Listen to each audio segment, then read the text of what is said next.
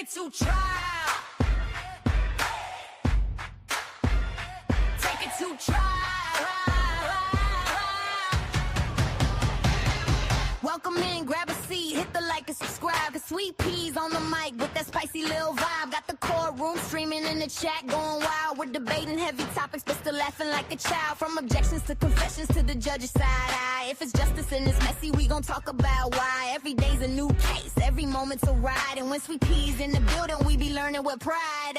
Minds on deck, keep the room running smooth. Film freak therapist, you know, keeping everyone in the groove. Like you with the facts, pretty brown girl with the sass. Moreldia and Fowler keep the peace in the chat. But Jason walks in and the ladies collapse. Chocolate, take it to trial, where the truth gets loud and the laughs run wild. Sweet Peas got the spice, she's the queen of the aisle. Chat fam rolling deep, we've been here a while. Lights on, mics up, we gon' do this right. Take it to trial, every day, every night. Take it to trial.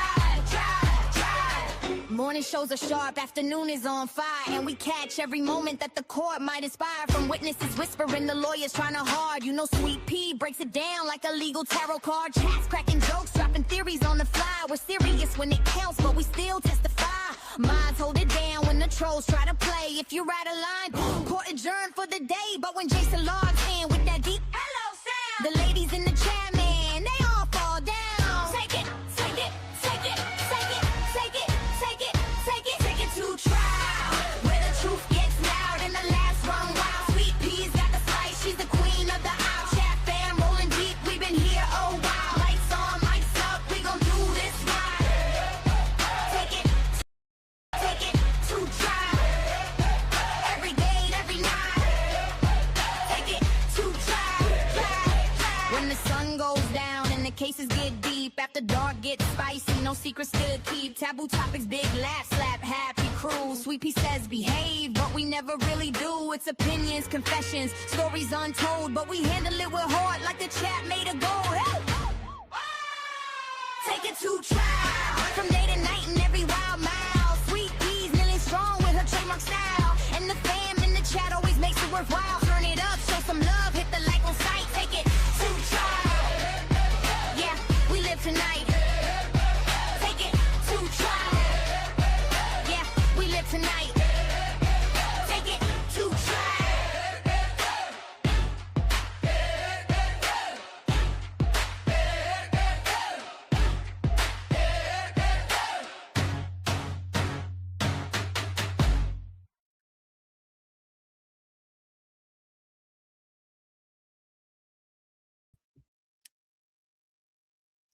Good morning, good morning, good morning, everyone. How is everyone doing? It is Friday. Most Wendy's and McDonald's give out free fries today. You know, only food people, you understand how great Friday is, right? I'm starting off with some French fries today. French fries. I like French fries. Get my lips together. Get my lips together. I use my camera as a mirror. I know, so terrible, terrible, terrible, terrible, terrible. So we are on day 3 of our Stauch case. I'm about to pull up our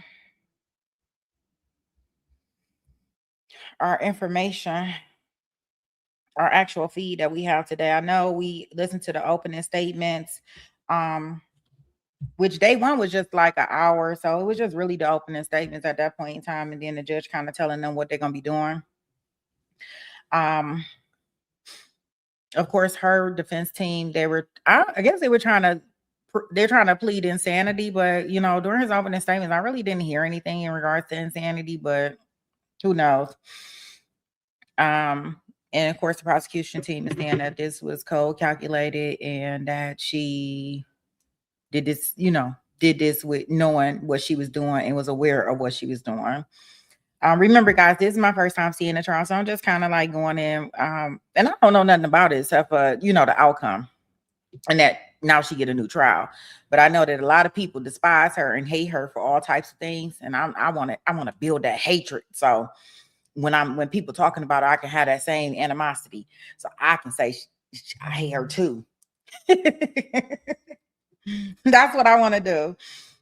That's what I want to do. So yesterday, we also heard the dad was on the stand the entire time. So again, his dad was on the stand the entire time, explaining the dynamics of the relationship. We also heard the recording calls. I think we left off where they were going to start another recording call. So I know when we get into court today, they are going to have a recorded call for like 37 minutes.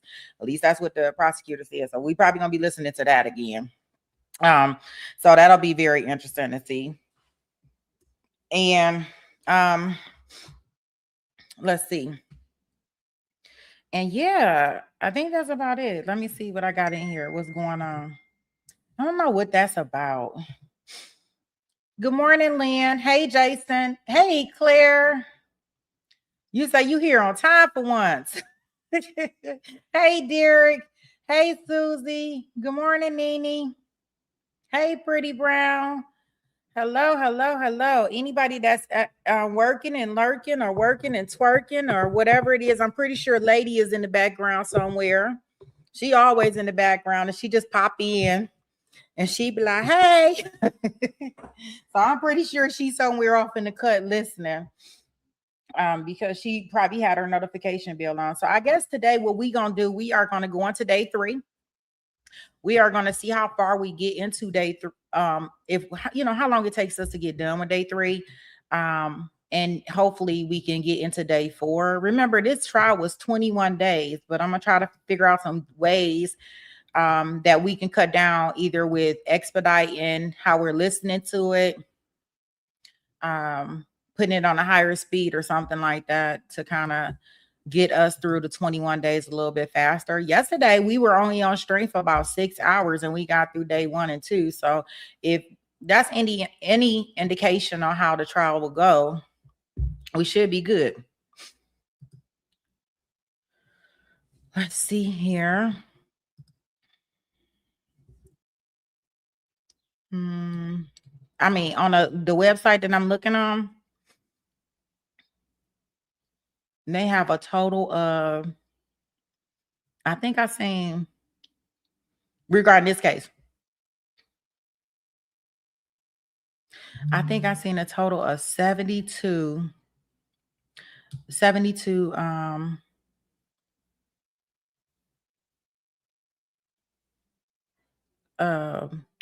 what am I trying to say? 72 clips, 72 videos. I was like, dang. 72.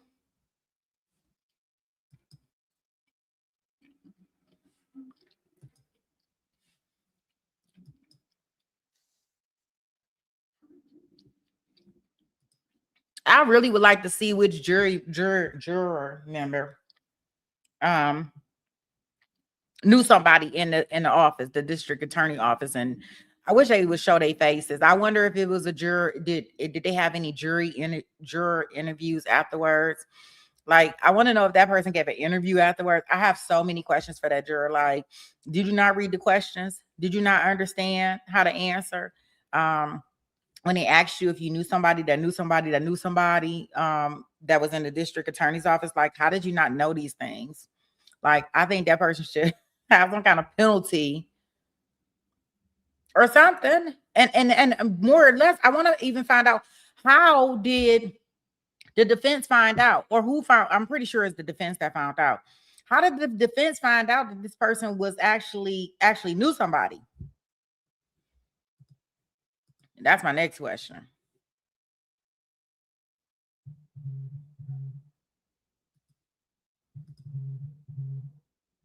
So let me get this up for us. Okay, so we'll go into our first, I'm pretty sure this is the morning session. There she go over there in the corner looking goofy as usual. Can kind of see her face because she don't have her hair covering her face this morning. And let's see what we have going on here.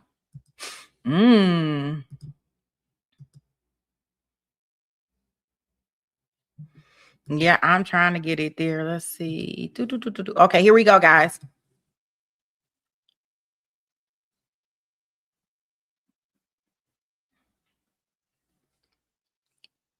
Yeah, we're good. The lectern's on, but all the other ones are off. Right.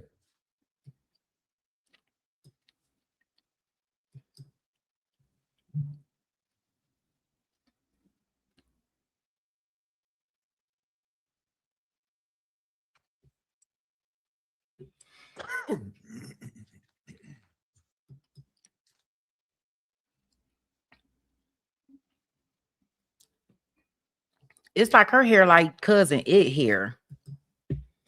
Isn't that cousin It the one that had the long hair in the Addams family? Thank you. You may all be seated. Court will recall 20 CR 1358, People versus Letecia Stauch. Record should reflect the jury has returned to the courtroom. Good morning, ladies and gentlemen. Excuse me. We're going to start the day the same way that we did yesterday, and that is with the same question. Has anything occurred since we were last together that causes any of you to believe you could not continue to serve as a fair and impartial juror in this case? If so, please raise your hand. No response. All right. Yesterday, when we took our break, we were in the midst of some recorded phone calls. I think that's where we're resuming today with that. Mr. Allen? Judge, I assume that we should probably bring Mr. Stauch back up and then start the next call, and then he can step back down again, if that's okay with you. They've all been admitted. It's up to you. If you're fine with me just playing it, we can just jump into it.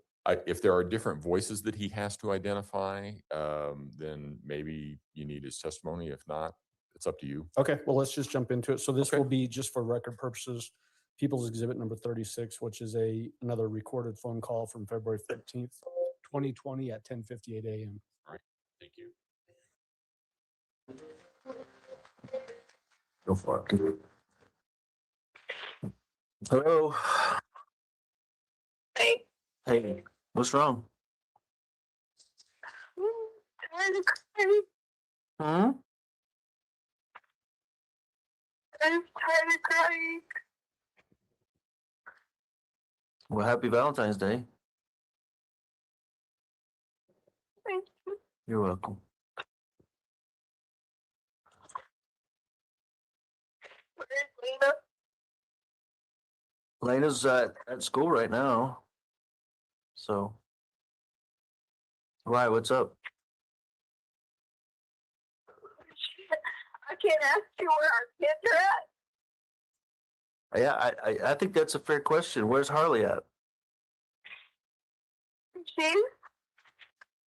had to go to the doctor last night because I have bad chest pains and she was 12 pounds underweight. What hospital did she go to? Because someone could be listening and know where we're at. Tisha, I mean, No, I don't know. You talk crap about me. You treated me wrong. where did I talk crap about you? I haven't said nothing to nobody. In your school, posting all this stuff, messages you sent me about how horrible of a person I was. When did these messages come from? Years ago, maybe? I mean, Don't know when. right, but you know what? Posted them to everybody. But what have I always said about social media? I don't give a crap what people say. People are just looking for a headline, okay? I'm tired of doing this, Albert. You should have talked to me about all the other stuff. I'm not. Oh, what other stuff, Tisha? I've asked you for help. I said, hey, me and Harley needed something. I've asked you for help. You turned me down. You know good and well. Anytime you've ever needed help, I've been there for you. Tisha, let's walk back through this now. Just to be straight up, okay? You took over $2,000 out of the bank account at the beginning of the month, and I didn't say a word to you about it, okay?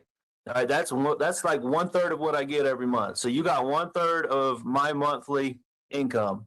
All right, so that being said, I've also offered help and safety and teamwork the whole time, and you guys decided to, step out on your own. And I haven't bothered you, but I've never looked back in there. I've never told you no for anything.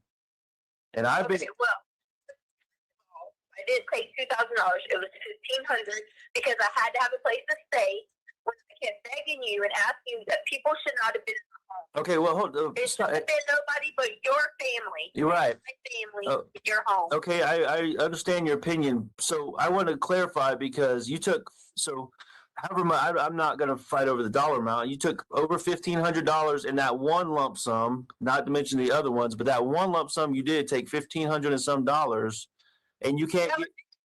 But you've told me from like almost the first minute you don't have a place to stay. So do you or don't you? It was it cost $125 a night for a hotel, and then I had to pay a pet fee. Add that up, how many nights I get. Plus, we had to have food. We didn't have a way around. We had to Uber. Add that up. Were you Ubering yesterday when we were talking? Because I heard you get in and out of a car. I'm just trying to piece all this together, Tisha. I don't know what's going on. I've heard so many stories here. I'm just trying to, as I've always said, I'm just trying to find the truth, and I keep getting a different version of it. There's this little guy that stays at the hotel. He has an old white car, and he let me drive to the store. You know how bad it is for me to ask somebody to drive their car to the store?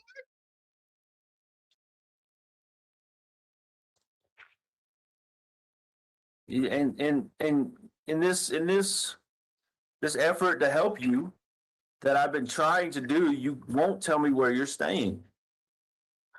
Because you're not on my side. But you're not. You're. On my side if you're talking crap about me. You're Tisha, on my side if I call you and I try to talk to you, and you can't talk to me for being around other people. That's not my side. but you got to understand what I'm going through. I don't know what the hell's going on minute to minute. I don't know who's on whose side. All I'm focused on is Gannon, and I don't want obviously people. You see it on the social media. People are not happy with you. I don't know why. I don't know what reason they have or don't have, but I can't sit here and be talking to you, my wife, in front of all these other people, and then go through all the cussing and yelling and screaming and the drama. So I'm trying to respect you as well. And I need that in return. I need you to respect me too. And that, but no. I've been talking crap about you. Okay, I've heard that you have not really said anything about me per se directly. Okay, but you did release some of those documents, or however they got out there, they're out there. Okay, but what I need you to do, you talk about respect. That's one of the most important things to me in my life is you respecting me, and you can respect me with the truth. And that's the bottom line. We have options to work through all this other stuff, all this other drama that's going on, but the truth is really at the options don't come into play until I get the truth. Okay. That's absolutely. And I know you're not going to like this, but that's a line in the sand that I'm not crossing. Okay. You already kicked me off my own car insurance and wouldn't even tell me. That's not true. My car, you That's not kicked true. me off there. That's not true, Tisha. You got an email. You got email notification the same minute I did, so you got notified. Absolutely. Why did you not talk to me about this? Well, on February 8th, I didn't get any kind of confirmation that 2 of my vehicles were deleted, and there's no one else that has access but you. Okay, so you tell me what the truth is. They were all getting put in storage. So if it was done wrong, then that wasn't on purpose. Okay, fair enough. I'm not the insurance is not a point of argument to me. You have every right to call them back and put just like I did. No. No. No. They said to me, you have these listed as extra, so I had to give them a separate policy. Well, exactly. Okay, because that's where we're at right now. That's the line in the sand. Okay, the line in the sand is we have a gap between us right now. Okay, absolutely. And I'm not gonna sugarcoat it because I don't sugarcoat it with you. Okay, we have a gap between us. You can put a label on it however you want to, but that gap there's no closing that gap. There's no initiating options or anything until we get to the truth. And I think I really feel it deep down in my heart that we can work on this together. We do have options, but I think your list you sent to me is a great starting place. I think that is excellent that you're willing to at least talk about what options we have. Huh? Did you talk to an attorney and file for divorce? I have not filed anything yet. And the fact that Attorney. I'll tell you the answer to that, okay? But the fact that you are reaching out to me like that, the way you did, say, like, did you go to this attorney and file this? That means you don't trust me. You don't have respect for me, and you got somebody watching me. Tell me the truth. Well, I didn't. Someone told me. Who told you? Do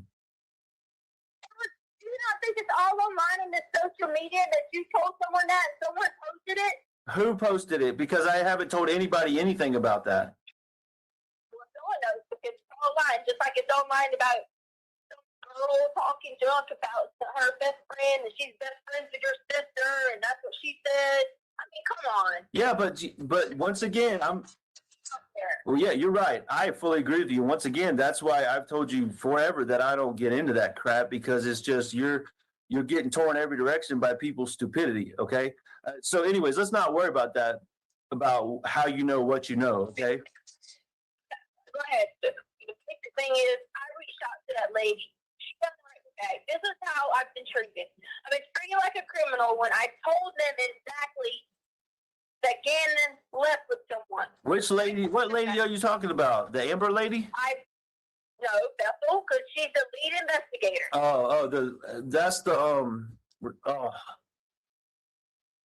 That's the blonde lady from Starbucks. The blonde lady from Starbucks. Yes. Okay. All right. The investigator. Okay. All right. I got you. Well, I mean, Contact with her. not since that first day. I mean, that first day when I told you I met with Mark for like, I don't know, 6-7 hours, and then she jumped in for like 20-30 minutes, or whatever that night, the day I got there, that Tuesday. Since then, and since we met her and then she asked me a few questions, I really haven't had any interaction with her. So I've been dealing only with Mark. He's been my. Why did you leave that day and not talk to me on my call? Leave what day? When you first talked to them that night and you were going to pick up people from the airport, why did you leave and not talk to me? I'll give you the straight up honest truth right now, because at that point in the situation, and we're at the same point now, unfortunately, 3 weeks later, at that point, I was not getting the whole truth. Okay. And I'm not going to argue with you about that because that's absolutely spot on. Okay. From me, you leave from me, everything's fine, and you just happen to get there, and then you feel like you're not getting the truth. Oh, yeah, absolutely. Because there were some things that I was looking into on my own, which I've basically been doing for 3 weeks now, trying to sort through this on my own, that weren't making sense and weren't adding up. Okay, and just like where we're at now, yesterday, thank you for talking so long and walking me through your timeline, but even yesterday when we were talking, a lot of it wasn't adding up, and it still isn't. Like, there's 3 or 4 different versions of the Mexican guy now. He's Uncle Matt. First he was Mexican or whatever. I don't want to argue. I said he asked me, he asked me, you know Uncle Matt. Yeah. I said he was Uncle Matt. Fine.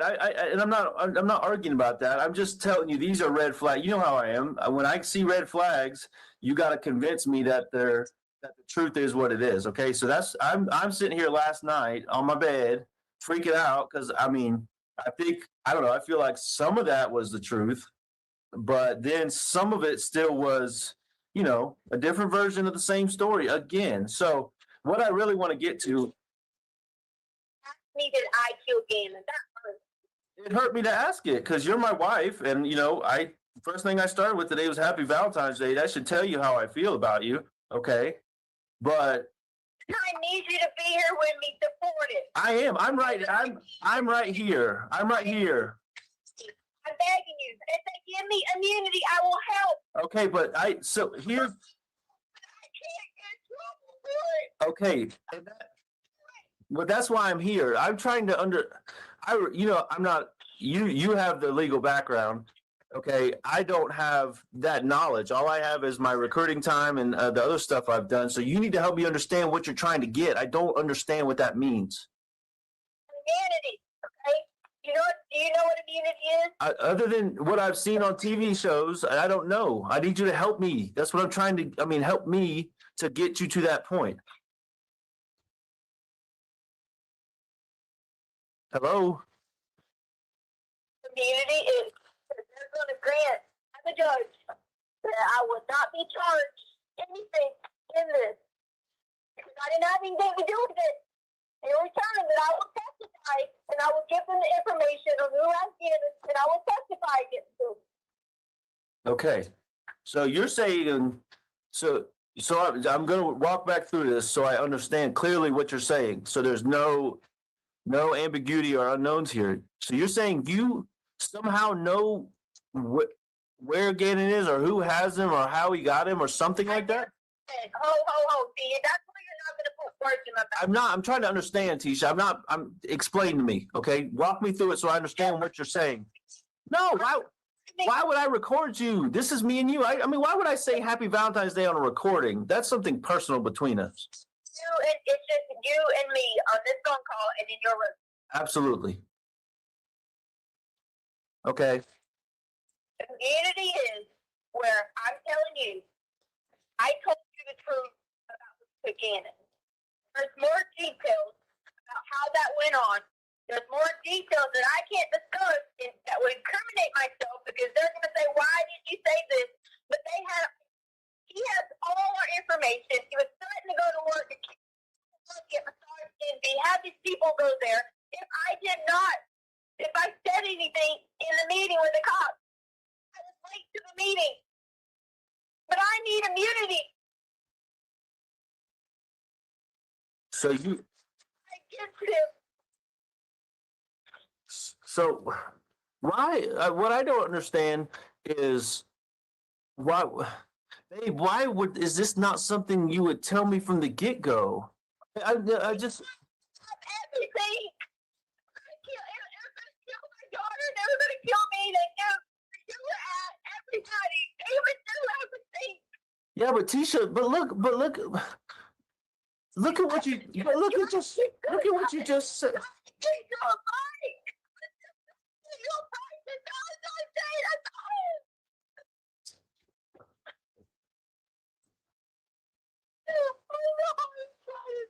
But Tisha, What? I'm trying to understand. The only thing is surprising you. I need immunity, please. If you were.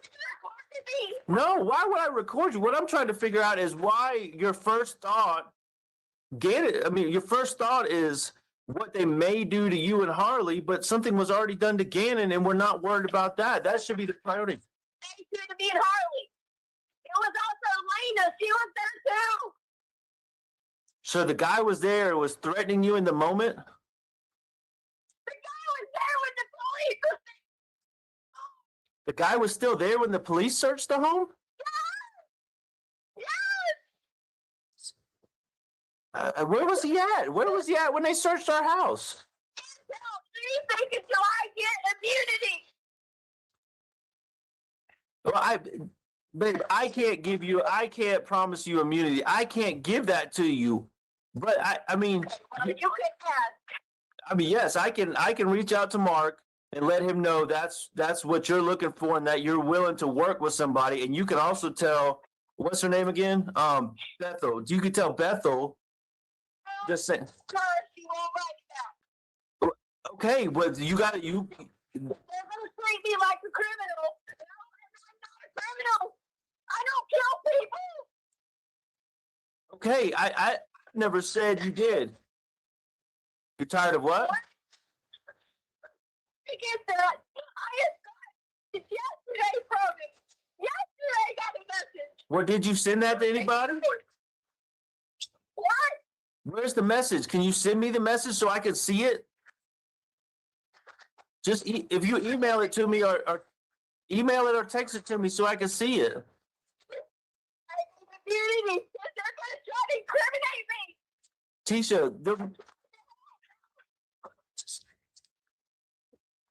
Tisha, who is this? Who is the person? Do I know this guy? Do you understand? Is he there? Is he there with you? What? Listen to me.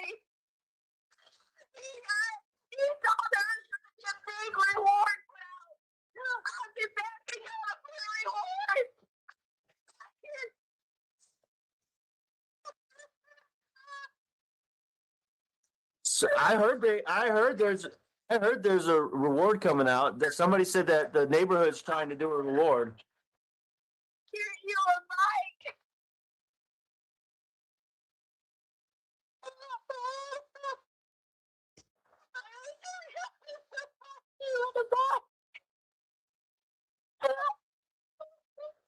So but what happened with the bike situation? I don't think we ever. Okay, well, I told you I cannot promise that. Okay, that's not something I can promise you. I can promise you help or, whatever, but I can't promise immunity. That's something that the investigators got to reach back out to you. They're on your side, and this is where you can go to them, and you can say, I know, I want to know, she is breaking out, and she's telling the truth. Yes, I can advocate for you. I can give an opinion, but but listen, what I don't understand is you're treating me like the prosecutor here. Okay, you're treating me like I'm in court or the law, not like I'm our son's father. Okay, but.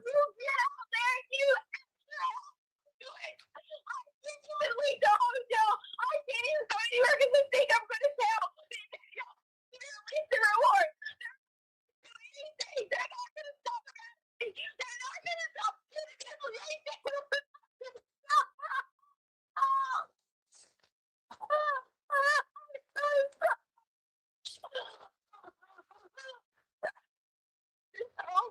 I do too, but please. Please, what can I do? Here's what I need you to do for me. Okay, I understand and I respect that you don't feel safe telling me certain things. Okay, I'm not going to press you on certain things, but I need to know something about my son. I need to know something about Gannon. Do you know if he's safe? Do you know? I mean, I asked you some questions yesterday, and I had to ask those questions because that's been on my mind since day one. Is he safe? Where is he at? Do you have anything? And if I kill Gannon, really? Yes, I had to ask that because there was. Well, I would never not tell you the truth over and over and over again. So.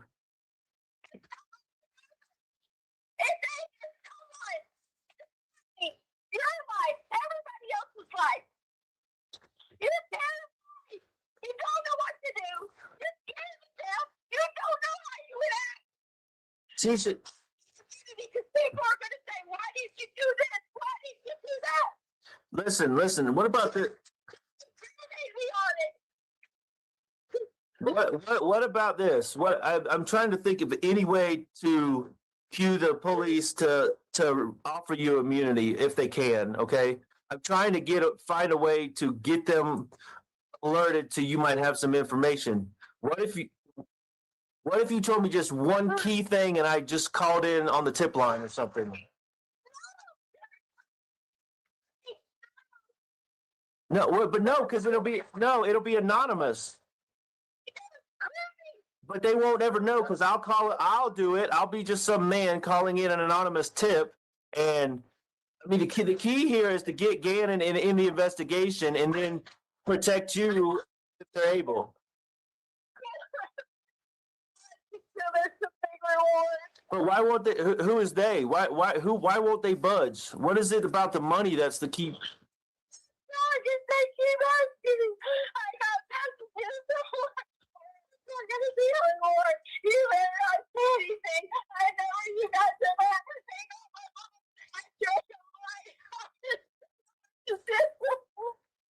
Tisha, listen. Despite how this has gone, you know for a fact you could always trust me, okay? I know you may be worried about your name getting out there from this information.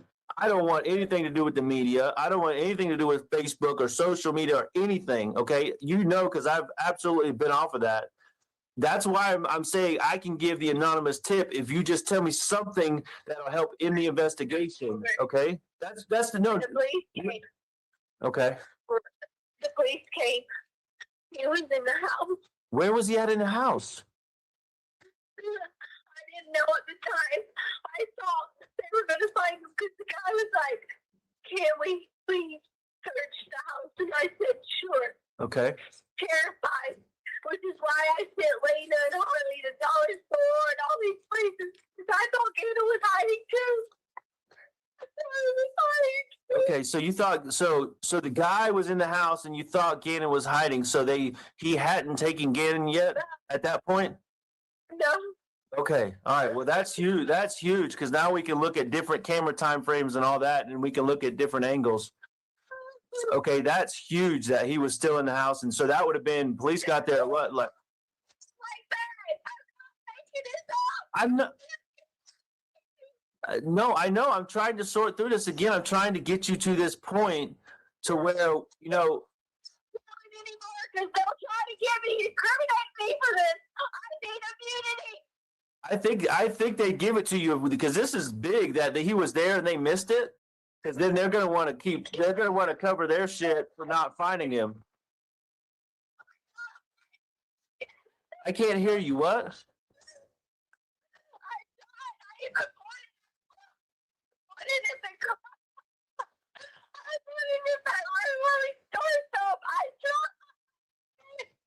You did what? You did what? Oh, you said what? What did you do? I tried to point to the cops and hey, check this area. Hey, check this area. I was even trying to show them any other extra areas that I saw. I said I didn't know if Gannon was with him or I didn't know if Gannon was still fighting. I didn't know at that point. Okay, but then you figured out. How'd you figure out he wasn't by himself? I'm not telling anything else until I get immunity. Well, I'm trying to figure out. I'm trying to put all this together. You said you pointed them in the direction, but where in the storage room were you? Directions. I said I was just giving all the big areas of the house. I got you. So you told them storage room? I walked to the storage room when the guy was in there. I was trying to tell him, hey, check behind boxes and all this stuff. Okay, so Damn. I didn't want to make a mistake. They were hurting before the cops hurt him. okay, so what happened next? So the cops searched and missed it, or what? Tell me I'm trying to figure out what happened now. What you're telling me, okay? What happened after they didn't find him? I'm not saying anything else. I was just trying to plot this whole thing. No, I'm trying to get some key breaking information that I can give an anonymous tip, like I told you.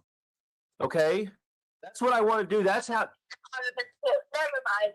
You're not trying to help. I am trying. He's not trying to help. No, he's not. He's not trying to help. I am. So what you said was Gannon. You thought Gannon was hiding.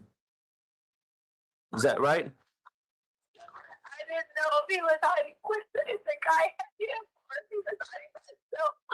I was scared to keep. If I would have left him a note, be like, please check out. He's not. I didn't know it without the back door.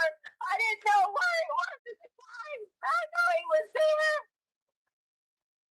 I thought he was gone. And after I waited for 4 hours, kept walking, checking myself, I realized it.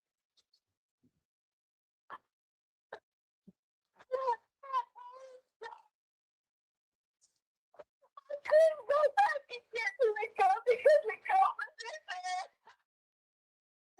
I hate myself. I couldn't get your big gun to work. So let me back up. So when you let the cops in the door, wherever you last saw Gannon, you left him somewhere, or you thought he was safe? Yeah. Like you thought he was safe hiding, or you thought he was with the other person, or what?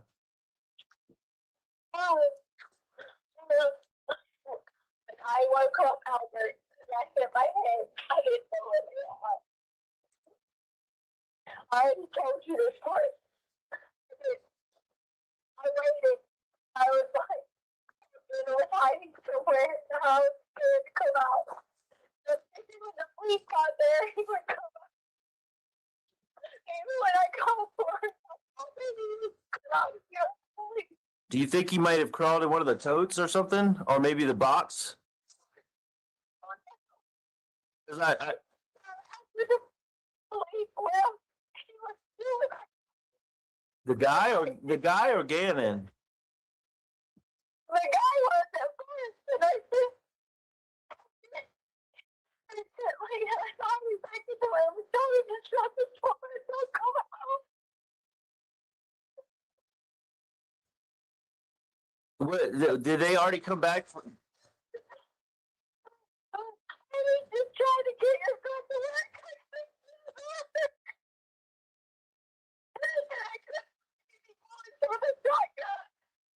But so you said my gun? You trying to get my gun to work? Tisha, calm down for a second. You said try to get my gun to work. I thought the guy had my gun. Oh, that one. Okay. So you put Harley and Lena in our room? Tisha, is that what you said? You put. So you already had the assault rifle out of the closet at this point, and you.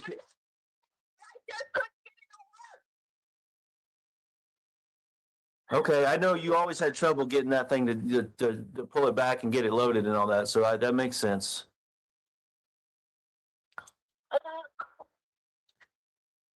So, you're not going what? How is this, what is key about this that I can call an anonymous tip that helps me find Gannon? You can call in and get community. I can give you the guys the ID. I can give it a find. I can give you his name. Tisha, you know I can't promise you anything. I'm not the police or the judge. I can't promise you immunity. I can put you in contact with them, and I've done that. Please call me back, please. Please call me back. I will. I'll get as soon as we get done talking in a little while. I'll get on the phone with Mark and tell him to tell that lady to call you back and quit stalling or whatever she's doing. I don't know what the hell's going on, but Mark will get on it. He's always been.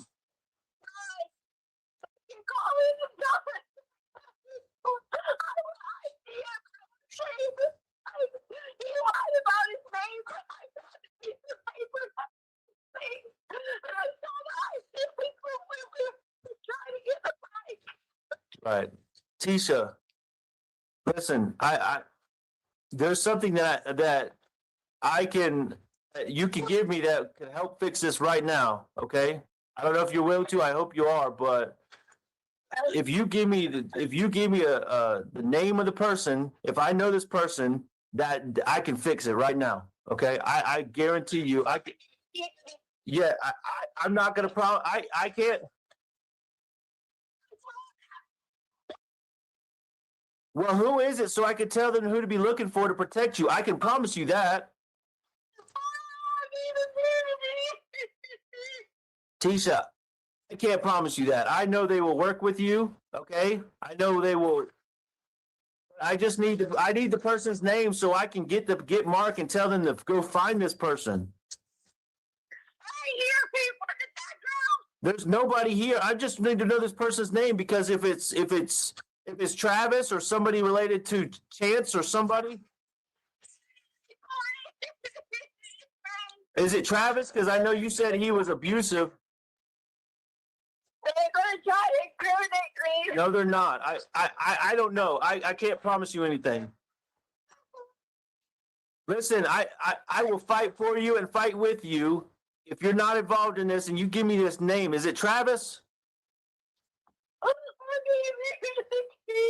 Please. Listen, I'm gonna text Mark right now so you can hear me text Mark, okay? Because you can hear the little keystrokes. I'm gonna tell him as we're talking so we can get this ball rolling. To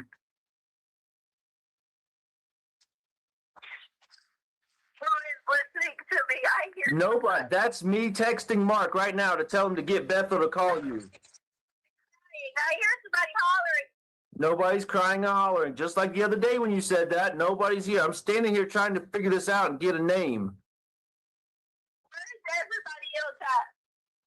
What, like Uncle Jeff? He's getting on a plane and Landon and her Aunt Veronica. They hit the road back to Dallas, and I think they're going to take Landon for the weekend because it's a 4-day weekend. So I'm here by myself, like I told you. They're getting Lena after lunch because she had a little lunch program going on. Okay, but that only matters if we can get this ball rolling. You could tell me this name, and then you can reach out to the police for immunity or help or whatever they can offer you. Okay. That's why I get immunity. They're not tricking me. They took everything I have. These people know where I'm at. They're in a gang. I will not. What kind of gang are they in? I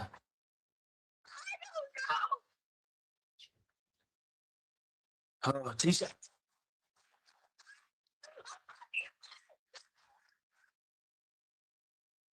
So, I'm just sitting up here thinking to myself, like, gosh, my guy, he really, most of the times they said the officers was kind of like in front of him and were like whispering things to say to her. But I'm telling you, like, he had to really hold his composure because I would have been done with this whole, like, she got something to do with it. She know where your baby at. And she's sitting up here on the phone doing all this crying, talking about some immunity. That's a clear red flag right there, right? Doing all this doggone yelling in the phone when she know that, like, you can't know where he at and need immunity, and you talk about my whole child here. So I'm telling you, like, they had to be really coaching him through this because it is just no way. And I guess she think that if she yell and she scream and she cry, that means that it change whatever is going on. Like he can make some things move. Like this is really ridiculous. Like I would have been done with this broad, done with her. Like they couldn't even get me. Y'all better have somebody act like me.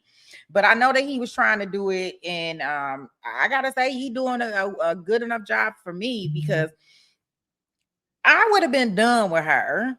Like, yeah, and so who asked for all of this immunity and stuff? Like, especially, my thing would be like, why are you asking for immunity? Like, why would you even need immunity? And then it come to the guy was in the house and then he wasn't in the house, and we got 5 different versions of what he looked like. Like, what is wrong with her? That's why people just shouldn't do crimes. And I just don't know what she was thinking when she decided to do this, but she is irritating the shit out of me. And I'd be glad when he gets something out of her. If he gets something out of her, I don't know. But I can't believe she's sitting up here on the phone doing all of this. I just can't believe it. And for his demeanor to be, and I know I can hear the frustration in his voice, but guys, I gotta really say he like holding it together, because I would have been like, look, bitch, tell me where the fuck where's my son? Like, I wouldn't be playing no games. I probably wouldn't be playing no games. And I don't think she's in jail, y'all. I don't think these calls are from jail, because I don't even think they have found his body yet. And then to find out that this woman did this stuff, oh gosh. Well, they know it right then that when she asking all this immunity stuff, what that was. But all right, I'm gonna take us back in. Oh goodness. Well, what happened that ruined that? That's another part I don't understand.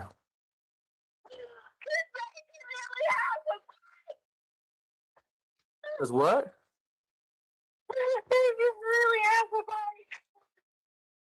Tisha, so this guy, I know you're trying not to tell me his name, but after the police left, remind me, I don't remember. I know Harley and Lena went out to look. Did you go look for Gannon? You knew the guy was in there, or you didn't, or what did you do after the police left?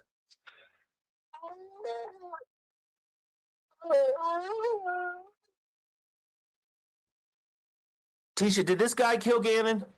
Did he kill him in the house, or did he kill him or hurt him? What happened? It's my son, and I need to know this. No, Tisha, not you. I'm not you. I trust you. I asked you that yesterday, and I trust what you're saying. I asked you, did this guy hurt Gannon, or did he kill Gannon in the house, or do you know if he killed Gannon or not? Tisha, I've explained to you, I can't give you immunity. I'm your husband. I'm not the police or the judge. I'll be back when you can figure out and I can grant the immunity because this truth ain't gonna stop. It's gonna keep going. And he's crazy. Tisha, there's only one way for this to stop, and that's for me to get the information to them, okay, through an anonymous tip, like I said. But I don't have any information to give them. Did this? Hey, this person different.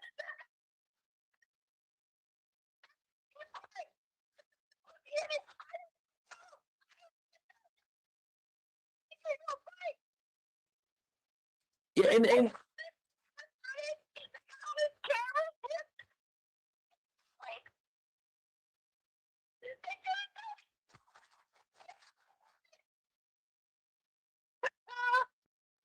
Tisha, I'm trying to fight for you here, okay? I made it clear I don't have the power to give you immunity. I have the power to help you. Call me back whenever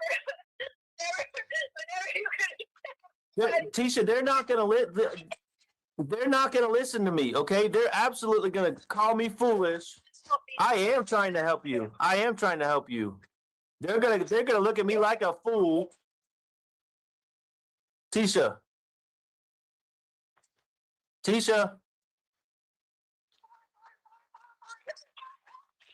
I can't hear you. You're not helping me, Albert. I'm trying to. Did someone kill somebody? I don't know if anyone killed anyone.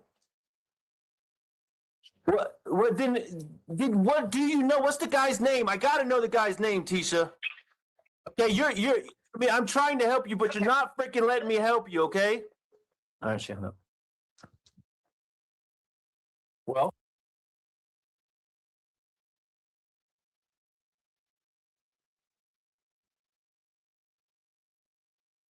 Mr. Allen? Yeah, so we would just want to have Mr. Stout come back on the stand and ask him some follow-up questions, Judge. Okay, all right, Mr. Stauch, if you would resume your seat in the witness stand, I remind you, sir, that you're still under oath.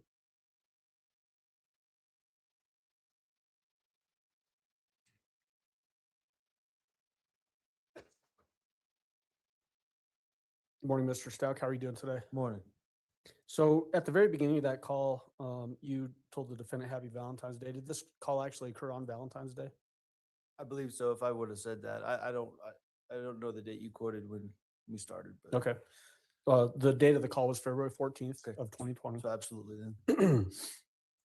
There's a question in that beginning portion where the defendant was asking you questions about where you were and where Lena was, and then you responded with, "Where's Harley?" Similar to the phone call that we talked about yesterday, at this time of this call, did you know where the defendant was anywhere? I did not, nor did I know where Harley was.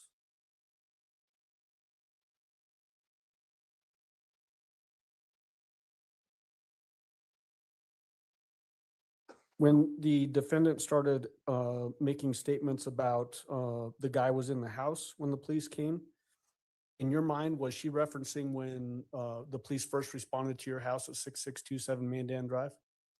That's what I assumed she was referring to, yes. Did you have any independent knowledge of them finding a man in the house when they responded on that day? I did not, no, sir. You, in that phone call, you also pressed multiple times for getting names or trying to figure out a way to identify a guy that she's talking about at the beginning. Did she ever give you a name or any identifying features of this person? Not in that phone call, no, sir. And then later on in the phone call, it changes into there's a gang that's involved. Did she give you any idea of who this gang might be? I don't remember ever getting that information, no, sir. Ever? I don't believe so. In a big chunk of that phone call, obviously no way to know because you're not in the same room with the defendant, but did it sound like the defendant was crying to you? Based on previous experience with her, there was times when I assumed yes, she was crying, and there was times where I assumed it was fake crying as well, or In- fake emotions in that phone call, yes. In that phone call? In that specific one, yes. So in your mind, you were thinking that some was potentially real and some was potentially fake. Yes, sir. In your mind, did you think that she was trying to manipulate you in the course of the investigation? Overruled. Yes, sir. One of the questions that you asked the defendant very specifically was whether she knows Gannon is safe. Do you remember that question? Yes, sir. Did you ever get an answer from her on that question? No, sir.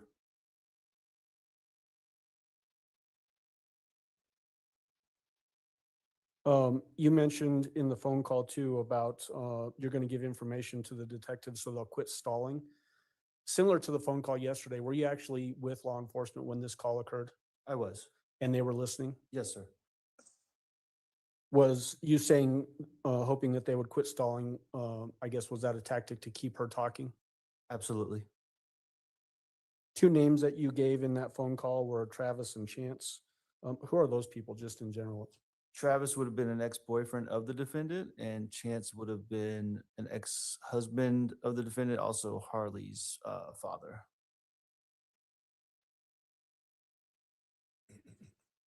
Did you ever have any indication that either one of those two names were involved in Gannon's disappearance?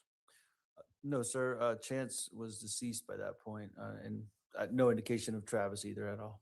Okay. In relation to that, that gang reference, was there ever a gang that was after you and your family? Not to my knowledge.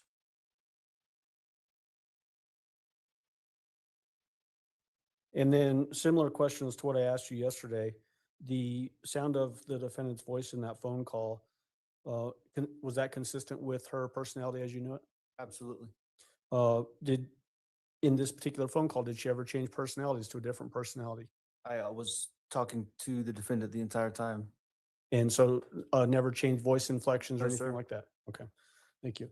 So Judge, at this time, we would want to move into playing People's Exhibit 37, which is another recorded phone call on February 14, 2020 at 12:08 p.m. This one's roughly 8.5 minutes long.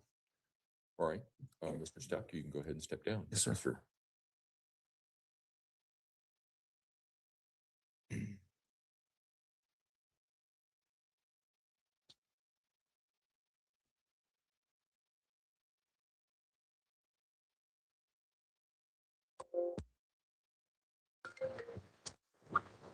Hello?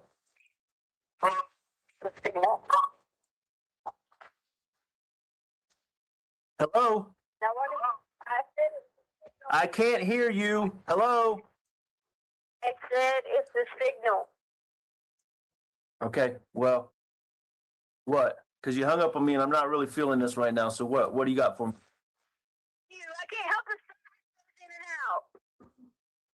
Fine, whatever. You were being all nice, caring, listening, everything. Then all of a sudden you started being hateful. Yeah, because you got information I need for my son that everybody needs to get this boy back.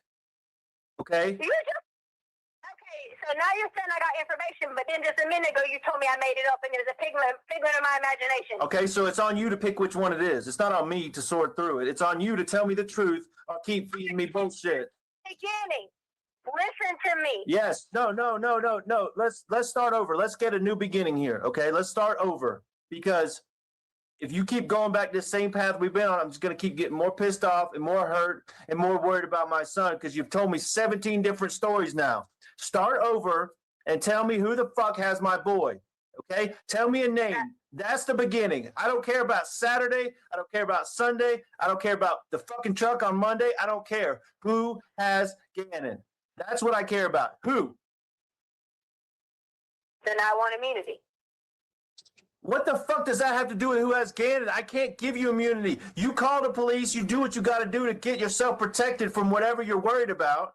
I mean, it keeps. Anyways, I'm not dealing with that. Okay, the beginning is who has Gannon.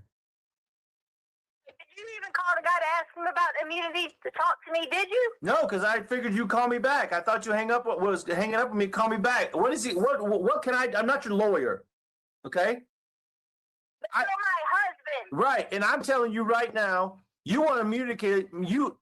You want this fucking immunity because there's no dude. It's all a fucking lie, Tisha. Prove me otherwise. Just like I told you with the rape, I'll get on my knees and beg for forgiveness if it's true. If it really happened, if there is this fucking guy out there, I'll on the media, I'll go out to the world and say I was wrong, my wife was right this whole time. But there's no fucking dude, Tisha. Prove me wrong. Prove me wrong. Yeah, prove me wrong. Was this an accident? Did something happen? Did you accidentally hurt him? Did you give him too much medicine? What happened? So what do you think happened then? Since you think everything I have to say is wrong, since I offered help, then what do you think happened? Well, I'm gonna tell you first of all, like I told you already, I was not home. That's what the problem number one. Okay, something bad happened and I wasn't there to take care of it. All right, so for the rest of my life, no matter what happens, I'm going to blame myself for this because I wasn't there, because I was trying to progress in my career, be successful and all these things. Okay. I just wasn't there. That's number one. That's the first thing that happened. Number two, I mean, you told me a lot of things that happened in like a 12, 13, 24-hour period. You talk about blood, you talk about Gannon's foot, you talk about the burns. All this happened in a short time and they were all accidents. Nobody's to blame. Okay. Nobody. And you just panicked. Okay, that's what I think. I think all this stuff had, and then maybe, I don't know, maybe there was a big accident. Gannon took too much medicine, or Gannon hit his head, or Gannon's nose was bleeding, or I don't know. Okay, I'm sitting here trying to make all these theories up, but all these things are running through my head. He hit his head on the ground. He hit his head on the wall. You picked his fingers too much and he was bleeding. Whatever the truth is, Gannon did something and it was an accident. And then I just feel like because I wasn't there to keep it all together, you panicked. And then I don't even have a theory on the rest of it. Okay. That's what I think. I think there's absolutely no guy there. And I understand why that would be on your mind. I understand that. Okay. I'm not discounting that. I'm not making you feel bad if that's something you're trying to get through this and you made that up. Okay. You've told nobody that but me.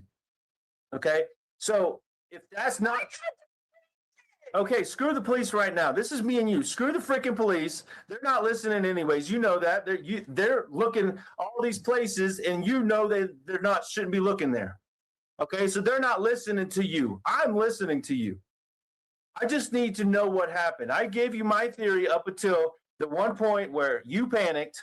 Okay, whether it was too much blood, Gannon hurt himself, and you didn't know how to handle it, and you didn't want to call me because you were scared I might be upset at you, and I understand that.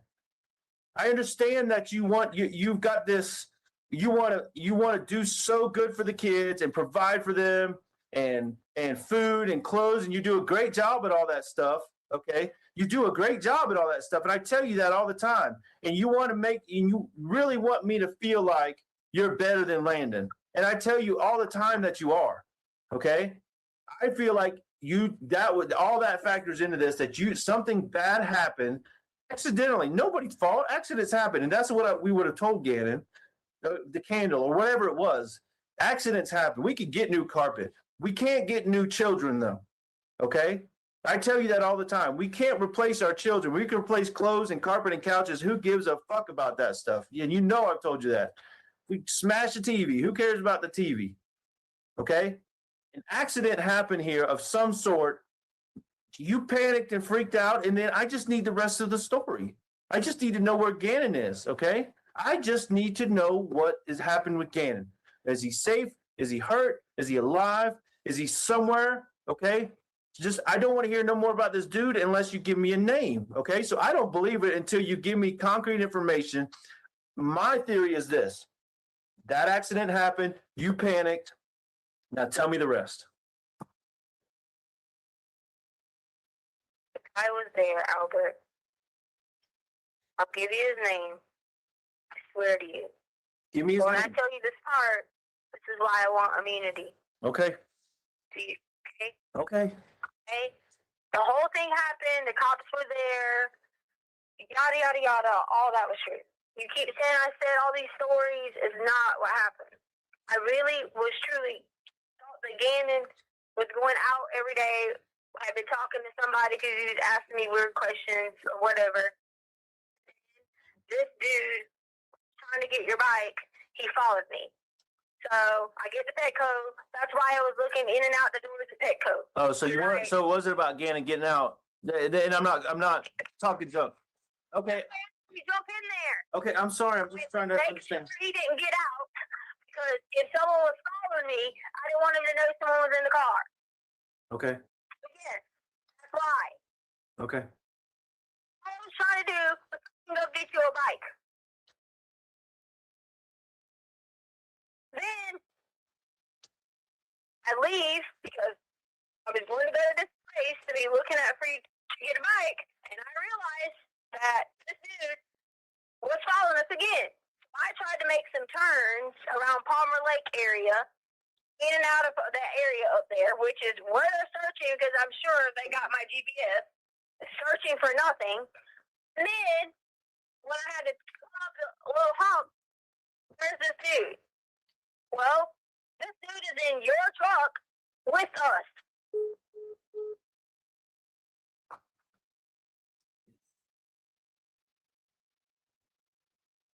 And just so that I'm clear, Mr. Allen, that was exhibit 37, right? 37. That's Okay, right. all right, go ahead. Mr. Stout, can you come back?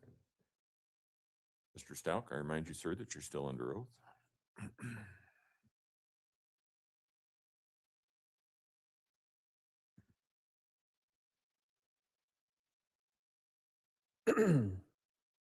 Mr. Stout, in that call, you said to the defendant, you want immunity because it's a lie, there's no dude. And then you said, prove me wrong. Did she ever prove you wrong? No, sir. You made mention of Gannon did something, an accident, and you panicked. What were you trying to do by saying those things to the defendant?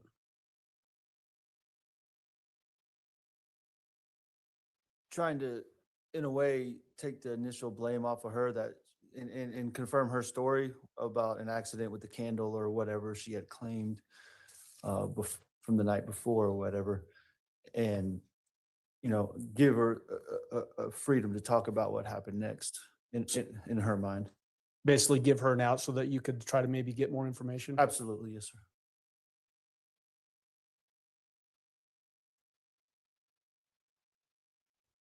Towards the end of that phone call, the defendant made, again, mentions of some anonymous dude in the language that she used. Did she ever give you a name of who this dude was that she was referring to? Not in this phone call, no, sir. All right. Was that phone call consistent with her personality? Absolutely, yes, sir. During that phone call, did she ever change personalities or talk with any other odd voice inflections? No, sir. All right, thank you. Judge, at this time, we're going to move on to People's 38, which is a call on February 14th at 12:17 p.m. All right. Mr. Stauch, you can go ahead and step down. Thank you, sir. And Judge, this call is about a little over 21 minutes. All right.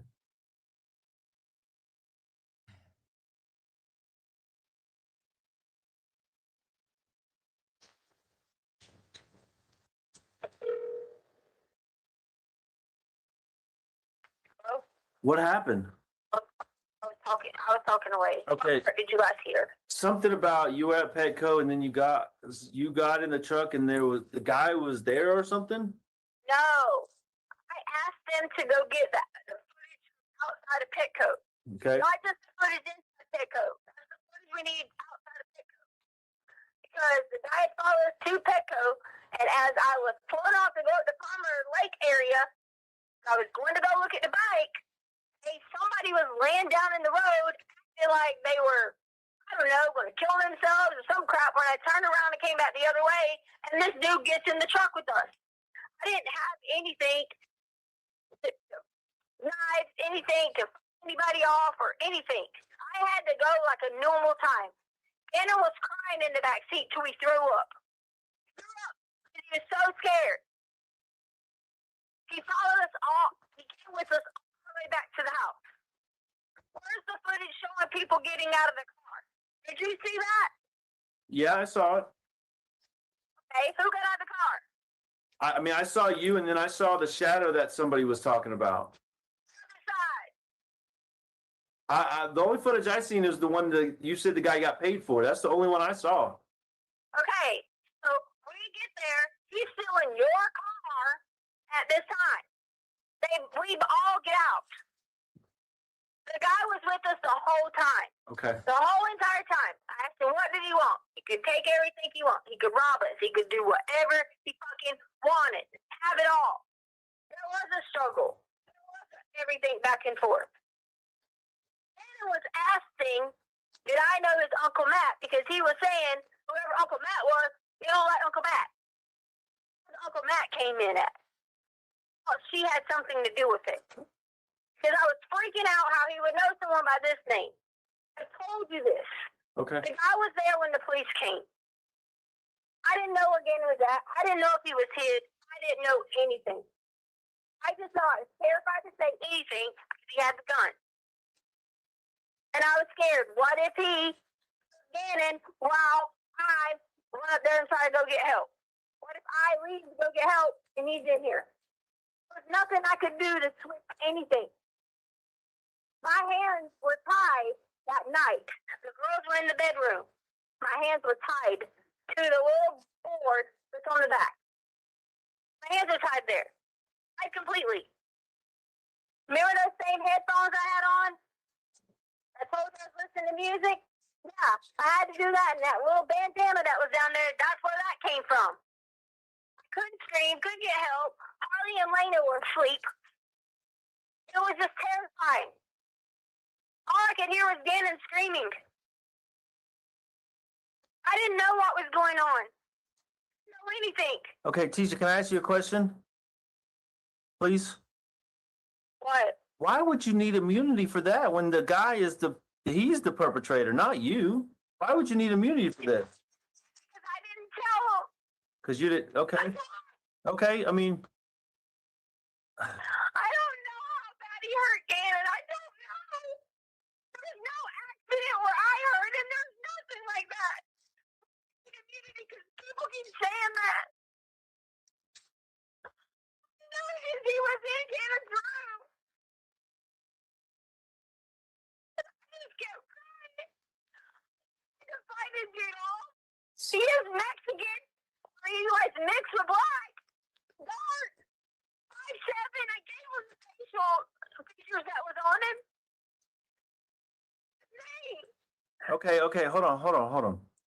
All right, so let me just bear with me here while I sort through this. Okay, so you're at Petco, you pull out, and you're at the stoplight. Dude's laying in the middle of the road, or you're in the parking lot? We drove up to look at the night for. Oh, so the guy was at Palmer Lake laying in the middle of the road. He followed us. I made a turn. I thought the turn was going to take me back to 25. Instead, it wraps you back around in a circle to come back the same direction up these hills. Okay. All right. So yeah, let's stop for a second because. All right, listen. I'm gonna be straight up again because I'm getting frustrated again because this is even more bullshit than the original 17 stories. Okay. I mean, no guy fucking jumps in your truck. The car is locked when you're driving unless you stop and open the doors. Anyway, I'm not gonna pick it apart. It's bullshit. Okay. Yes. Tisha. No, it's not why. I want you to tell me why you panicked. Why did you panic when the accident happened? When Gannon did whatever he did, I mean, he made a mistake. Whatever happened, why did you panic? After Gannon was hurt, after he hurt himself, after he had an accident, after he banged his head or something, why did you panic?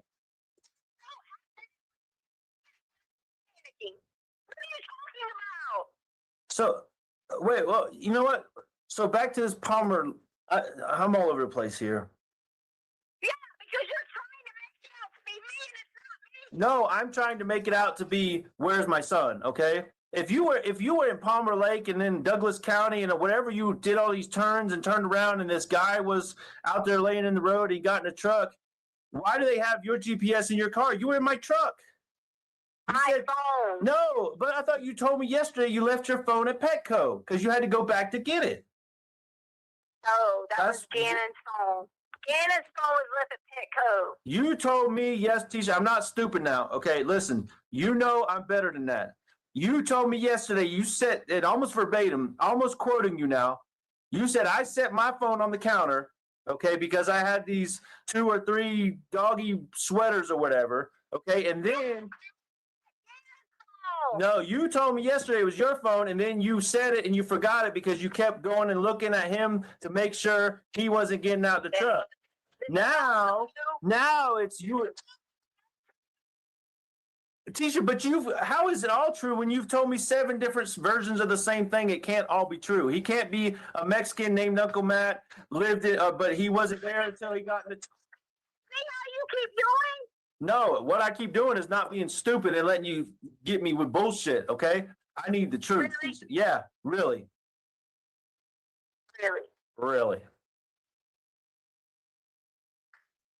I mean, you can smirk all you want to, you can roll your eyes, you can hit the steering wheel. That doesn't change the fact that you have the truth and I don't. I mean, because, yeah, so yesterday, it wasn't a Mexican, it was the guy riding around in the Aubrey Holmes vehicle or whatever it's called, okay? And you gave him the garage code and then he came in. These things.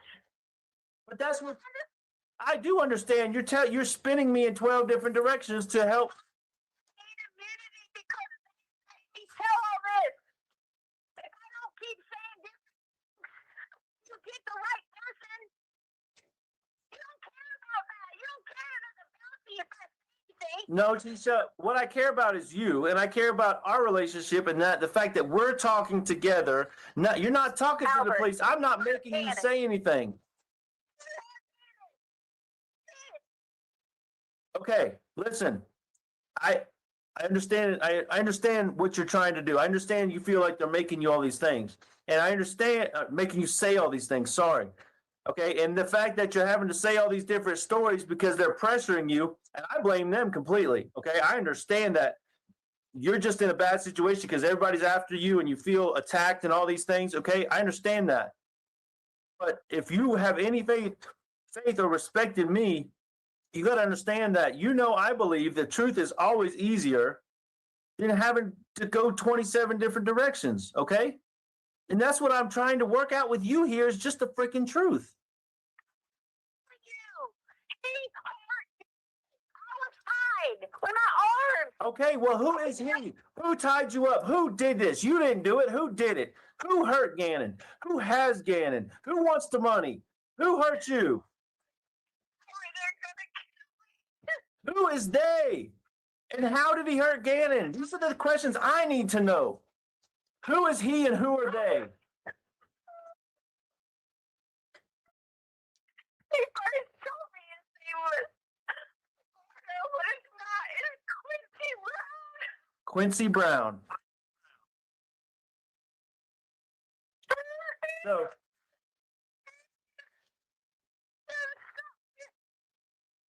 so Quincy Brown is the one who has him. What was he driving when he was following you?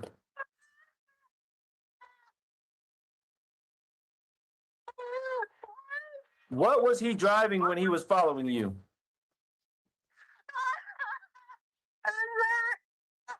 What? A red car.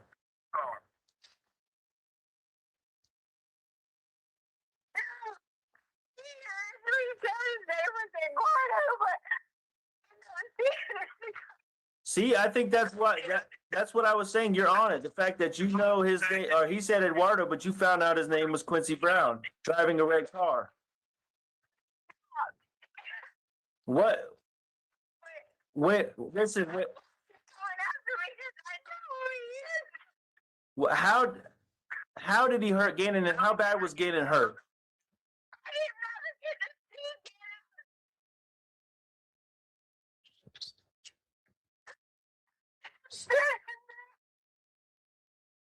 Say that again. You said. I can't hear you, Tisha. Try to calm down. When I came out, Gannon was gone. I just could hear him screaming. I couldn't do anything. So Gannon was screaming and you heard him? You heard, right. No, I said heard. I said you heard, like you heard him screaming. The guy heard Gannon. So you know the guy heard him, Quincy Brown. Huh? Do you know what he heard him with? Was he hitting him? Was he?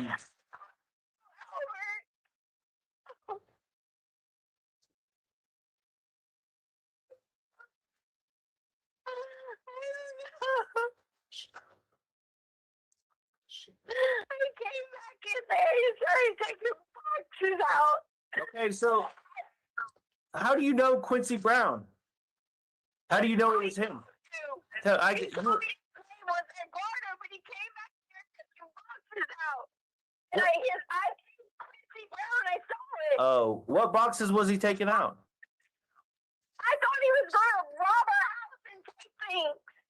So he had an ID on, and you, what did you see anything besides his name, like a company or something? Quincy Brown. It was his pocket.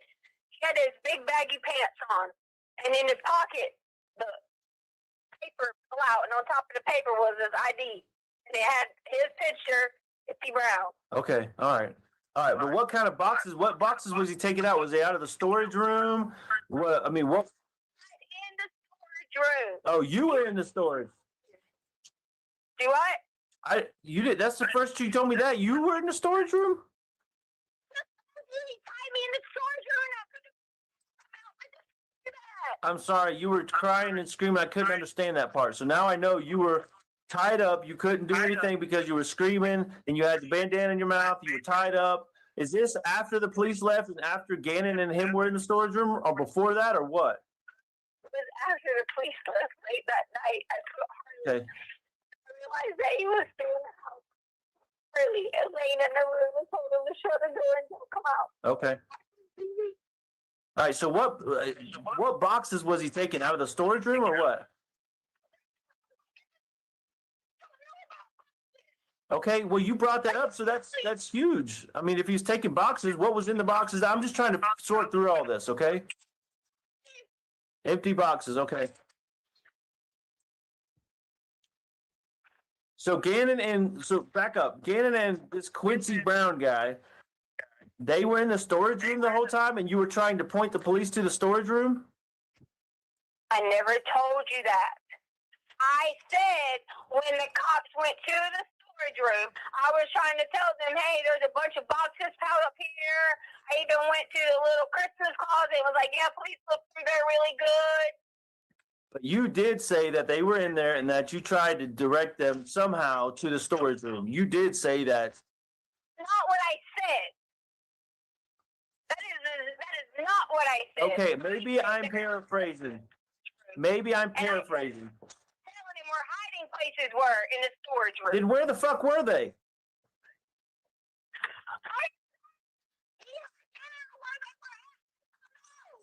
It all is relevant. Where were they at? You said earlier you heard him scream from the storage room. Okay? Where were they at? There was no screaming when the cops were there. What are you talking about? You know, honestly, I'm kind of getting fed up because you know what? Yesterday, in the 3 previous versions, okay, it all happened in Gannon's room. Now it all happened in the fucking storage room. Make your mind up. You banged your head on Gannon's table. You were raped in Gannon's room. Gannon was beat up. He was high-fiving the guy. He was jumping on him. He was loving him. Uncle Matt, he was a Mexican. It all happened in Gannon's room. Now it happened in the storage room. God damn it, Tisha, make some sense out of this. That is before the police got there, Albert. What time did all that happen? What time did that happen? You asked me about the police got there. Tisha, to me, this is all bullshit because none of it makes sense. None of the timeline adds up. Every time you tell it to me, there's more and different details.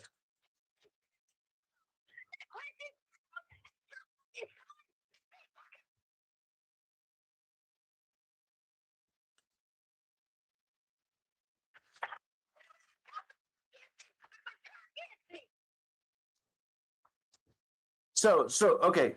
Let- For immunity. yeah, fine. I have my life on the line. Go get your fucking immunity. I hope you get it, because I don't want nothing bad to happen to you. I don't want nothing bad to happen to nobody.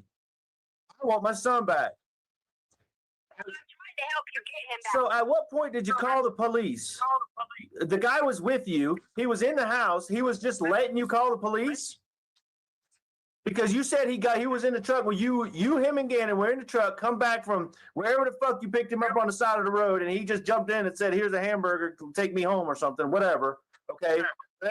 Yeah. I'm being a goddamn smartass because this is bullshit. Okay. So you're all in the house and you're just drinking sweet tea, and he's like, "I'm holding you at gunpoint, but go ahead and call the police, please." Right? That's your story. That's your story, Tisha. That's your story.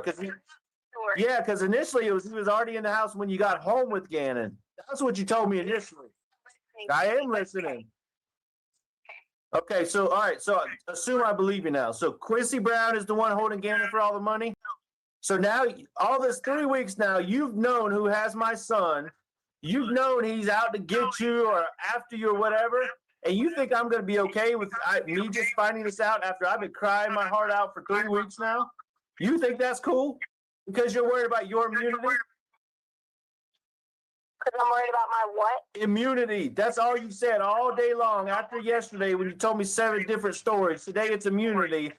And now I find about Quincy Brown in a red car with boxes, has my son, and he wants money, and you never told me about it. It's like we're playing fucking Clue here or something. Or Who's Who. And yes, I'm being a smart ass because I'm tired of this shit.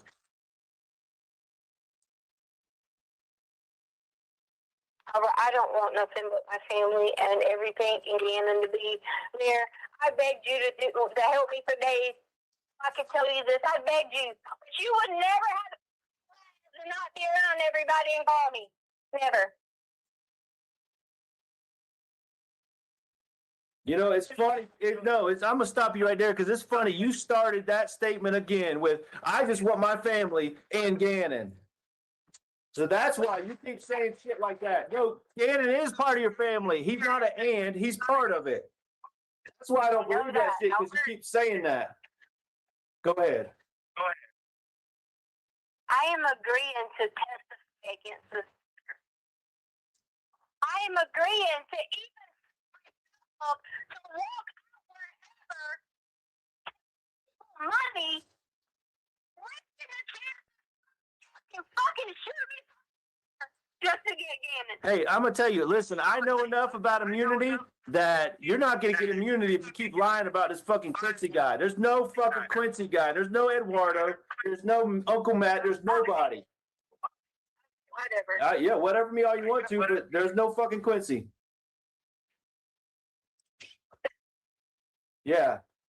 Should have freaking told me about Quincy Brown from the get-go. That's why there's no fucking Quincy Brown. Really? Yeah, really, Tisha.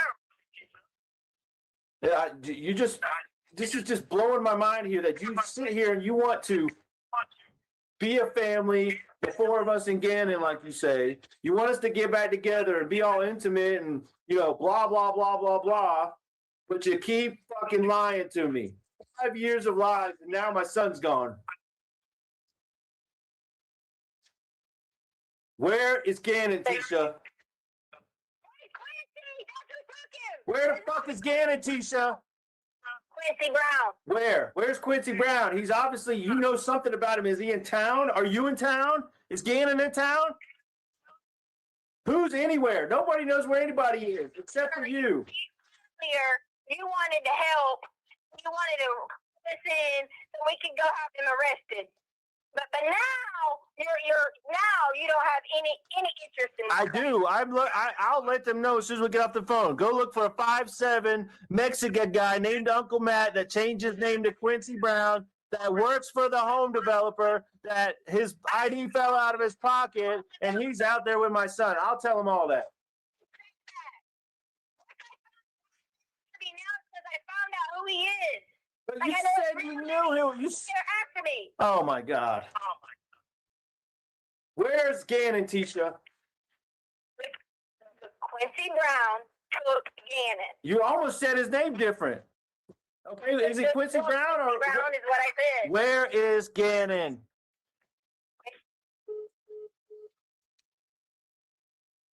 All right, I think now would be a good time for a break. So we will take our break until 10:45. Again, don't discuss case among yourselves. Don't discuss case with anyone else. And we'll see you at 10:45. All rise for the jury, please.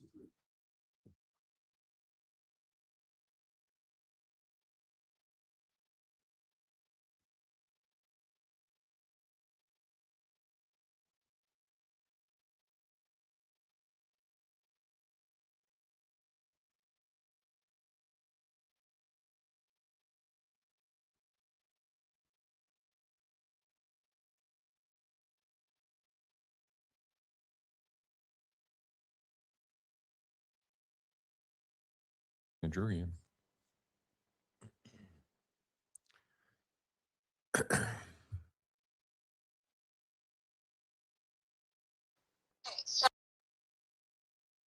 Was also in there. And he may have.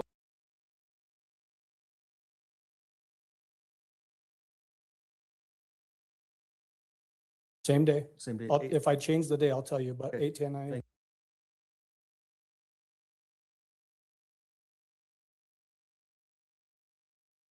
Same day. Same day. If I change the day, I'll tell you, but Okay. 8:10 a.m. Thank you. 8:10 a.m. Wait a minute. This seems so weird. Give me 1 second because I'm hoping that I'm not mixing this up, guys. Give me 1 second. Don't see 8:10 a.m. about the candle.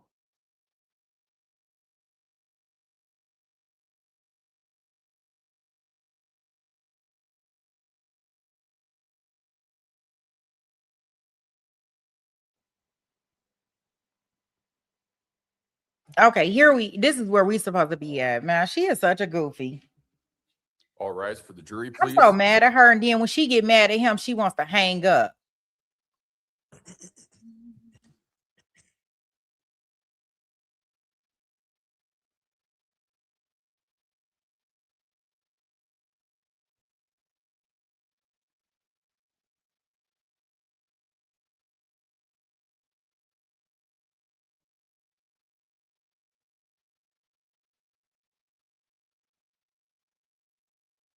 Thank you. May all be seated. Court will recall 20 CR 1358, People versus Letecia Stauch. Record should reflect the jury has returned to the courtroom.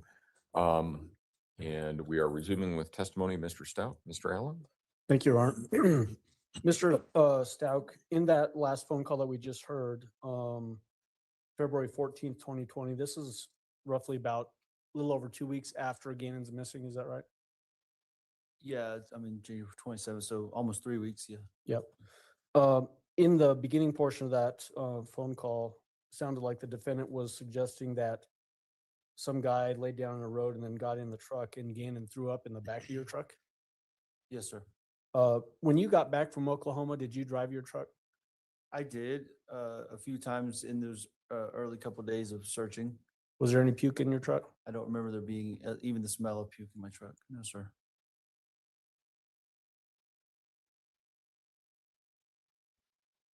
In that phone call, you started to press her to get details about whoever this guy was, this dude that she keeps describing. And in the call, it's just she uses a Mexican or a black dark, found out his name.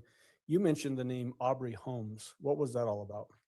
That would have been in the Lawrence Ranch neighborhood. I used to see a van, somewhat of the neighborhood headquarters or whatever. That's the home builder, maybe. I don't know specifically, but yeah, that was just a van or cars roaming around the neighborhood for supervision or whatever. Was that also a reference back to the story the defendant gave that she let one of the guys from the building area come into the house? Possibly, yes. Okay.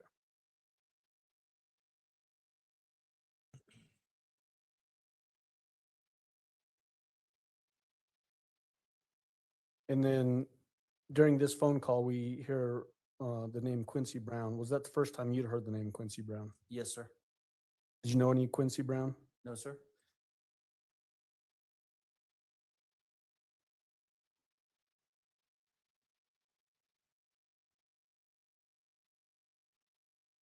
again, similar questions to before. During this particular phone call, did the defendant's personality, was it consistent with the way you knew her personality to be? Absolutely. Did she change into any other different personalities during this phone call? No, sir. During this phone call, did you know where she was located? No, sir. And then there's a lot of reference to immunity from the defendant in this phone call. It's similar to the last call. In your mind, was she asking for immunity because Quincy Brown did something? That made absolutely no sense to me. So no, But was that what she was sort of relaying to you in your mind? I don't know. In my mind, she was asking for immunity because she did something or knew something that would incriminate her, but she was claiming to know more that would afford her the opportunity to ask for immunity. Did she ever, during this particular phone call, give you any actionable information that you could pass on to law enforcement that could help the investigation? No, sir. It seemed like more spin to me. More spin, you said? More spin, or more trying to send myself or the investigation in opposite directions. Okay, thank you. Judge, at this time, we would move on to playing People's Exhibit number 39, which is another recorded phone call, again from February 14th, 2020 at 12:41 p.m. All right, Mr. Stauch, you can step down. Thank you, sir. And this call is just a little under 18 minutes. All right.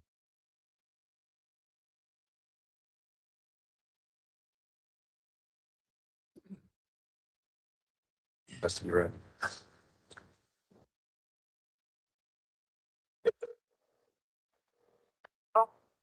Hey, Hey, are you ready now? Are you ready to talk to me? I have been talking to you. Okay, yes, you have. Okay. Where's Gannon? I didn't see children. Where's Gannon, Tisha? I just told you. No, don't tell me fucking Quincy Brown. Tell me where Gannon is. There's no Quincy Brown. There's no Quincy Brown. Where is Gannon? Where did you take Gannon? He took it. Why don't you put me in a lineup and let me look for it? Where did you take Gannon? Where is Gannon? Gannon anywhere. Yeah, but you told me you did. You told me you took him to Petco and to Douglas County and tobacco. Where is Gannon? Give me in something I didn't do. What's wrong with you? Where is Gannon, Tisha? I've already told you. You think you could be this interrogator all you want? No, I'm not. You're my wife and I'm trying to talk to you. Hey, you're not trying to talk to me. You're trying to put me 6 feet under what you're trying to do. Why are you so afraid to just tell me the fucking truth, the real story, just for once, okay? You can That's tell me the truth. you can tell me a bullshit 20 more times. Just right now, tell me the truth. Where is Gannon? You did not tell me where he is. Quincy Brown took it. Listen, fuck Quincy Brown. Don't ever say that name to me again because it's bullshit. Eduardo is bullshit, okay? The carpet guy is bullshit. Quincy Brown took him. Well, tomorrow it's going to be somebody different because yesterday it was the 3 other different guys. I'll go after him. My dumb ass won't go after him. Yeah, my dumb ass won't go after him. Where's Gannon, Tisha? You told me to tell you who had him, and you would be supportive. And you still are doing this. Listen, I'm not going to sit here and pick this thing apart anymore because it's bullshit. You said this guy had something on you, something blah, blah, blah. Excuse me, blah, blah, blah, blah, blah. You didn't want to tell me his name. Why would you not want to tell me Quincy Brown? Who the fuck is Quincy Brown? Right. He is going. I'll send you some lineup. The police department has to have lineup for Quincy Brown in the area. Did you tell Quincy Brown your name? Okay, did you give him your information? Did he take your phone? How is he messaging you? It's Quincy Brown messaging you. I do, and I'm trying to find it. How is he messaging you when he never, did you tell him, hey, my name's Tisha, my email is TishaLynn2006? What the fuck, Tisha? Did you care that he has your son? Yes, you ain't answering my question. You ain't answering my question because you know it's bullshit. How does he message you? Like I said, it's probably some Inspector Gadget. This message was self-destruct in 30 seconds, right? Some bullshit like that. Because he didn't. You what? talking about? Likewise. I don't know what the fuck you're talking about. This guy messaging you? What the fuck? He don't have your information? Okay, so he hasn't been outside of the hotel? Nope. Okay, then you're an idiot. Throw another one at me. What else hasn't he done? He ain't done shit. Because Quincy Brown don't fucking exist. Maybe they need to check you and Landon since your goddamn won't go look for it. Yeah, have them check me and Landon. They got all my shit. I turn all my shit in. My car, my phone, my email, my everything. They got all my shit. Well, they have all mine too. Okay?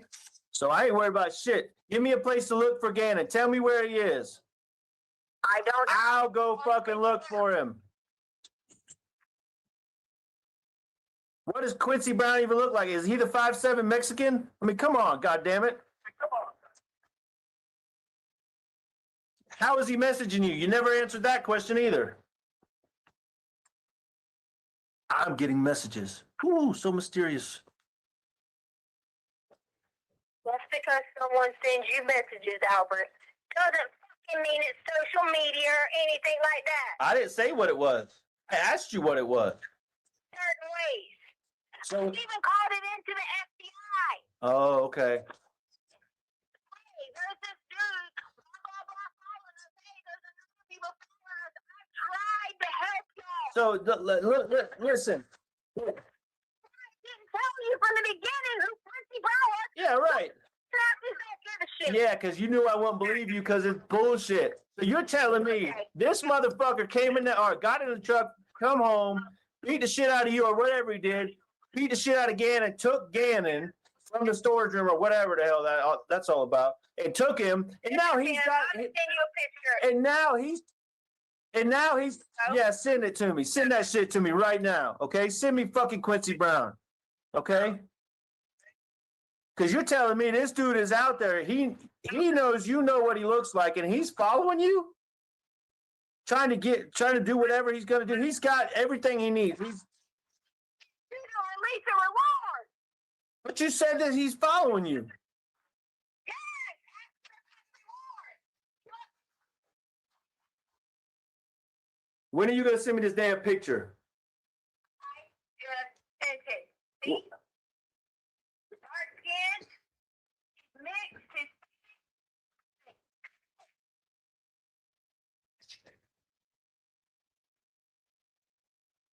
Are you freaking serious, Tisha? That's Quincy Brown right there. He's dark and Hispanic. what? He's dark and Hispanic. His name's Quincy Brown, right? A Hispanic guy named Quincy, like he's from South Carolina or something.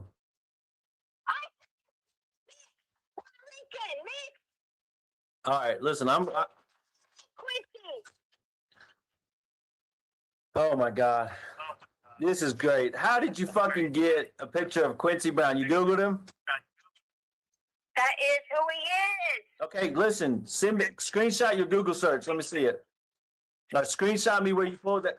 Yeah, however you got Quincy. Guess what? Quincy probably sent you that picture in one of his messages, right? He said, hey, just in case they're looking for me, here's my latest photo. You're a fucking dumbass. I am a dumbass, and I need my son, and you got him. Your son. Who's got him then? It ain't fucking Quincy Brown. You gonna be a fucking some balls and find him with his. I bet you ain't doing that shit though, are you? Cause you're I am a punk. You're right. I just want my son. You can call me a punk. You can say whatever you want to say to me. Okay? I just but want. Quincy then. Where, Question him then. where can I find Quincy to question him? I don't fucking know. Your best friends in the police department can do it.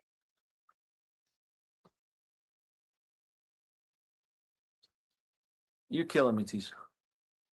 I'm not killing. Well, where's my son, Tisha? This is the same fucking bullshit conversation we had for days and weeks about that $8,000 you took from me. And I said, where's the money? Where's the money? And then 2 weeks later, oh, I took it. I'm so sorry, blah, blah, blah. It's the same shit we're doing again. Money, you dumbass. Yeah, I am a dumbass, but it's the same fucking conversation. Where's my son, Tisha? Quincy has it. Quincy. Do you know him? Fucking go find him. Apparently you do, because he's got something against you. Okay? Yeah. You to talk to me to help me. Hey, guess what? I'm calling bullshit. I just Googled that shit, and that's a fucking mugshot like I find Mike Hyatt on. Mugshot. Way to go, Tisha. You found Quincy Brown on a mugshot. God damn it. This is just getting better and better and better. It's a mugshot because he's probably been in jail before, you dumbass. Yeah. So he just picked you out of the blue because you just happened to be in Douglas County up there, and he was laying in the street. And Quincy said, "Oh wow, that looks like an easy target. I'm gonna steal her son and rape her and go all the way to freaking wherever." And then how did he leave? Nobody saw him leave. What the fuck are you talking about? You dumbass. Oh, that's right, because he was there till midnight while the neighborhood search party was going on. Come on, Tisha. The neighborhood search party was not even going on at that time. Okay, guess what? I know that's false. I searched all through the night, Tisha, while you were sitting your ass in the house. You were sitting in the house, sending Harley and Lane out to look for him. The search party of the fucking neighborhood was out, and Quincy Brown was out there, and nobody saw him. I tell you what you're going to need to do. You're going to need to figure out what you're going to do when they find Gannon. Because that's what you need to worry about. When they find Gannon. When they find Gannon, Really? no matter what's happened to the boy or where he's at, when they find him, you better get to step in, because you got to worry about what's going to happen. Okay? Really? That's Yeah. a threat? Because, No, I'm telling you about the police. okay.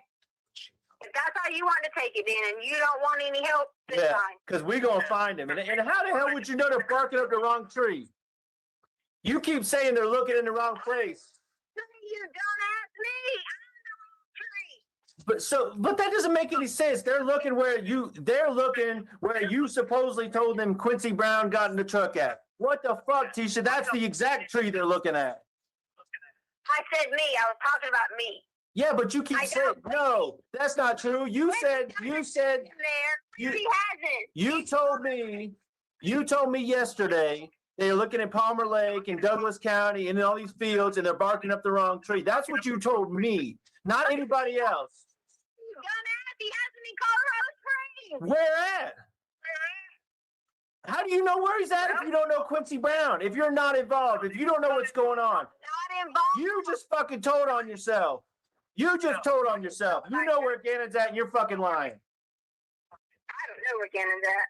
You just said he's in Colorado Springs. I said Quincy Brown lives in Colorado Springs, apparently. Now you're fucking twisting the words again, Tisha. Okay, where's Gannon? I don't have Gannon. You can curse me out, call me whatever you want, fuck all the bitches you want, do whatever you want, because I don't care about you. Good. I don't want you to. You got my son, and you know where he's at, and I need to find my son. You obviously don't care about my son if you're going to do all the things you did in that fucking candle video. That was bullshit. That's the same shit you tried to do to me, and you did it to my son. That was horrible. You should go to jail just for that shit, Tisha. Yeah. Yeah, absolutely. That's fucking abuse, and you know it. Had that little boy. No, you had him crying when all he thought he had made was an accident, and you had him thinking he was gonna have to sell his Switch and his toys on the fucking video you put out there. I didn't see that. You put it out there. That's your fucking abuse. You think he was going to sell his Switch? Yeah, that's Crazy. or what? Well, that was where it was going. The couch, or we're gonna sell this or that. I heard your words, and I heard you make him cry too. Where's my son? Crying. Where's my son?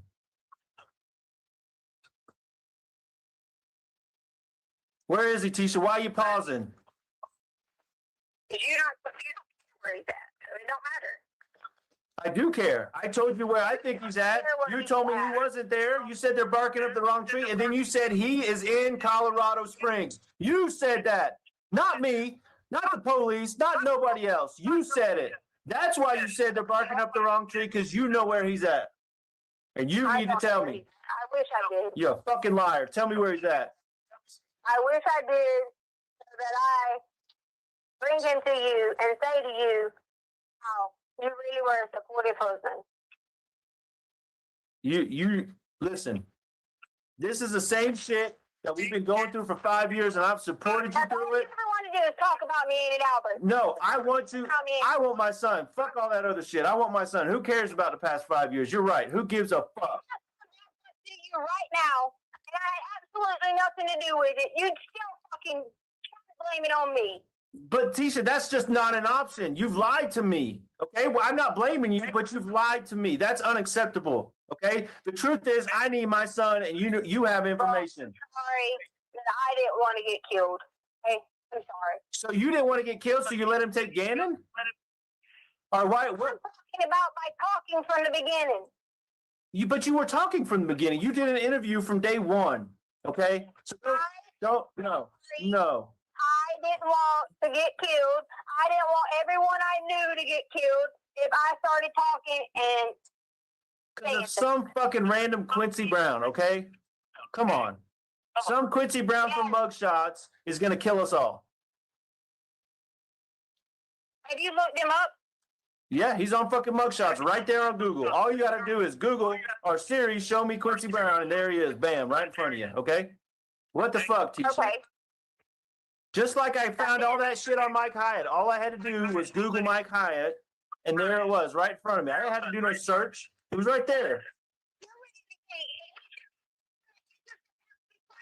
Because I'm telling you, I'm not fucking stupid. That's what I'm telling you.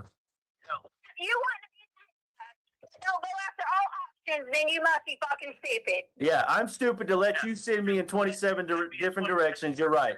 That's stupid. You're absolutely right. I know that you know where Gannon is, and that's the direction I'm going, and I'm not changing. So you better buckle in. This is going to be it. You'll be waiting a long time because I don't have him. I didn't say you had him, Tisha. See, that's where you keep twisting your words. I didn't say you had him. I said, tell me where he is. Oh, okay.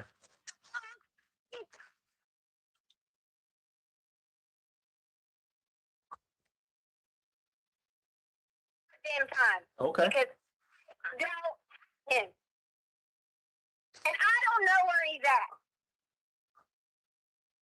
That every day. But you just said he's in Colorado Springs, so make your mind up. The Quincy guy So, at me. What about be a man, be a husband, and freaking go there and say, hey, listen, can we get the guy and ask him some questions? yeah, fine, we'll do that. But my manhood's not in question here. The truth is in question here. Okay? You say Quincy Brown is in Colorado Springs, and you say Quincy Brown has Gannon because he's messaging you and wants a reward. Okay? So if you put Message me. I said he left messages. that's a message. You Okay, said okay. messages. I'm not gonna split hairs with you about stupid shit now. He got word to you somehow. He said something to you somehow. Okay, but you told me he has him. He's let you know he had him, and he's in Colorado Springs and he wants money. Okay, but then you say I don't know where Gannon's at. Which one is it? He says he has Gannon. He says he has Gannon, and he's in Colorado Springs. But I would even be willing to put my life on the line to freaking go out and carry to wherever the meat's gotta be, knowing that somebody might shoot me. All right, listen, I'm about to end my rope here. Okay, you're fucking lying, and I'm done with it. Okay. Okay. You haven't even told me where you're at. I mean, there's so many freaking lies. You say help me protect me. God damn it, you're not in Colorado Springs, Tisha. Send me your location right now. Then send me your location right now. Quit fucking playing. Send it to me on my phone. Take a picture. So you want me to send you my location? I've offered. Save your family. Yeah. You'll be doing. Yep. All right, listen.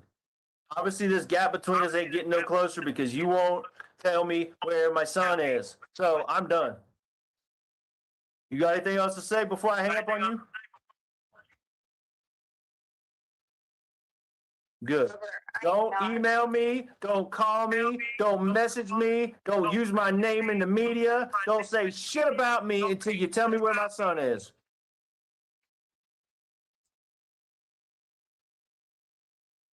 Mr. Allen? Mr. Stauch, if you'd resume your seat in the witness stand, remind you, sir, that you're still under oath.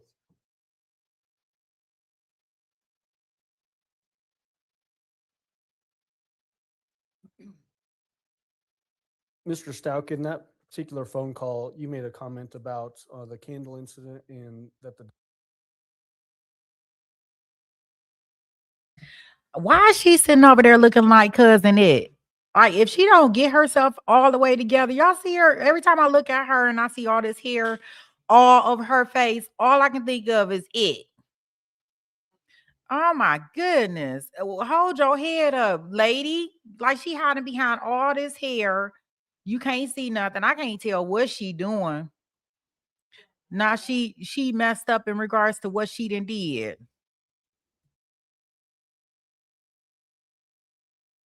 defendant was doing the same thing to Gannon that she did to you. What were you talking about there?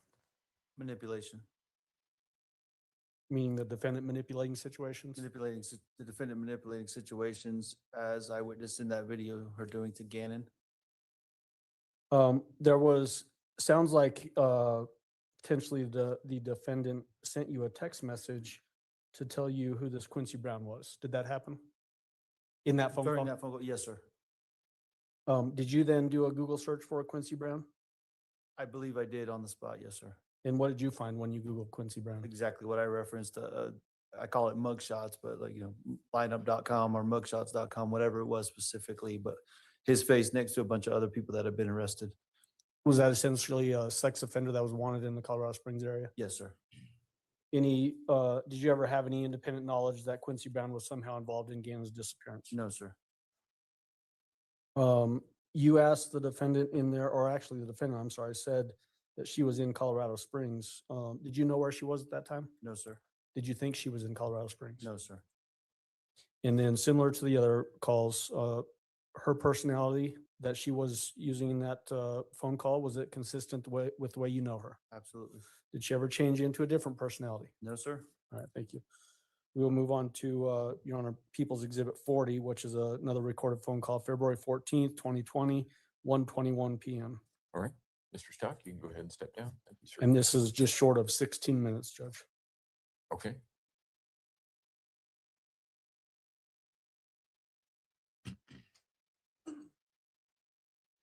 Got my peanut butter sandwich. I ate mine too.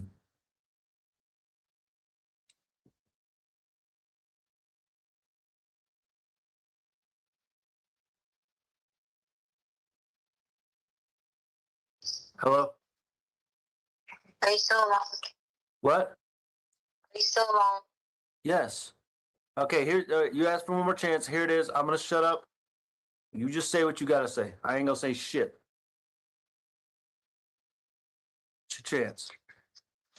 What's that noise? That's my water bottle. Do you love me? Yes.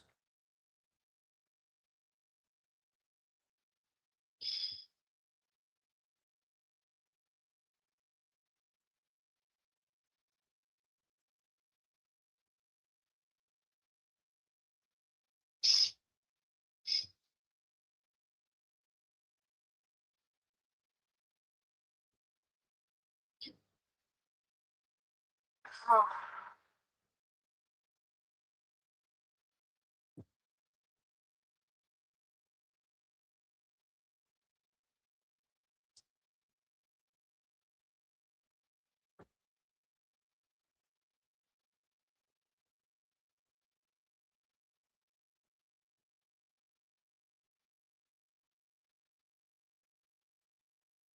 All right. If you know it's an accident, are you going to stand by me? Yes, absolutely, Tisha. I've told you that from day one. I'm sorry for all the stories. I just didn't know what to do.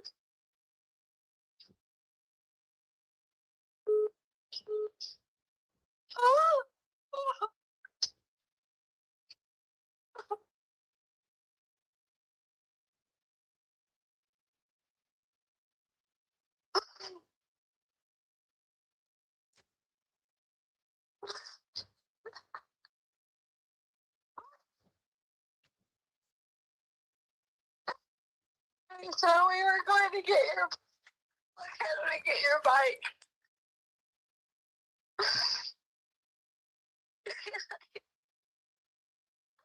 was letting get it right. It was really big, so I kind of peeked.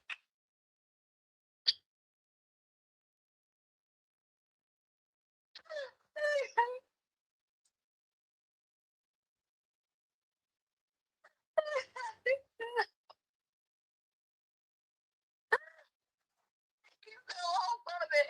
It hurt bad.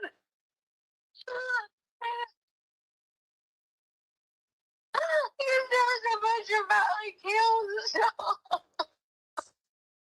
What? I didn't hear you. What? I said when he fell, he got hurt because there was like concrete and heels and stuff. The guy was helping him ride the bike.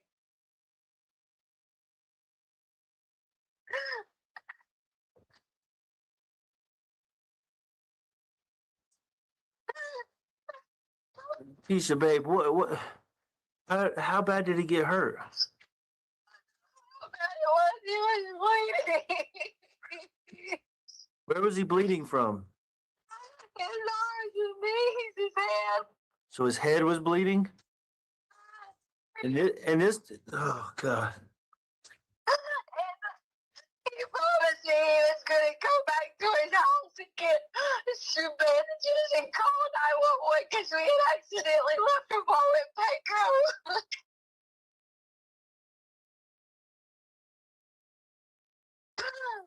I swear to God, Quincy's real.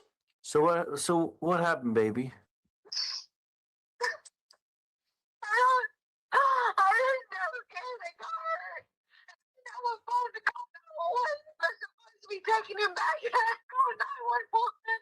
So the guy took him to take him to 911? I swear to God, his name's Quincy Brown. The guy was supposed to be meeting again. The Craigslist guy? And you met him where? Like up in wherever that Messages. My actual phone was flash, you guys. I was scared he didn't come back with it. so keep going. I'm sorry. I thought if I was like, I'll go back and I'll just go keep searching. And I did. I spent the whole night driving down to find him. In my truck?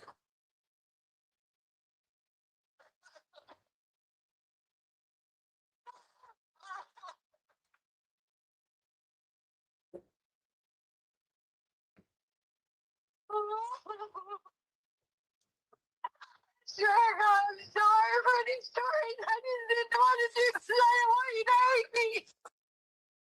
Why would I hate you if it wasn't your fault? Because I couldn't get to him. And he was bleeding from his head and his knees. It was an accident. Okay.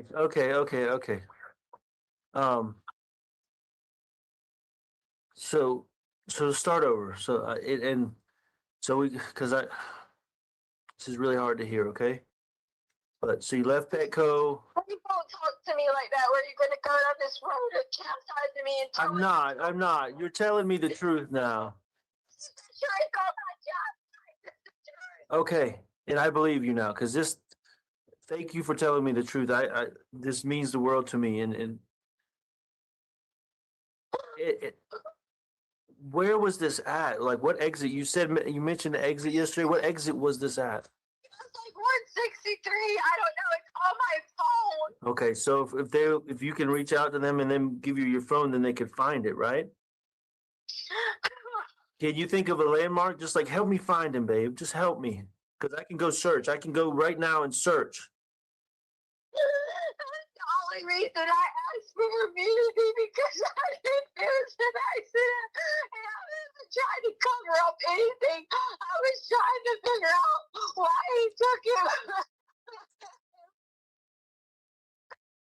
If I said something like he saw an Ernest in the house or something, I'm not, they would start looking for him.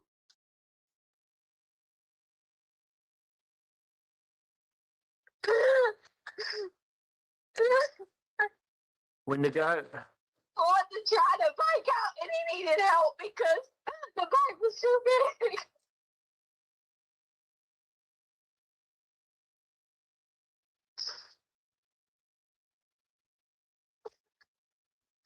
And you want to know why I've been gone? Why my car's been in that direction? I've been driving up and down there all the time until they took my car. Driving to do anything I can find, anything. Driving to find this dude. I got into the police department and they were like, yeah, because he's wanted. If you know where he's at, let me know. So nobody tried to help me. Because before I would do anything, I made him show me his ID. Because I was making sure.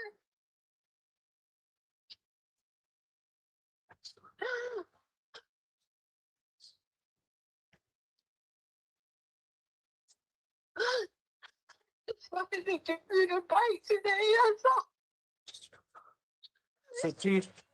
so Tisha, hold on. You went to his house? Or where did you meet this guy at? Quincy Brown or whatever? Because if you went to his house, they could have. Listen to me, please. I'm listening. I need to tell you. Okay.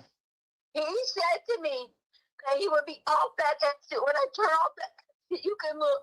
Okay. I turn off the exit left because I thought that was direction, but he thought I was coming from south, being from north. So I turned on right and went towards the other direction, and I didn't see anyone with a bike in the store. Okay. So there was a store? He said there was a store. I said I didn't see Oh. anyone in the store. Oh, So I went the other direction. I got you. When I went the other direction, I see him with the bike. And I said, hey, there's the guy with the bike. And I made him show me his ID. And legit, we talked. Some kind of biking. And this was a tour bike. And I got a little nervous because I said, why would he have some tour bike and he's trying to sell it? You know, like, I was asking him questions like, did you not ride anymore? Did you get hurt? You know, like these stories I was asking him. Then I realized I didn't have the phone because I had left it at Petco. So then, Gannon was like high-fiving him and talking to him and stuff like that. So I assumed, nice guy. Until he was taking Gannon, just helping him get on the bike to ride it. I was holding on to it just so he could see. And he was like, do you think your daddy will like this bike? Then the next thing you know, whenever they both slid, he slid with Gannon in the bike. And Gannon went not necessarily tumbling, but sliding down and he hit his head. And I ran over there. I was just crying to help and called 911, but I didn't have my phone.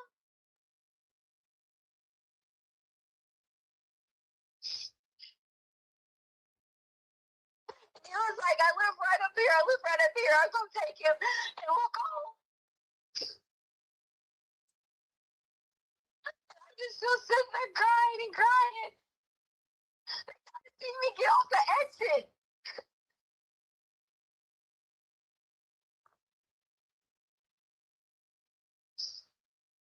That's why I've been adamant about you finding this dude.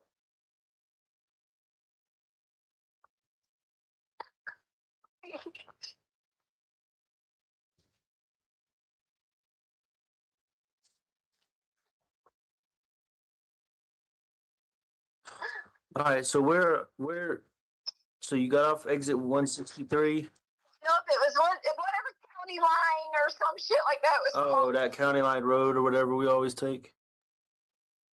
It was on that road? No, you had to turn off of that road. I went the wrong way to start with, so I turned right. Because he thought I was coming from the direction. I was supposed to turn right. But this was the exit off 25 that you turned the wrong way or off of County Line Road? Off of 25, you can get off and go both directions. Okay. All right. I'm trying to narrow down so I can go look, but So was there anything else besides you said he scraped his knees, he scraped his elbows, he busted his head, and he had he had the burns on his arms. Well, there was some bad burns, Albert. The burns were just little bubbles from the fire. That had nothing to do with it. Now maybe it could have like scraped them open some because he already had them, but Gannon was fine. He was talking to me. He wasn't complaining with any kind of pain. I would have took him straight to the doctor if the burns would have had any kind of pain to him. Okay.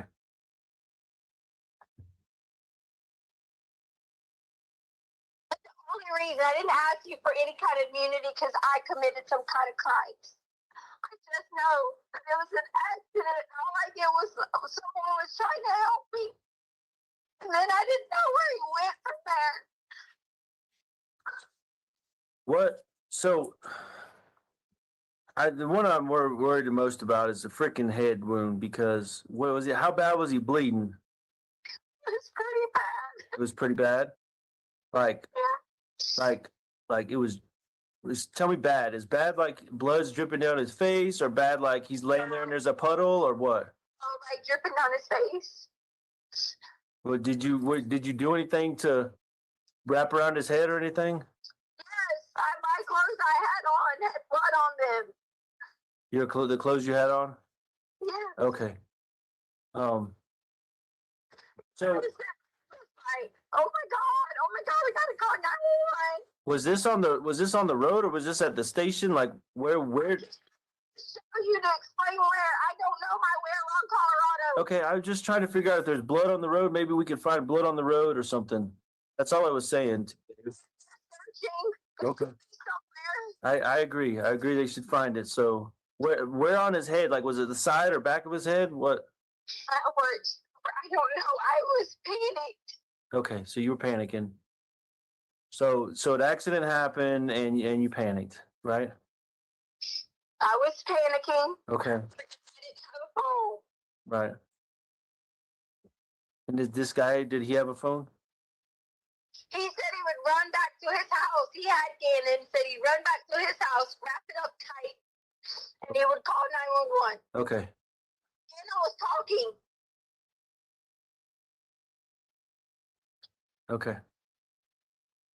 So he took Gannon to his house is what he told you, right? And you did you stay where you were? Or did you follow him or what?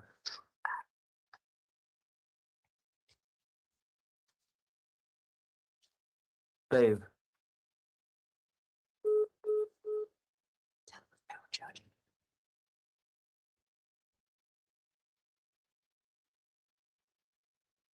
Mr. Allen, Your Honor, we would just have Mr. Stout come back to the stand. Mr. Stauch, if you'd resume your seat in the witness stand, I remind you, sir, that you're still under oath. Judge, I'm not sure if I said it, but that was actually exhibit number 40 that we played, which was that February 14th. Thank you. Yep.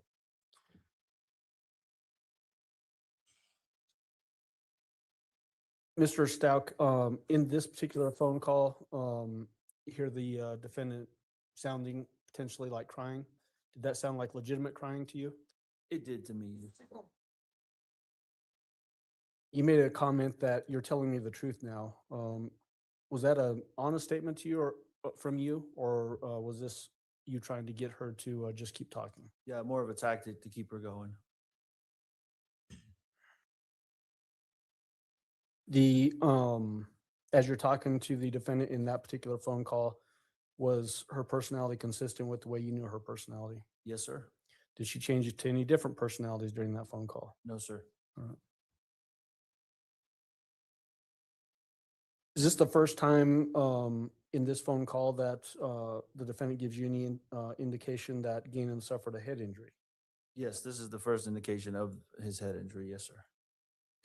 And then in conjunction with other injuries that she mentioned, and that was burns to his arms that bubbled, and then also bleeding from his butt very early on. Yes, sir.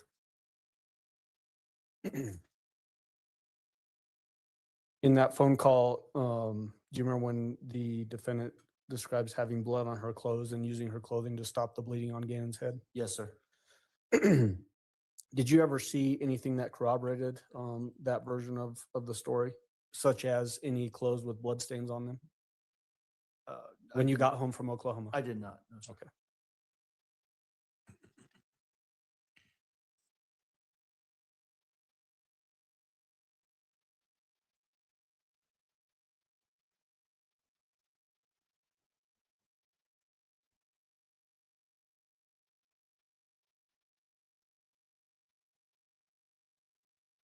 May I approach with People's Exhibit 49?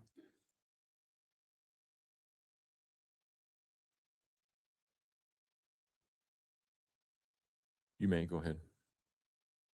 Mr. Stauch, I'm showing you People's Exhibit. Can you please flip through that and let me know?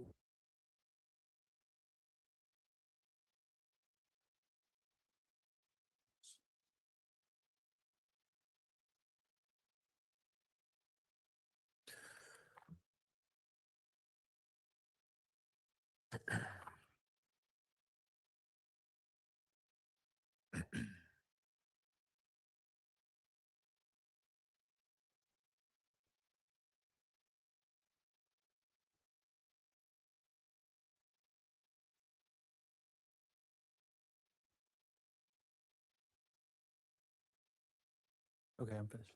You recognize what is marked as People's Exhibit 49? Yes, sir. What is it? It's a book full of text messages between myself and the defendant.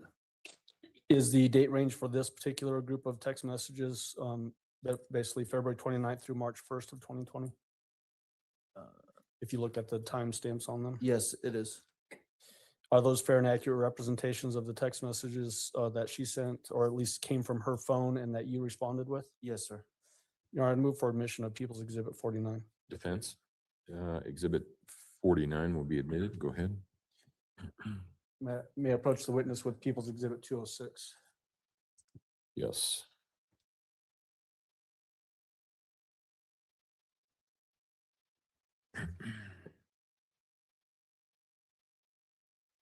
Judge, for the record, as Mr. Stout first, before I start that, flip through that and then let me know when you're done.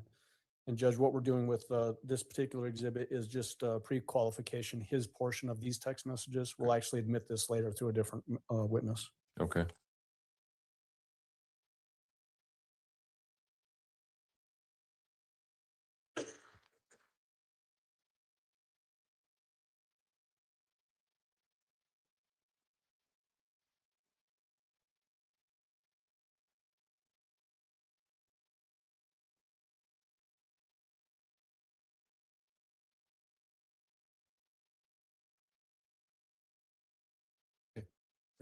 Do you recognize that item? Yes, sir. What do you recognize that as? It's communications between myself and Harley's phone. Harley Hunt? Harley Hunt, Okay. between her phone. And what I'm asking you specifically for your portion of this exhibit, the text messages that came from you or from your phone, do those appear to be fair and accurate representations of your communications? Yes, sir. Okay, thank you. Or may I retrieve that? Yes.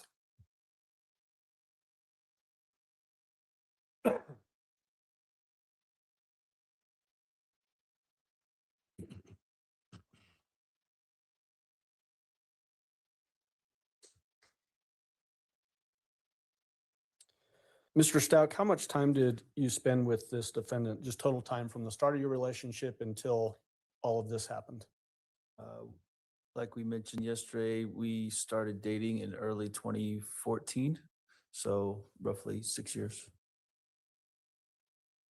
During that time, did you spend a lot of in-person time with her? Absolutely. Did that give you an opportunity to observe her mental condition? Yes, sir. Besides just, we all have different weird idiosyncrasies. Did you ever see anything that went beyond just our own individual personality traits No, in the sir. defendant? No, sir. Did you ever see an opportunity or have an opportunity to observe the defendant, whether she could understand the difference between right and wrong? Absolutely. Can you tell the jury about that? Obviously, throughout our relationship, I think to some moments immediately preceding January 27th. I mean, she took the kids to, the defendant took the kids on a hike. She made it there safely. Kids made it home safely. Obviously didn't, from my knowledge, didn't get a ticket, so obeyed all of the traffic laws on the way there and the way back. even that morning of the 27th, we talked about Gannon and the switch, as we've seen with some text messages, some right and wrong issues there about how we disciplined him with the taking the switch away for whatever his offense was in that moment. And I communicated with the defendant about that punishment specifically and how to manage that. After the events of the 27th, I just think too how much the defendant, pressed me about what was right in our relationship, how I should take her side and what was right and wrong and how I was managing that whole piece of it. Something that stands out more than anything is, as the defendant said to me in one of these phone calls, I think one we heard yesterday, that she didn't allow Lena back in the house when Lena got home from school. I don't know any reason why she would have not allowed Lena back in the house. Then I don't know. There's something going on that she didn't want Lena to see. If there was nothing going on in that house, why could Lena not have come in the house that day when she got home from school? Okay, and we're going to get more into that in just Sure. a minute, but I appreciate you bringing that up. You lived with her in South Carolina, correct? Yes, sir. Do you need a cup of water or anything? I'm okay. Okay. You lived with the defendant in South Carolina, Colorado, also spent time with her in Alaska. Yes, sir. Did the defendant follow the laws in all of those places? Yes, sir. You went on trips. You mentioned that yesterday. Yes, sir. Who would typically plan the trips? She would plan and organize just about every trip or vacation we went on, and she was very good at it and was able to get us to, the port on time for cruises, to the terminal on time for plane trips, and organize rental cars. We always get it there and back on time. I mean, always, exactly what we needed to do. So time-wise. she was able to set up an itinerary and then follow the itinerary Yes, sir. with no troubles. Never. You mentioned, the discipline with the switch, Gannon's gaming system. Yes, sir. Was it very typical for her to be engaged with disciplining the kids, both Gannon, Lena, and even Harley if she needed it? Yes, sir. Can you give the jury some examples of that beyond just the switch? Well, that was just our typical source of punishment, was to take away iPad or switch or TV time if they didn't follow the rules or didn't do chores as was prescribed to them. She was also had a very, very meticulous about the kid's schedule. Hey, when you get home, this is the right thing to do. You come home, come in the house, have your snack, do your homework, and there was, not rewards necessarily, but repercussions if they didn't follow that prescribed schedule for them on a daily basis.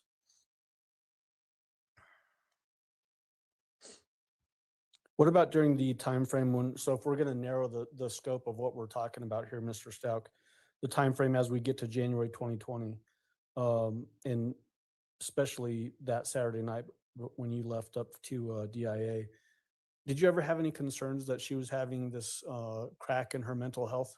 No, sir. What would you have done if you had observed some major crack in her mental health? I would not have gone on that trip. I did have the flexibility to cancel my training and move it to another time if need be.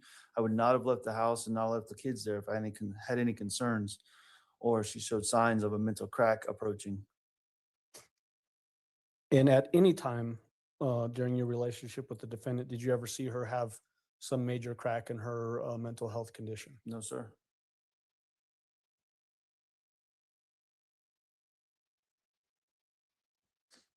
Did you know her to have any severe mental illnesses? No, sir.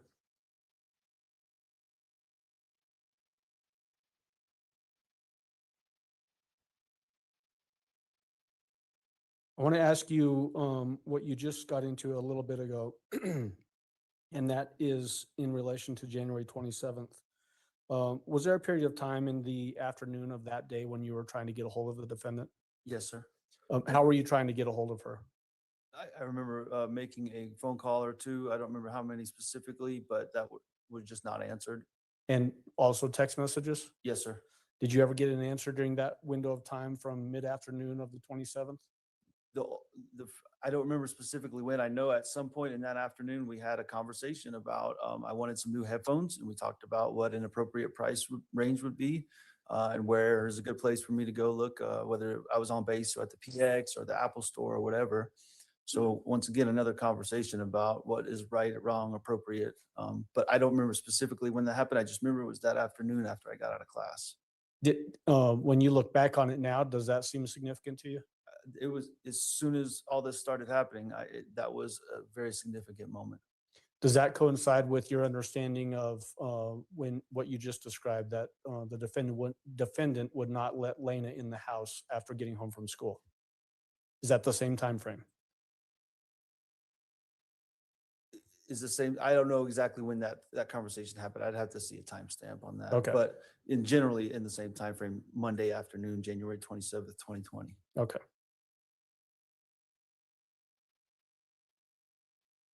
All right, may I have just a moment? You may.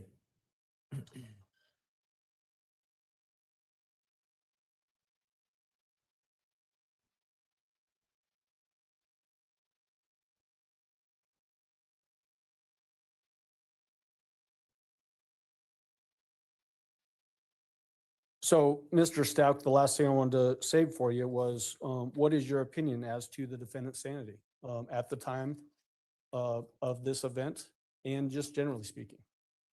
I believe is and was 100% absolutely sane based on all the things I witnessed and I've laid out. I have no other indication for anything else. And when you say it that way, are you talking about in the totality of your relationship? From the time I met her till even today. Okay. And then very specifically to when you left on January 26th, January 25th, you left the house on that Saturday. What is your opinion as to her sanity on January 25th? 100% sane. What about January 26th? Same thing, 100% sane. And January 27th, when Gannon went missing? Same. Okay, thank you. That's all I have, Your Honor. Cross-examination, Mr. Tellini? Sure.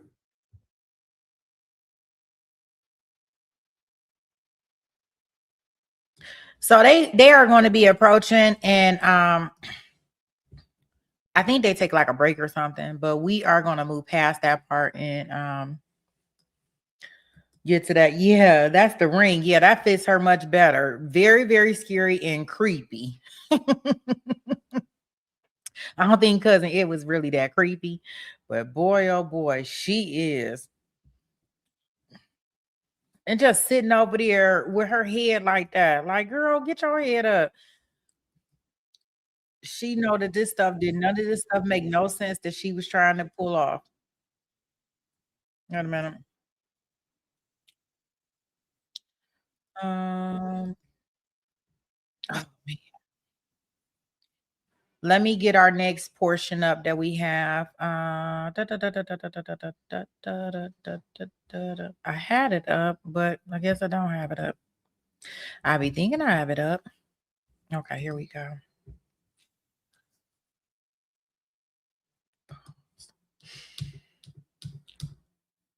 Yeah, they don't have them like in order, so they kind of like backwards order, but that's okay. I'm figuring it out as we go along.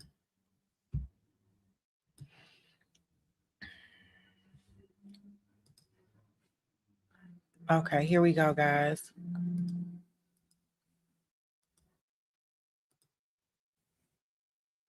I hope it don't stay at this view. I am on the channel that had the good view. At least what we thought was the good view.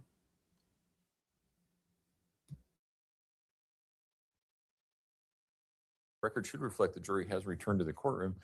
Good afternoon, ladies and gentlemen.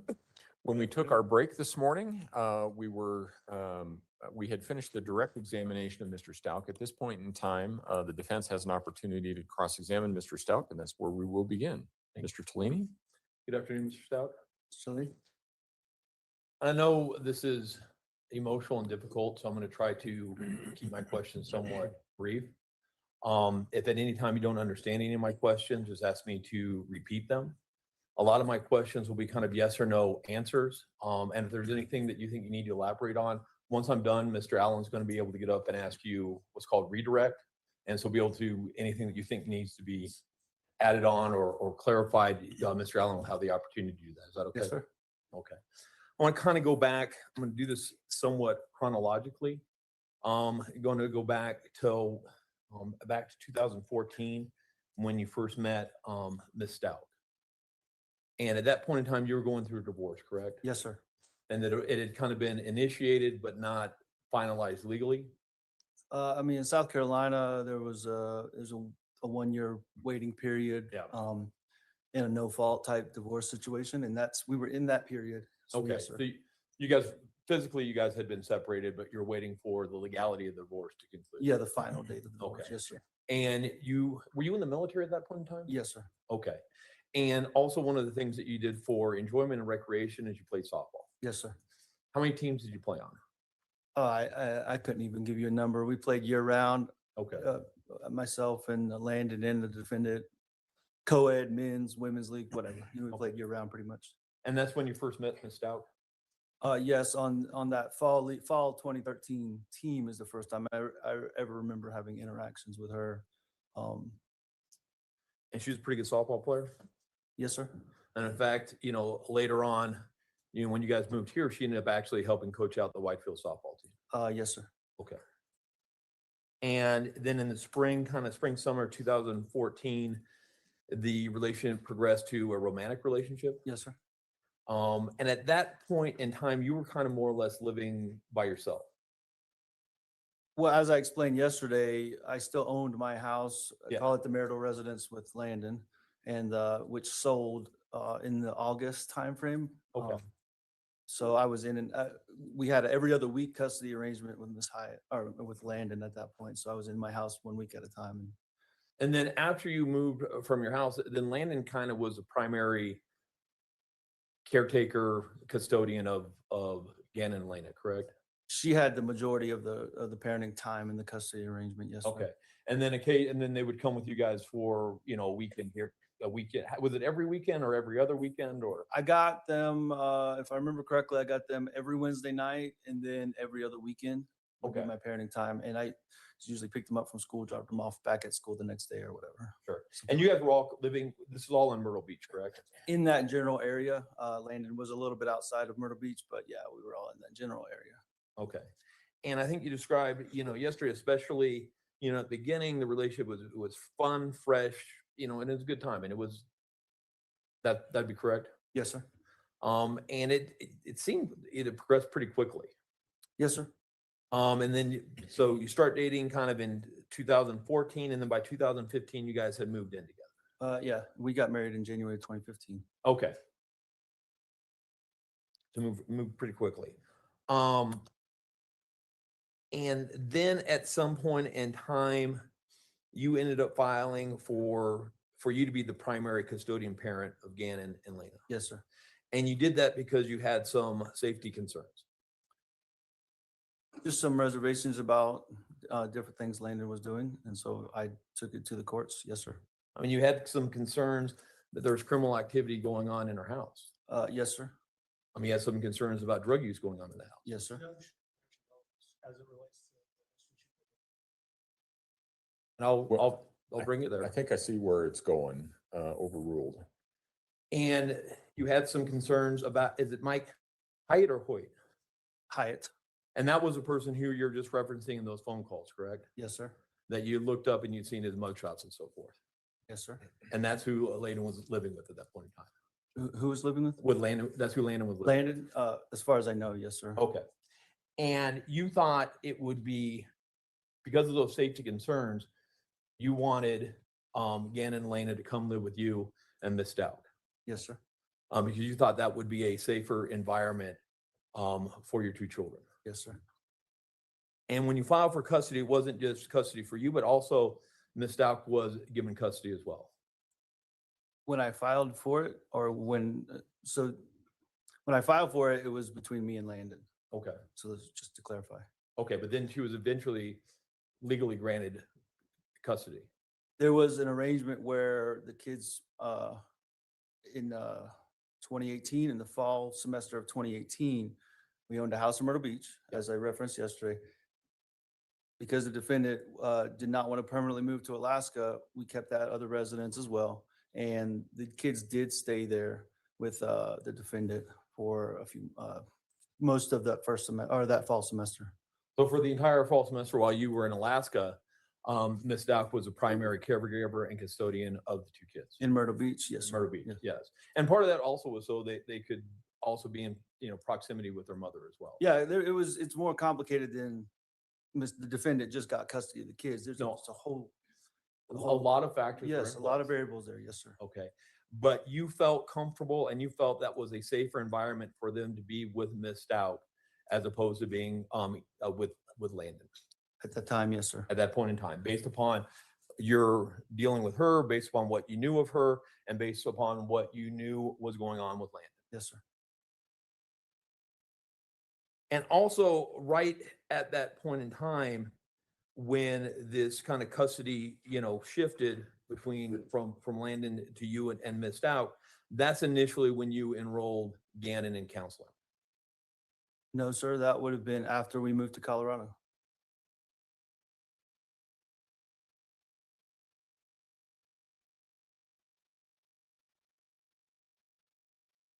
As I testified yesterday, January of 2019 is when that began. Or, well, I didn't get here until February. So in the late winter, early spring portion of 2019. So you're talking 3 to 6 months later.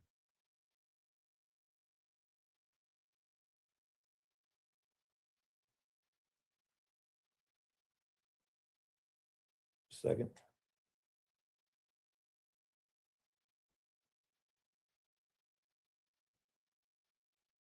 Do you remember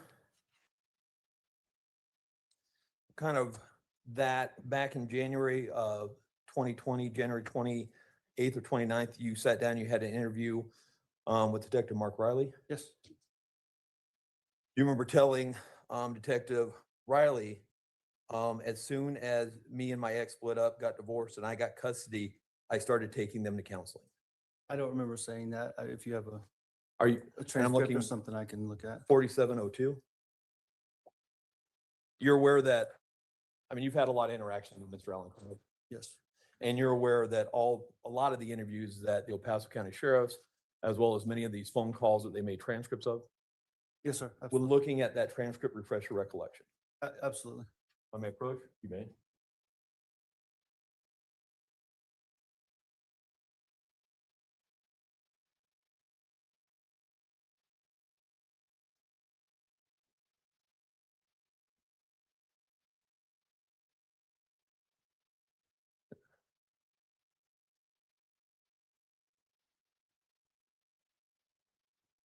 Does that refresh your recollection?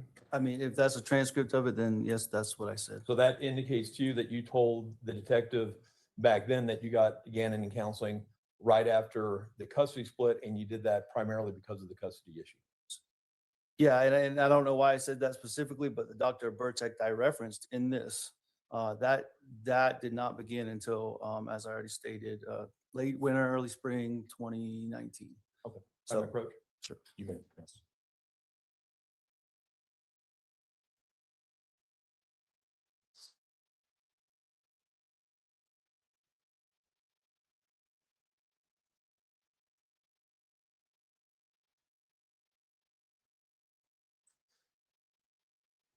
And I think it's fair to say that it was initially the plan that Ms. Stauch was going to come and bring all the kids to Alaska, and you guys were going to live in Alaska.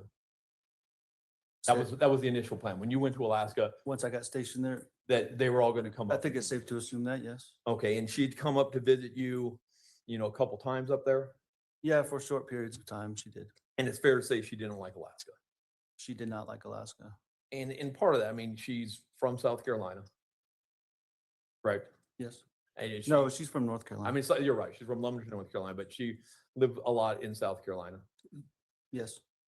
She liked the beach. She liked the sun. She liked the weather. Yes. She liked activities. Alaska was a little barren, a little depressing at night. You're asking me to testify about how she felt about everything. I'm going to stay away from that, Mr. All Attorney. right, that's fine. That's fair. Yep. Very fair. Regardless, she never ended up going to Alaska. Permanently, no. She did come to visit, as I already Okay. testified to. And how long were you in Alaska again? Just shy of 2 years. And did Gannon and Lena ever move to Alaska? So initially, I got custody in March of 2018. Okay. They immediately came with me to Alaska. Finished out the school year. I don't specifically remember what we did over the summer. Okay. And this is 2018. In the beginning in the fall is when the custody arrangement with the children, with the defendant in the Myrtle Beach household. Okay. That's when that began in that fall school year, 2018. The fall school year of 2018, she was the person primarily responsible Yes, sir. for both Lena and Gannon. In the Myrtle Beach household, yes, sir. Okay. And you felt safe with that? Yes, sir.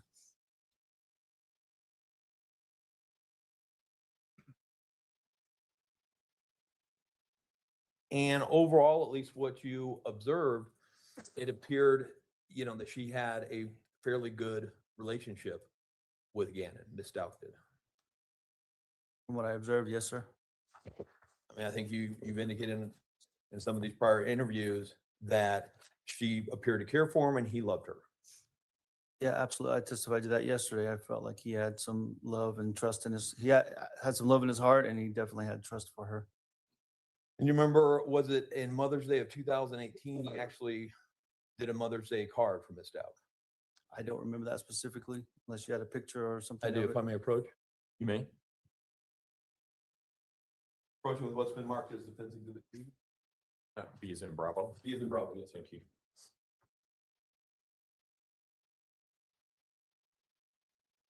Does that look familiar to you? I've seen this picture before, yes. Okay, and that was written by Gannon to Ms. Stauch. I cannot attest to who was written by. I was shown this picture by the defendant, yes, sir. Okay, does that appear to be Gannon's handwriting? It's similar to his handwriting, yes, sir. I don't have anything else to compare it to right now, and I haven't seen his handwriting in 3 years, Mr. Tellini. Okay, So- I may approach.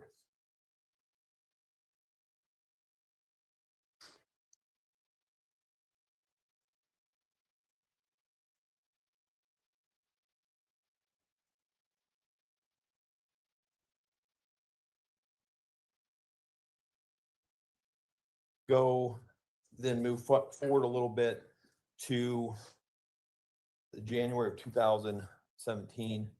You left on that Saturday, in January of 2020, January 2020. You Okay. left on that Saturday, correct? Saturday night, yes, sir, after work.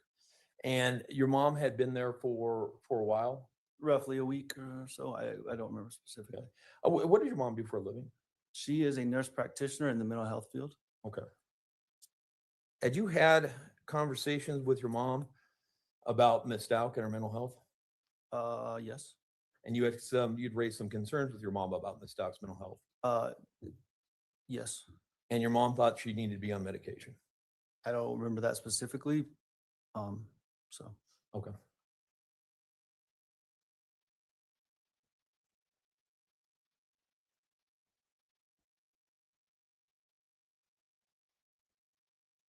You had some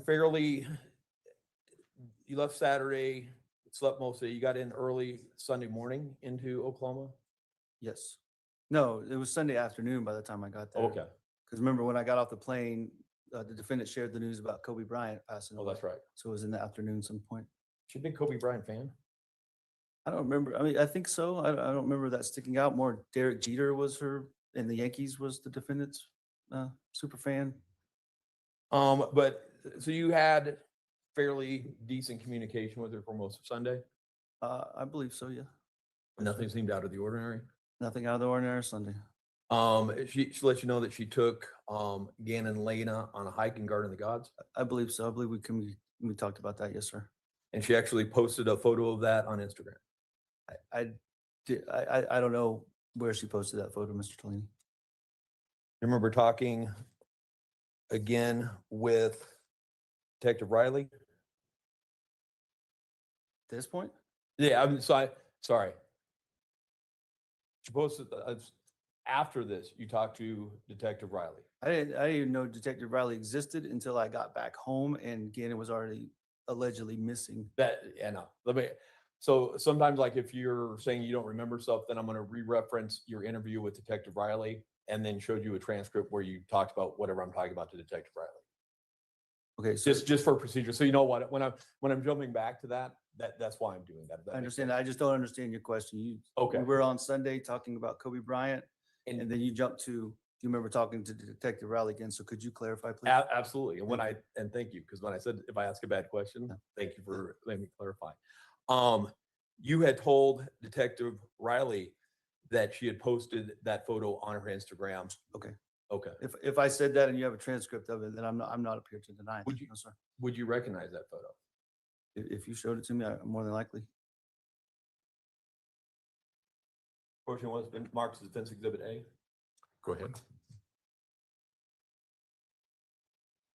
Yes, sir, I recognize that photo. Okay. And that was a photo that she posted that Sunday on her Instagram of her hike. If you're telling me that, then yes, I don't, I mean, I don't see anything on here indicating Instagram and the date timestamp, but I have no reason to deny that, so. Your Honor, move for admission on Defense Exhibit A. Mr. Allen? I guess I have no objection if it's just to show.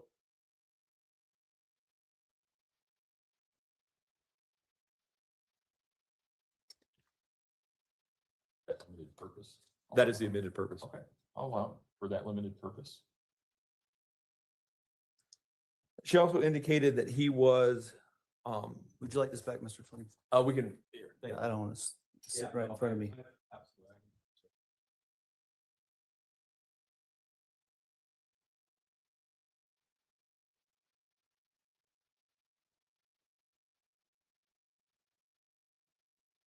She indicated to you that he was having some stomach problems, Yes, sir. and that wasn't unusual. Sometimes you would have stomach. That was common. Sure. She indicated to you that she was going to keep him home from school on Monday. Yes, sir. And at the point in time when she said that, that seemed somewhat normal to you. Keeping him home from school didn't seem normal, but the fact that he had a stomach issue and if it was to the point of, embarrassment or whatever, then that was absolutely acceptable. Okay. And part of it, he would worry about incontinence at school, like was worried about having an accident at school. That was a worry that he had. At that point, I don't believe that was a worry of his. He typically was able to manage it well and then deal with it at home. I mean, he was 11 years old at that point, so. And you commented to Detective Riley, then Monday she kept him home because it didn't, we got to give him some medicine to help clean him out till he gets past that point. And that was a common practice. Okay. Yes, So he would get blocked up and you give him Miralax to get everything out and then he would be okay. yes, sir. Okay.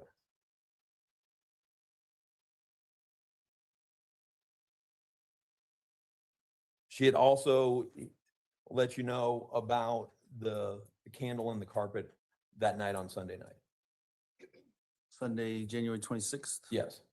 I believe that's when that conversation happened. Yes, sir. Okay. And Gannon was concerned. He was worried that he was going to get grounded for a year. All of that came from the defendant. I never spoke to Gannon about his grounding. I received messages from his phone about it, but I never spoke to him directly about that at that point. Okay. And that Monday comes and you don't have, there's some communication, but maybe not as much as normal. And then you get notified that Gannon hasn't come home. Right. And I imagine at some point, that sends you, into a panic. Well, I mean, to be clear, I was in military school and training. Sure. So when you say not normal, it was actually normal for what I was doing at the time. Okay. I mean, I'm saying when Gannon doesn't come home, and it's getting to the point where it's much later than would be normally for him to Okay. come home, even being out late. You start getting very nervous. Absolutely, because my son's not home as he should be. No, absolutely. And then the next morning you got on a flight and you got back as quick as you can. Absolutely. And when you get back, initially, there's some things that seem weird about some things that don't add up about what Ms. Stauch is telling you. But initially you think that you guys are all on the same page trying to find Gannon. What things are you referencing? The rental car. Her getting a rental car? Yeah. Yeah, that seemed odd. That seems odd, but nothing that you're not suspecting her of anything at that point in time. It just seems weird that she's picking you up in a rental car. Yeah, her picking me up in a rental car was absolutely weird. Yes, sir. And you have some interviews, again, with some different law enforcement and so forth. What specific interviews are you referencing? You had a couple different ones. I think the first one, I believe it was at Starbucks, but it was with Detective Bethel. There was a few, Detective Riley, Detective Bethel, and I think one other representative was there at Starbucks with myself and the defendant. Yes, sir. And you're trying to figure out anything, where again can be, if somebody would have taken them, anything like that, and you're talking to them. I'm doing whatever I can for my son at that point, all during that time frame. Yes, sir. Absolutely. And at some point in time, you even had thought maybe like it could be Layden or it could be Mike involved.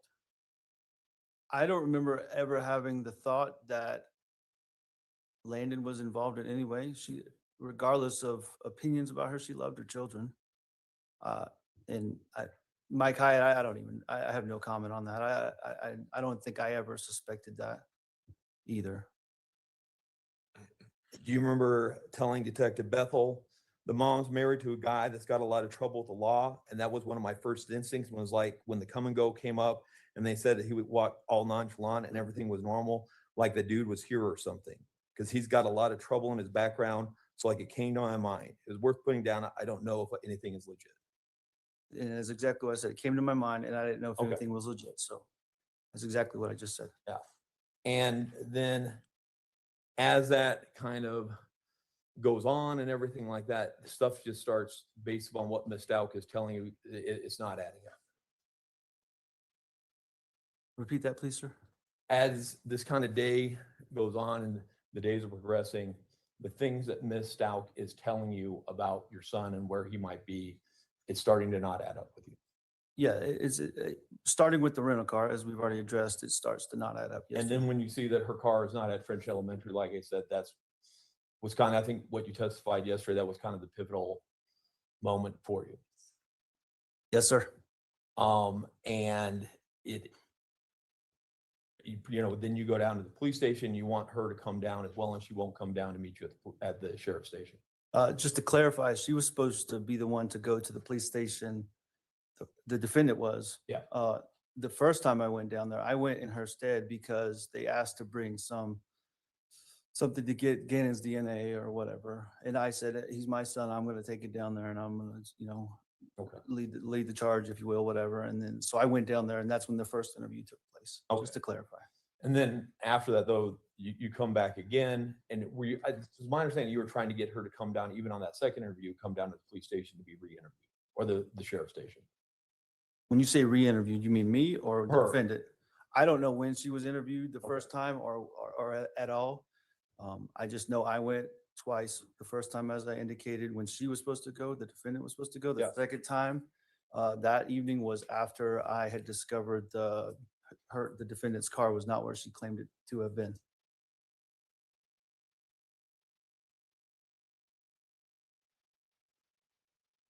And then her family, she leaves the house. Initially, she doesn't take all her stuff, but she just goes to a hotel, correct? Mr. Chalina, I have no clue where she Okay. went. She doesn't, she's no longer coming to your house. After that would have been, let me see if I can get these dates right. The 27th was Monday. I think this would have been Wednesday, the 29th. After she left, I don't remember her coming back until she came to get her stuff. Okay. And how many days after that did she come to get her stuff? I don't remember a specific date. Okay. But I mean, it's in that first week though. I don't remember a specific date, Mr. Chalina. If Okay, you that's have fine. it, then I don't know. No, that's fine. And she had family members that are helping her move out. We did have a few, yes. Okay. And then you don't ever, until I think what you said, after that point, you don't see her from then until court. I don't believe I saw her again after she left, after she got her stuff, that within that first week, whatever the date was, until she showed up for the first court hearing after she was arrested, the defendant, that is. Now, between then and then, I think the first pre-recorded phone call we heard was on February 13th. Had you been in communication with her? To some degree, yes. Was it primary text messages, phone calls? I think it was just a mix of emails, text, phone calls. I don't remember specifically. I know there was a wide range of methods. And at least, I mean, would it be fair to say by the time that you're doing these phone calls with her, I mean, you're convinced at that point in time, she's the person responsible for your son being missing. At minimum, a person of interest, if you will, but Yeah. yeah, I had a high suspicion she was responsible. I mean, and part of that is because, I mean, one, what she was telling you things that weren't true about leaving the car there. So that was the first thing that really shifted, correct? When you say because, I'd rather tell you Oh. the because, but yes, that was one of the first things was that really put her as a person of interest in my mind, and I've said that repeatedly. Absolutely. And then she goes from saying that Gannon never came home to like a couple days later saying Eduardo was down there and raped me and took Gannon at gunpoint. No, before she left the house, the Oh. defendant told me the first rape story. We covered that yesterday. Okay, and sorry, thank you for clarifying that. So That's okay. she's still in the house with you when she comes up, changes from he just doesn't come home to to this Eduardo rape story. Yeah, I don't remember when the specific name Eduardo was given by the defendant, but the first rape story would have been Wednesday morning in the bed, in a master bedroom, as I testified to yesterday. And then you're aware that she goes down to the sheriff's statement and does an interview about the rape story.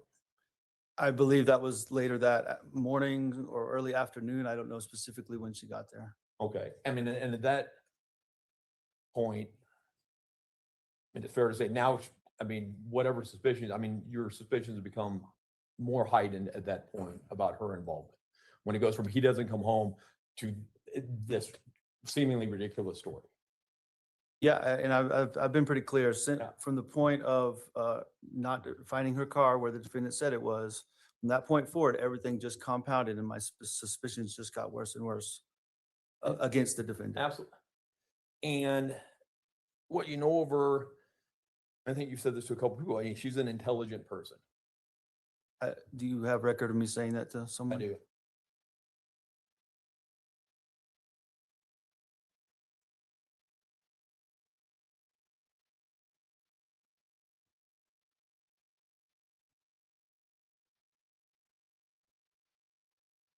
Sorry, we got a lot of transcripts here.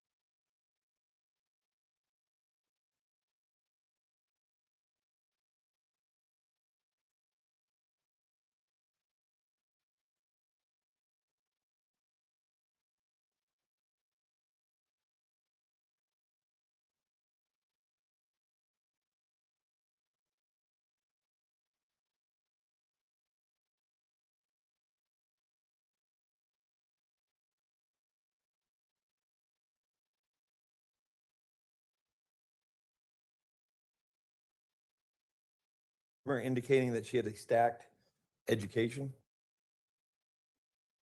Once again, do you have that Okay. somewhere?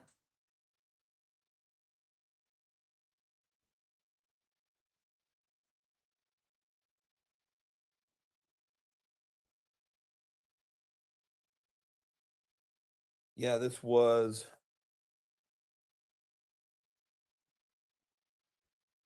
an interview with Detective Bethel.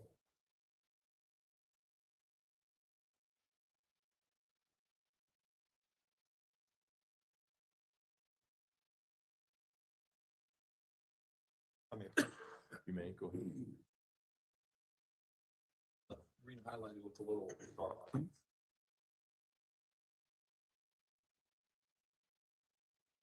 So that was the second one. Do you have?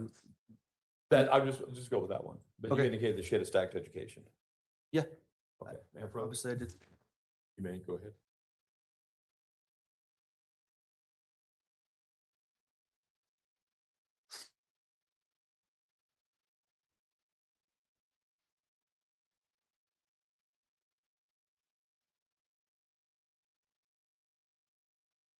So was it that Wednesday then after she goes down to the sheriff's station that then she doesn't come home at that point?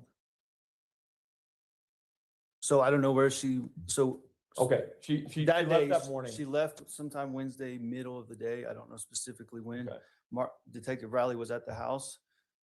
I heard the conversation between them two. She left with the intent to follow him downtown to the sheriff's station. I don't know where she went from there. Did she ever come back home after that other than to get her stuff? Not while I was there. I never witnessed her coming Okay. back home after that.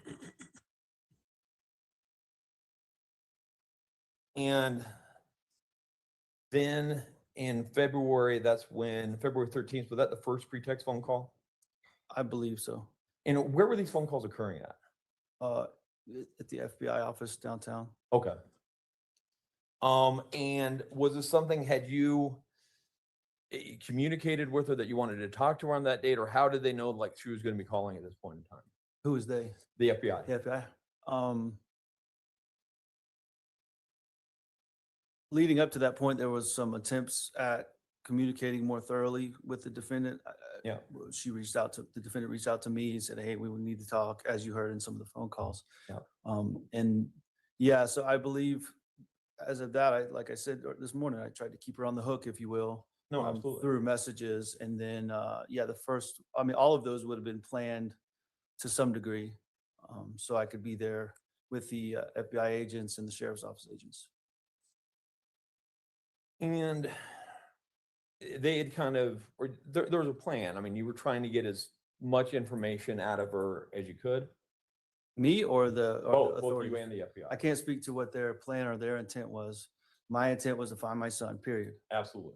And I think you said before when Mr. Allen was questioning, a lot of the things you were saying to her was to try to keep her talking, try to get any type of information, that you can about where your son is. Absolutely. And trying, hope against hope to bring him home safely at this point. Yes, sir.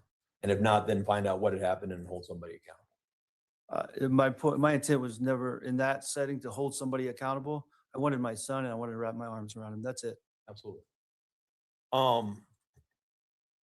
And it appeared, and maybe I'm wrong.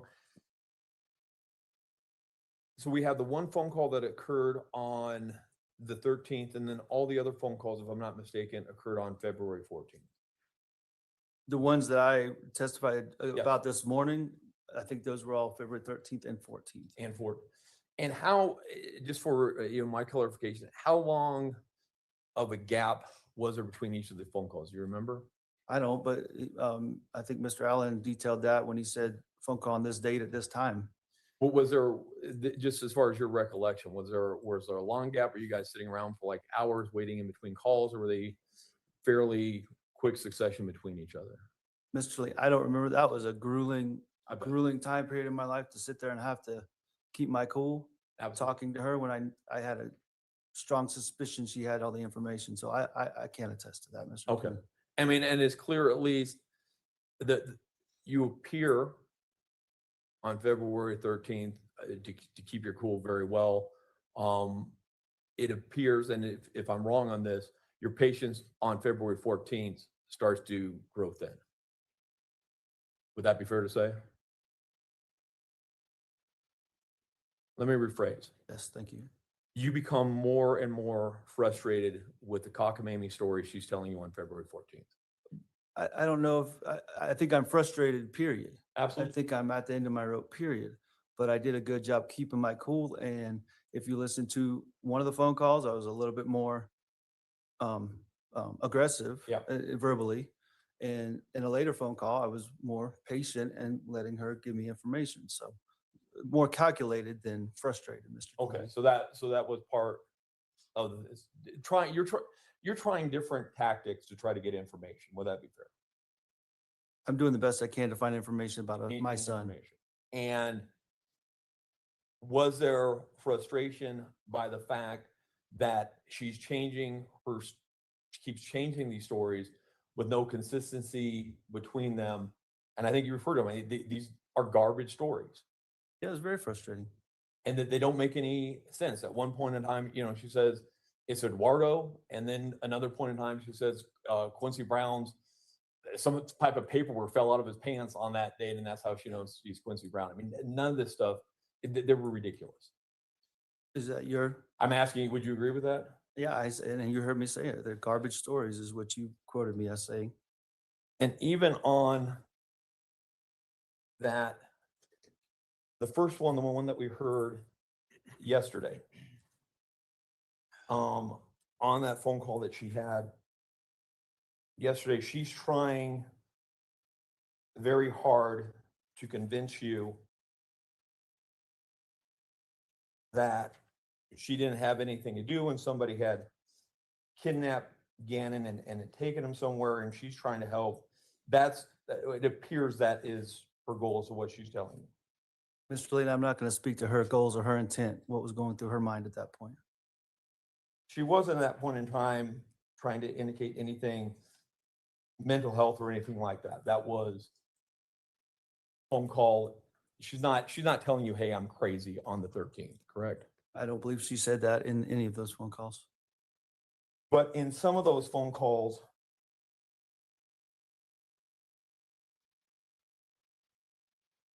she does make some statements. And I'm going on to the February 13th phone call. She indicates at one point in time when she's talking to you, I have completely parts of the information and not part of the information. Is that, are you quoting that? Could you say that again? She told you that she has part of the information, but she doesn't have part of the information. Okay. She talks to you about that night after night, I dreamed of different things that have added detail to this. Okay. She tells you that at some point she blacked out. Are you quoting? Yes. From, okay, then I have no reason to deny her saying that. Yes. At one point, she says, I sit back and remember it, like play it in my mind, play it in my head again, play it in my head again, play it in my head again. Okay. She says, when I woke up and like out of the state of confusion, I was going crazy. Okay.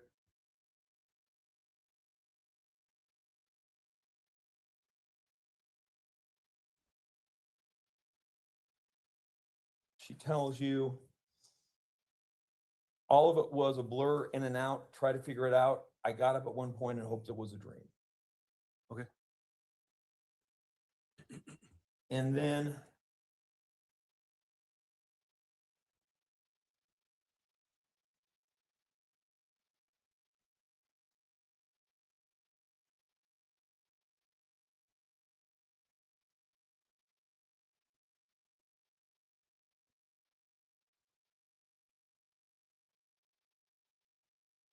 on that next phone call that occurred on the 14th, she's talking to you and she indicates you're going back and forth. I think it was the second to last phone call that you had with her. You guys are going kind of back and forth. And at one point, you're trying to figure out where Gannon is. She says, Tesha doesn't know where Gannon is. I don't remember her saying that, but Okay. if you want to show me that, you don't have to, but I don't remember her saying that. Okay. It's on the recording they have. Okay.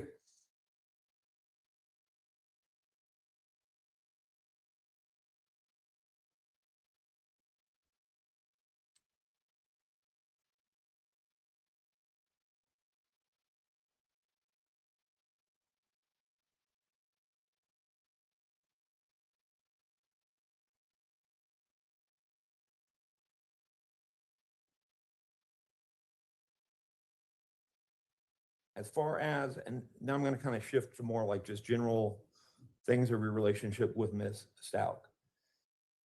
You've indicated that at some point, and sometimes with her, it's like you're living on a roller coaster. She can be up and down. Did I say that to someone? Yeah. Again, this is a Detective Bethel. Sometimes you just got to kind of stay with her and don't ride the roller coaster. Or if you disagree with her, it becomes like a roller coaster. Sure. You talked about her with the kids, and you've indicated that And this would be later in March. You did another interview and you did this with the FBI. March 6th, 2020. You remember doing an interview with the FBI then? I did multiple interviews, so I might Yeah. need to see that one, Mr. Tellini. Okay. You indicated to them that sometimes it was a little strange. Sometimes she could be really great with the kids, doing everything with them. And then you'd have weeks where she would act like she didn't want anything to do with them. You mind if I take a look at that? Yeah, I absolutely. don't remember that, doing an interview that time frame. I may approach. You may.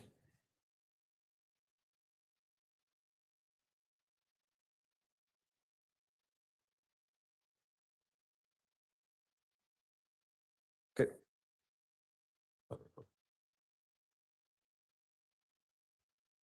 Hold on, this says February 9th. It says interview of Albert Stauch, February 9th. You indicated March 9th. That's because the first page has a 3. Okay. So you're right. So February 9th, so it's my fault. Thank you. I think that was, I'm going to blame that on the FBI because on the first page of that interview, they have 3-9. But you're correct. So on Can we February, clarify what the date actually is of the it interview? is, you were correct. It's February February. 9th. You did that interview with the FBI. Yes, Thank sir. you. But that point in time, you told them that some point she would be really great with the kids, and then other times she wouldn't want it. She wouldn't. Yes, sir, absolutely.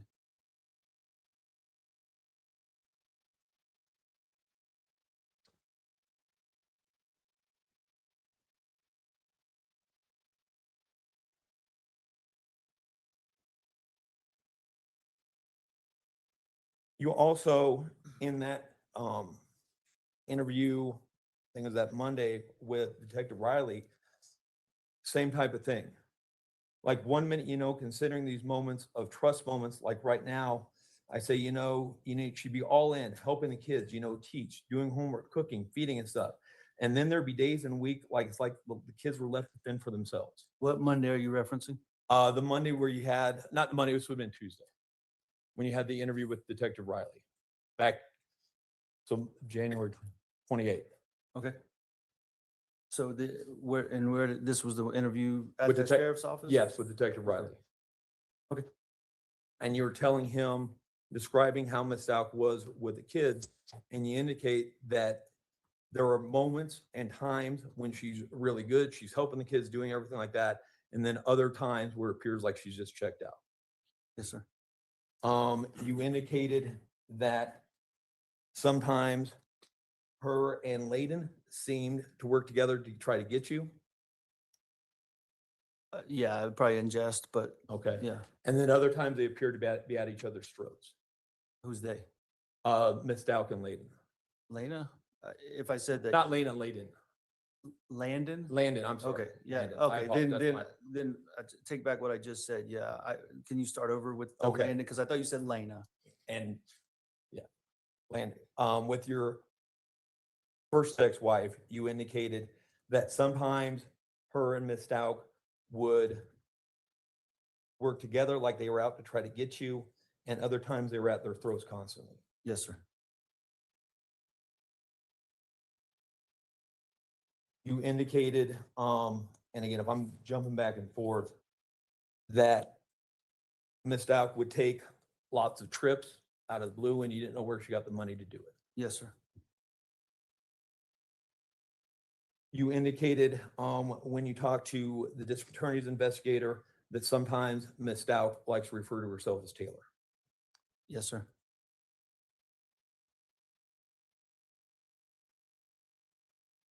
She had, let me jump back a little bit and we're almost done, sir. Take your time, Mr. Trelane. Okay, thank you. When you guys first started, when you and Ms. Stauch first started dating and the relationship was going well, she had talked to you about the abuse she suffered growing up. She mentioned that there was something with one of her stepfathers. I think his name would have been Mr. Lowry, and that I don't remember it being a pattern of abuse, but some isolated events is the way she described it to me. And she eventually moved out of that house and back with her grandparents in North Carolina. And that was James Lowry, do you remember?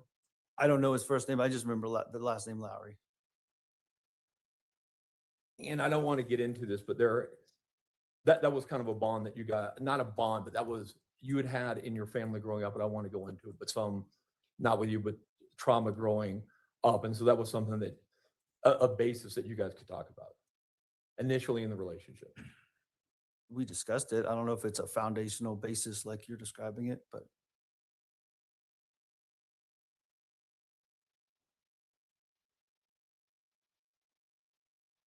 She had issues maintaining steady employment.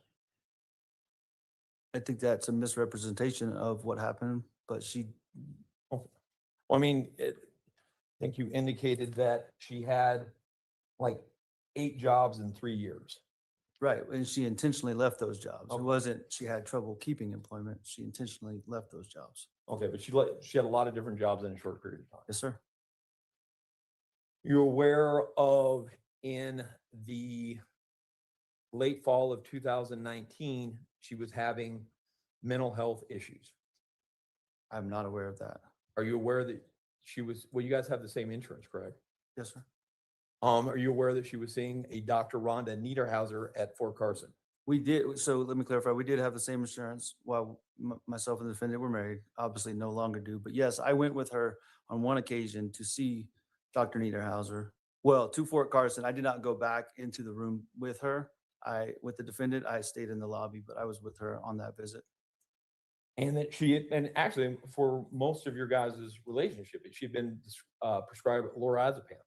I don't know for sure if most of our relationship, I know she at some point saw somebody for anxiety and got a prescription for something. That's all I remember, Mr. Tellini.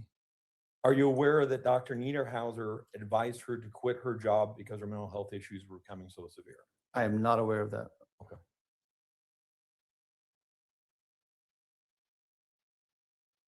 But to your knowledge, if you know, how often was she seeing Dr. Niederhauser?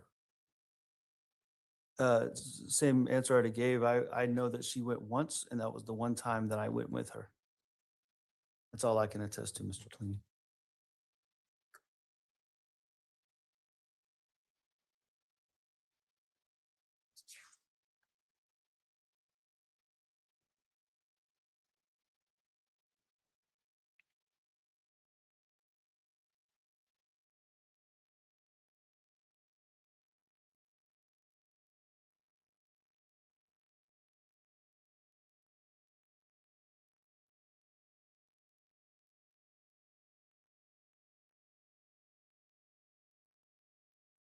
When you had, again, I'm jumping back to when you had that interview with Detective Riley.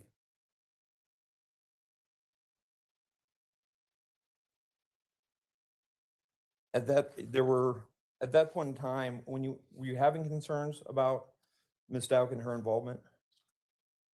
When you had the interview with Detective Riley And her involvement in what, Mr. Tellini? in the disappearance of your son? Yeah, we've already, let's ask your question again, please, so I can. When you interviewed with Detective Riley that first time, were you having concerns about her involvement? So just to be clear, the first time by myself or, First time by yourself? yeah, I did have some concerns. And you've indicated that you don't think that she had any mental health issues? No, at all? sir. No, I did indicate that I don't think she had any Okay. mental health issues. Do you remember at that point in time, telling Detective Riley, I hope that it doesn't come to that, but if you put her daughter on the hot seat, she'll say, I love my mom. You know, I wouldn't do anything without my mom, but she's freaking nuts, crazy. So that was drawn, I remember saying that or something to that point. Okay. Yeah.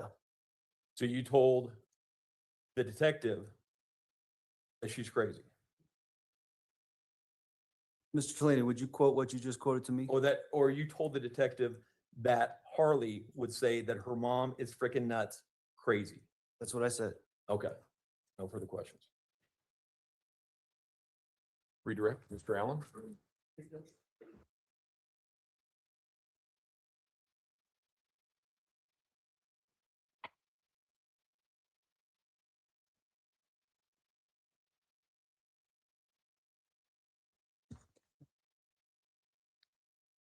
There were some questions, Mr. Stauch, about the defendant being a good softball player. Do you remember those? Yes, sir. Does softball have rules? Absolutely. Did the defendant know how to follow those rules? Absolutely. Did she know how to play the game? Very well. Did she know how to use specific techniques and strategies in playing softball? I would say her being a coach at the high school softball level would indicate all of those things are yes. You jumped to my next question. Yeah. Did she also go through efforts to teach other people how to play the rule, all the rules of softball? Yes, sir. Is that an indication that she knew the difference between right and wrong? Yes, sir. You were asked at the very beginning too about when you got custody of your kiddos, Gannon and Lena, that it was a safer environment with the defendant than with Landon. Do you remember those questions? Yes, sir. Would you have thought that if the defendant had severe mental health disease or defect? Absolutely not. Did she have a severe mental health disease or defect back then? No, sir. You're asked in different points of the cross-examination about your interviews with Detective Riley. And I want to be a little bit more of a timeline here. Do you remember having an interview with Detective Riley and other people at Starbucks, and that being your first contact with law enforcement in this case in person? Yes, sir. And then you went to the El Paso County Sheriff's Office to deliver, I think you said some stuff for DNA. What did you deliver? I remember there being a toothbrush and maybe, I don't remember specifically, but some sort of article of clothing, a shoe or something that would have his, it wasn't spoken to me that way, but I assumed it was for DNA purposes. And then I think you said that you had an interview at the end of that. When you dropped the stuff off, then you did an interview. Yeah, absolutely. Do you remember what day that was? That would have been Tuesday, January 28th, 2020. The Starbucks thing, when did that occur? Was that also Tuesday, January? Tuesday, earlier in the day. Okay. And then you had a third interview in person at the sheriff's office when you came back. What day was that? Later in the evening, Tuesday, January 28th, 2020. You were asked about specifically shown a specific page of the interview, the first one at Starbucks, where Mr. Tellini was asking you about when you got Gannon into counseling. Yes. And there was some disagreement between you and Mr. Tellini about when that counseling may have started or when you said that the counseling had started. Who is Dr. Burtek? She was I don't know specifically, but she was some sort of family health counselor that Gannon got assigned to at Fort Carson. So could you have signed Gannon up for counseling at Fort Carson before you got to Colorado? No, sir. So did that occur after you got to Colorado? Yes, sir. Which was in when? I got here February 15th or thereabouts, 2019.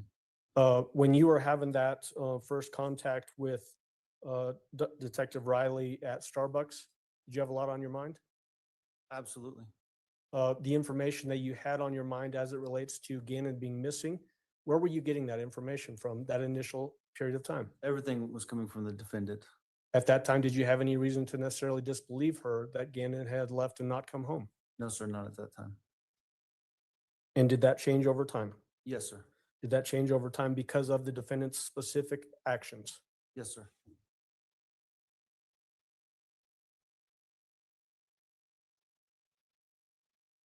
You were asked about you having conversations with your mother about, and Mr. Tellini said that your mother told you that she had concerns about the defendant's mental health. That's what Mr. Tellini said, yes. You remember that? I don't remember her diagnosing the defendant based on hearsay. I remember having conversations about, the defendant's anxiety and how that affects our relationship. Yes. In your mind, did the defendant have anxiety? I'm not a medical professional, but I would say she had some form of it. She had, some anxiety here and there about different things. Even if she had that anxiety in your lay opinion, was she able to function? Absolutely. Could she make a meal? Absolutely. Could she make a Denver omelet if she wanted to? Maybe get some Chick-fil-A sandwiches, but yeah. Okay. Yes, absolutely. Could she scramble eggs? She could, yes. Put some cheese on the eggs? Yes, sir. Without burning herself? Yes, sir.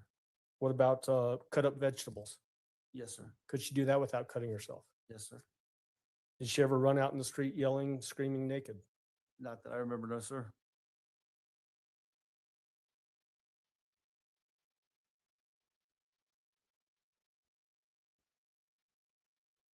You were asked about the rental car and about that being odd. Do you remember that in the cross-examination? Yes, sir. Did that appear to you in your mind to be a way of manipulating what was happening with the investigation? Uh, It's hard for me to say. Once again, as you said already, that was a time period when I was just way down with worry. Um, the reason she gave, I think we've talked about already, I'm not sure, but was about the mileage on her lease. And so she had to get a rental car, which was something the defendant had said repeatedly over time. So looking back, I can make an assessment, but in the moment, it was just a ridiculous thing that I just blew past. I was more worried about getting out there and doing what we could to find Gannon. Well, if in your mind, if your kid is missing, are you worried about the miles you're putting on your car? And I believe I've said that already. No, there's nothing more important than finding that little boy. And so the fact that her car was hidden somewhere, was that when you put two and two together, was that a form in your mind of her manipulating the investigation? Absolutely. That's why I freaked out and went back down to do another interview with the sheriff's office. You were asked about the, again, going back to the Starbucks interview with Mark Riley, the first one on January 28th, about you expressing some concerns about Landon's ex-husband, Mike Hyatt. You remember that? Yes, sir. And talking about the trouble that he had in his background. Yes, sir. Again, at that time, were you operating on limited information? Yes, sir. Were you racking your brain trying to figure out what might have happened with Gannon? Yes, sir. I was just going through every possible, any variable, anything possible that would have led us closer to him. Would you characterize that as you were going through every known variable in your mind and then trying to cross them off to see whether there was any connection to Gannon being missing? Yeah, in conjunction with variables and information that was being fed from the defendant as well. Okay.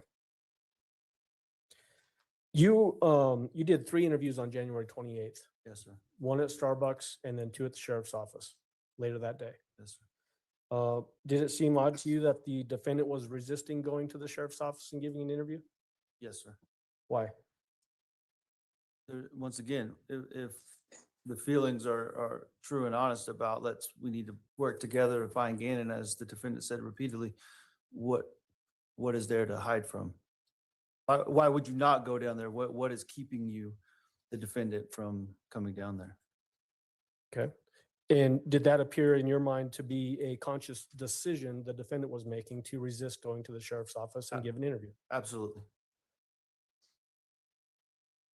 You talked about getting text messages and phone calls during this time that these recorded phone calls were happening. Yes, sir. Did the defendant change I guess, the source of those phone calls over time? And let me be more clear. You obviously gave us earlier her specific phone number that you knew you had with her at AT&T. Yes, sir. Did you start getting phone calls and texts from her that weren't from necessarily AT&T, the account that you knew about? Yes, sir. I got phone calls and text messages from multiple different phone numbers, and emails started coming from her email, which to me indicated it was no longer. I also got messages from her iCloud, is what I'm trying to say.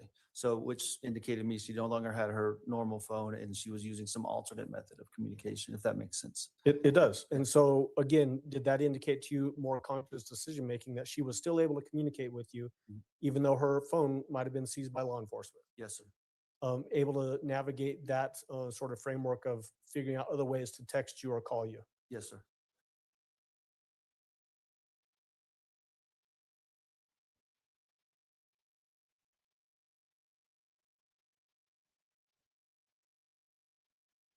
You were asked about these phone calls that we've heard in the stories that the defendant was giving you, and the way Mr. Tellini characterized them was that there was no consistency in the stories. Do you remember that? Yes, sir. Were there, in fact, actually consistencies with her stories and what was happening with the investigation? Yes, sir. For instance, once the search shifted to, say, northern El Paso, Douglas County area on that county line road area that the defendant indicated in the phone calls, I felt like she had to place herself there somehow, and that's what she did in that phone call. Are you suggesting in your mind that that was a way for her to explain away why her GPS would show her there? Yes, sir. Sustained. jury will disregard the answer. She also gave you a description of blood being in the garage and in Gannon's room. Yes, sir. Are you aware that there was blood found in the garage and in his bedroom? Yes, sir.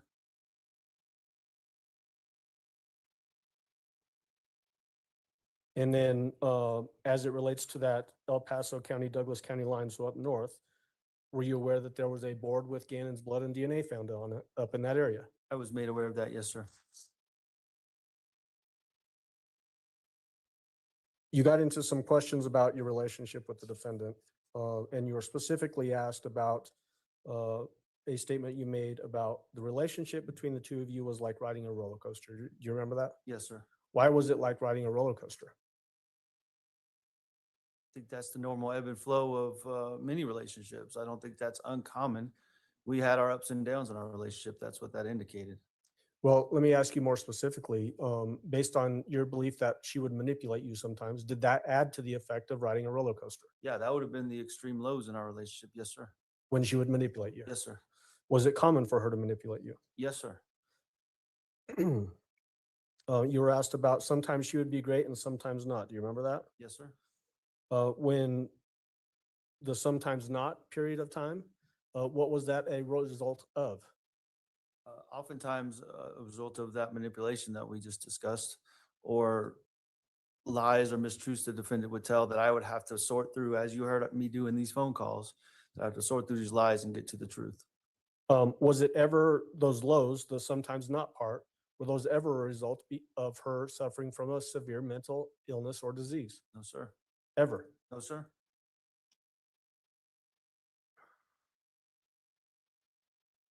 You were asked about the defendant referring to herself as Taylor. Do you remember that? Yes, sir. Tell the jury about that. What does that mean? So I believe when I met the defendant, her Facebook profile said Tisha Taylor Harden. And of course, I had questions about that because her middle name is Lynn, I believe, the defendant's middle name. The defendant would always say, always wanted my middle name to be Taylor. I don't like the name Lynn. And that's where I left it at that. So anytime Taylor ever came up, I just, in my mind, referred back to that's what she preferred her name to be. Well, did she ever use the name Taylor and start acting crazy? No, sir. Did she ever use the name Taylor and start talking in other languages? No, sir. Did she ever use the name Taylor and start having other personalities? No, sir. Was Guys, is they trying to say that she would say her name is Taylor, or she wanted her name to be Taylor, to be like Taylor Shabizmash? Is that what they kind of look the same. You know, they got that dark hair, long. Is that what we doing here? So that was her alter ego, Taylor Shabizbiz. That's SD girl. SD like her some Taylor Shabizzness. She likes seeing all that craziness activity going on in the courtroom. Oh my goodness. Wow.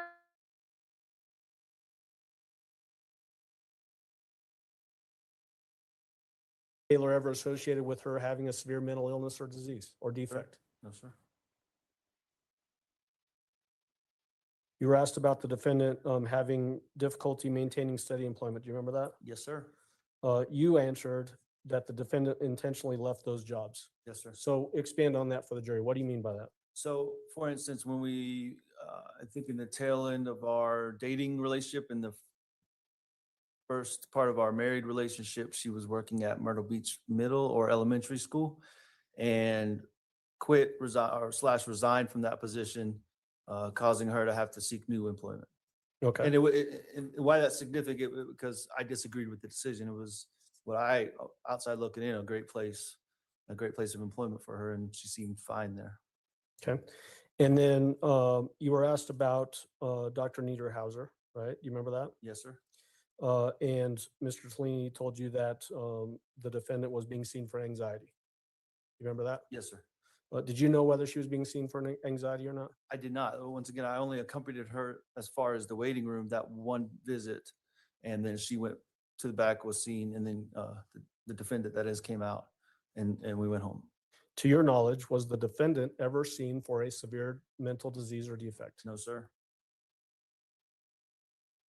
And then finally, Do you remember the defendant in this investigation, whether she ever told you to not talk to the police? She did. How many times? I don't remember how many times one stands out specifically. Okay. And then, did you try to call her during your second interview? I believe I did. I'd have to hear or listen to it to confirm, but I think so. And I'm talking about your interview that you did with Detective Riley at the sheriff's office. So the first one at the sheriff's office? Second interview at the sheriff's evening. So Let me the finish. third one total? Yes, Okay, let me that's fine. finish. The second interview at the sheriff's office, so you're right, it would be the third, but only the second one at the sheriff's office, evening of January 28th. Yes, sir. I believe I did try to call her, yes, sir. Were you able to get a hold of her? No, sir. You know why you were not able to get a hold of her? No, sir. Okay, thank you. That's all I got. Do any of the jurors have any questions for Mr. Stauch? No? All right. Thank you, sir. You may step down. Prosecution, call your next witness, please. Called Macon Ponder to the stand, Your Honor.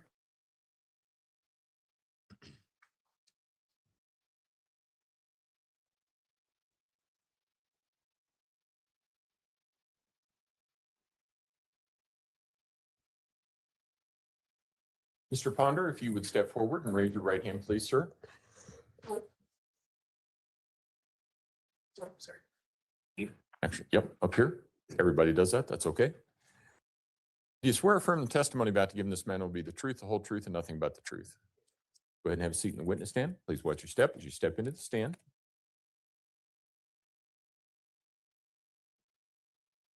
The chair does not move. Everybody does that. The microphone moves, but the chair does not. All right. Mr. Young? Thank you, Your Honor. Good afternoon, Mr. Ponder. How are you doing? Good, sir. How are you? Good. You and I never formally met. I'm Dave Young. I talked to you on the phone, I believe. Do you recall that? Yes, sir. And where do you currently reside? Panama City, Florida, sir. And did you just fly in from Florida? Yes, sir. I flew in yesterday. Did you pack a coat? I did. I left, it was 80 degrees and got here and it was about 20. So I was worried about that, so I'm glad you did that. Mr. Ponder, what's your occupation? Sir, I'm a bridge inspector for the Florida Department of Transportation. I'm the senior underwater dive team leader. And how long have you been a bridge inspector? Roughly 12 years now. And what do you do as a bridge inspector? I know the title's kind of self-explanatory, but let the jury know what you do. The short and skinny is basically we, every 2 years, our bridges are required to be inspected. We get a list of bridges each month and we break up into teams and go and inspect those bridges accordingly each month. Okay. And how often would you inspect certain bridges? Every 2 years. Okay. I'm going to take you back to March 17th of 2020. Were you in that role as a bridge inspector back then in Florida? Yes, sir. And did you have an opportunity to be inspecting a bridge by the name of Escambia Bridge? Yes, sir. And what's the name of that bridge? Did I get that right? Yes, sir. Just Escambia River Bridge. Okay. And can you describe this bridge for the jury? Yes, it's just a concrete bridge, rather long. Basically the environment out there is the river is closer to what we would call the near end of it. And after you get over the river, the bridge actually continues on for a lot further, just due to the marshy area. There's marsh on both sides. It's really inaccessible to any vehicles. And what city is this bridge close to? Pensacola, Florida. And how close is this bridge to the actual ocean, the Gulf of Mexico? Several miles. As the crow flies, maybe 7 or 8 miles. And I'm assuming, does the bridge go over the Escambia River? Yes, sir. And does the river go into the Gulf of Mexico? Eventually, the river actually dumps out into Escambia Bay, and then Escambia Bay goes out to the pass and then into the Gulf of Mexico. And how often, was this another 2 years you would inspect this particular bridge every 2 years? Yes, sir. Our department for the state of Florida, we inspect bridges every 2 years on interstate systems and any state roads. They have some different stipulations on our county bridges, but our office only handles state highways in the interstate. So it would have been March of 2018 or approximately then when this bridge was inspected last. Is that fair? It would have been inspected 2 years prior in the month of March. Okay. It doesn't have to be on the exact day. And approximately how long is this entire bridge that you're inspecting? I would say roughly 12 to 1,300 feet. Okay. Is that the only part that covers the river, or does it, when you talk about this marsh area, does a bridge extend over a marsh area as well? Yes, sir. And so would that be miles or? No, that whole area is fairly marshy. There's a set of bridges all the way down through that on that span of US 90. That just happens to be the first bridge on that, starting in that span on that stretch of highway. So what are you doing when you go out to this particular bridge to inspect it? What are you looking for? Our job as bridge inspectors to find any kind of defects, any kind of issues that would harm the traveling public. We look for cracks in the deck, cracks in the underside of the deck. As a diver, we look at the piles underwater, look at any kind of cracks and spalls being any kind of missing concrete on those piles or columns. And if it was a steel structure, it'd be the same thing. You'd look for cracks and welds and stuff.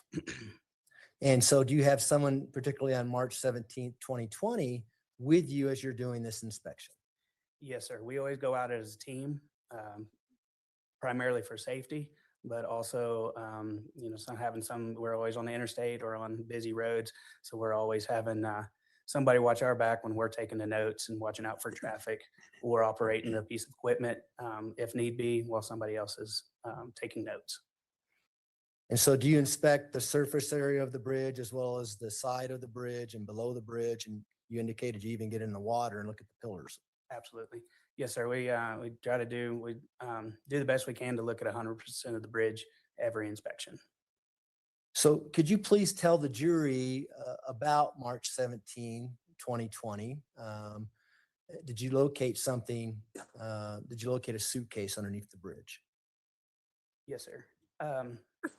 During that inspection, the particular bridge that we were inspecting requires an underbridge inspection machine. The particular machine allows us to gain access to the underside of the bridge due to the height and over water. As we were inspecting the underside of the bridge and we're coming to the end of it, my partner and I that were in the basket noticed a suitcase towards the end of the bridge, close to, it's kind of laying in a marshy area and a little bit of woods right next to the edge of the bridge. And we just noticed it down there. It was point of interest when we got down there. We didn't look at it then. We just made a note to come back to it later on. And who was your partner? What was his name? Matthew Goins. And so when you first noticed this suitcase, where are you and Mr. Goins at? When we first noticed it, to back up before getting into the piece of equipment, we also walk across the deck and take soundings at each pier on both sides of the bridge. And that gives us any indication of any settlement or anything that might be failing on the bridge.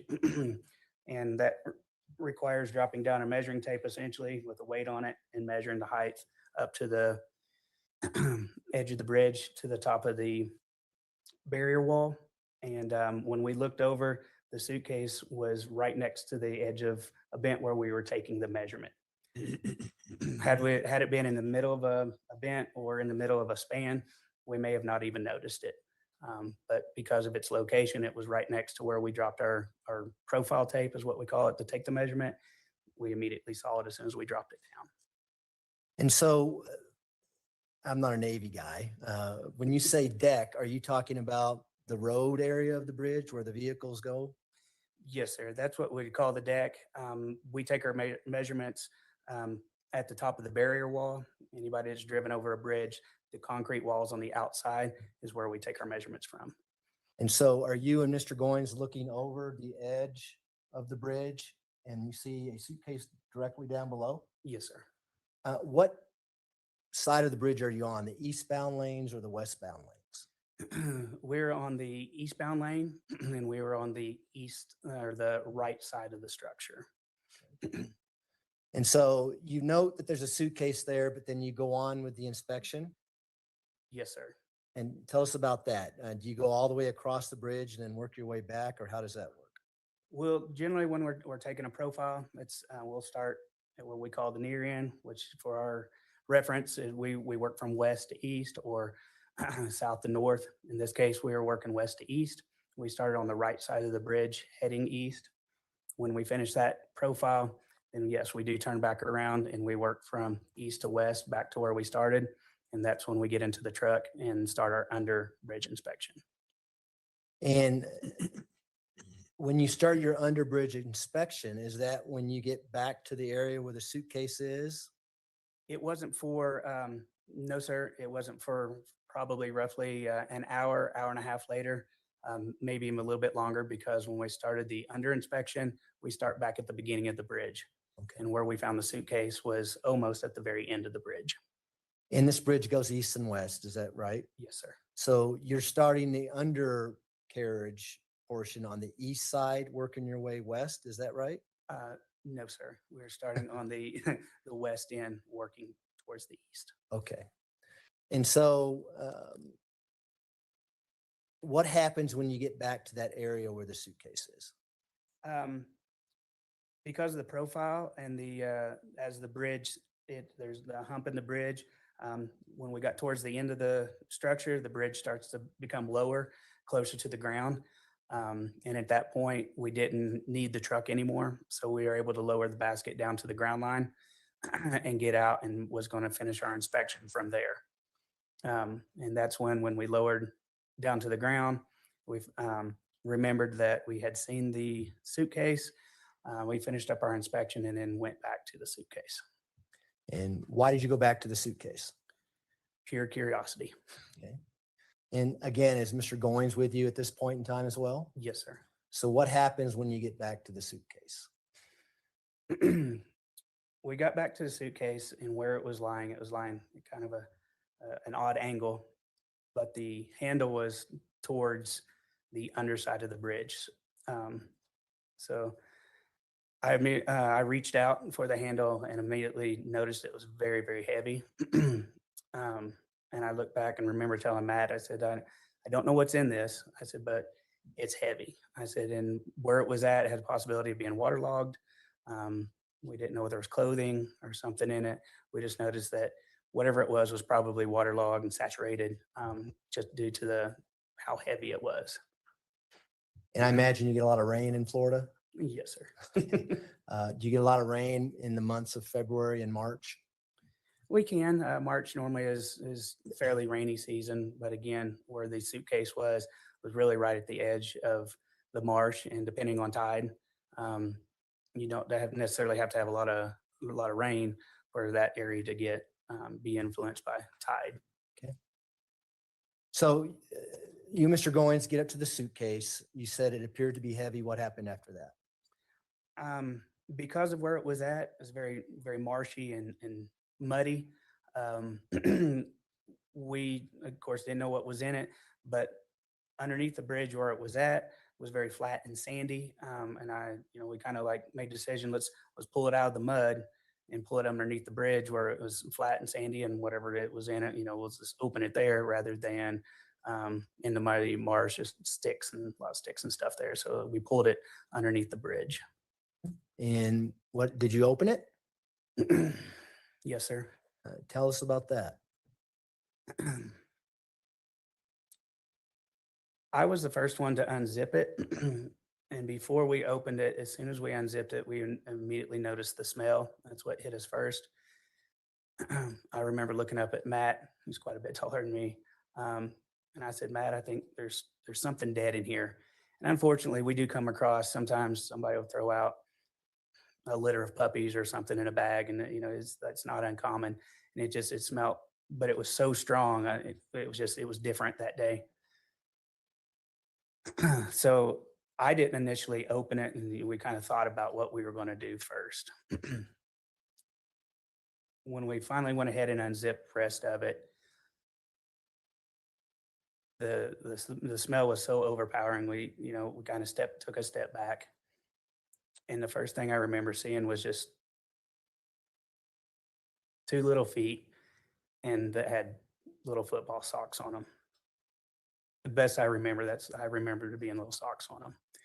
And before anything else happened, we couldn't really make out what it was. Matt dumped the suitcase over, and of course, we initially immediately knew it was a body. But after looking at it, it was we couldn't tell male or female, boy or girl. We didn't know. A lot of black hair. And then I turned away. What was the size of this suitcase? Do you remember?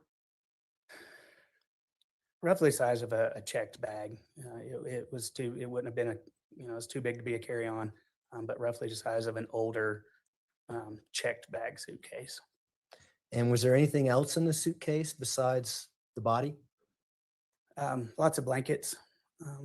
There may have been a pillow or something. I just remember a lot of bedding in there and blankets. It was kind of the body was in a fetal position and partially wrapped up, so we couldn't tell a whole lot until we dumped it out. And again, I turned my head, What did you do after that? walked away. I immediately said we went ahead and called the inspection right there. I didn't have my cell phone with me. Matt did at the time. He's a volunteer firefighter, and he's dealt with some of this stuff, and I was very thankful to have him there. We immediately dialed 911 and got them on their way. And then I walked up back to the top of the bridge and talked to our truck operator and told him kind of what was going on, that, they were shutting it down. And then just waited for authorities to get there. Okay. And did members of the Santa Rosa Sheriff's Office eventually show up? Yes, sir. And did they interview you and Mr. Goins and process that scene as it was theirs? Yes, sir. After we talked on the phone a few weeks ago, did you get an email from me of a Google Earth image of this bridge we've been talking about? Yes, sir. And did you yourself mark a red arrow on that Google image as to where the body was found back on March 17th, 2020? Yes, sir. If I may approach the witness, Your Honor. You may. Mr. Ponder, I'm going to show you People's Exhibit 60 and 69. 61 and 62 are going to be larger. So I'm going to turn these around so you can see them.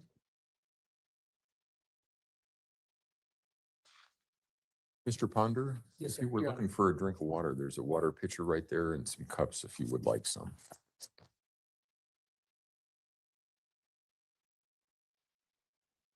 Be careful when you take the lid off, it comes out fast.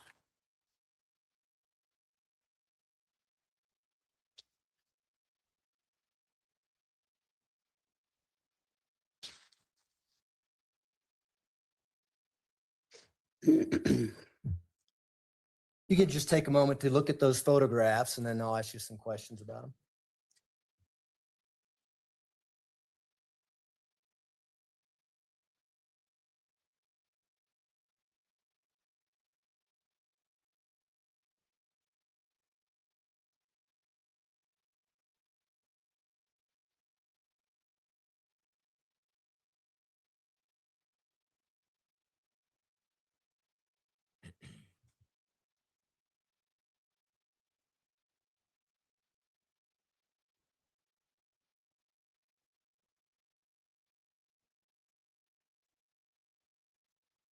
Okay, have you a chance to do that? Yes, sir. Do you recognize those photographs? Absolutely. I want to start with People's Exhibit 60. Is People's Exhibit 60 one of the Google Earth images I sent to you? Yes, sir. And does that accurately depict the Scambia Bridge, River Bridge, as you knew it back on March 17th, 2020? Yes, sir. Do all the photographs that I've given you, including the two ones that are on boards here to your left, accurately depict that bridge as it looked like on March 17th, 2020? Yes, sir. At this time, I'd move to admit People's Exhibit 60 through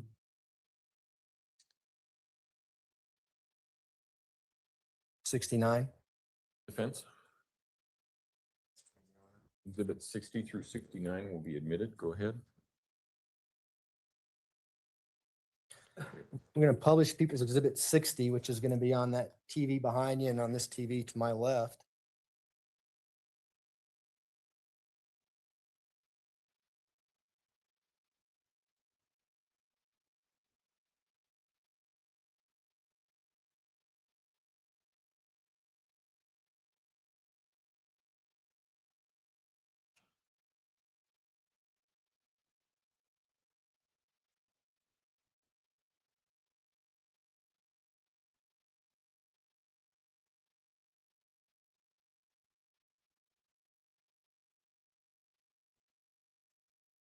While we're doing that, I'm going to do a little.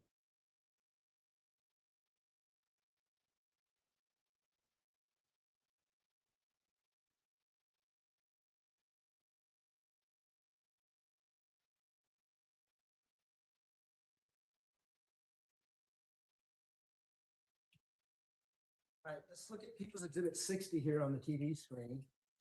Is that the Google Earth image we talked about earlier? Yes, sir. Could you just describe the bridge as we're looking at it on this television? In what way, sir? Well, let's see. If I can approach on it. You may. Used to be a pointer up here. We're old school here. So we use these things. Okay. Can you just kind of point out the direction of the bridge? If we see the river in this image? So this is the Escambia River here. Our inspection would start on the west end here and work towards the east. Each of these concrete piers you can see here is what we call vents. And that's where earlier, as I explained, taking the measurements from.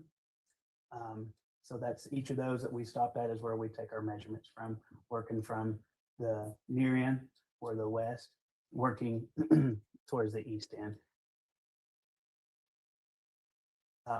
Also, as I was saying that from the river forward, this area out here is marsh. It is over here really is also.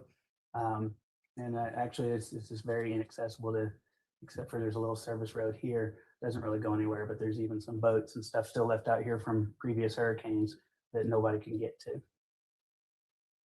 And so I'm assuming that's not a populated area, No, sir.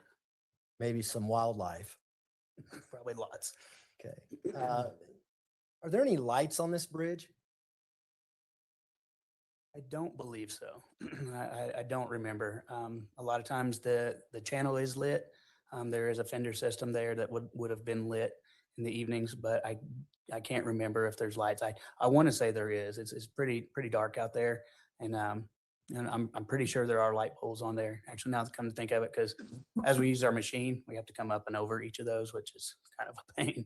But yeah, actually, I do believe it is lit, sir. Okay.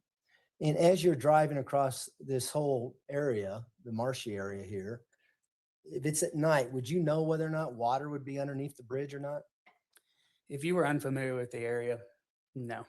I would say somebody who's driving across it that had never driven across it before and didn't know the area, you wouldn't think you were out of the water or over the water until you got back onto the pavement. Where this is a concrete bridge, and you can see where the concrete ends and the pavement begins. You're still actually elevated all the way up to the end of the bridge, elevated off the ground. And now below that TV there, I put up People's Exhibit 61. Do you recognize that one? Yes, sir. And is that the exhibit that you emailed back to me with the red arrow on there? Yes, sir. And please tell the jury what we see in that exhibit using that pointer. The arrow marks approximately where Matt and I found the suitcase that day. It's a little hard to see in that in the picture. But you can kind of see again where the vents are, the lines in the road. And it was one of the measurements right here. The suitcase was roughly just right over the bridge rail, right at the very edge of the marsh there. And if we can go to People's Exhibit 62 at this time, or 63, I'm sorry. And now we have People's Exhibit 63 up. I'm going to place People's Exhibit 62 on the easel. What do we see here in People's Exhibit 63? Just a magnified image of the structure. Is this, again, an indication that you emailed to me with a red arrow saying where you and Mr. Goins found the suitcase? Yes, sir. And I want to talk to you about this concrete area, the particular bridge. Okay. Is there an area, what I would refer to as a shoulder area to park your vehicle? Did you expand on that? Yes, sir. The shoulder area would be indicated by the white hash marks on the right side of the bridge. On that, Paul?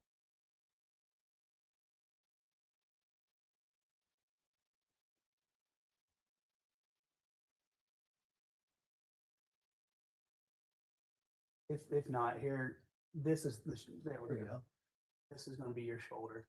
The hash marks here would depict where you would be able to pull off the side of the road. Just barely visible, you can see the center line here. This is a 2-lane bridge. And so there's almost room there for another lane, but that's just what we call a safety lane to be able to pull over and if you were having car troubles. So plenty of room to park a vehicle there if you need. Yes, sir. And where this arrow is, and I know you may not be precise, but is that the general area where you and Mr. Goins were taking your measurements when you first saw the suitcase looking over the side of the bridge? Yes, sir. It was directly below what you called, was it the barrier? What we would call a bent, and that's basically just the space in between each span, where the columns would hold up. Each column is what we call a bent, and it just in between those two is what we call the span. You can go to People's Exhibit 64 now. What do we see in People's Exhibit 64?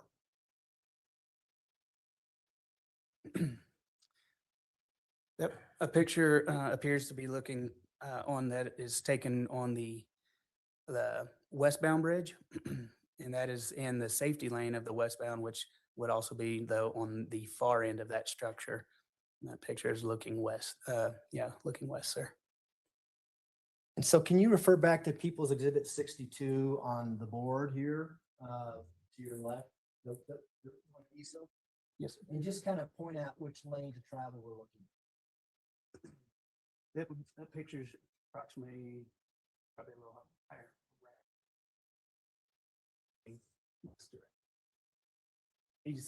Each of these are what we call the bents. That's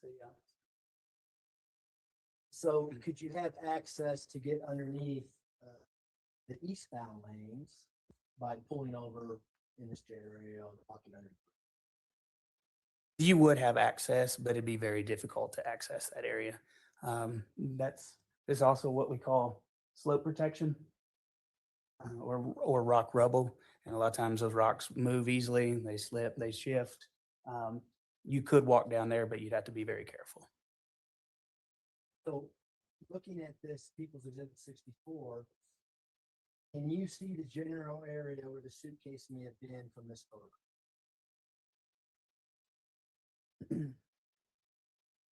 To the best of my knowledge, that's a little further past where we found it. The suitcase would have been further east. No problem. Let's go to People's Exhibit 65, please. Now, what do we see in People's Exhibit 65? Where the suitcase was found. Now, is this where you, Mr. Goins, pulled it out to and emptied the contents? Yes, sir. Could you use your pointer and just point out where the suitcase is in this image?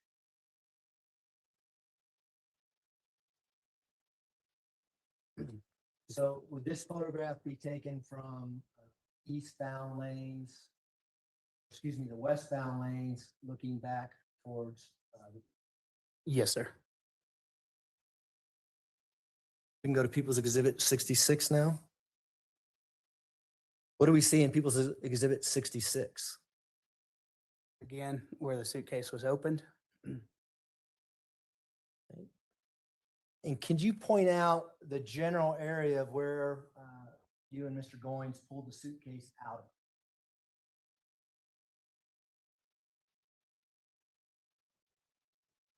And this is where the measurement would have been taken. Able to, why we noticed where it was at, because it was right over next to the edge of the, And just so the record's clear, you said the measurements were taken where we see the pillars for the bridge. yes, sir. So you would have been looking down directly off the edge of the bridge where those pillars are. Yes, sir. And the suitcase would have been located to the right of the pillars as you're looking down. Yes, sir.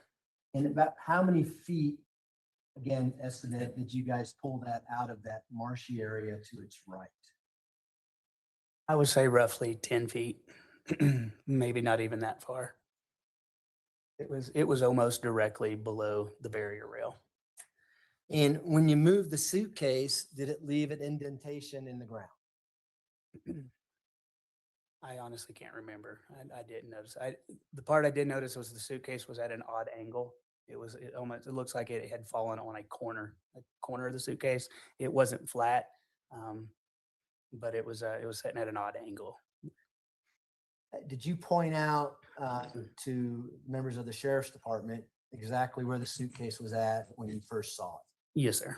And were they able to take photographs of that area as far as you know? Yes, sir. We can go to People's Exhibit 67. What do we see in People's Exhibit 67? See the bedding and the open suitcase. Could you point out the bedding?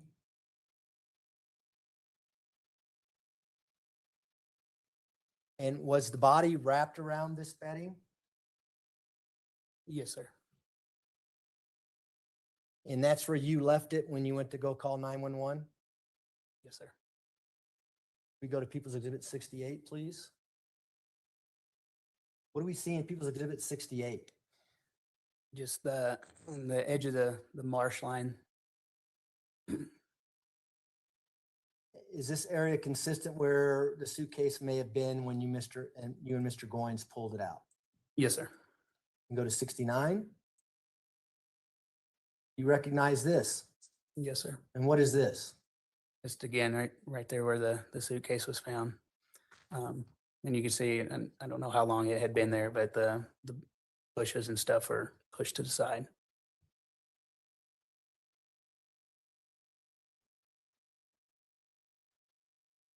Just a second, Your Honor. You may.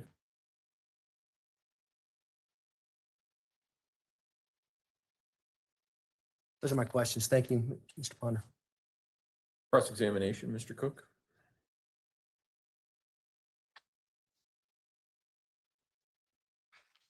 Good afternoon, sir. How are you? Good, sir. My name is Will Cook and I represent the defendant in this case. I'm going to ask you some follow-up questions. When you were doing the bridge inspection, did you have any kind of machine like a cherry picker? I don't know what you would call it, a cherry picker that would kind of reach under the bridge so you could do a visual examination of the underside of the bridge? Yes, sir. Were y'all using that device yet when you discovered the body, or were you doing the soundings and then going to come back and do work with equipment and We were performing the soundings first, the profile. Okay. And then come back with the what we call a snooper or an underbridge inspection machine. Okay. And the soundings, you're just going along, walking along the edge of the bridge and dropping a line and seeing what the length of it is? Yes, sir. Okay.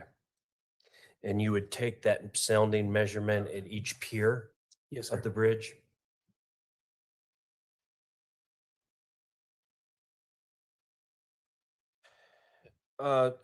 Does some of the areas where it looks like the bridge is elevated, I guess by definition a bridge is elevated, but is that because the river will sometimes flood up and that will be actually, instead of land or ground, it'll be flood water underneath the bridge? Yes, sir. Okay.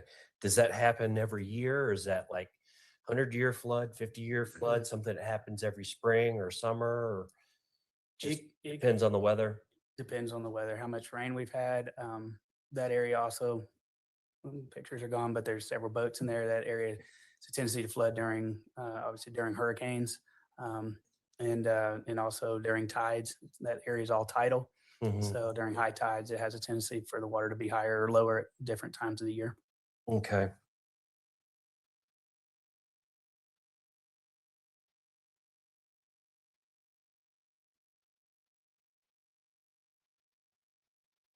Now, on exhibit 60, that was on the board, it looked like on the other side of the river from where the body and the suitcase were found, it looks like there's a smaller river or tributary of the Escambia River. Are you talking about the north side of the bridge, sir? Yes. Yes. Is that a, looks like maybe it's a marina or a boat launch or something there? It doesn't have it on that one. May I approach the witness, Your You Honor? may, sure. So, yeah, it's not very clear here, but it was very clear on the latch thing. Is there a marina or settlement or something like that there? It is a marina, sir. I was unclear of where you were talking about that. I'm sorry. That's why I approached. Is that a permanent marina where people keep their boats all the time? Yes, sir. It's just a small tributary that runs back up. I don't believe it goes to the north just a little bit. There's a little marina on that side of the bridge as well. There's actually a marina on both sides, the north Okay. and south side of the bridge. So just on the other side of the bridge from where the suitcase was found, there's settlement, there's, 2 marinas, there's stuff going on, presumably lights and civilization, for lack of a better word. I'm sure the marina is lit up at night. Yes, sir. Okay.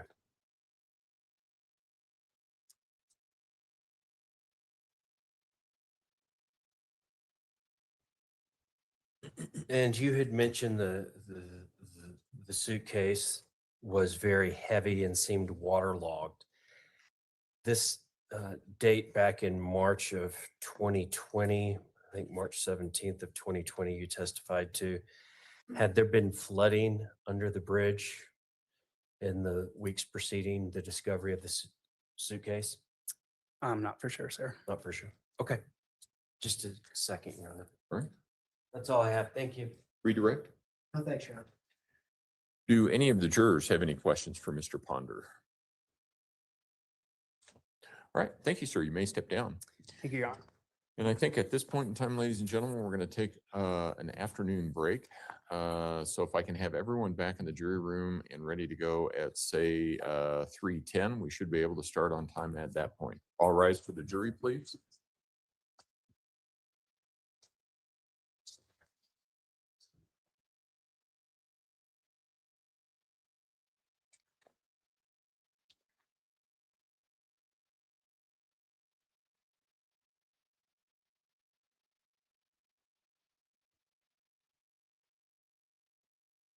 Okay.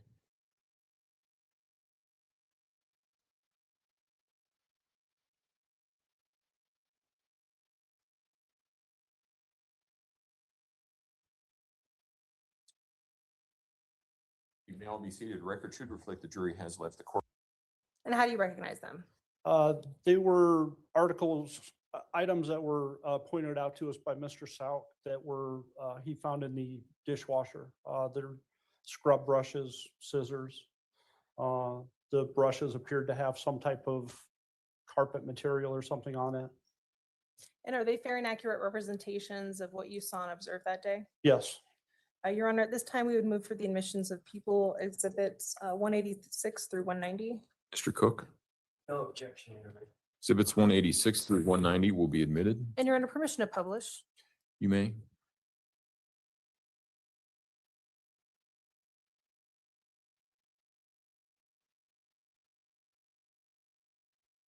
And if you will like, if you take a moment to look behind you, we have a pointer there if you want to use it. Perhaps. No, it's in front of you. It's got the red handle on it. Oh, thank you, sir.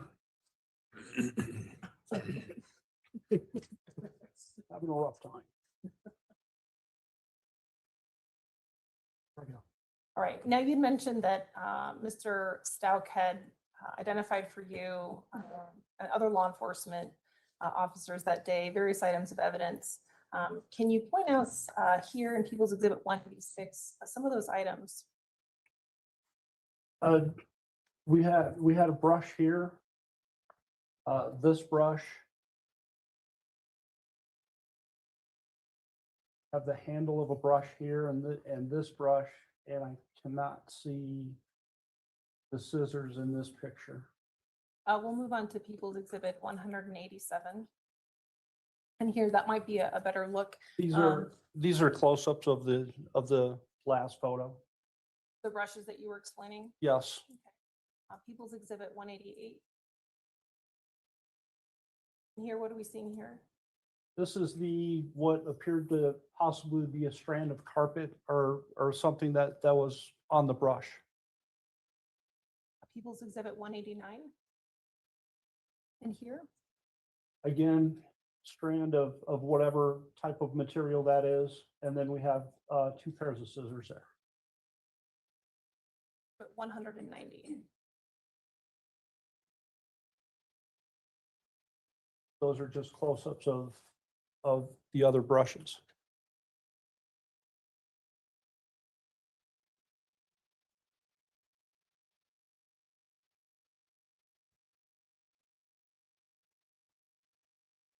Your Honor, permission to approach the witness with what has been marked as People's Exhibits 191, 92, 193, and 194.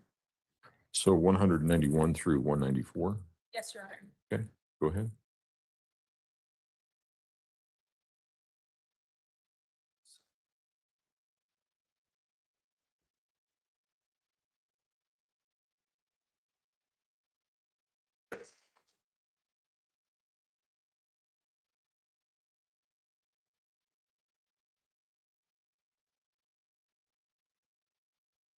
Take a moment to review People's Exhibits 191, 192, and 193 now.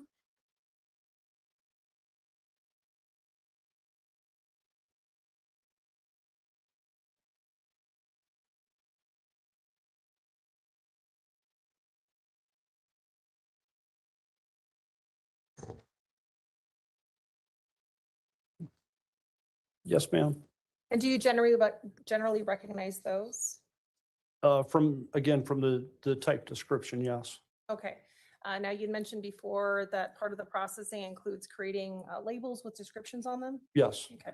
So we'll start with People's Exhibit 191. What does that appear to be to you based on your handling of that item? Pardon me, ma'am? Based on your handling of that item, what does that appear to be to you? A Brillo scrub brush. And People's Exhibit 192.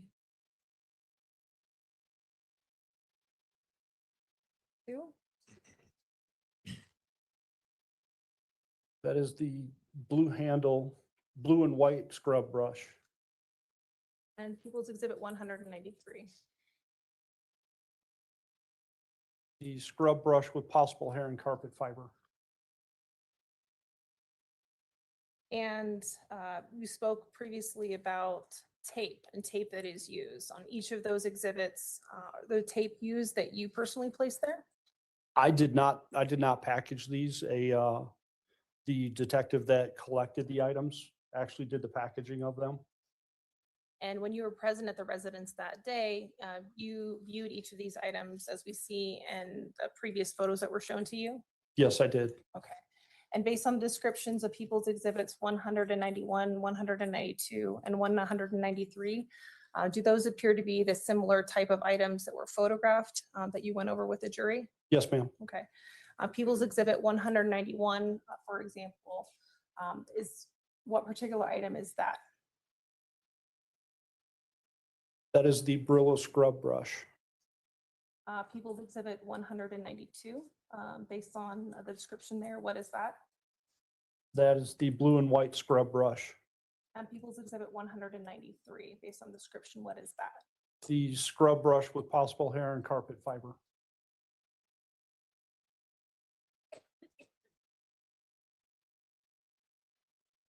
And based on the nature of the packaging, were you present with other law enforcement officers when those items were packaged, for example? I do not believe I was present when they packaged them, no. But you were present for the collection of those items? Yes, ma'am. I'll ask you to cut open People's Exhibit 191.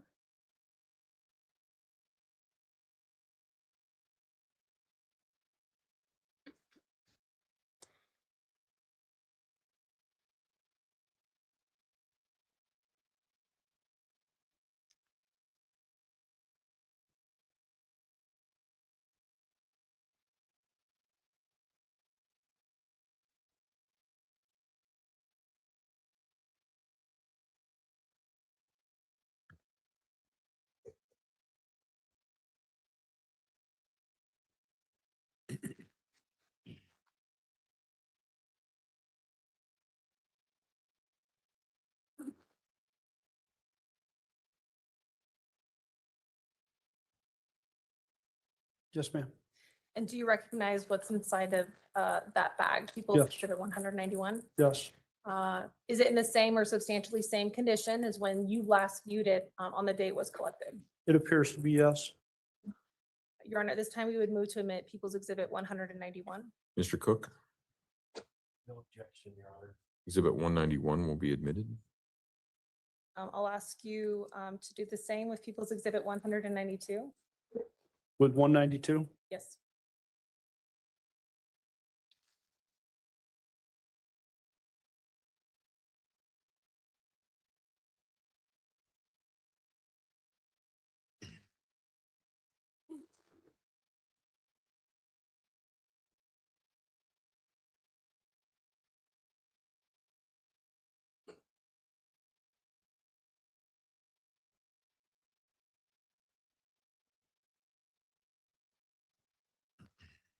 And do you recognize what's inside the bag marked as People's Exhibit 192? Yes, ma'am, I do. Is it in the same or substantially same condition as when you observed it being collected that day?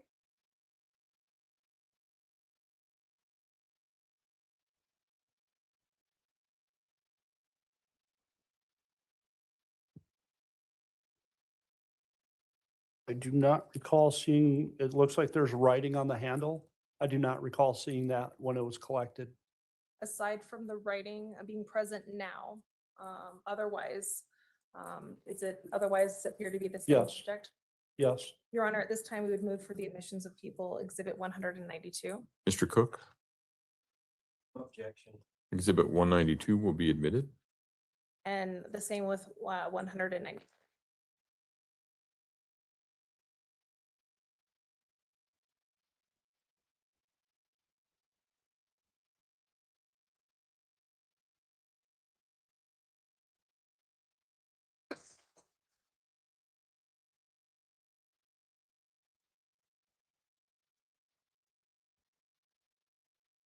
yes, ma'am.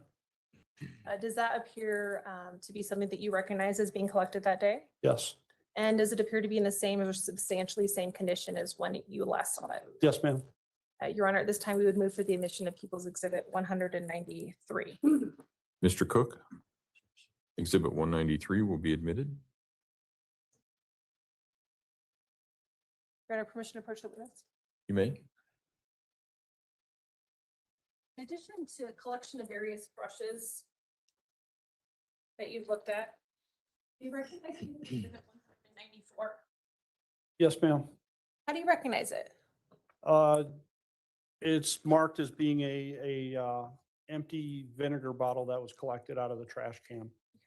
And when you were present, did you see that particular item while you were present at that residence? Yes, ma'am.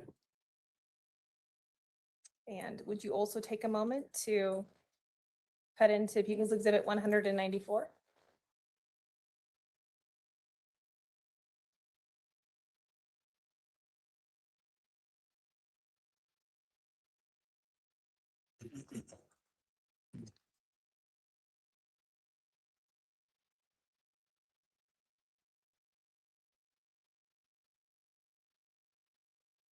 And again, do you recognize that? What's Yes, inside the bag? Yeah. And is it in the same or substantially same condition as when you last viewed it? It appears to be yes. Your Honor, at this time, we would also move for the admission of People's Exhibit 194. Mr. Cook, Exhibit 194 will be admitted. Go ahead. After collection of these various items that are tedious to open, but what is your role in handling or passing off these particular items to other members of law enforcement? Typically, the detective that collects it will take it to the evidence facility. Sometimes depending upon if somebody else is going there, they'll hand the package off and that person will take it to the facility and put it in temporary storage. And then later on that day, next day, the detective that collected the items will go down and process the items they collected and put that into the facility. And at that point, may they be available to other members of law enforcement for testing purposes, et cetera? Would they be? Yes. They could be removed from, they could be signed out from evidence and there would be a chain of custody that is kept. As part of this case, you were also present for the collection of other types of evidence and specifically swabs. Does that sound familiar to you? Yes, ma'am. You're under permission to approach with what has been marked as People's Exhibits 184 and 185. You may, go ahead.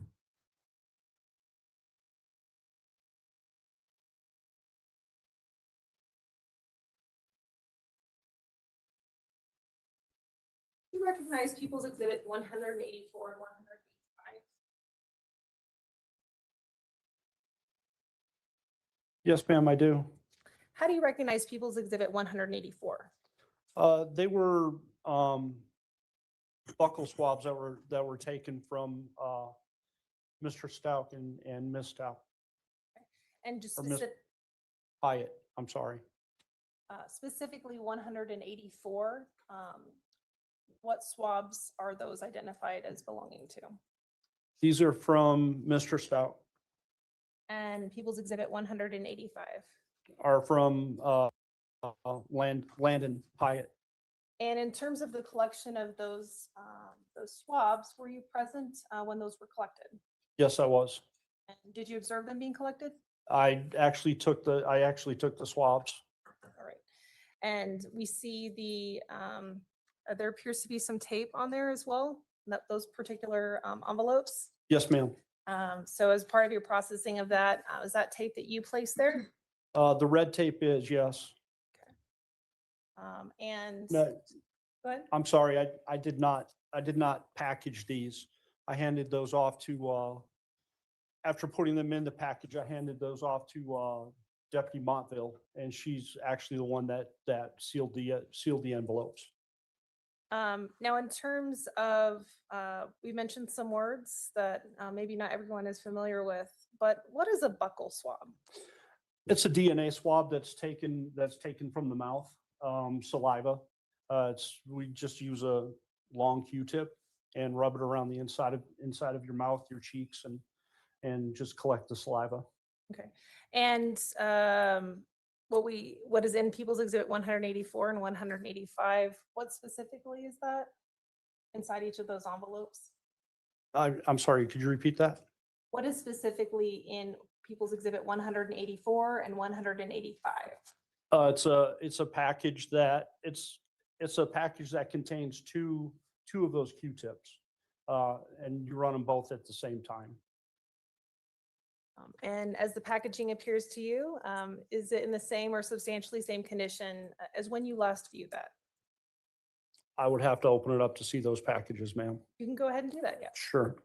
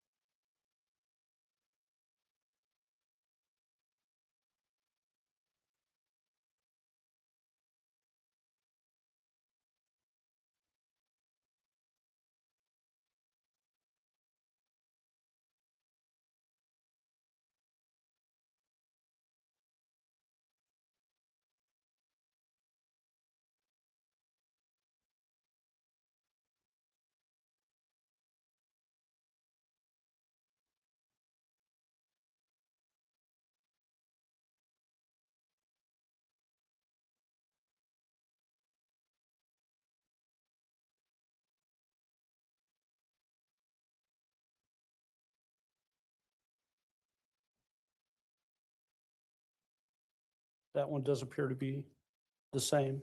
And just for the purposes of the record, are you specifically referring to People's Exhibit 184? I'm sorry. Yes, I am. All right, thank you.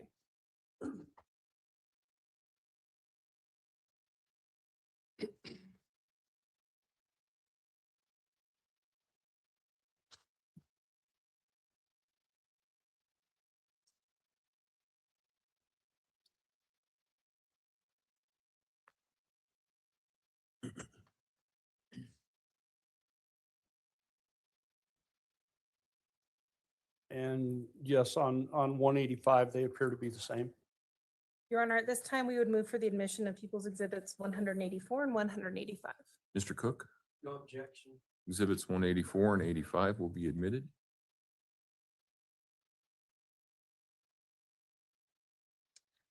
In addition to the collection of those buccal swabs, were you also called to respond to the residents for the collection of a particular item that belonged to Gannon, a switch? Does that sound familiar?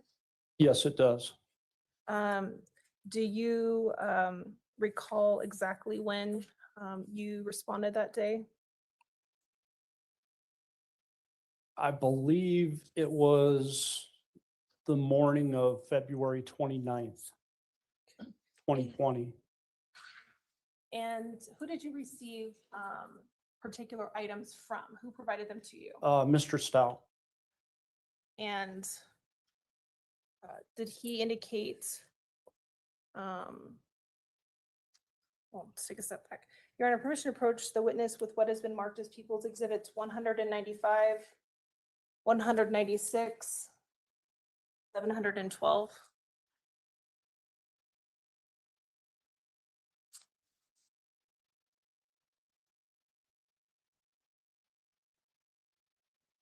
Go ahead.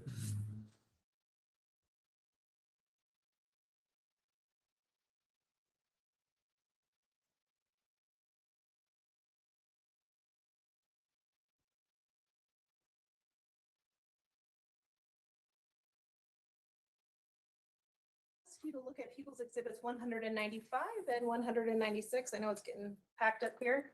I'm gonna set this one right here for you. Yes, ma'am. That's blocking the camera. So- You recognize People's Exhibit 195 and 196? Yes, ma'am, I do. How do you recognize them? There are photos of the case and the stitch, the switch. I believe it's a Nintendo game. And are those photographs bear an accurate representation of what you saw that day? Yes, ma'am. Your Honor, at this time, we would move for the admission of People's Exhibits 195 and 196. Thank you. Mr. Cook, No objection, Judge. exhibit 195 and 196 will be admitted. And Your Honor, permission to publish. You may.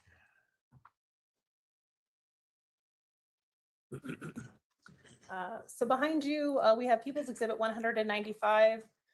You mentioned a switch. What are we looking at specifically here in People's Exhibit 195? This is the case the carrying case. Okay.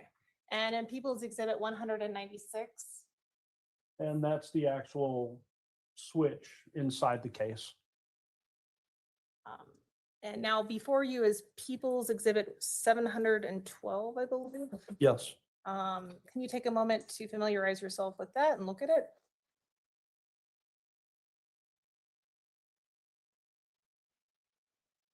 Yes, ma'am. Do you recognize that? I do. How do you recognize it? It's the description that was typed up for the item that was collected. And similar to the other items, what was your involvement in the processing of this particular item? This particular item, I was called by my sergeant to go out and collect. So I went out there that day and collected this, and then I took it to evidence myself and packaged it. And in terms of the packaging process, did you also create the label for this particular item? Yes, I did. And does the description also indicate to you what it is? Yes, it does. And we see some red tape that is on People's Exhibit 712. Is that tape placed by you? The red tape up here is placed by me. I do not recognize the tape down below. Okay. And I will ask you to do the same thing, which is, can you please cut into and look at and inspect what is inside the bag?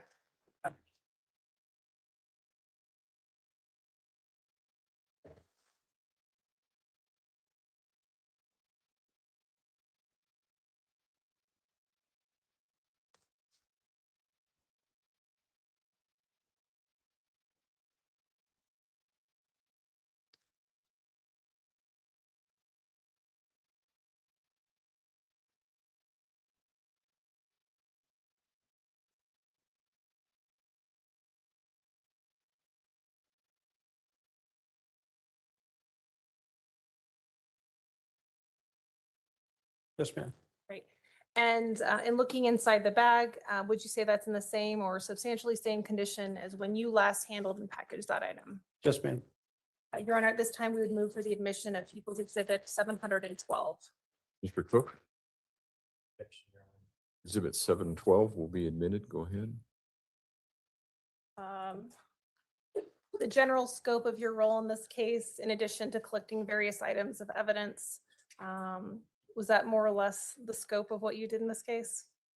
Yes, I was basically a support detective.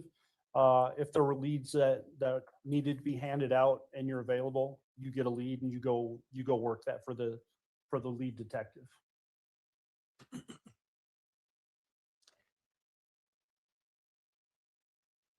Honor, we'll pass the witness. Cross-examination.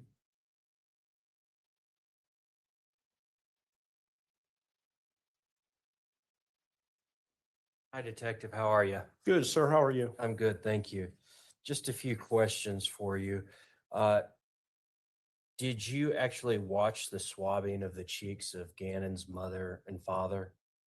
I actually did them, sir. You did the swabbing? Yes. Okay, and did you have gloves on? Yes, I did. Did you have the packet or the kit that is used during the collection of these? As I said, it's just the one package with the two Q-tips in it. So yes, I did have those with me. Okay. Who else was in the room with you when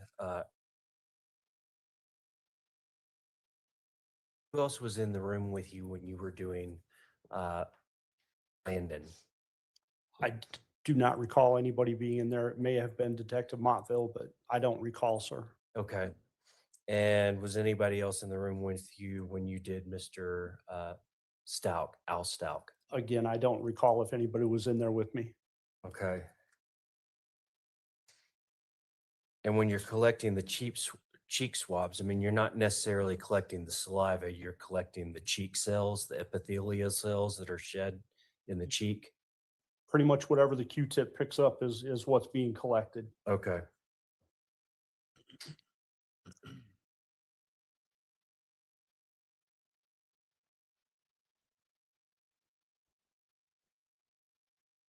Did anybody swab Harley Hunt, who's been identified as Letecia Stauch's daughter? I do not know the answer to that question. Okay. So it could have been done, you just don't know Correct. whether this was done or not. Correct. Okay. You indicated that you collected a few other items, took some photos, got a Nintendo Switch, and that was about it. In this case, what you've talked to here. Yes, sir. You did also, on the 28th of January, conduct an interview with Landon Hyatt, who was Gannon's mother. Yes, I did. Okay. Where did that take place, that interview? That took place at my office, the sheriff's office, I should say. Right across the Second, street from right the across the courthouse? street, Okay. second floor in one of the interview rooms, which is audio video recorded. Okay. How long did that interview last? I do not know that, sir. Okay. Was it recorded? Yes, it was. Audio tape, videotape, everything? Yes. Okay.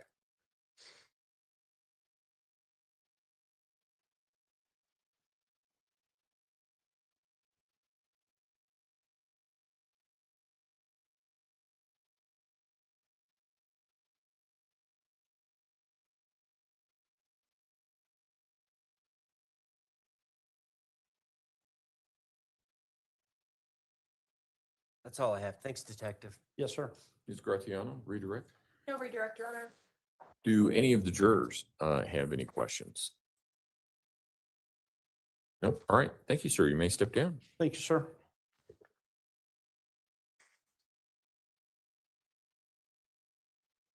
Prosecution, call your next witness, please.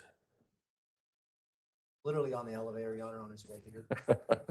Okay. So Well, let's actually take about let's do a stand and stretch, a 7th inning stretch kind of thing while we're waiting for the next witness. That's a good idea.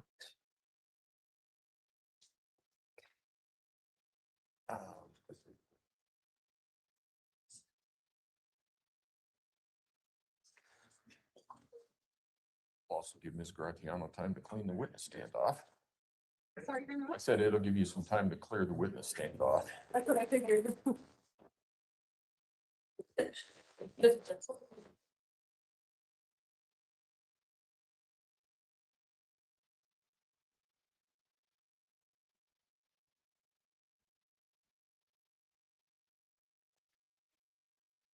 You know, I didn't even realize, guys, at first that the jury is allowed to ask questions. So that's kind of interesting in Colorado. I know they do it in Michigan, but that's a nice thing that they have in Colorado also, huh? Also, she does communicate with her attorneys on breaks or during different times. I see her communicating with attorneys.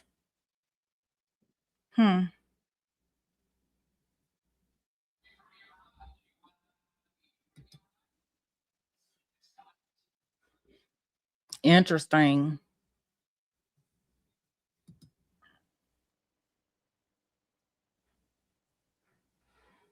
I wish they'd give me a better view of her. Good afternoon. Good afternoon. Where are you currently employed? The El Paso County Sheriff's Office And how long have you been with El Paso County Sheriff's Office? since 2006. And generally, can you explain for the jury what your role is at the Sheriff's Office? Currently, I'm a supervisor for the Patrol Division. And in January of 2020, what was your role then? I was a patrol deputy. And as a patrol deputy, can you explain what some of your responsibilities are? What kind of things that you handle on a day-to-day basis? Yes, responding to calls for service, investigating patrol-related crimes, interdicting criminal activity, traffic enforcement. Okay. And on January 27th of 2020, were you on duty that day? Yes, Did you receive a call for service related to this case? yes. Approximately what time did you receive a call for service, or what time that call for service came through? I responded at 10:09 p.m. Okay. Can you explain a triage process that may occur for calls of service? How does that work? Well, calls for service are based on basically a priority status, as if somebody is in danger or something like that. So those calls take higher priority than calls where somebody's not in danger, what we would call a cold call. So runaways are typically given a non-emergent status. Okay. You mentioned runaways. So what was the specific nature of the call for service that you responded to on January 27th of 2020? The call I responded to was a runaway juvenile, Okay. And what location did you respond to for that call? 6627 Mandan Drive. Okay. And when you arrived at that location, did you respond with any other law enforcement officers? Yes. Who did you respond with? When I got on scene, Deputy Parker and Deputy Donahue were on scene already. And when you responded to the location, who did you initially make contact with? Deputy Parker. Okay. Based on your contact with Deputy Parker, how did you approach the residents? Who did you contact? I asked Deputy Parker if the residence had been searched to see if the juvenile was hiding, and he indicated it had not. Okay. When you respond and you're on duty, is there any way that you have to document or record your activities? Yes, I was equipped with a body-worn camera. Okay. And can you point out for the jury where that body-worn camera is? Yes, it's mounted right here on my chest. Can you explain for the jury how that body-worn camera, how it works? It's activated with a Bluetooth remote system where I press a button and it starts recording. So when I got on scene that day, I started recording pretty much when I got on scene. And then it's deactivated by the same button to turn it off, basically. Okay. And in terms of audio and visual, what does it record? It records both audio and visual. However, it's mounted securely on the chest, so it only sees forward. So if my head or something turns, it won't see that. My body actually has to turn for the camera to see something. Okay. And as it relates to entering the residence, what was your primary responsibility when you arrived on scene? So for that? I was a secondary responder. So the two primary deputies were conducting an interview on scene. So after I determined that the residence had not been searched for the juvenile, I asked Deputy Parker. After I asked Deputy Parker got consent to search the residence. So I began to search the residence for the juvenile. Okay. And to be clear, the consent to search the residence was for what in particular? To find a hiding child. Okay. Basically.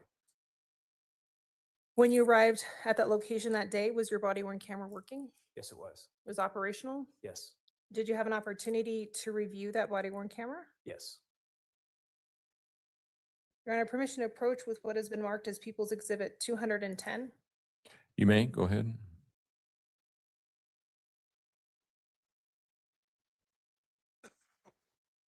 Do you recognize what I'm handing you, People's Exhibit 210?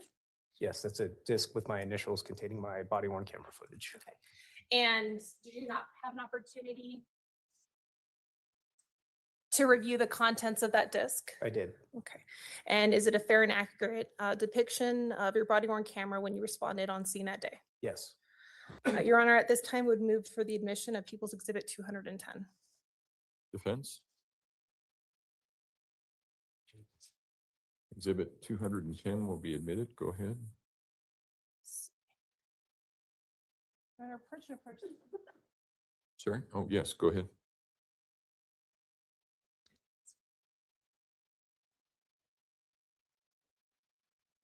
And Your Honor, permission to publish as well? May.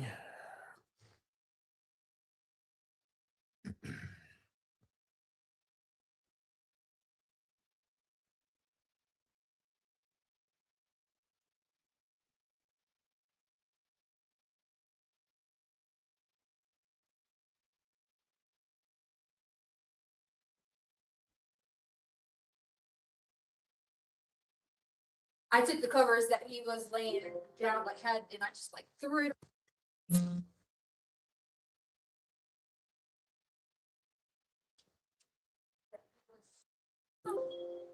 I took the covers that he was laying down like had, and I just like threw it on there because I got my daughter out and the dog's out.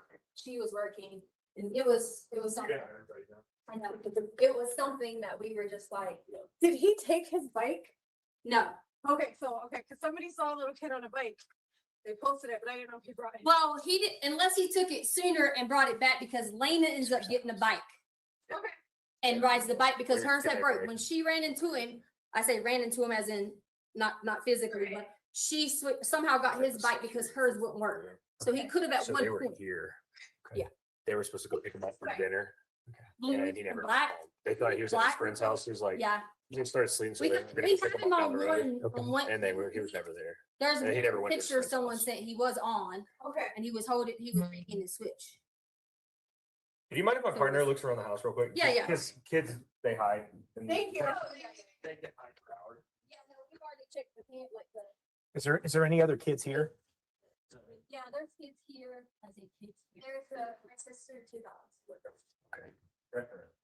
Yeah, no, he's definitely, he was out there for big run and blah, blah, blah. So, he's telling me a timeline. I know you said that you were, you already don't need the 6. Yeah, so it was. Let me go back here if you want out there.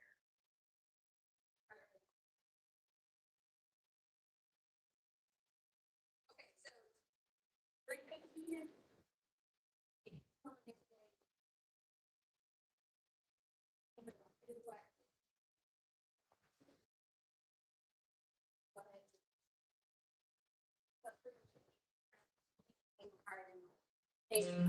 Side, you know, like all those things, so. Pretty accurate. So, he did that, they didn't do that, because you said his stomach was burning. What happened? Said it was good. said no. He said he had already talked to my husband about being on conviction, so he said he was going to his friend's house later. So What time did you left at 3:30? I don't know the exact time because I was correcting his, carpet thing downstairs. So he, And he's free, like, my husband's like very more free than I am with the situation. I kind of always like, who's actually going through unit? I remember that's how I was with her. But like, he's like, they can ride bikes, everyone together type thing. So, yeah, so all the time they go and ride and meet friends. That's how we do.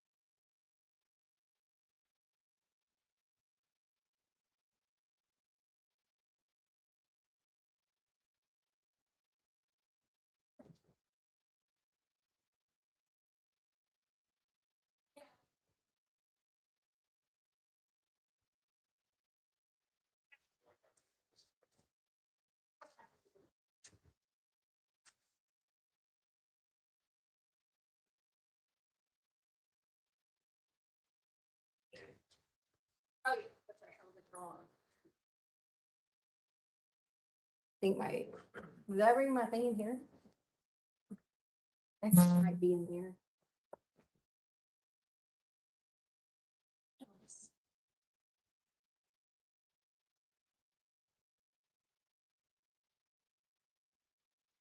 Can you get her?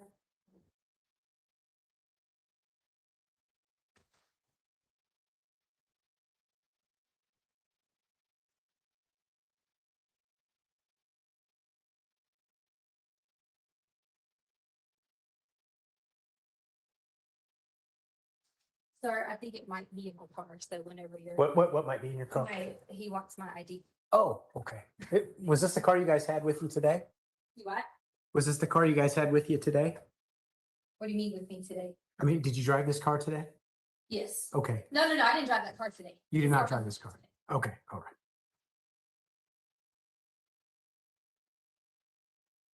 Has he ever hit in anything like this before? No, this is.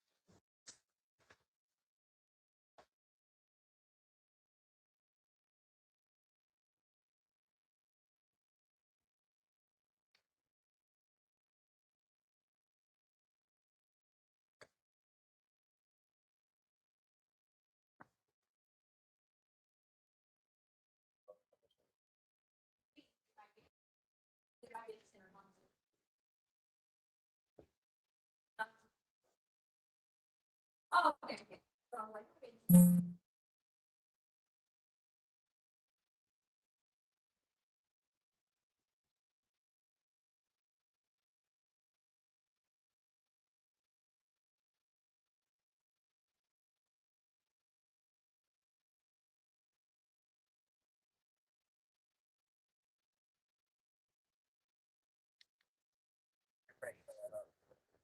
Yeah.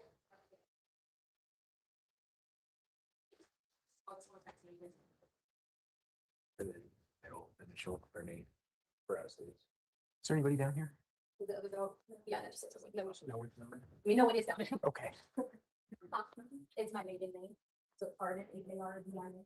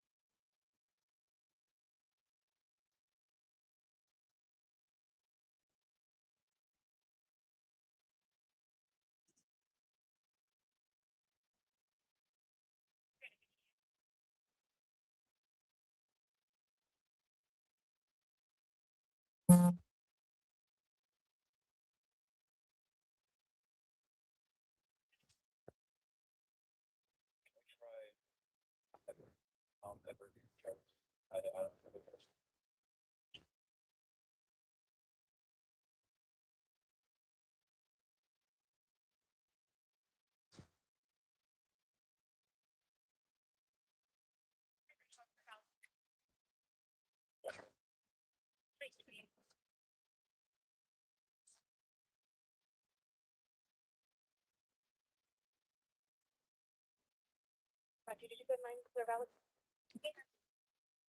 Copy.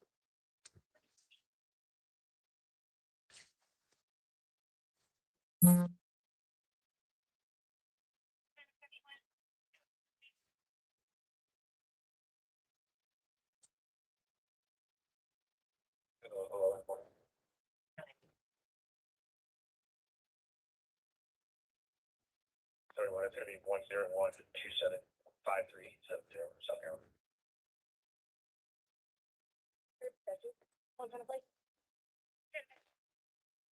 Motion due for Blake 385.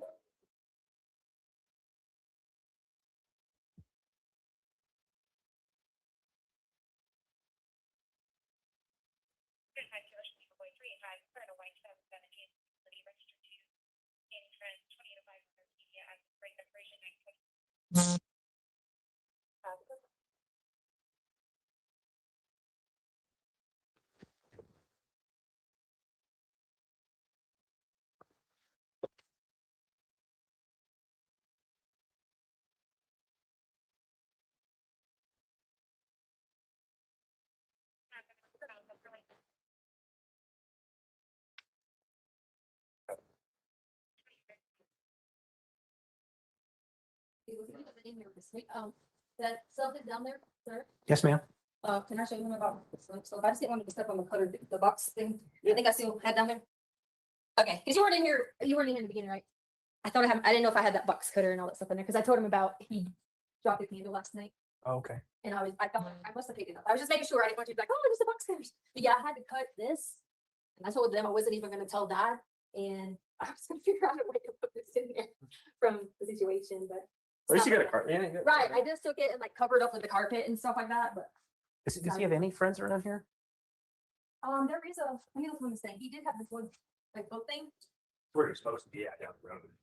Did they check that already? They went over there and talked to him, and they're like, no, we haven't seen him at all. Okay. He did have this like And you talked to parents, right? You didn't talk to. yeah, Connor's mom came over, who is a friend he goes hangs out with all the time. So they come over, the people here, the friends, they were just the ones that were the door with the bike. They came over, a bunch of people came over.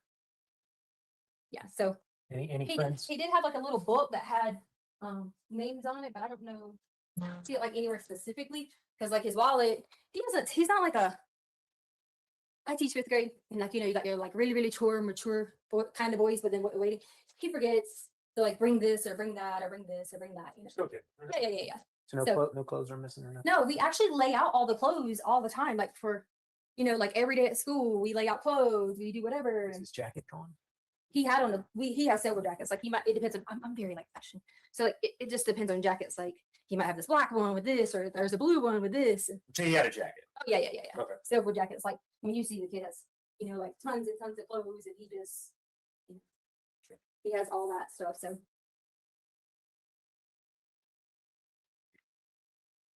And he took like none of this. Like these are his favorites. All of these things. Yeah. All right, he's gonna get some more questions and, Okay. How long have you guys lived here? Maybe like a year and something now. Yeah. And you have talked to all of his friends' parents in the area? I'm not the person that talks to the friends. I don't have numbers. I don't say yes. I don't say no. My husband tells them yes or no. So he has all the numbers. So there could be some friends that you don't. Right, because I don't know the people like that. And a lot of the time that I was here, I had a job on the East Coast. Mhm. So I had to fly back and forth a lot. So I didn't really meet a lot of people, you know, like my husband did. And he's like, always want to be the one to talk to everybody about it. And so, Well, how about your husband? Does he talk to these people? yeah, he's been on the phone with a bunch of them in Oklahoma, Fort Steele right now. Is there anybody he hasn't been able to get a hold of? No, he said he's talked to everyone that he knows of. The only concern we had is he was talking about the friend with the older sibling. Mhm. And we don't know who that one is. That's the one we don't know Do you guys have a name for that? person? because that we don't know who that person is. We've never heard him say like specific name. My husband said when he talked to him today that there was no like specific name for, but he didn't give him a name. He just told him no. So and he took his game console bill. yeah, they have a couple of different consoles. And one of them's gone. Switch Lite. They have a 2DS, a 3DS. One of them's gone. It was in like a bluish black. Wait, no, that one might be in red. I don't remember. I just know in the video you can see that, or the picture that the lady had, you can see like he's got something right here and it's like far down. Which pictures? So some lady online had noticed it, like messaged us and had noticed that was him or the description. And she was like, was that him? And I was like, yes. Where was that picture taken? No, I honestly have about 150 Facebook messages that I haven't answered people on because you guys showed Was it local? I mean, was it in the? Yes, North in Ranch? Lawson Ranch. Someone put it on the Lawson Ranch page. And so a lot of people just kept sending messages, information. First, someone said they saw him get in a white SUV. Then someone said they caught it on their camera. They were all supposed to be sending this to me. But as I was talking to all these people on Facebook, because my husband gave the neighbor permission to post it, you guys came and I kept having alerts lists and I weren't gonna like, you know. Huh? Okay. No. Yeah. Okay, I know you probably gave some of this information to dispatch already, but can you give us a description of him from? Yeah, so, Hair color, eye color, any article? Yeah, so brown, very pale, like whitish color skin. I guess it was at this house. If they don't. And then The parents may not know. and then Well, they said that 410. there was a weird text that dad got about something about 90. bath salts and hey, if you And then I if sent I you that can get some picture. bath salts, do we have any bath salts? And my friend will let me play Sonic or something at their house. You said that he was dead. Yeah, I got it. And then mom goes through everything, finds a oh, this Sparker. Yeah. I know that. Yes, correct. Yes. No, we're still getting the runaway report right now. Harley, did you get it? Who was it? Okay, I appreciate it. Oh, okay. Okay. I just didn't want any of the people, neighbors, popping in. Yeah, yeah, same. Blue jacket, blue jeans.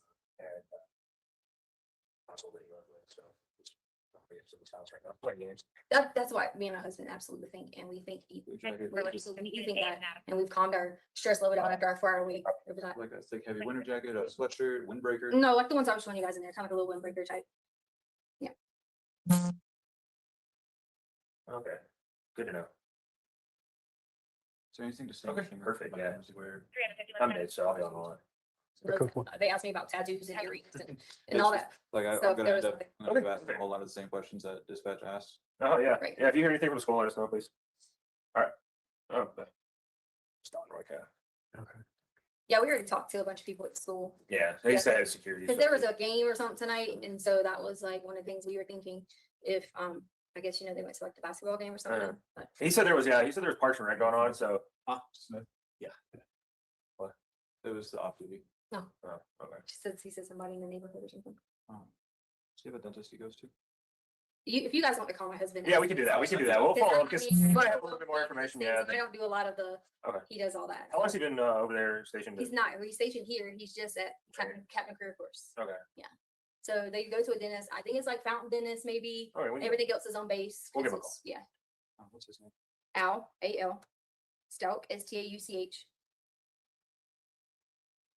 Phone number? 843 478 6714. With protection orders, there's a phone number for the RO initially too. Yes. Are we back on 3? Yeah, I'm on 3. And they call code. We'll give him a call, try to get some more information. Yeah, I mean, as far as like the medical, dental, you know, like he'll know like all that stuff because he takes them on base. All right, well, we'll give him a call in the car real quick and see if we can get any information. If Okay. not, then we'll come back and, or we'll give you a case number. For Okay. the runaway and everything. Okay. All right, thanks. My dog's come down here and I'm I didn't see him. Okay. And you know about electricity, you have gas and electricity.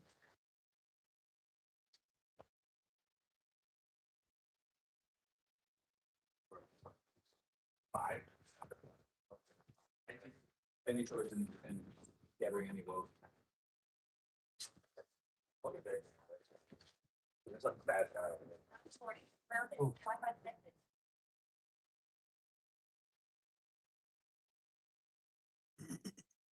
Deputy, in terms of demeanor of the female that we see present in the video, based on the nature of calls for service that you receive, how would you describe that demeanor?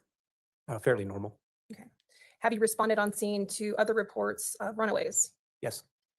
How would you describe the demeanor? Relevant, Your Honor. Overruled.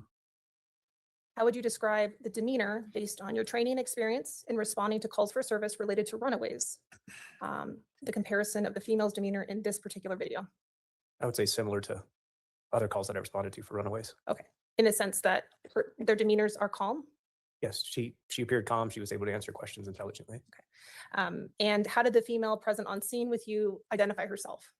I believe she identified herself to Deputy Parker and Deputy Donahue. Okay. Do you see the female that was present on the video that we just watched? And while you're present searching the house, do you see her today in court? Yes. She is the same. Is she the same female that you see in the video that directed you throughout the house? Yes.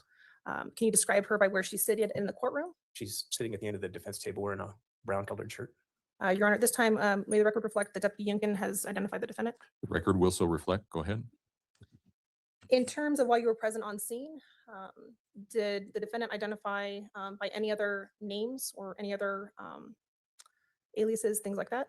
I don't recall her identifying herself as another name. While you were present on scene, you described her demeanor as calm. At any point, did that demeanor change? Not that I observed. And to be clear, the time that you arrived on scene was what time? 10:09 p.m. Okay. And as an approximation, how many hours had passed between the call for service as it came in? I believe the original call for service came in around 7 p.m. Okay. Now, as we watch your body worn camera, we hear buzzing. What is that buzzing on the video that we're hearing? So when the camera's activated, it vibrates to let me know that it's on. For two reasons. One, in case there's an accidental activation, I know that it's operating. Or two, to just let me know that it's working. So sometimes when you press the button, technology fails. So it's just letting you know that it's operational. And throughout the body worn camera that we watch, we hear the buzzing. And is that to indicate to you that it is still on, it is still recording? Yes. Great. Now, as you went through the residence, did you observe any men that were not law enforcement officers present in the house? No, just law enforcement. And as you were searching through the house,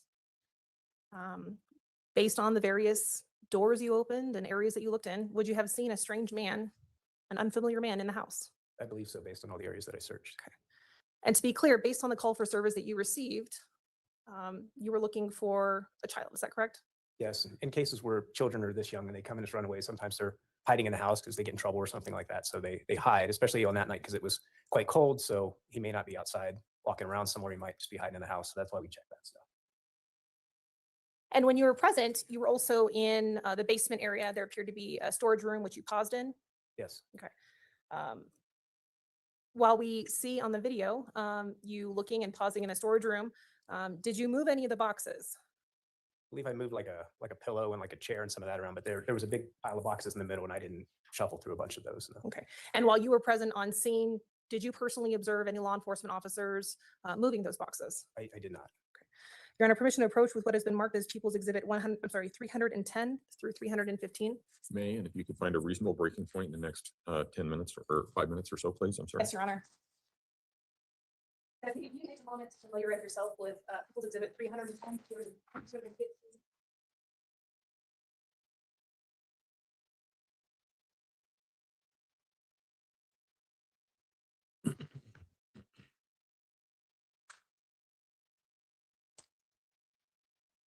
Do you generally recognize those? Yeah, they appear to be still shots from my body worn camera footage. And for a particular area of the house? The storage room. And are they fair and accurate depiction of your body worn camera? Yes. Your Honor, at this time, we would move for the admission of People's Exhibits 310 through 315. Mr. Cook, No objection. exhibits 310 to 315 will be admitted. And Your Honor, permission to publish? You may. Deputy, behind you, we have People's Exhibit 310.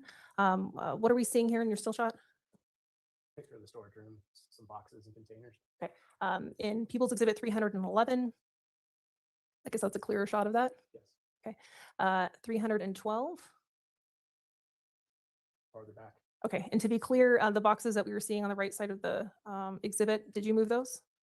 I did not sort through those. No. 313. Would this just be to the left of People's Exhibit 312? Kind of Yeah. facing a different way? Yes. People's Exhibit 314. Can you orient us here for People's Exhibit 314? Yeah, that is the pile of boxes kind of in the center of the room. Okay. And People's Exhibit 315. That appears to be a storage container by the door. Okay. And thank you.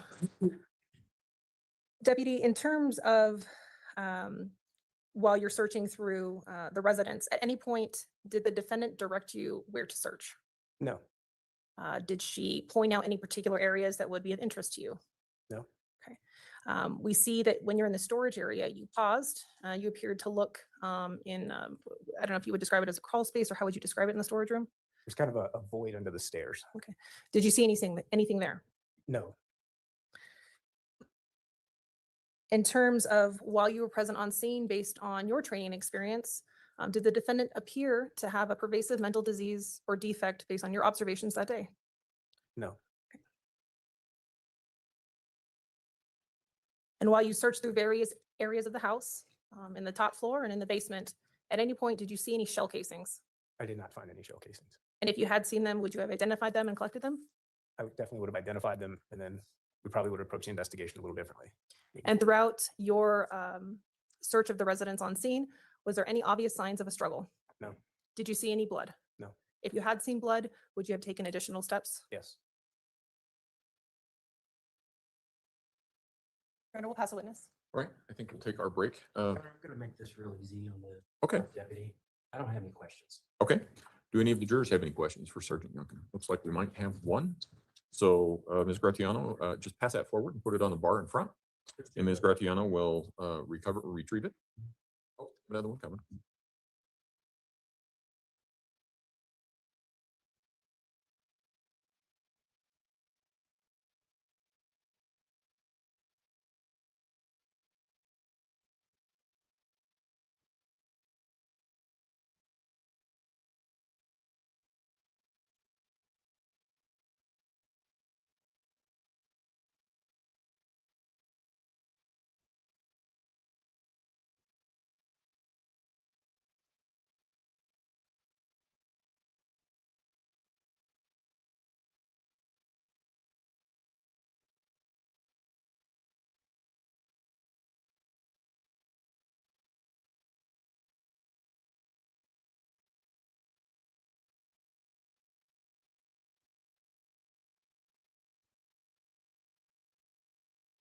Let me see if they breaking for the day. It looked like they may be breaking for the day. Yourselves, don't discuss the case with anyone else. Don't do your own independent research about any aspect of this case. Avoid any stories that you might see and any Okay. opinions that someone. Okay, so I believe that takes us to the end of day 3. Let's go ahead. It's kind of early. Let's go ahead and let's see what we got for day 4, y'all. I'll switch over to the trial channel. She look like she got it all in order. If y'all dislike the archive, of trial. So if any of y'all just like she does some real good stuff over here. So if any of y'all want to go over there at any point in time, she kind of puts trials, like she did the whole Karen Reed, all the sidebars. That's a very good watch that I seen over there. But she does all her trials kind of like in different parts and sections. And it looks like she may have a different courtroom view. So we're gonna look at that one and see how that goes. So let's go into day 4, utilizing the trial channels footage that she has.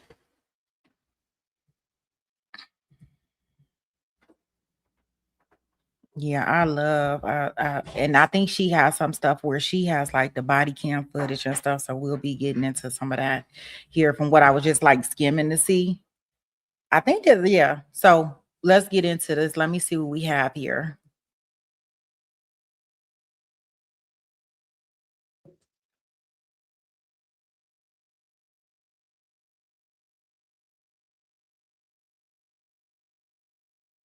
Thank you. May all be seated. Court will recall 20 CR 1385, People versus Letecia Stauch. I'm sorry, 1358 People versus Letecia Stauch. Record should reflect the jury has returned to the courtroom. Mr. Allen, call our next witness, please. Thank you, Judge. Actually, our next exhibit is People's Exhibit 211, which defendants is stipulating to admissibility of 211. And then we are asking for permission to publish People's Exhibit 211 to the jury. For record purposes, this is body-worn camera audio of Deputy Parker that was collected on the evening of January 27, 2020, when he, along with Deputy Yunkin, who we heard from yesterday, responded to 6627 Mandan Drive in response to the missing child report that the defendant made.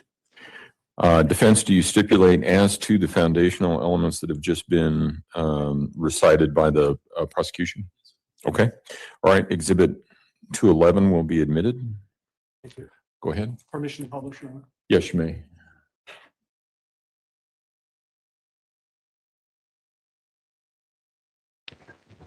After about 4 o'clock. It's this one. You have your notepad? Yeah. You have your big notepad? Big one? Yeah.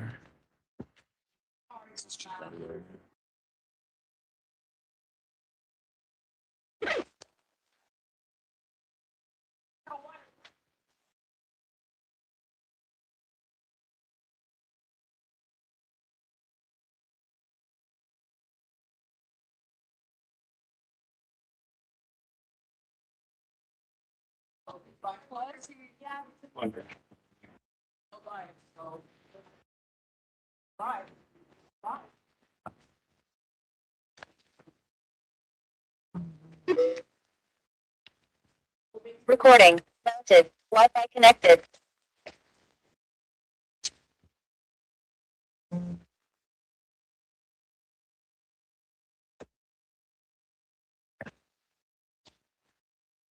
Hi. Hey. Hey, can we come in?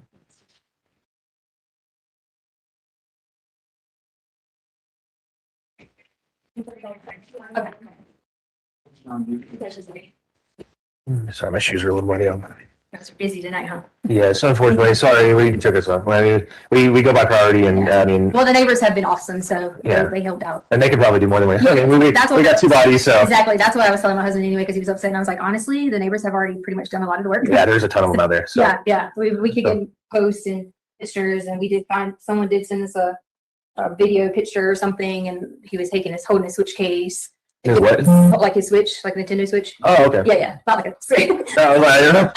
So they've all been trying to be very like helpful and the whole situation, because so he was supposed to be here at 6 o'clock because we were going to eat dinner, and he said he was off restriction today, so he was going to go play with his friend. And his dad already told him he could play with his friend, and he didn't come back at 6. So I looked outside and saw it was sleeting, So I said, well, maybe he's waiting on one of us to come get him, So we drive to the neighbor's house, which I'm assuming he's at the neighbor's on the corner's house. And they're like, no, he's not here. So I was like, okay, maybe it's only other one other person. So they kept leading us on all this chase of people who it could be. And we covered a lot of houses. And at this point, the neighbors all stepped in and kind of went to the houses ourselves. And because they told me to wait here, and she went to a bunch.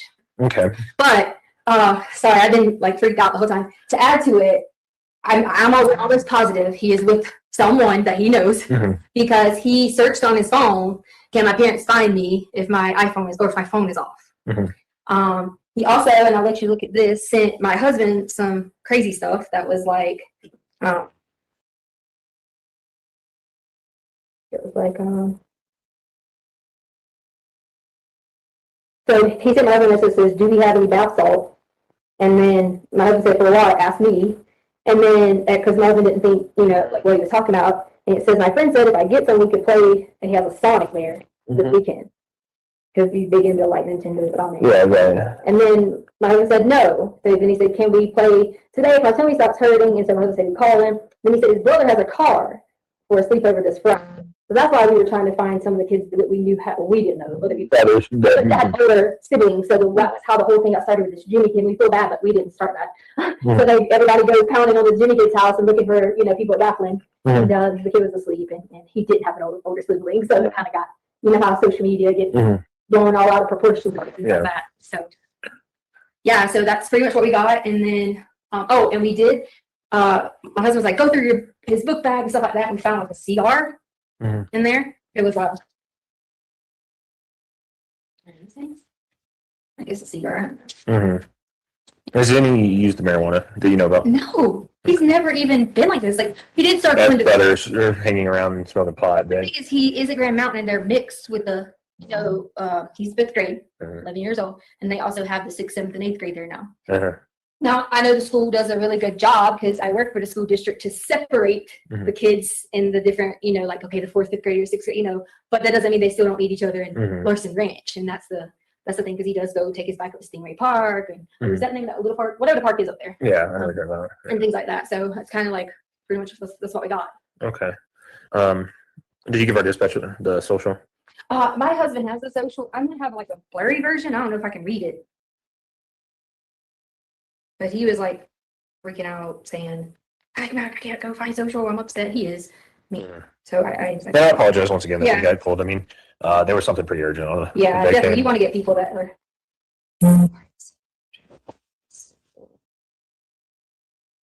He said he lost the socials. So y'all have hit all the friends' houses, or at least some of the people that are out. Yeah, we know. Is the social on his military ID? It might be if you consider him. Was there anything missing? No, there was nothing missing. He just had his game, which he's a huge, like crazy Mario, Sonic. You know, he had that with him, and that's it. I mean, that's all we seen missing, because my husband immediately said, go look for the guns. And like I immediately went in there. I couldn't find one, so I was panicking, but you know how you're looking for something. And and so I'm like, oh my God, it's gone. And then I realized, you know, like, okay, it was behind some clothes, you know, whatever. So all the guns are accounted for. I mean, clothing wise. Oh yeah, no, we didn't see anything. Toiletries. Nope. Does he have like a wallet he carries around with like school ID? The phone fit the wallet. Okay, like one of the attached cases, like the yeah, you know, an actual wallet. Oh, okay. His phone was with the wallet, and he had left it in his room. And is the phone turned off of y'all? Has anybody tried the phone? Well, I have his phone. He left the phone here with the wallet. Oh, okay. That's how we went. So how do you know? So he must have used somebody else's Facebook. Is that what you're thinking? That like he logged in somebody else's and asked that question if can my parents find me, or was that on? No, his search history. It was in his search history prior to this happening. Okay. So he had already like searched his information. He had deleted a bunch of things too, because it would have like one thing searched for one day specific, and it was like, okay, we know you're on YouTube, we know you're on this, you should be, you know, whatever. And there was a lot of messages deleted, like from like for example his grandma or Nana, he had everything deleted. But we've reached out to all of them, and he hasn't been in contact with, you know, with any of them, because they all live on the East Coast. Oh, okay. So. Was there any family issues other than, I mean, just the strange thing I was asking about the basketball. What happened last night? So he was upset about last night because he's driving from his switch. Like I told you. It's all over his switch. Yeah, there was a restriction. Yeah, you said that, but it was lifted. So yeah, it was lifted today. But last night he had, so we have 2 little small dogs, and he has really bad problems with his stomach because he takes Vyvanse every day. So when he doesn't, the weekends. Is that like his medication that you was ADHD? ADHD, right? Okay. So the weekends we don't give it to him. So on the weekends when you don't give it to him, your stomach starts to kind of work. Anyway, needless to say, this is his stomach. We went on a hike yesterday. He like pooped in his pants like 3 times. And you're supposed to give it to him every day, but if we're on a hike, I try not to, because we'll be zombie and you know, hiking and stuff like that. So he thought, so he said, this is what he told me and his sister. She's already asleep now. She's on 8.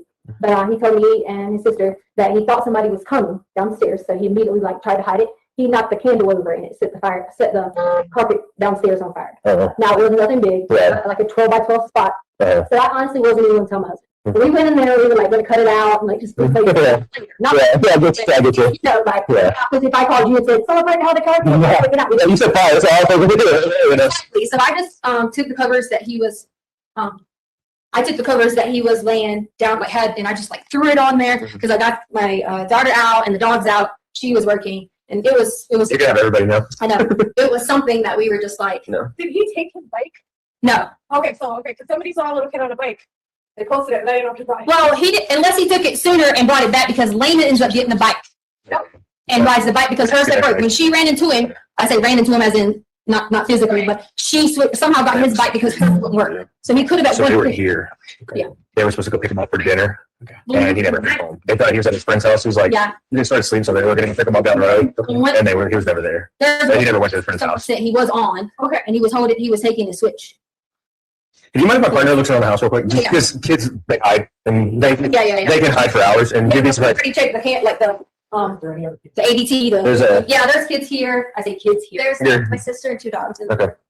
Grab her ID too when you're Yeah, done. he was out there because they left and blah blah blah somewhere where all it is up. So just tell me a timeline. I know you said that you were having to go eat at 6. Yeah, so it You were was supposed to meet you back here, but you went down there because you started sleeping. right. So What happened between that and the time you got out of school? okay, so 3:15ish, 3:20ish, they usually come in every day and they have to like ride laps or something, like physical activities or something like that. But since his stomach was hurting, his daddy told him he could go ahead and get his like switch time back. Mhm. So that's pretty much it. They usually get snacks, and we always required him like, hey, you have to go outside, like all these things. Mhm. So Pretty active then, huh? Yeah. So he did that. He didn't do that because you said his stomach was hurting. What happened instead of him doing that? instead of what? Doing that. He had already talked to my husband about being on prescription, Uh-huh. so he said he was going to his friend's house to play video games. And what time he left at 3:30? I don't know the exact time because I was correcting his carpet thing downstairs. Okay, so he left at that time. Like my husband's like more free than I am with the situation. Like I kind of always like, whose house you going to? Give me their number. That's how I was with her. But like he's like, oh, I'm in the neighborhood. They can like bikes. Everyone's together type thing. So yeah. So all the time they go and ride and meet friends. That's how we knew to go to different people's house because sometimes. What time did you notice that he left to go? What time?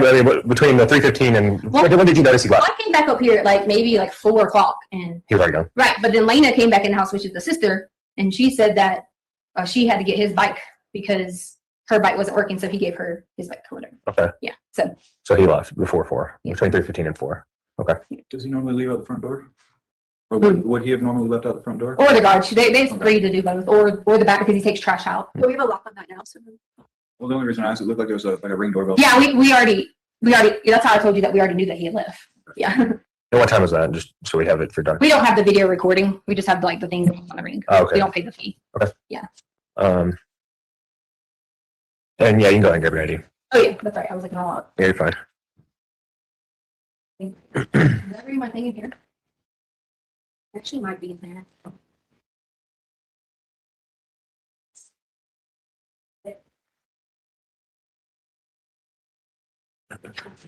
Can you get her? Want to get her?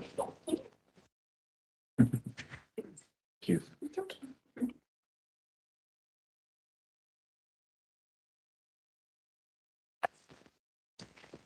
I think it might be.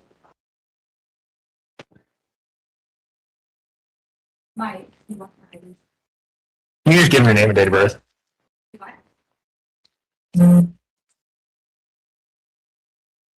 Yes. No, I didn't grab the card.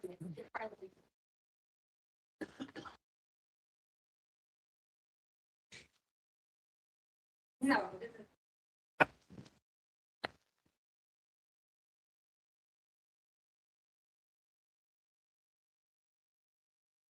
Would he have left his phone? Yeah. Sorry? Would he normally left his phone here? Or does he take it with him often anywhere? It kind of so depends on what we tell him. If Mm. they were to say like, oh yeah, you can take your phone. Mm-hmm. I can't take it. Does he have service?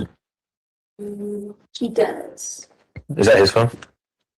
Which one? Yeah, because this one's his phone. Who's that? His mom. Oh. Yeah, I don't know what she's on. Because she must be having it might be in that big pile of. If she's looking for ID, just go grab her name and date of birth.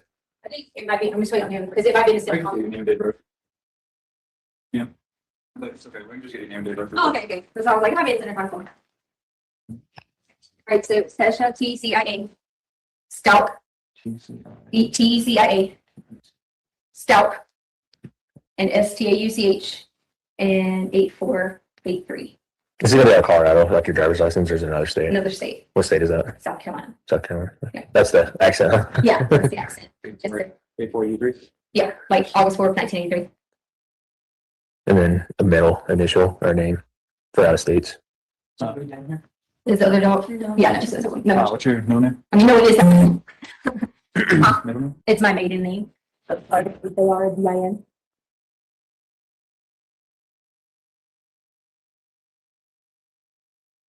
One out of 71, Burgle, South Carolina. And the number you called, were you the one called, or was it your husband? No, I called 911 and then they said call like a non-line or something. And Whatever. call a bunch of lines and then like a couple, like the Nana called another line. So Okay. Get her telephone number too, though, because they might not have a good contact if there's several people that called. all right, so 843-655-7460.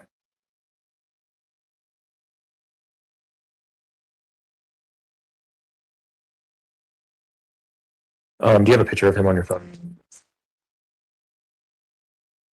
Mom. Can you?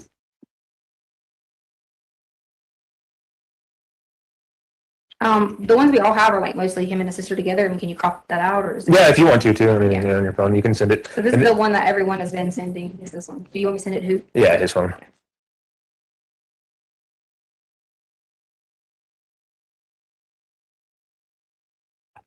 And then go ahead and get that information for the information I sent you on there after you get the picture.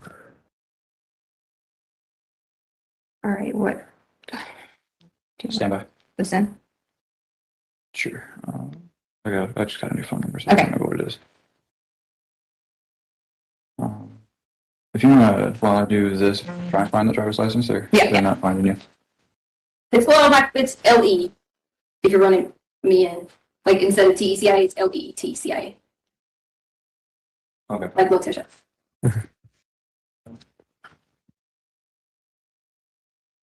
One I'm saying one. You try Lincoln Edward, Tom Edward, Charles, Ida Adam for the first name.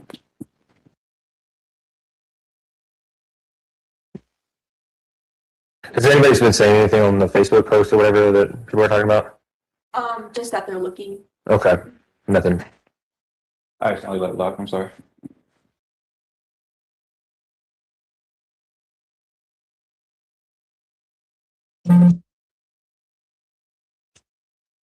Great.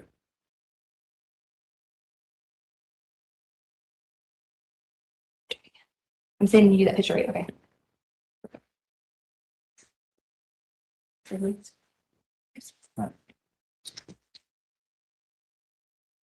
Just give them the one.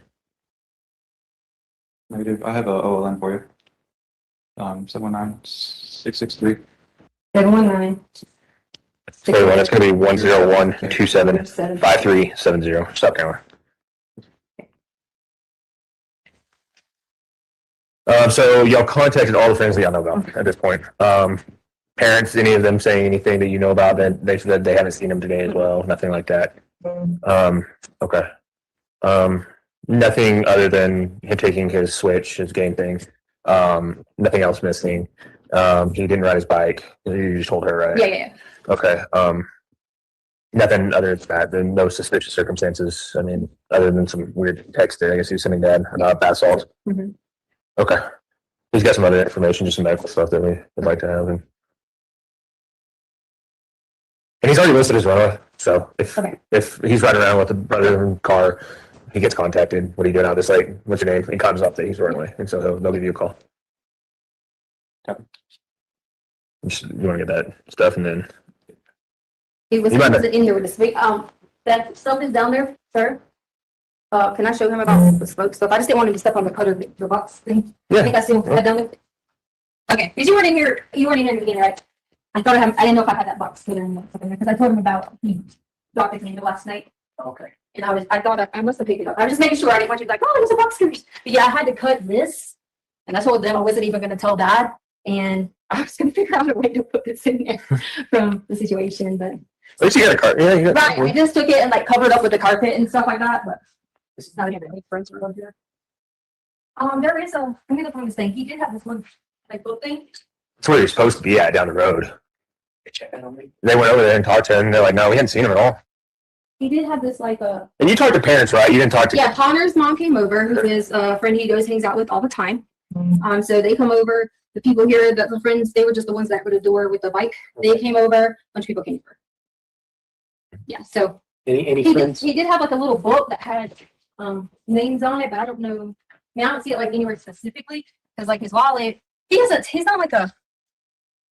I teach fifth grade, and like you got your like really mature kind of boys, but then waiting, he forgets to like bring this or bring that or bring this or bring that. Still kid.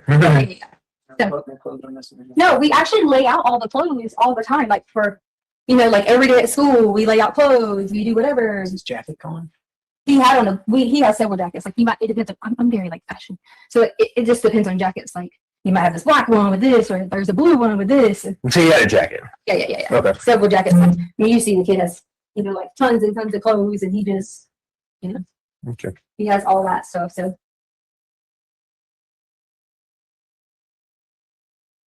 And he took like none of this. Like these are his favorites. All of these things. Okay. Yeah. All right. He's gonna grab some more questions and. Okay. How long have you guys lived here? Maybe like a year and something now. Yeah. And you have talked to all of his friends' parents in the I'm not the person that talks to things. I don't have numbers. I don't say yes. I don't say no. My husband tells them yes or no. So he has all the numbers. There could be some friends that you don't. Right, because I don't know the people like that. And a lot of the time that I was here, I had a job on the East Coast. So I had to fly back and forth a lot. So I didn't really meet a lot of people, like my husband did. Mm-hmm. And he's like, always want to be the one to talk to everybody about it instead of. How about your husband? You talk to these people? Yeah, he's been on the phone with a bunch of them. He's in Oklahoma, Fort Steele right now. So is there anybody he hasn't been able to get a hold of? He said he's talked to everyone that he knows of. The only concern we had is that he was talking about the friend with the older sibling, and we don't know who that one is. Mm-hmm. That's the one we don't know. You just have a name for that? Because we don't know who that person is. We've never heard him say like specific name. My husband said when he talked to him today that there was no like specific name for that. He didn't give him a name. He just told him no. So. And he took his game console deal. Yeah, they have a couple different consoles. One of them's gone. Switch Lite, the 2DS, the 3DS. One of them's gone. It was in like a bluish black. Wait, no, that one might be red. I don't remember. I just know in the video you can see that, or the picture that the lady had. You can see like he's got something right here, and it's like not far down. Which pictures is? So some lady online had noticed it, like messaged us and had noticed that was him or the description, and she was like, "Was that him?" And I was like, "Yes." What was that picture taken? No, I honestly have about 150 Facebook messages that I haven't answered people on because you guys showed. Was it local? Was it in Miss Lawson Ranch? Lawson Ranch. Someone put it on the Lawson Ranch page, and so a lot of people just kept sending messages, information. First, someone said they saw him get in a white SUV. Then someone said they caught it on their camera. They were all supposed to be sending this to me, but as I was talking to all these people on Facebook, because my husband gave the neighbor permission to post it, you guys came and I kept having alerts list, and I wasn't gonna Huh? Okay. Yeah. Yeah. Okay. I know you probably gave some of this information to dispatcher already, but can you give us a description of them from Yes. hair color, eye color, any art, So brown. Let's see, brown. I don't know. Like whitish color skin. I guess he's in this house. They don't. Somewhere. Just keep this close because our heat. My parents been there. And then Well, they said that 410. there was a weird text that Dad got about something about bath salts, and hey, if I can get some bath salts, do we have any bath salts? And my friend will let me play Sonic or something in their house. He said that. Yeah, I got it. and then Mom goes through everything, finds this is Parker. Yes, sir. I'm not bad here. Yes. Yes. No, we're still getting the runaway report right now. Harley, did you get it? Who was it? Okay, I appreciate it. Oh, okay. I just didn't. Right. I mean, there's not anything that's suspicious about it. I I think that it just kind of went viral on social media, and so everybody's finding out about it now. I mean, he just didn't show him at 6, but he's also been in trouble and had a game console that he left with, so he's probably at somebody's house right now playing games. That's why me and my husband absolutely think, and we think we absolutely think that, and we've calmed our stress level before we. Like a thick, heavy winter jacket, a sweatshirt, windbreaker? No, like the ones I was showing you guys in there, kind of a little windbreaker jacket. Okay, good to know. Okay, perfect. Yeah, I'm mid, so I'll be on all right. They asked me about tattoos and grease and all that. Like I'm So, gonna end up Okay, asking perfect. a lot of the same questions that dispatch asked. Oh yeah, yeah. If you hear anything from school, let us know, please. All right. Oh, bye. Just talking right now. Yeah, we already talked to a bunch of people at school. Yeah, he's the head of security, so Game or something tonight. So that was like one of the things we were thinking if, I guess, you know, they went to like the basketball game or something. he said there was, yeah, he said there was parking right down, so. Smith. Yeah. What? It was the off duty. No. Oh, okay. Just in case somebody in the neighborhood or something. That does he go to? If you guys want to call my husband. Yeah, we can do that. We can do that. We'll call him because we don't have a little bit more information there. Then A lot of the, he does all that. I also been over the station, but He's not really stationed here, he's just at the career course. okay. Yeah. So they go to a dentist, I think it's like Fountain Dentist maybe. Yeah, we can get on it. Base. We'll give him a call. Yeah. What's his name? Al, A-L, Stauch, S-T-A-U-C-H. Phone number? 843-478-6714. Yes. Are we back on 3? I'm on 3. And they call it to him.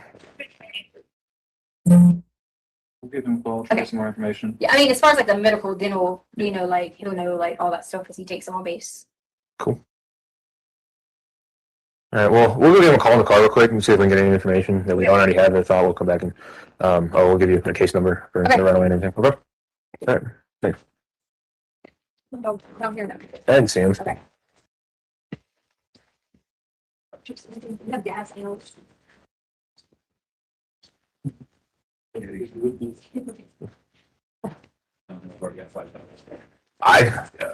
Oh my god. Nancy.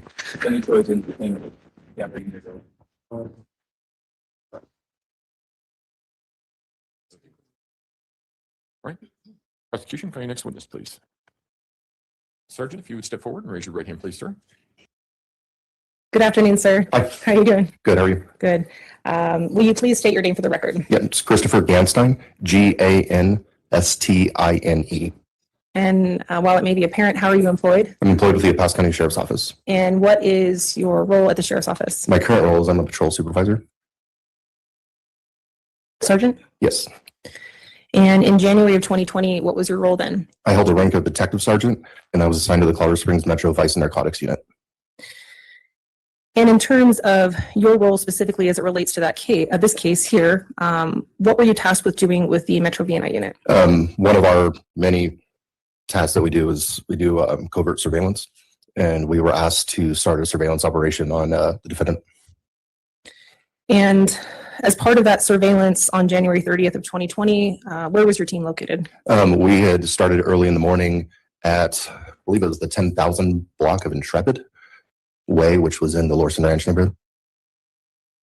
And were you able to make visual contact with the person you know to be Letecia Stauch? I was. Okay. And do you see that same person here today in court? I do. Can you identify her by where she's seated in the courtroom? She's sitting next to an attorney wearing a blue suit, and she's wearing a purplish top. All right. Your Honor, may the record reflect that the sergeant has identified the defendant? The record will so reflect. Go ahead. Can you walk us through what you observed on January 30th with that surveillance? Yeah, so we were told from the night before that the defendant and her daughter were more than likely staying at that address. When I got there, the vehicle that was in question that she was seen in the day before, it was a white Jetta, was in the driveway. And so I had actually, since I got there first, I had set up shortly down the street with a clear view of the door and the vehicle. And I can't recall the exact time. I know we were there for a little bit that they'd come out, but I observed the defendant and Harley, her daughter, walk out of the house and get in the vehicle. Harley got into the driver's seat and the defendant got into the rear right passenger seat. And as at that point, after viewing the defendant get into the passenger seat, did the Metro BNI team continue to conduct surveillance? Yeah, we started what we refer to as rolling surveillance. We're all in covert vehicles. And so we started from there and we just were tasked with following her and seeing what she was doing. And as you continue to follow her, any sort of observation that you made about movements or type of movements? Yeah, it was weird because there was only two people in the car. She was sitting in the back seat. And for most of the time that they were driving, she would either be completely slouched down so you couldn't actually see her in the back seat, or her head would just be up far enough to where you could kind of see her looking out the window. But she wasn't sitting like a normal person would sit, and she wasn't sitting in the front seat either. And based on your training experience and what you've done, especially with the Metro BNI unit, how would you describe that type of behavior? That behavior is common when we're following fugitives or following people that are, I don't want to call it surveillance conscious. I guess the term would be people that feel that they may be subject to law enforcement surveillance and are trying to hide themselves from that. Avoid detection? Avoid detection would be a good term. At that point, is there a particular area, and if you could explain why a particular area was chosen in town to make contact with the defendant? We had followed her for about an hour-ish, going to various places. Eventually, she ended up at a parking lot at the intersection of Woodman and Academy. It was the Marshall's clothing store. She had parked, or Harley had parked in the parking lot, and then they had walked inside the store. Shortly after they'd walked inside the store, I was notified by Sheriff's Office investigations that they had obtained a warrant for the vehicle that they were driving, and that they'd also obtained an additional warrant for a cell phone that was either in the possession of Harley or her, that they had both been using. And they had asked that we basically come out from cover, from surveillance, and make contact and secure the vehicle, and then secure the phone. Do you have a rough approximation of about what time that would have been that you were given essentially the green light to move forward? I believe it was the early afternoon. And did you create a report in conjunction with your work on this case? I did. And would reviewing that report refresh your recollection as to the time? It would. Your Honor, permission to approach? You may.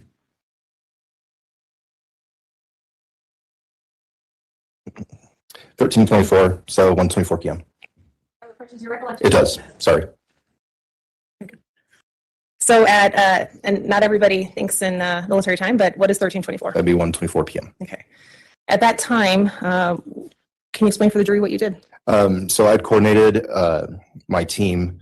I had put some detectives inside the Michaels to maintain surveillance on those two. And then I had created a multi-person team outside. And the plan was that when they had checked out, we would be notified outside that they had. Once they had walked outside, we were going to have two units that have emergency lights just pull up.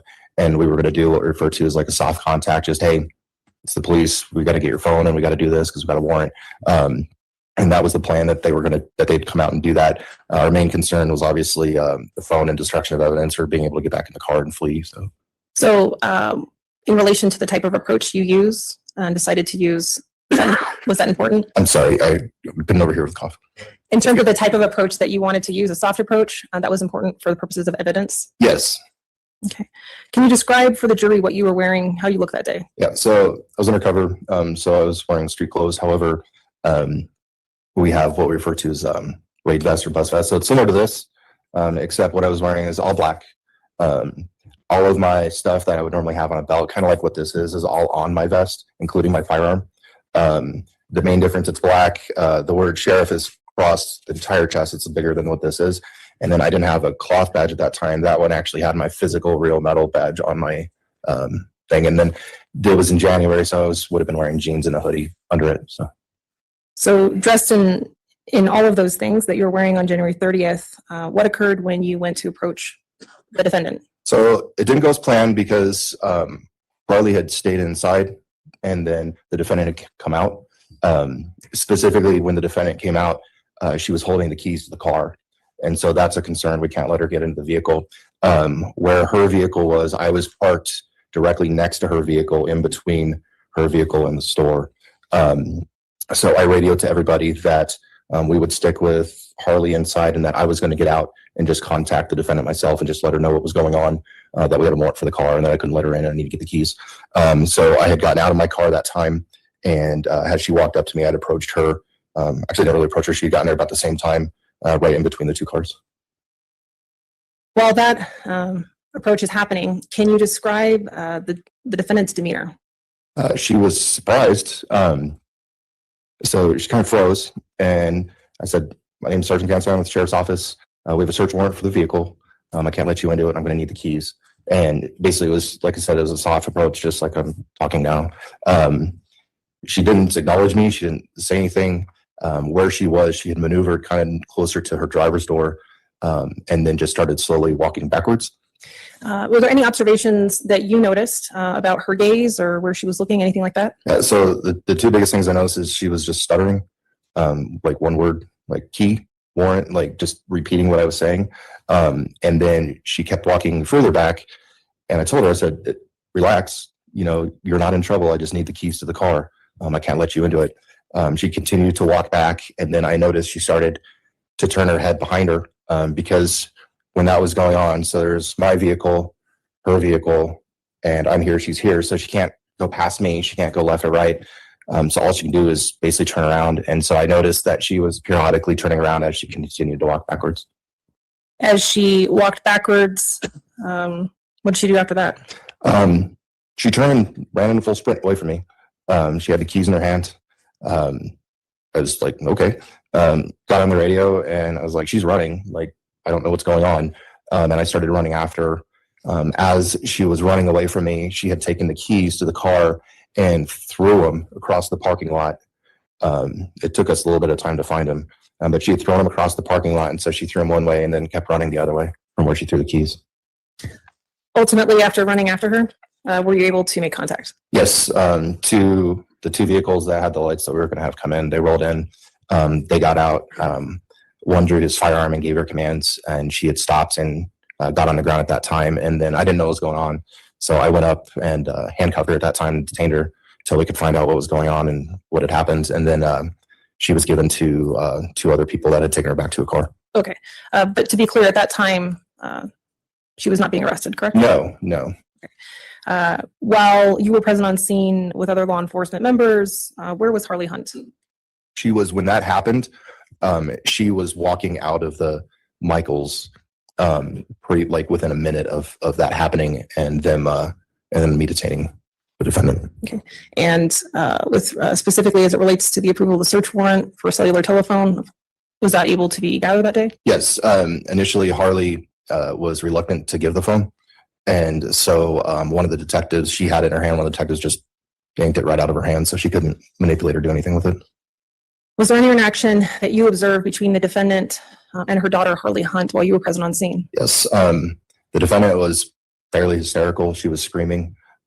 She was yelling obscenities, things like that. Once she realized that we were also in contact with Harley, she started screaming at Harley, saying, "Don't say anything. Tell him you want an attorney. Don't talk to him." Those type of statements. And we were trying to tell her we just need to get the phone. And after obtaining the phone from Harley Hunt and securing Ms. Stauch, what did you do after that? At that point, we had moved Harley because Harley started crying and she was fairly hysterical as well. But actually before that, I talked to the defendant and I told her she needed to calm down. She's screaming. We're in a public parking lot. She's committing criminal acts and she doesn't need to get herself in trouble. So just to relax and calm down. And she did. Once I had that short conversation with her, she stopped yelling. And then we had moved Harley into the back of one of our patrol vehicles. We didn't close the door. We left the door open. And I just had a quick conversation with Harley to calm her down because she was crying and she was fairly hysterical. Okay. And were you able to calm her down? Yeah. I told her, "Hey, here's the deal. We needed to get the phone. I don't know what your mom just did, but we're fine now and we're going to let you guys go." So. And to be clear, up until that point, the defendant was not arrested. She was not. She didn't have any criminal summons or anything like that you provided to her, correct? No. Until we can secure the scene and find out exactly what the circumstances were behind the unusual reaction of me just trying to get car keys, given the scope of the investigation and its infancy, we didn't know if there was something more that we didn't know until we knew. So once we calmed everything down, got everyone calm, we released them because we've accomplished what we needed to do, which was to execute the two warrants. And after obtaining the cellular telephone, is that telephone then made available or accessible in evidence for other law enforcement officers with access to? It was given. We had multiple detectives from majors there from the sheriff's office, and it was given to them.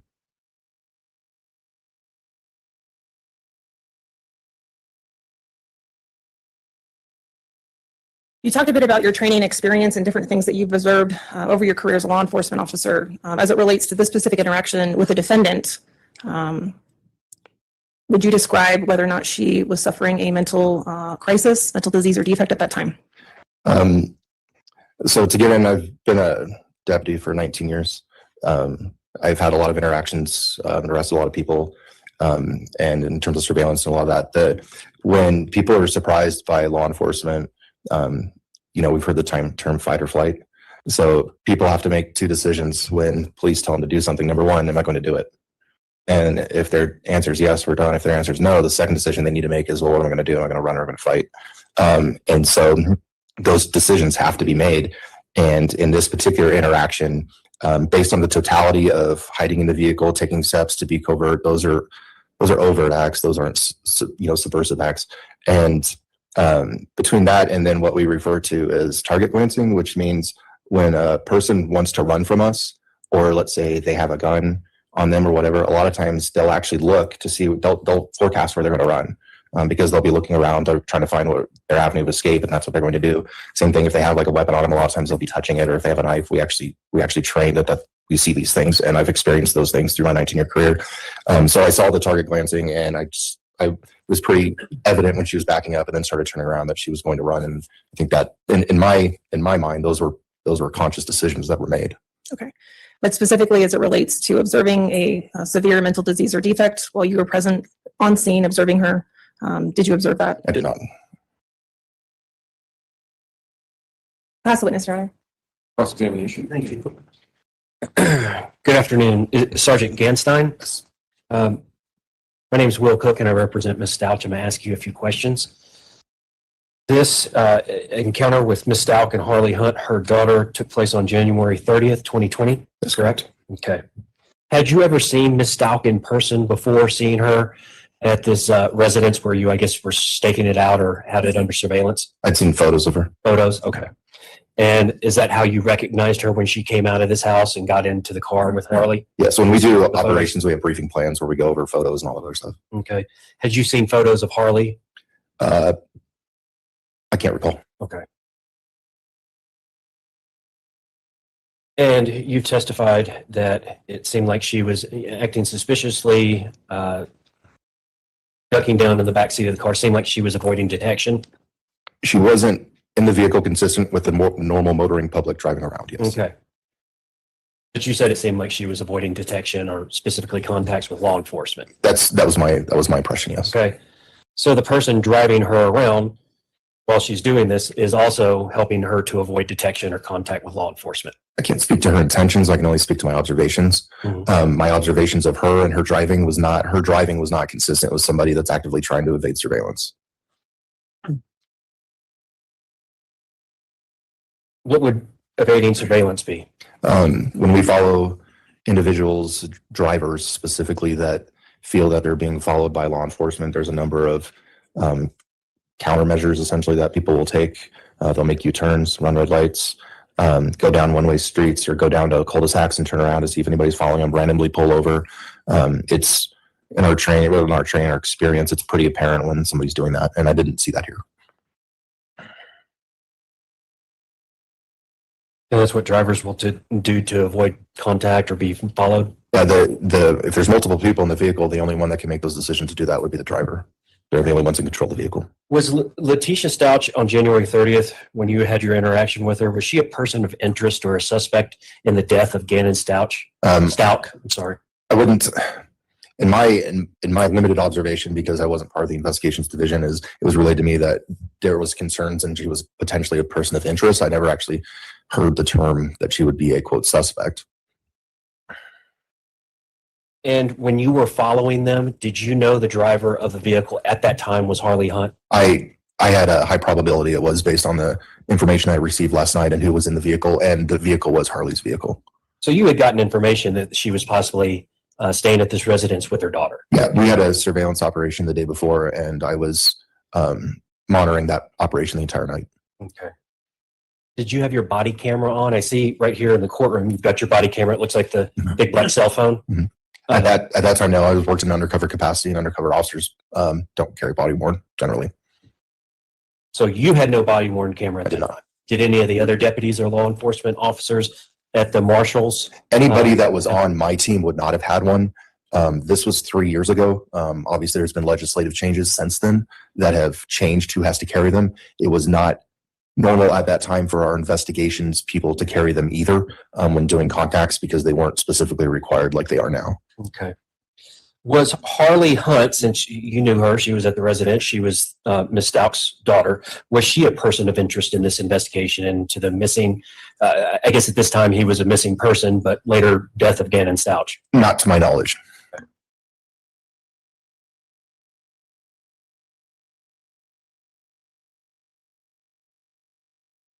And have you ever been qualified as an expert diagnosing any of the diseases, mental health diseases from the DSM-4 or 5? I've not been qualified as an expert in that, no. Okay. And you never gone to school for or gotten any sort of degrees in psychology or psychiatry or anything? You've never been called as an expert witness to testify as to that? I've never been called as an expert witness, no. Okay. Just a second, Your Honor. All I have. Thank you, Sergeant. Redirect.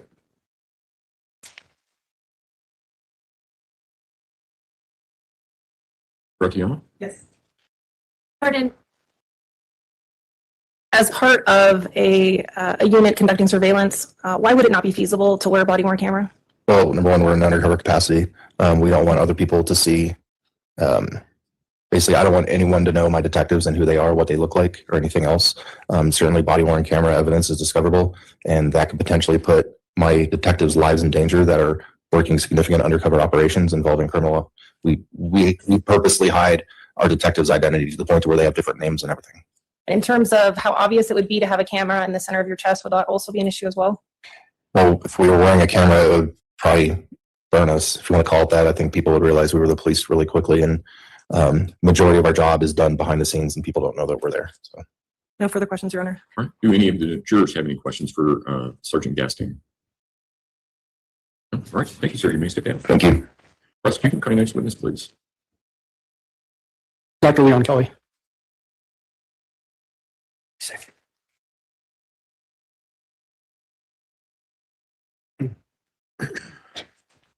Dr. Kelly, if you would step forward and raise your right hand, please, sir. You swear affirm the testimony about giving this man to be the truth, the whole truth, and nothing but the truth. Your Honor. Put down the seat in the witness stand. Please watch your step as you step to the stand. Good afternoon, Dr. Kelly. How are you doing? Good afternoon. Will you please introduce yourself to our jury and then spell your name for the record? I'm Dr. Leon Kelly, Leonkelly. Dr. Kelly, what is your occupation? I am the El Paso County Coroner and Chief Medical Examiner. How long have you been in that type of a role? I've been with the Coroner's Office since 2008 as the Deputy Chief until 2018, which I was elected as the Coroner and Chief Medical Examiner, and then I was reelected in 2022. Can you tell the jury about your education that allows you to do that job? I have a Bachelor's of Science in Biology from Indiana University. I have a medical degree from Indiana University School of Medicine. Following that, I completed 4 years in training in anatomic and clinical pathology at Penrose St. Francis here in Colorado Springs. And then following that, I completed a 1-year fellowship in forensic pathology at the University of Texas in Dallas. So I'm board certified in anatomic pathology, clinical pathology, and forensic pathology, and I'm a fully licensed physician in Colorado. Do you also have certifications? I do. Can you tell the jury about that, please? I'm board certified in anatomic, clinical, and forensic pathology. Any professional memberships? Yes, I'm a member of the National Association of Medical Examiners, the College of American Pathologists, and the American Society of Clinical Pathology. What about publications? Have you published any journals or anything like that as it relates to pathology or any of your job duties? We have. We've published papers, posters as well on various types of deaths in the forensic setting. Have you ever testified as a court qualified expert witness? I have. In what areas? Forensic pathology, strangulation, many forensic sciences. What courts have you testified as an expert in? Multiple courts in Colorado, including El Paso County, as well as courts in South Dakota, California, Ohio, Texas. Okay. You know, at this time, I would move to have Dr. Kelly qualified as an expert in forensic pathology. No objection, Your Honor. The witness will be so qualified. And just so we're all on the same page, Doctor, when we say the word pathology, what do we mean on that? Pathology is a field of medicine defined essentially as the study of disease or injury. And then what about forensic pathology? Forensic pathology is a subset of pathology that deals specifically with deaths that occur in individuals suddenly, unexpectedly, or of anything non-natural. And so it's a field focused specifically on determining cause and manner of death in individuals who died under those suspicious or injurious circumstances. Doctor, back in January of 2020, what was your role then as far as, I guess just what was your role back then? January 2020, I was the elected coroner and chief medical examiner for El Paso County. Did you get involved in the criminal investigation of the Gannon Stauch murder? I did. Can you tell the jury how that happened? How you got involved in that? There were human remains discovered in Florida. There was a tentative identification as to who that individual was, but not a positive scientific identification. To date, when I became involved, they weren't yet able to definitively identify the individual as Gannon Stauch. And so I was contacted by our local district attorney's office and asked if I could help identify him. And so the medical examiner's office there in Florida had yet to be able to accomplish that. And I've had good luck and experience in identifying individuals who had been deceased for a long time. So I said, yes, let's bring the remains, or at least portion of the remains, to El Paso County, and we will do our best to identify him. What were complicating factors leading to this difficulty that you just described to get a DNA confirmation? The remains had advanced decomposition, so the body had begun to break down. To make scientific identification, generally we talk about two things: dental, which is you look at the teeth, you x-ray them, and then you have to have radiographs or x-rays from that individual that you think it is at a dentist that they went to when they were alive. The other way to identify individuals is through DNA. As the body breaks down, the cells that have the DNA, the material that we need to identify, begins to dissolve, and it becomes very difficult to use traditional DNA techniques to get enough of that material that's still intact to identify them. And so, living in the mountains, in a place where people often go missing or not found for sometimes many years, we've grown skilled in being able to identify individuals who have that degree of decomposition or skeletonization. What items did you receive from Florida to do the analysis that you did? So for the forensic odontology examination, we received teeth dental material. And then for the DNA, we received a femur, one of the leg bones, the upper portion of the leg bone. Tell the jury what you did to potentially find a sample that would be suitable for developing a DNA profile. And so for the DNA, what we did was essentially take the femur, which is sort of the large ball that lives up in the hip. It's relatively protected. It'd be one of the last things that could be exposed to the environment. And that femoral head, the ball part that goes into the socket that's the hip, contains a large amount of bone and blood at its center, essentially bone marrow. And so we saw it in half, separating the two parts of the ball, and inside there is large amounts, I said, of what we call trabecular bone that contains the bone marrow that replenishes the white blood cells in the body. And so we saw it in half, which revealed the inner marrow in a fresher state of cells, and then essentially release that to the DNA lab, who then could scoop out that marrow and then look for DNA. And when you say you submit that to the DNA lab, is that the Metro Crime Lab? It is. Did you ever learn whether they were able to develop a DNA profile from that sample you submitted? I was told that they did. Did you learn who they identified that DNA sample to be? The DNA was positively identified as Gannon Stauch. Okay. Thank you, doctor. Cross-examination. Thank you. Dr. Kelly, good afternoon. How are you? Good. How are you? I'm fine. Thank you. When you do autopsies, you've done hundreds of them, if not thousands of them over your career, correct? Correct. Okay. When you have a human body that is deceased, it will start smelling. For lack of a better term, it'll start emitting a bad smell, putrid smell, whatever you want to call it. But that's one of the hallmarks of death is a bad smell. Yeah, as the body breaks down, the bacteria that live in our body begin to consume the body. One of the byproducts of their metabolism is gas that smells poorly. So once decomposition begins, yes, human remains, as do all organic remains, including other animals, begins to smell quite poorly. How, and I know it depends on temperature, humidity, and a lot of other factors, but if you could just discuss when a person dies, a human being dies, how long does it take for this poor smell to begin? So the breakdown of the body after death is driven almost entirely by temperature. Humans are like any other organism that dies. If you have a steak and you put it in your fridge or your freezer, it'll last for weeks, months, many years without smelling. You leave that same steak out on a hot day in the front of your house in the sun, and it'll start stinking within a couple hours. Humans are no different. And so given normal temperatures, let's say 70 degrees inside a home, usually decomposition begins between about 24 and 48 hours. Usually by about 3 to 5 days, the body is sort of well into a decomposition, and the smell is quite obvious and strong. However, given a very hot environment, 90 degrees, 100 degrees, bodies can begin decomposing within just a few hours.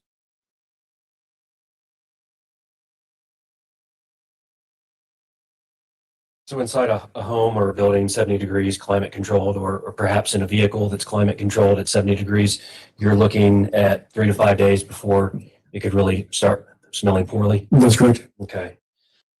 And when you say start smelling poorly, somebody else in a closed vehicle or in a home, or they would be able to smell it. It would be very apparent. It would, yes. Okay. Would it be overpowering?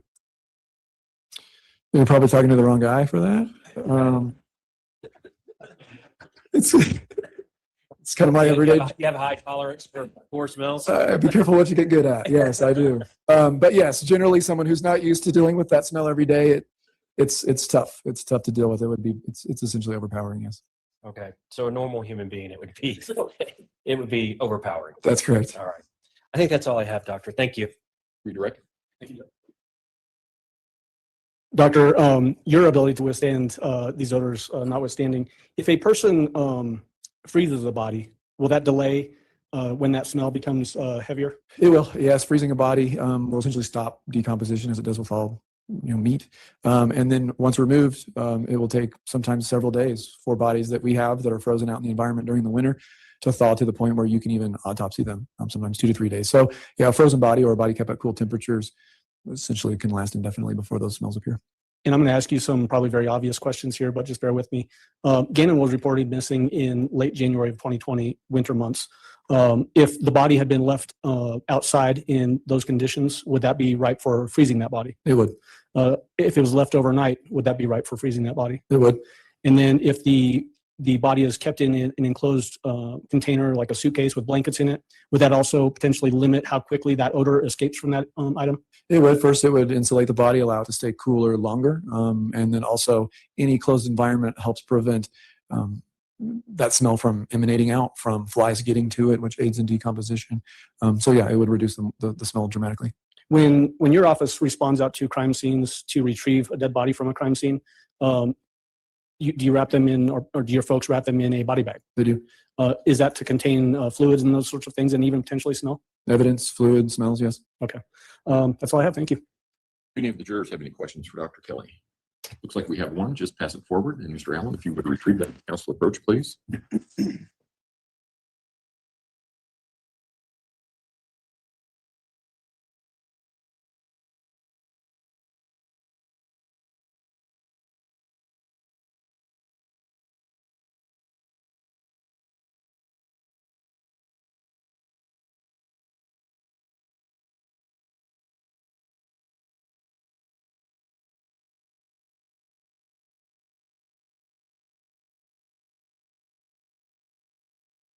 All right, Dr. Kelly, what impact does humidity have on decomposition? So humidity, meaning the moisture in the air, would result in decomposition likely and potentially happening at a slightly increased rate, probably not dramatically, not enough to alter the time course that I talked about. What it does do is alter dramatically the type of decomposition that's going to happen. And so in a state like Florida and the Gulf Coast, where you have high temperatures, lots of moisture in the air and the environment, the body tends to decompose in a way that's sort of very, very, very wet. And it goes through a process which we call adipocere, which is the bacteria and the things that live in a moist environment are very different than a dry environment. And so those bodies do tend to smell even worse, if you can imagine, than other conditions. Here in the West, where we live, bodies go through a different state. They start out juicy and wet initially because there's fluid in the body, but then it relatively quickly turns towards a mummification, which is a drying out, a leathering of the body, which does tend to keep the smell down quite a bit. The first few weeks of the decomposition, there's not going to be a measurable difference. It's really after that point where they'll go these two different directions. I will allow reasonable follow-up as to that question only, Mr. Allen. Only for purposes of our record, can you spell adipocere for the court reporter? Yes, adipocere is ADIPOCERE. All right. Got it. All right. Mr. Cook. I don't have anything. All right. Thank you, Dr. Kelly. You may Thank you, sit Your down. Watch your step. Prosecution, call your next witness, please.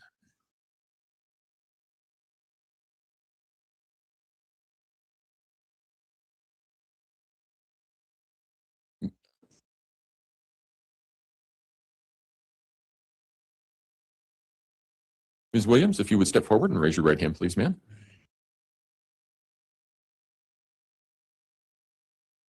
Do you swear affirm the testimony about to give in this matter will be the truth, the whole truth, and nothing but the truth? I do. Go ahead and have a seat in the witness stand. Please watch your step as you step into the stand.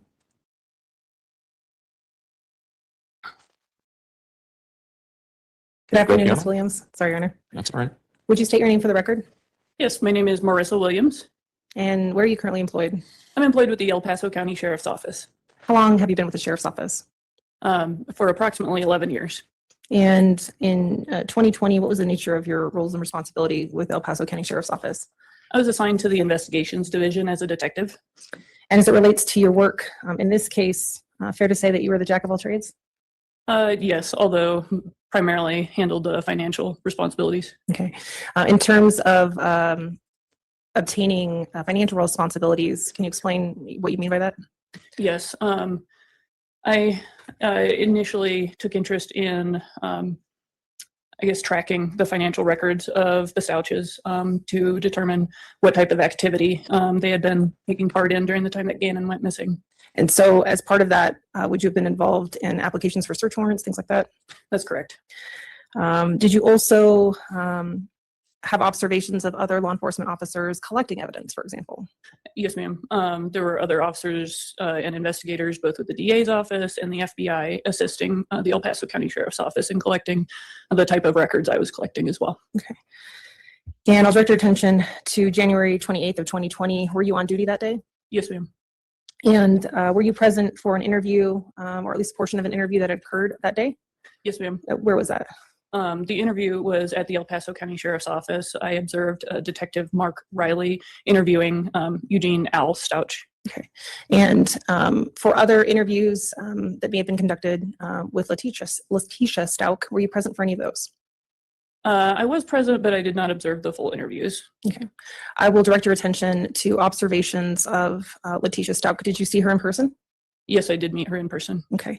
And is there a particular date you recall seeing her in person? Yes, it was Wednesday, January 29th at the El Paso County Sheriff's Office. Okay. And on that date, can you generally describe her demeanor? How would you describe her demeanor? She was evasive with questions. She was, I would say, upset, but not in the same way that you would expect with a parent that's missing a child. I'll sustain the objection on the different grounds. I think she needs to lay a little bit more foundation as to her experience regarding contacts with parents of missing children.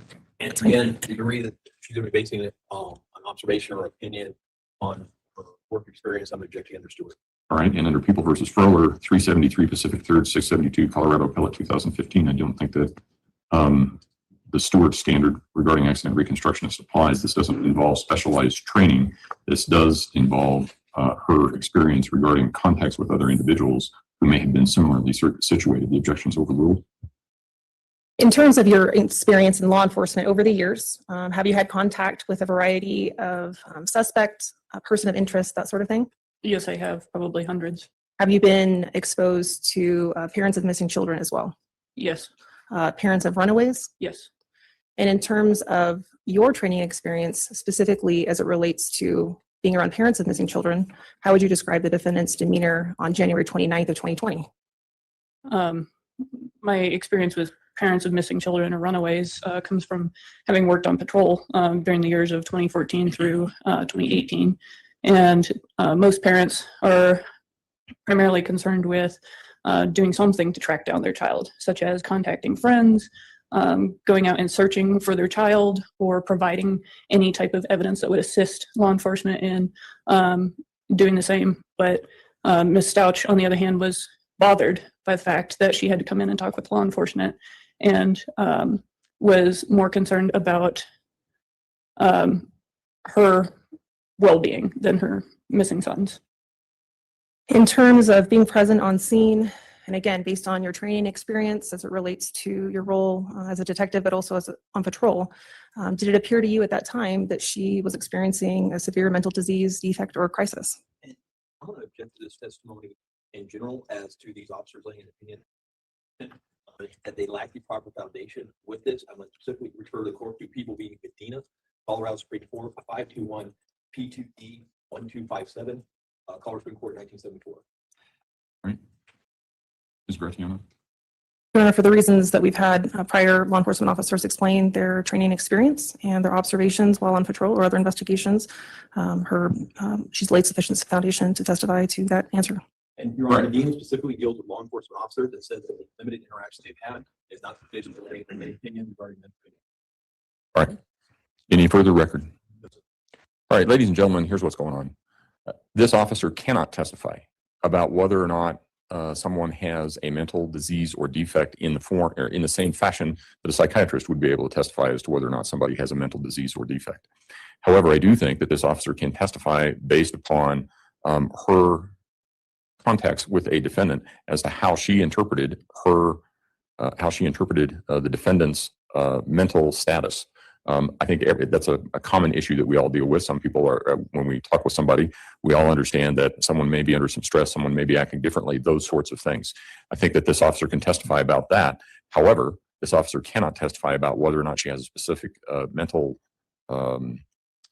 defect or disease, and it will go to weight, not admissibility. Ms. Gratiano. In terms of understanding conversations that were occurring that day, how would you describe how the defendant answered questions?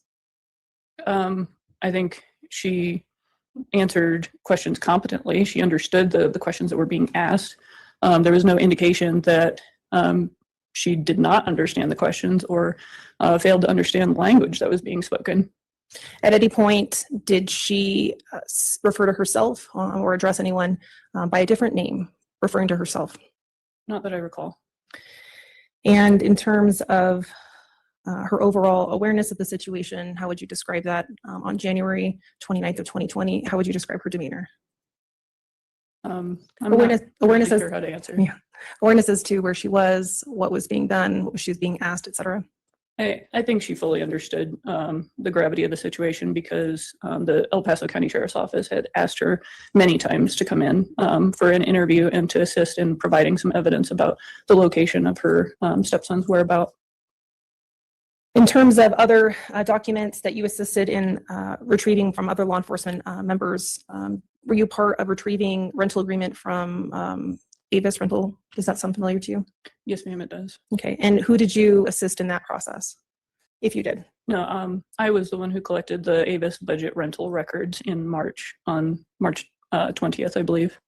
Your Honor, permission to approach the witness with what has been marked as People's Exhibit 232. You may, go ahead.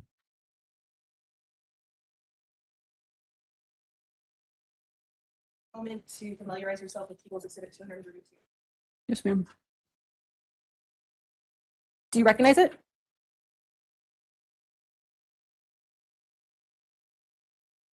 Yes, ma'am.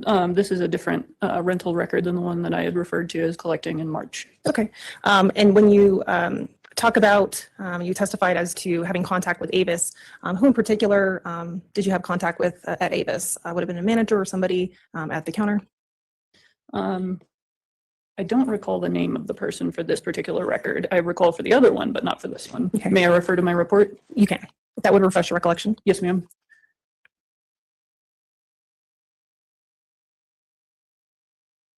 And in terms of a specific name, I'm not asking you for a specific name, but just what representative from Avis you had contact with. Sure. And it may be helpful just to explain to the jury just the general process of retrieving, for example, a document from a business. How do you go about doing that? That just might be helpful to start.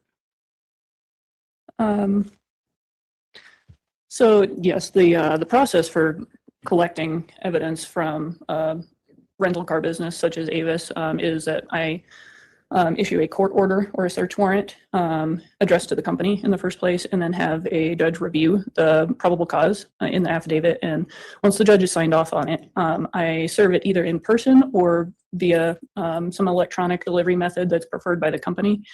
In this particular case, I did serve the warrant in person because the business was local. The Avis budget rental was at the Colorado Springs airport.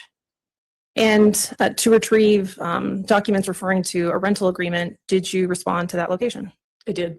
And was a representative able to provide you with documentation? Yes, ma'am.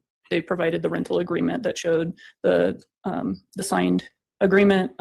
It had been signed by Letecia Stauch, and I believe it was signed on Tuesday, January 28th, for a it was for a white Kia Rio 4-door sedan, and that vehicle was used for approximately 1 day before it was returned to the same location. And to be clear, when you're retrieving things, you're retrieving a rental agreement, but are you retrieving documents that come with that rental agreement from that company? Yes, ma'am. Such as Exhibit 232? Yes, ma'am. So can you explain how you recognize what 232 generally is? I recognize it because I've seen it before during the time I collected it. Okay. And because you've seen it before, would you say it's a fair and accurate representation of the rental agreement documents you retrieved from the Avis representative that day? Yes, ma'am. Your Honor, at this time, we've moved for the admission of People's Exhibit 232. Mr. Tellini, Exhibit 232 will be admitted. Go ahead. Great. In terms of other work in this case, you explained that you collected various financial documents. Did you also have an opportunity to review those financial documents? Most of them I did, yes. And overall, were you able to, along with other law enforcement members, able to track movements or charges, if you will, of the defendant through those financial documents? Yes.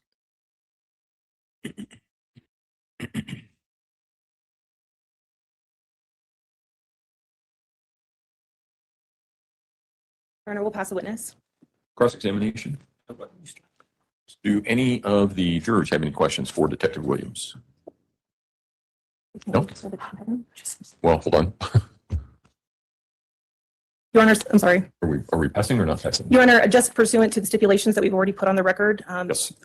that have to deal with USAA records and American Express records, we've already asked for that stipulation to be put on the record. And it has been, and I assume that this relates to some of that. Yes, Your Honor. Okay. All right. Do any of the jurors have any questions for Detective Williams? All right. Thank you, ma'am. You may step down. And Your Honor, for the purposes of the record, we are admitting People's Exhibit 231, which relates to that stipulation. Okay. Are you doing that just as part of are you going to have a witness with that, or you're just admitting the exhibit? We're just admitting the exhibit. Okay. Ladies and gentlemen of the jury, what we're talking about here is that the parties have reached stipulations regarding various different exhibits. And one of the exhibits is Exhibit 231, right? Exhibit 231, which is referred to as a disc of American Express records. There won't be a witness with that. It will just be records that will be admitted as an exhibit for you to consider that has records from American Express. The parties have admitted or have agreed that the exhibit can be admitted without further evidentiary foundation or testimony. So Exhibit 231 is admitted.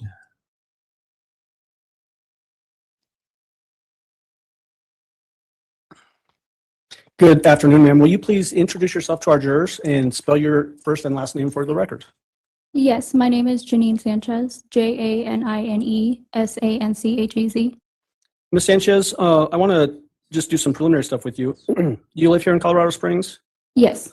And I'm going to talk specifically about January of 2020, so 3 years ago. Where were you living back in January of 2020? In Larson Ranch. Were you familiar with a young lady by the name of Harley Hunt? Yes. How did you know Miss Harley Hunt? So we worked together at Massage Envy, and then we'd occasionally go to Bible study together. Are you similar in age with her? I'm about a couple years older than her. Okay. And you said you worked at Massage Envy. Did you both share the same type of job, or did you have different jobs at that employer? We were both receptionists. Would you see each other often at work? I would say, depending on the shift, yes. Okay. And then you mentioned that you would sometimes go to Bible studies together. Did you ever hang out any other times outside of work besides those types of gatherings? No. Okay. Did you have each other's phone numbers? Yes. Would you sometimes text with each other? Yes. Would that include potentially sending jokes, memes, TikToks, that kind of thing? Yes, we would send TikToks to each other. TikTok is quite controversial these days, isn't it? Yes. How would you describe Harley's demeanor? She was very nice. Was she social or was she shy? She was both. She was shy at first, and then once you got to know her, she was more social. Would you say she had a positive personality or a negative personality? Positive. Bubbly or angry? Bubbly. Okay. Was she nice to people or mean to people? She was nice. And then how would she interact with customers that would come into Massage Envy? She was really nice to them. Was she professional also? Yes. Had you ever been over to her house? No. Prior to a specific time that we're going to get to in just a moment, did you ever have an occasion to meet any of her family members? No. Okay. At some point, did you become aware that her younger brother was missing? Yes. I'm not asking you for what was said, but did you actually get a text from Harley regarding that specific incident? Yes. Do you remember working with her on Wednesday, January 29th? It was a long time ago, so I don't remember exact dates. Okay. Yeah. So I'm just going to help you orient yourself, and it makes perfect sense. It's over 3 years ago. We've had previous testimony that Gannon went missing on January 27th, which was a Monday. And then did you talk to a detective in this case? Yes. Do you remember talking about the last time you might have worked with Harley with that detective? Yes. Okay. And if I showed you that report, would that help you remember what day that was you were referencing last seeing Harley? Yes. Okay.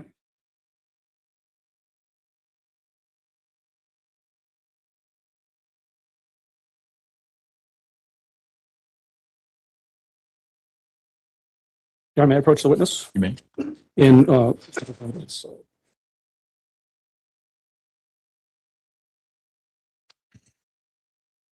Sanchez, I'm showing you a police report.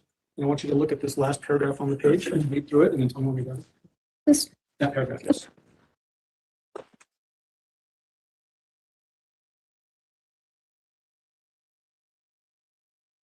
Yes. Did that refresh your memory as to the last time you had worked with Harley? Yes. What day was that? The 29th. Was that Wednesday, January 29th? Yes. What was, again, not asking you for any statements that Harley made to you, but what was Harley's demeanor like on that day? She was a little frantic. Just not her usual self. Do you remember telling the detective whether she was crying or not? Yes. And was she crying in your memory? Yes. Okay. At some point, were you with Harley and picked up Harley's mother from the hospital? Yes. Tell the jury about that. Again, whose car were you in? We were in Harley's car. Who was driving that vehicle? Harley. And what seat were you sitting in? I was in the front seat. What hospital did you go to pick up her mother? I'm not sure the name, but it's somewhere around here in the downtown Spring area. Memorial Hospital, does that sound correct? I'm not sure. That's okay. So, but you're just remembering it as a downtown hospital somewhere fairly close to where we are now? Yes. Okay. Can you describe, as you're in the car with Harley, how she was acting then? Was she still acting like she was crying or upset? No. How was she acting now? Just normal. Okay. Do you remember talking to the detective about how she was acting? In the car? Or? Yes, while you're in the car with her at the hospital? I don't remember. Okay. Do you remember the Harley's mother getting into the car with you? Yes. Did Harley's demeanor change when her mother got into the car with you all? No. Okay. Do you remember talking to the detective about her, about Harley acting timid and overwhelmed at that time? Yes. Was that different than when she was crying earlier? Yes, she had kind of calmed down a bit in the car versus earlier when she was crying. Okay. When Harley's mother got into the car, I may have already asked you this, so if I did, I apologize. Where did she get into the car? In the back seat. Okay. So did that mean that Harley's still driving, you're in the front passenger seat, and mother is in the back seat? Yes. Was she sitting behind you or behind Harley? In the middle. In the middle, okay.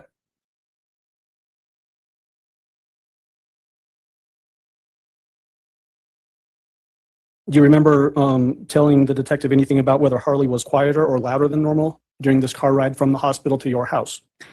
We definitely weren't talking for the car ride. It was more just quiet. Okay. Yeah. Do you remember telling the detective that Harley was quieter than normal? Yes. Okay. And I think I've already asked you this in an implied way, but this time that you're now seeing Harley's mother, had you ever seen her before? No. Do you see her here in the courtroom? Yes. Will you please point her out and describe what she's wearing? Yes. Pink shirt right in the corner over here. And you're using your right hand to point over to my left over here? Yes. All right, ask to the record reflect that she's identified the defendant. Record will so reflect. Go ahead. How would you describe the defendant's demeanor or actions when she got in the car? What do you mean by that? Well, how was she acting? It was my first time meeting her, so I can't really describe how else she would be acting, but I'd say normal. Okay. Yeah. So not doing anything out of the ordinary? No. Okay. Do you remember her making any statements to you or just to anybody while she was in the car? No. Do you remember talking to the detective about her getting into the car? Yes. Do you remember telling the detective that the defendant apologized for having to stay at your house? Yes. Do you remember talking to the detective about the defendant's demeanor in the car? No. How she's acting? No. Okay. You don't remember that at all? Do you remember telling the detective that the defendant was acting weird? No. Okay. Do you remember a specific statement that the defendant made to you when she got into the car? Yes, I do remember that one statement. And what was that one statement? Just jokingly how she was joking about saying, basically, hope you don't think we're a bunch of murderers. So the defendant said that to you? Yes. Did you find that to be weird? Yes. But other than that, the demeanor wasn't weird, just that one statement. Okay. So she wasn't acting like she was losing her mind or anything like that? No.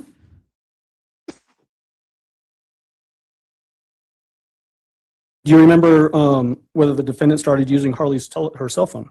Yes. Tell the jury what you remember about that.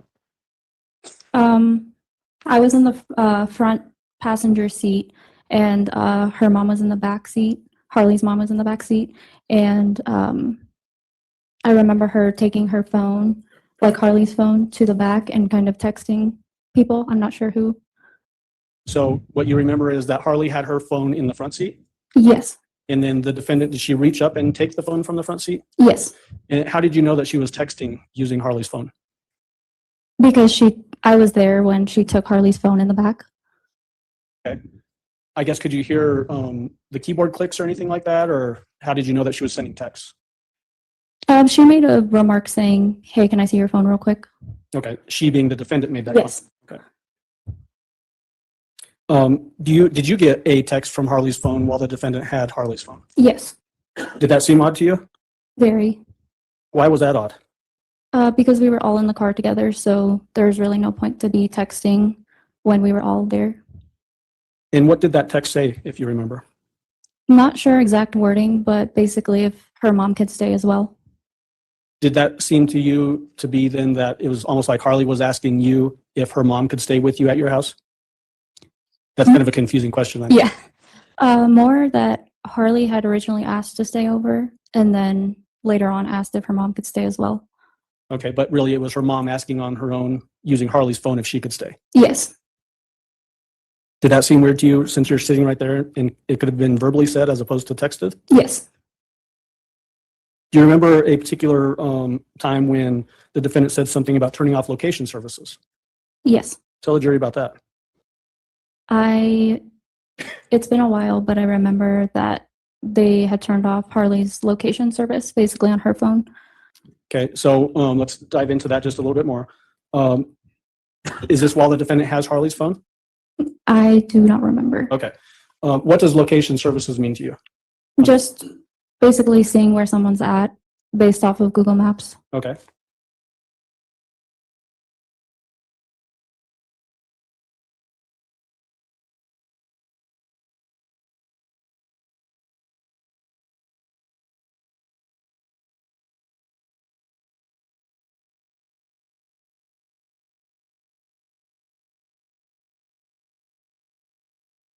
Do you remember the defendant making a statement while holding Harley's phone that she was turning off Harley's cell phone location services?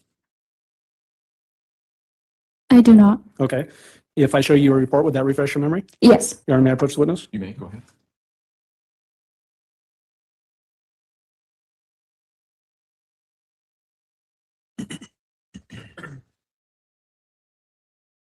Yes. Just move this over there.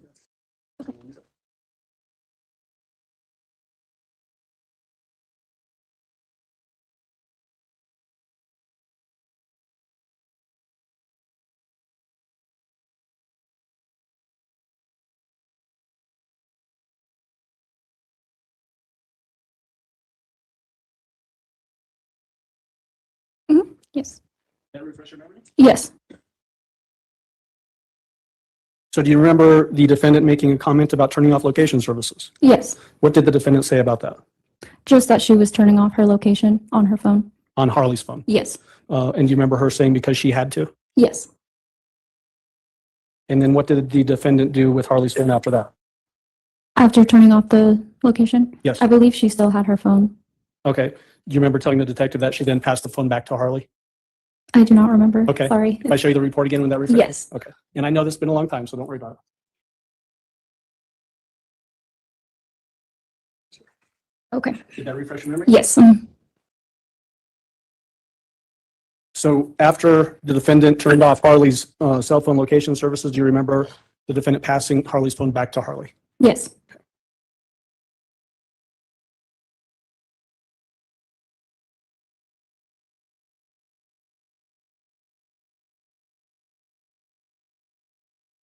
Do you remember while you were still at the hospital, the defendant making a statement about evidence being found? Yes. What did she say about that? She was just kind of talking about how they thought they had found evidence on her. And then also, did she mention finding evidence at the house? Do you remember that? I do not. Okay, if I show you the report again with Yes. that fresh memory, okay. You're just getting my steps in. Sorry. Just want to make sure it's accurate. This line right here.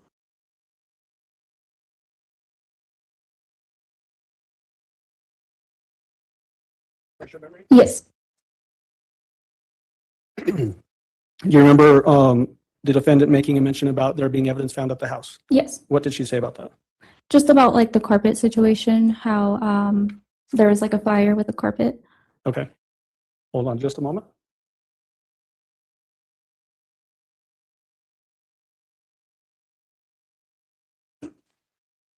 And again, I'm not asking you for any comments from Harley Hunt at this point, but did the defendant ever say anything to you about why her and her daughter wanted to stay at your house?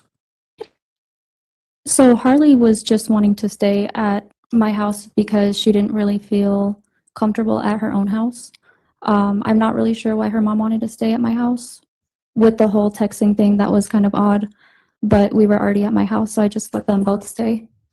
Was it strange to you that both Harley and her mom were now staying at the house as opposed to just Harley as originally arranged? Yes. Oh, okay.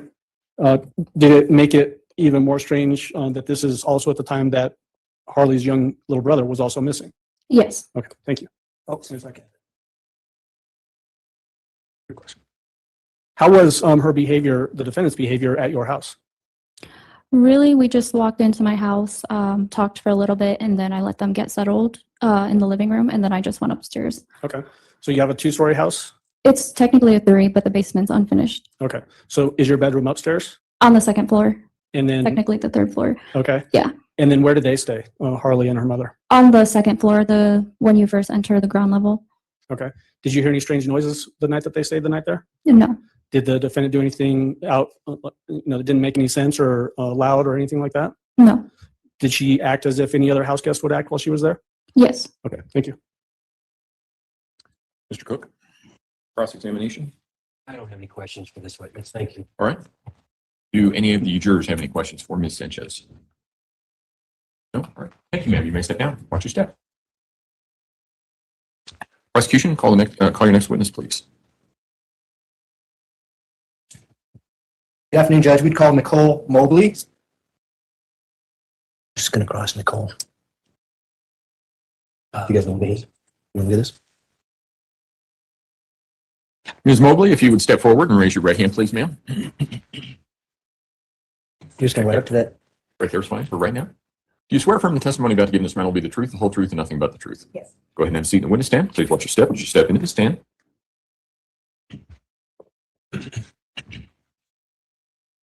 Good afternoon. How are you? I'm okay. How are you? You're a little nervous, right? Just a little bit. It's okay. You're not the only one, okay? Okay. Could you please introduce yourself to the jury and spell your first and last name? Nicole Mobley, Nicole Mobley. And Ms. Mobley, where do you reside? Morrison Ranch. May I approach you, Honor? Me. I'm going to show you what's been introduced in evidence as People's Exhibit 4. Recognize this at all? Yeah, it's my neighborhood. Let me see if I can get this easy over here.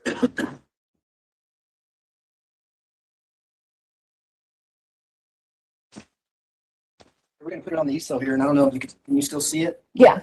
And I don't need you to be precise, but can you just point out the general area of where you live, that you can see this in People's Exhibit 4? Here you go. I'm gonna give you this.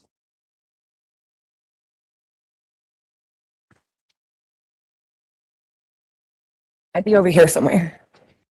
So for the record, you pointed to Mumford Drive in between Tarbell Drive? Yeah, I'm on Decker, but the school's right here, and my house would be like over in the section kind of by it. Okay, great. How long have you lived there? 2 years? No, I'm sorry. That's way off. 3.5, almost 4 years. So you were living there back in January of 2020? Yes. And while you were living in that neighborhood, did you have an occasion to meet someone named Letecia Stauch? I did. And tell the jury about how you met her. So I think the first time I had posted a thing on our neighborhood page, I was looking for clothes for my niece that just moved in with us. And I had got a message from a Harley Hunt, is who I thought I was speaking to. And then they offering some free clothes for us.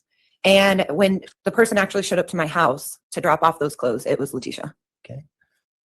You talked about a neighborhood. How did you describe it? Was it a Facebook page? Yeah, we have a lot of neighborhood like Facebook pages that are just for people in the neighborhood. I don't know if I put it on the residence page or like one of the for sale pages, but it's just everybody in the neighborhood. And I know you're a little nervous, but only one of us can talk at a time. She's typing everything we're saying, believe it or not. And so if you could just wait until I'm done and I'll wait till you're done. Okay. We'll do the best we can. Okay. Is that fair? Yes, sir. Okay.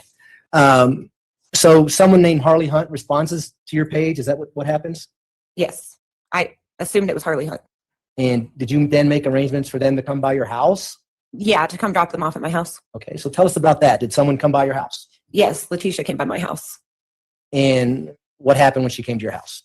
She knocked on the door. Initially, she was just supposed to leave them on the porch, but I ended up being at home. She knocked on the door. I opened it. She handed me the clothes, and we had a conversation. And do you see Letecia Stauch in the courtroom today? I do, yes. Could you point her out and describe what she's wearing? She's sitting at the end of that desk in a pinkish purple shirt. Only female seated at the defense table? Yes. May the record reflect identification of Ms. Stauch subject to cross-examination. Record will still reflect. Go ahead. So what happened when the defendant came to your residence? She came to the door, handed me the clothes, and then we just had a conversation. It was a little weird. I didn't know her. I had never met her before that. And I was kind of off put first because I thought I was meeting a Harley Hunt.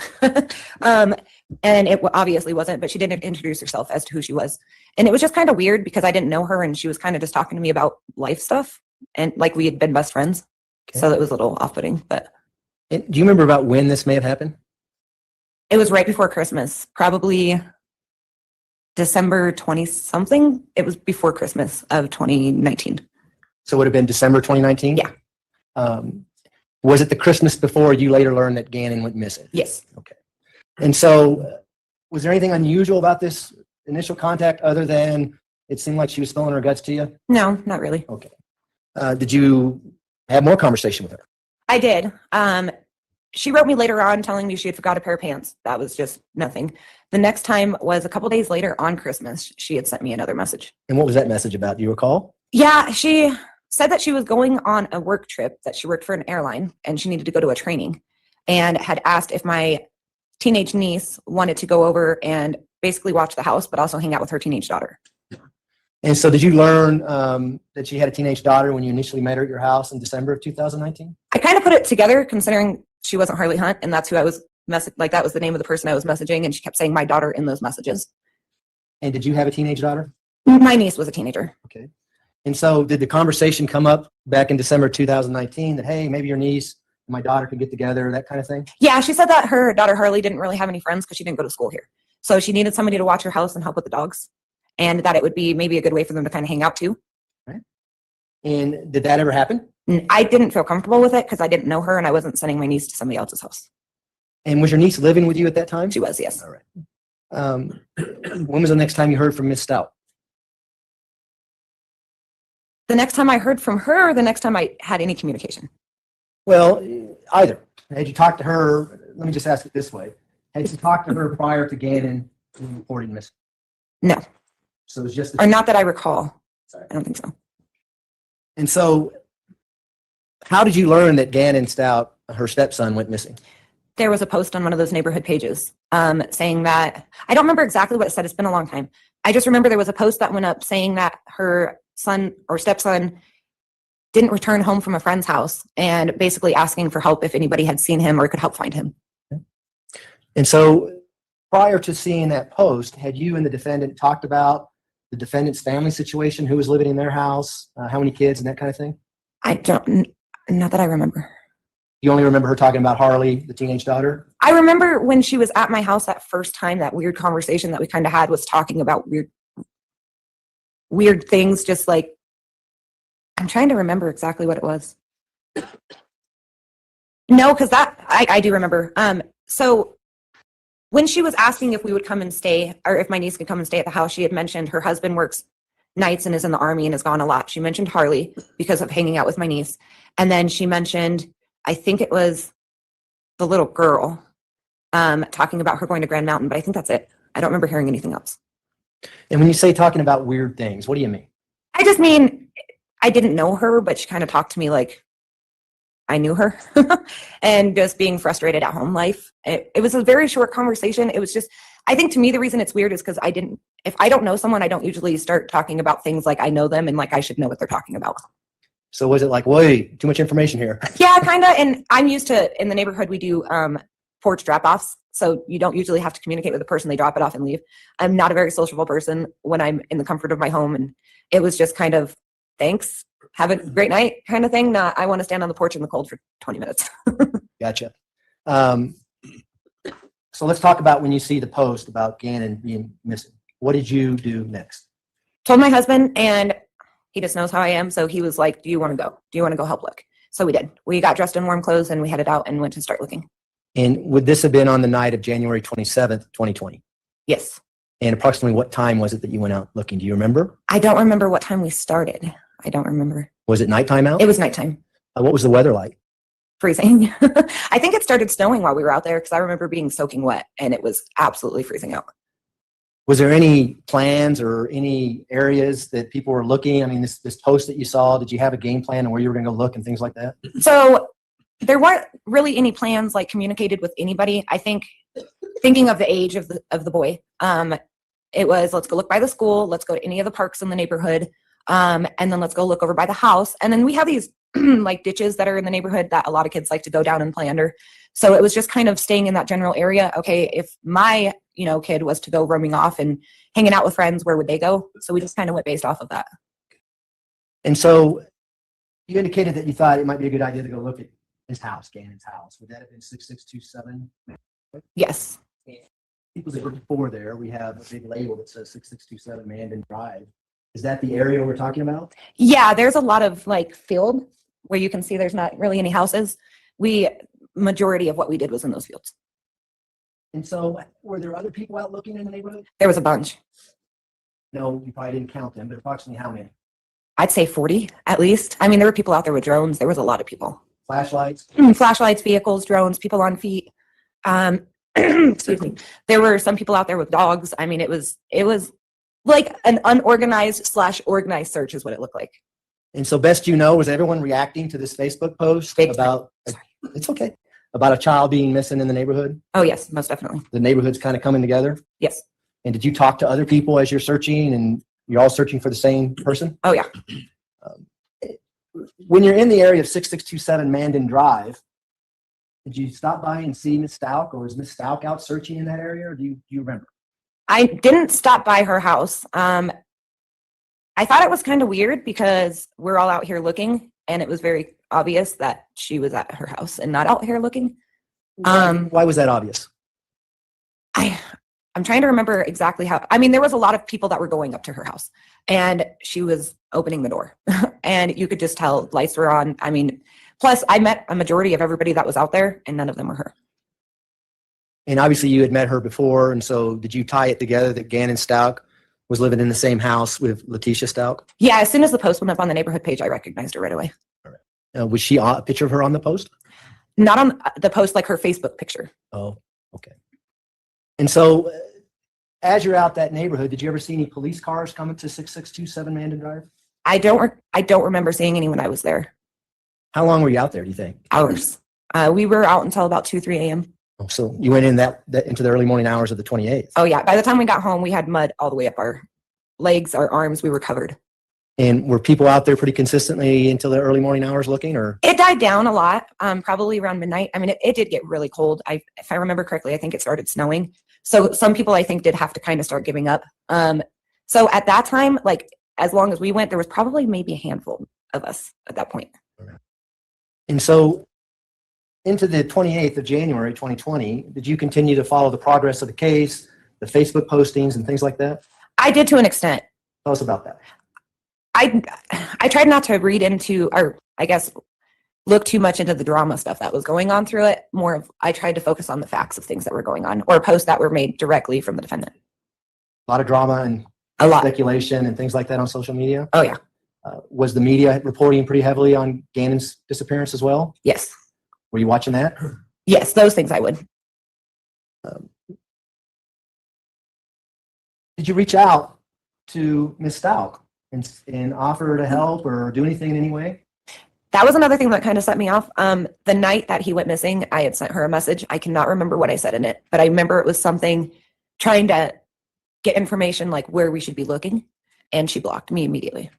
What kind of message did you send her? Was it a text? Was it social media? Was it a phone message? How did you try to reach her? Facebook Messenger. And prior to that, had you been messaging on Facebook? For the previous times that we spoke, it was Facebook, yes. And did you ever talk to her about why she blocked you or anything like that? Well, she blocked me, so I couldn't. I know my husband sent her a message saying, you know, I don't understand why you blocked my wife. We're just trying to help you. Is there something you have against her? Like, what's going on? But we never got a response. Did you continue to progress or watch the progress of the investigation to see whether or not Gannon was found, that kind of thing? I did. I also, any search party that they had, we had like blue ribbon ceremonies, different things that we did. I participated in everything.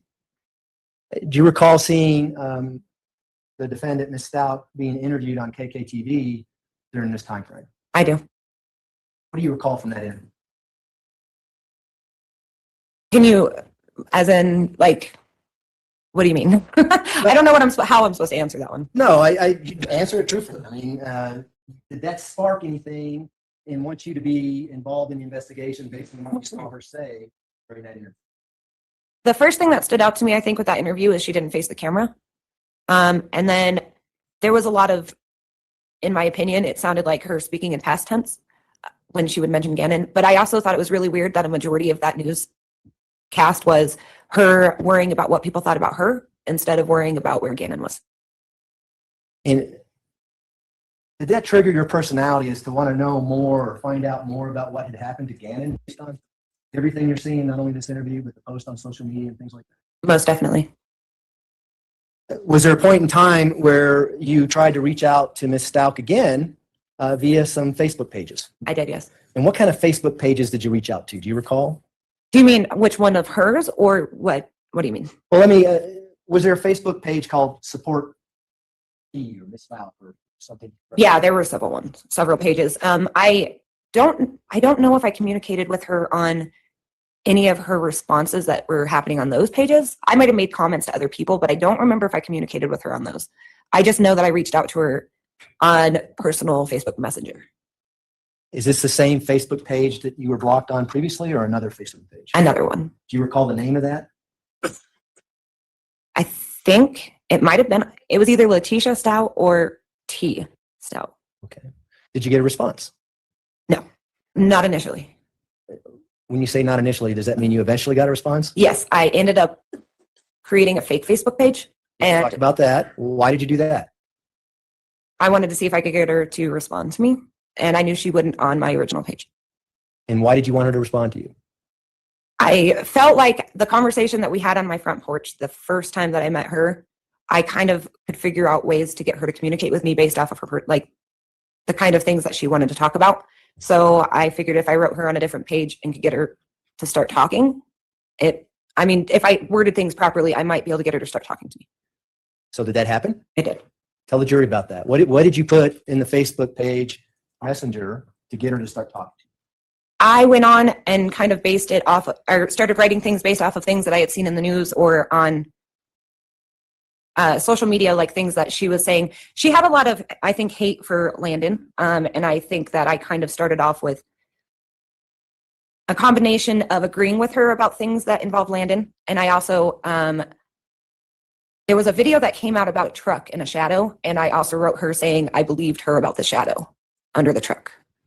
And is this video the video of when Ms. Stout and Gannon come back on the afternoon of January 27th, 2020, and you see a leg drop on the other side of the truck? Yes. And it's posted on the internet? Yes. Is that what you're talking about? That's the video, yes. The shadow is actually a leg coming down? Yes. And Ms. Stout was saying who did that leg belong to? She told me it was Gannon. Did you eventually continue communications with Ms. Stout via text? Yeah, so I continued on Facebook Messenger, and then eventually we did make it onto a texting app. Tell us about the texting app. Whose idea was it to use a texting app? She had asked me to download a texting app on my phone so that we could talk more privately. And was this on February 19th of 2020? I'm pretty sure, yes. Did you go to the police department fairly shortly after this string of text messages? I don't remember how long it was, but I feel it was pretty soon after that, yes. If a report indicates that you went to the police department on Friday, February 21st, 2020, Sounds right. would that be accurate? Yes, And when you went there, did you take your phone with you? I did. And did you provide your phone to law enforcement so they can take screenshots of this text messages that you're having? I did. They took it for several weeks. And would you recognize those text messages if you saw them again? Yes. May I approach the witness, Your Honor? May. And what's been marked as People's Exhibit 30 or 233. And within that exhibit, there's 33 pages. Do you see those? I do, yes. You could take a moment and go through those 33 pages, and I'll ask you some follow-up questions.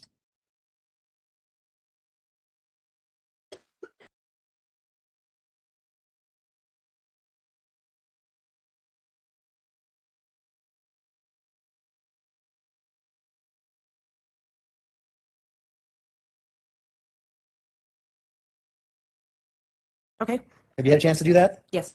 I want to talk about the first 31 pages. Okay. Are those messages that you exchanged with the defendant, Ms. Stout, on February 19th, a Wednesday, from 9:59 in the morning to 11:48 in the morning? Yes.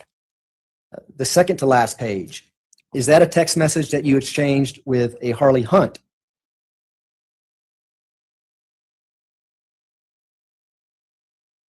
Yes. And is that your text message as well, the one to Harley Hunt? It is. The last page, page 33, is that a text message that you sent to your husband? It is. Is the message that you wrote to your husband accurate? Is that what you said after this text string that you had with the defendant? Yes. Okay. Now back to the original 33 pages. I think I've already asked you that. Is that a true and accurate depiction of the conversation you had with Ms. Stout back on February 19th, 2020? Yes, sir. Move to admit People's Exhibit 233. Yes. Objection. Exhibit 233 will be admitted. Go ahead. Request to publish? You may. Go ahead.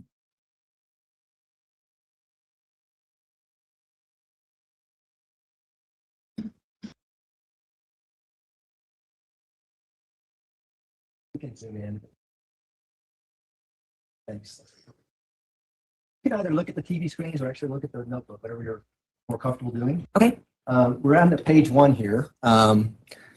Before we talk about page 1, what was your motivation here? Why were you trying to get her to talk? Sometimes I get this impression of myself that I can get people to tell me things that other people can't. So I just wanted to give it a shot. When you're talking to the defendant here, had Gannon been found yet? No.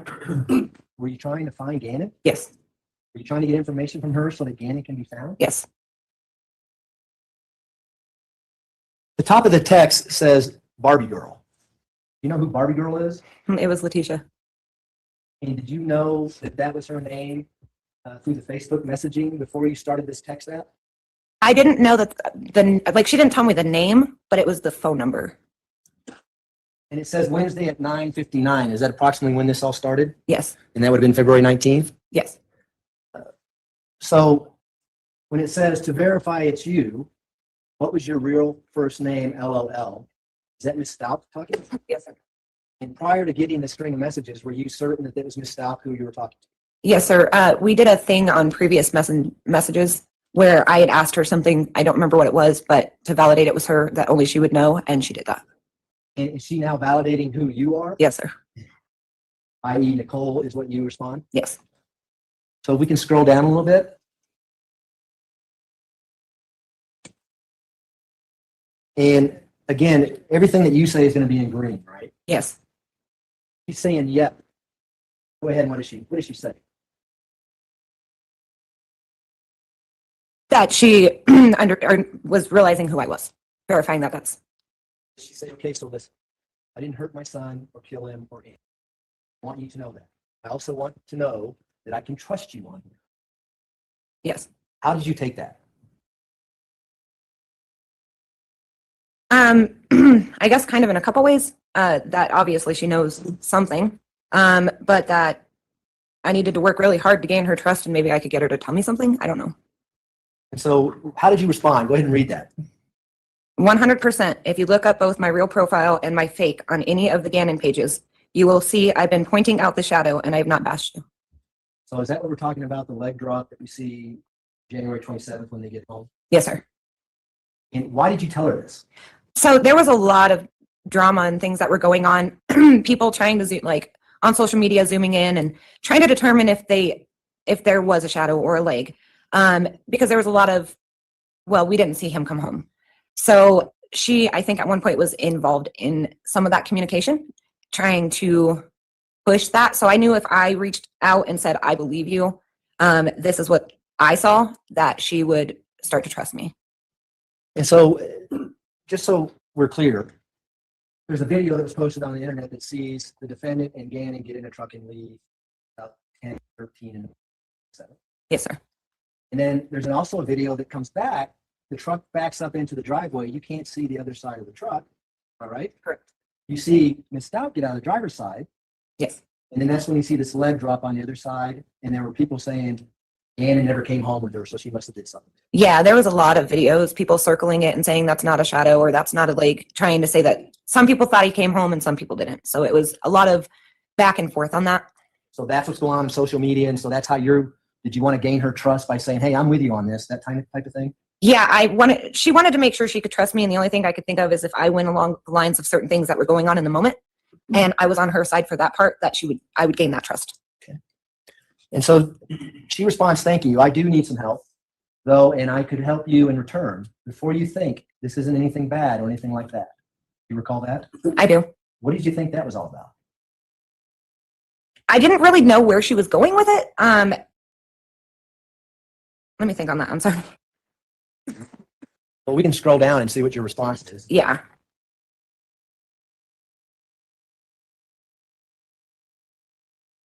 So now we're on page 2 of that exhibit. So your response is just to show you what I've said to my own family in the past about all this. Can't make out. Looks like you attached something to the text. Yeah, I think I attached something that like a message I might have sent to somebody else talking about it. I don't remember, but I'm pretty sure it was just like, look, I'm showing you, I even told somebody in my family I believed you. Is that again to gain her trust? Yes. So how does she respond after you do that?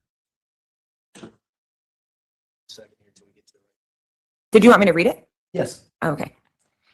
If I had did this, I couldn't have gone but so far and they would have found him, but they are focusing on me wasting valuable time. He says, thank you. Thank you. And then what do you say? Okay, what do you need help with? I definitely don't think you would ask me to do anything bad, so it's okay. And what did she say? Oh, sorry. No, it's So okay. I want you to tell the truth. And you respond, okay. Mm-hmm. Go to page 3.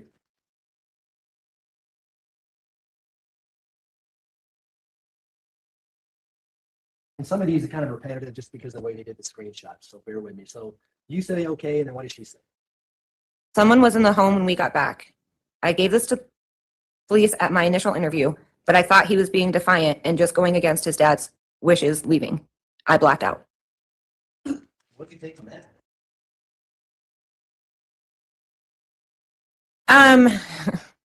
Well, I didn't believe it. But I don't know. I didn't believe what she was saying. I was kind of just waiting for a story to come. Is this the first you had heard about someone else being in the house? It is, as far as I remember, yes. First you heard of her blacking out? Yes. Up until February 19th, 2020, did you just think Gannon was missing, or what was your thoughts about what had happened to Gannon? I had hoped he was just missing, but from the very first night, I just had a bad feeling. We can scroll down, please. Oh, so you respond, so blacked out before he left, because I'm a mom, and I know how that is. He says, I've done it and overreacted. You mean to say reacted? Yes. With my kids and situations. I just did it with my house flooded. What do you mean by that? So I think in my head, I was thinking maybe a situation happened and she overreacted and something might have happened. So I wanted to kind of play on that and say, look, I'm a mom. I've overreacted in situations. My house had just flooded, so I could have overreacted in that situation. So I was just kind of, I think, trying to play along with it. You didn't know what was going to come next, I take it? I had no idea. So what did she say next? I am beginning to think that the guy was still in the home when police came. Either way, he popped back up with Gannon, so I'm assuming they were in the storage room. He threatened me, and I put them girls upstairs to protect them. She says Yeah. And you asked her who was the guy? Yes. How'd she respond? You want me to read it? Yeah. Okay. He took a suitcase and some of our things and Gannon's things, and I was crying. Then he hit me across the head. So is this the first you heard of a suitcase? Very first time, yeah. And how did you respond to that, and why did you respond the way you did?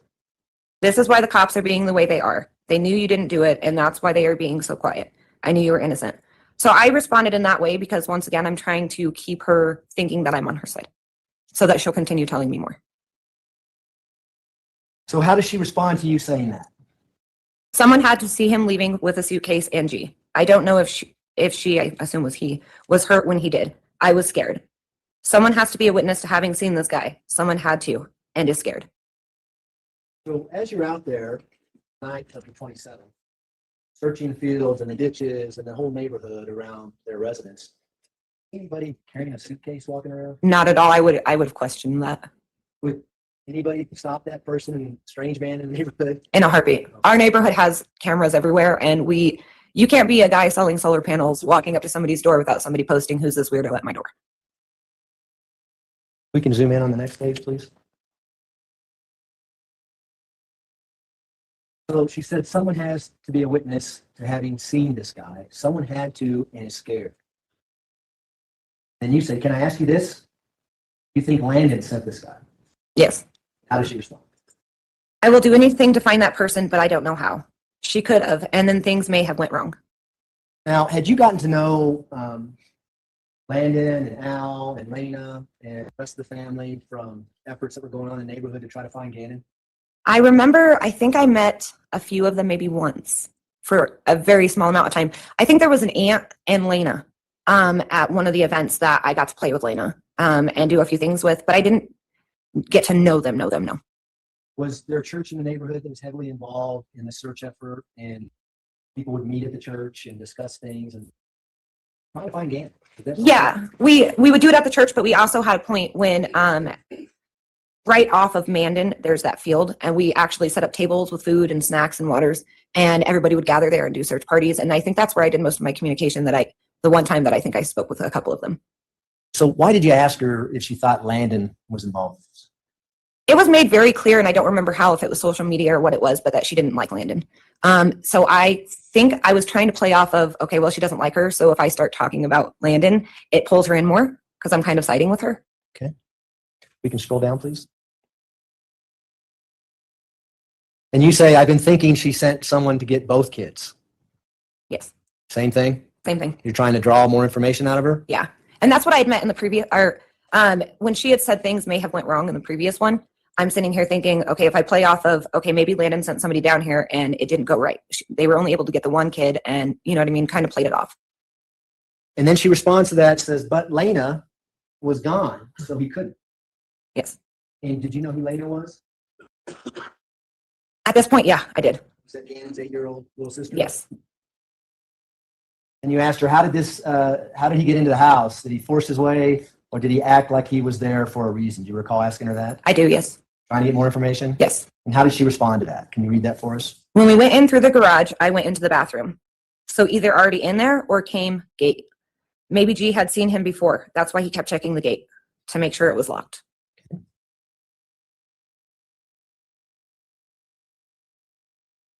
And then how did you, what's the next thing you asked?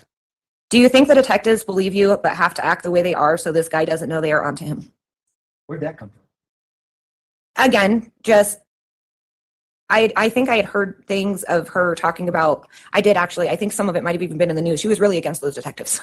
So I wanted to play off of, well, maybe the detectives are just doing this as a ploy. They're going to try and make it seem like you so that nobody's focusing on this other person. Doesn't make any sense though, does it? Does that make any sense to you as to why the police would do that? No, not at all. So are you just basing on things that she posted on Facebook about the incompetence of the El Paso County Sheriff's Office or something like that? I'm playing off of anything that has either been said by her on Facebook or the thing on the news. Okay. And how does she respond to that? Not sure. I think they don't have anything on Ring cameras. Someone had to see him leave. I need a witness. Any amount. Do whatever for them if they come forward. They need to start looking for the guy and posting it on our states.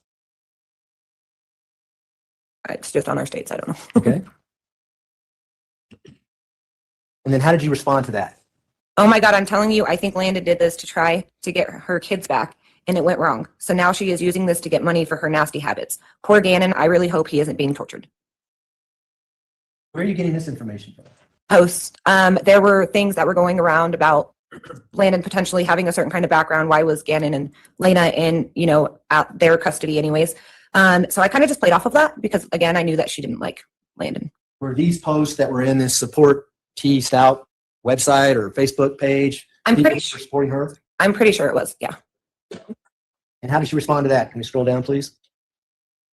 And get off me. He would have been found close by if it was the killer. I couldn't have went far. I think something went wrong now. It's been too long. She would have had him come back and then tried to say we were bad parents by now.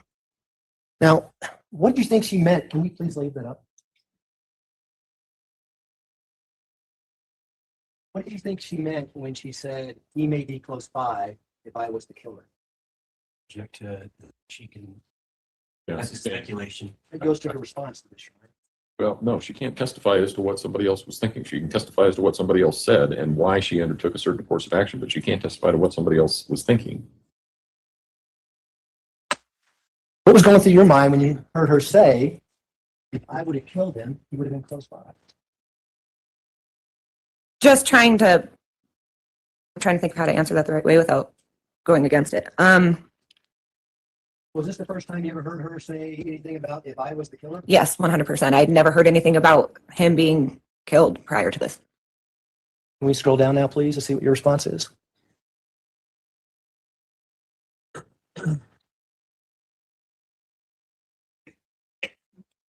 So you respond, did Gannon seem like he knew him? Or was he acting scared when he was talking? Taking him. Taking him, I'm sorry. It's okay. Is that how you responded? Yes. Now, above that, she says, I think something went wrong now. It's been too long. She would have had him come back and tried to say we were bad parents by now. Now, I think he may be out of state. All that? I do, yes. Is this the first time you ever heard her say anything about Gannon being out of state? Yes. And did you later learned that Gannon's body was found in the state of Florida. I did. Go to the next page, next page, please.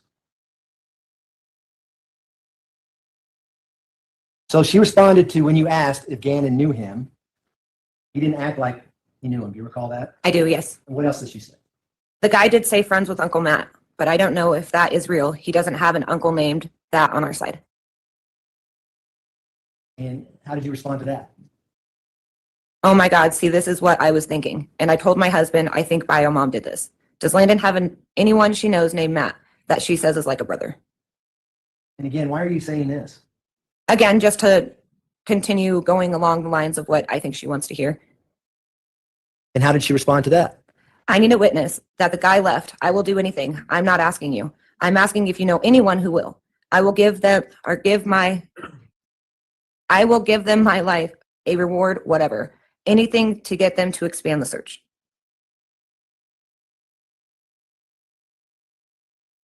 No, Martina, just so you know, we've been watching, we watched day 1 and 2 yesterday. Day 1 was the opening statements, and then Dad started off his testimony. I don't think you missed anything. And then day 3 this morning, we watched all Dad's testimony, and now we into day 4. Oh, we moving. But I think you be here the whole time. I don't think you missed nothing, boo. You're right in there. Yes, SD. I will clip that for you so you can rewatch it. I'll do it after we get finished today. Yeah, but how? Yeah, no, we kind of like doing 2 days in 1 day, if that makes sense, because we don't have to worry about any of the breaks and stuff like that. All right, here we go. No, you right in here, Martina. You good. You good. What you say, Susie? You so silly. And how did you respond to that? Did he ask where the little girl was, or what did he say to you?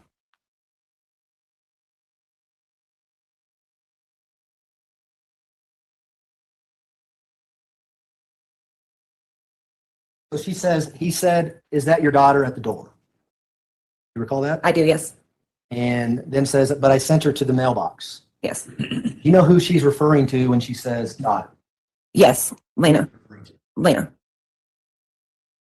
I'm losing my mind because they need to look for the description of the guy. They need to expand and put up alerts in states. My heart is breaking. Yes. What was going through your mind at this time as far as how you're going to respond to get more information?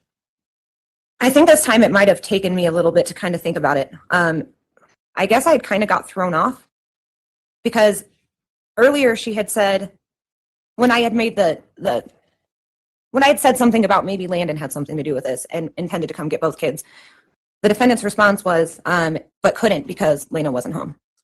But then all of a sudden it's, well, Lena, is that your daughter at the door? So I was just kind of trying to think of things to try and play off kind of what she was saying. But I definitely was really at this point like, okay, something's not right here. We can scroll down, please.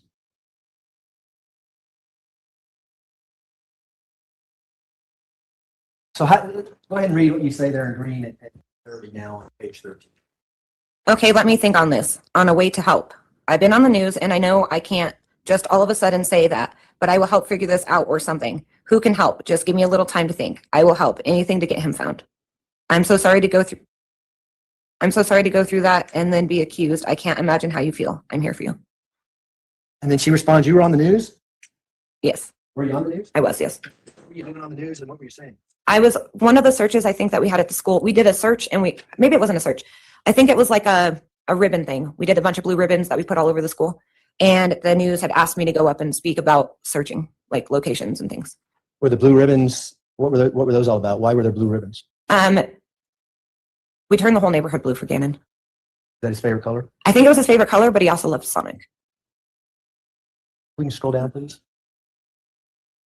And she says, and whatever they need, they're going to have to pay me for defamation, civil rights violations, etc. But for now, I need him home. I need my boy home. Yes. How did you respond to that? Let's go to the next page, please. Yes, my husband and I went out the first night till, I think it says 2 a.m. Yeah, go ahead now. Then I went out every day for a week looking. Now, when you say that, how does she respond? That's when the guy left. He took a suitcase of things and made Gannon wrapped in his cover. He hit me in the head, and then I don't know if they got in a car or what. When I got back up, I was in complete shock and crying. And when I told the police they think I'm crazy, that someone could have been there when they arrived. In my questioning, they were like, no way. In my questioning, no way the police didn't know he was there. I mean, heck, I didn't know. So was she trying to tell you that Gannon and this man were in the house while the police were in the house? Yes. How'd you respond to that? As in the message? Yes. Okay. So they never even tried to look into any of what you said. WTF is wrong with law enforcement. They could have found him, but to me, they didn't even try. You're not saying welcome to Fruta when you say WTF, I take it? No. Just wanted to clarify. All right. I also didn't know if I could say the other words. So. WTF is fine. If we can go to the next page, please.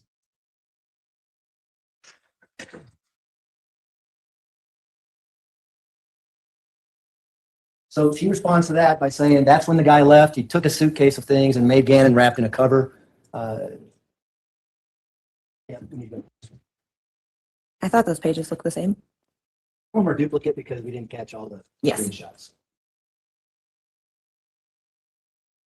So in response to your WTF comment, she says, nope.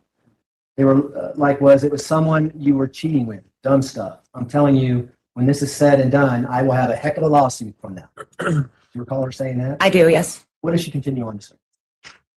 I've already been asked by some attorneys if my innocence prevails, then to be the first to see them. I even took a lie detector test. I wouldn't ask if I didn't need the help. I am trusting that you don't say anything about our convo. I am innocent. He is my son. What did you think about when she says, I hope that you wouldn't say anything about our conversation or convo?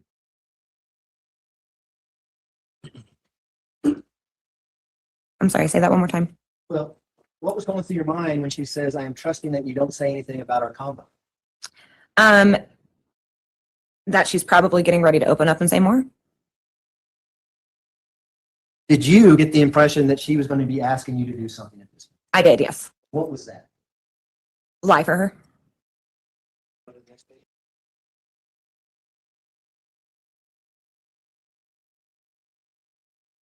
So you respond. How? I did meet a guy that night that freaked me out so bad I had to leave with strangers to get away from him. I wish I knew how to show you what he looked like, but I don't have pictures. Tell us about that. Did you meet some guy out there while you're searching? I did. What was that all about? Tell the jury. All that was about is I was out there with my husband, but my husband ended up in a different area than I was, and some guy came up that I think he was using a drone, started hitting on me, and I felt really uncomfortable. So luckily a truck with some ladies in it that were out searching showed up, and they let me get in the truck with them, and they took me to another park to get away from him.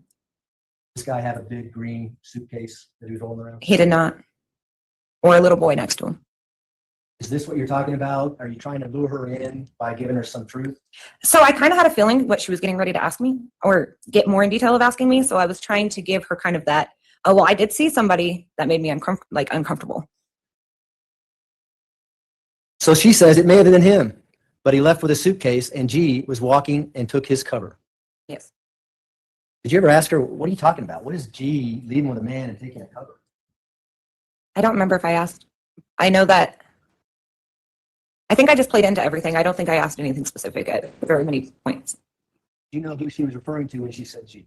Yes. Is that Dan? Yes. Scroll down, please. How do you respond to that? I will never repeat this conversation. I promise you. I believe you. Sorry. Can I have a minute? You all right? Yeah. It's just that. There's some, let me get you some tissues. Oh, there's some.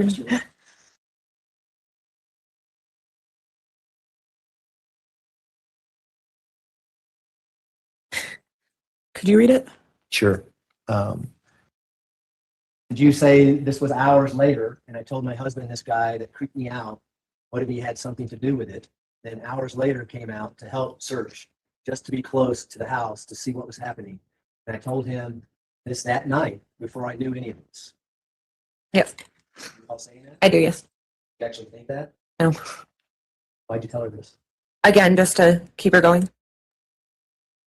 Yeah, I'm okay. Okay. Yeah, I'm okay. We can go down to the next one, please.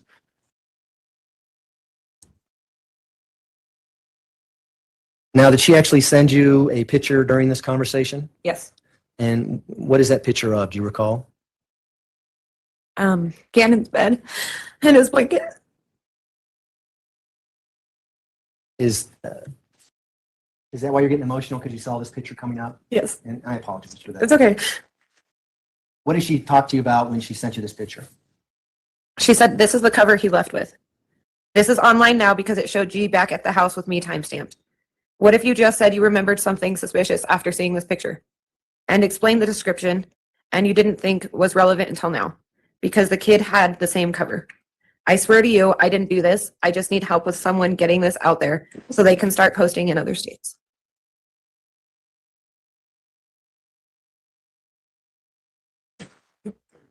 Do you know how Gannon was found? I do, yes. Know that he was found in a suitcase? I do, yes. How did you respond to this? That's a possibility. Do you remember around what time it was?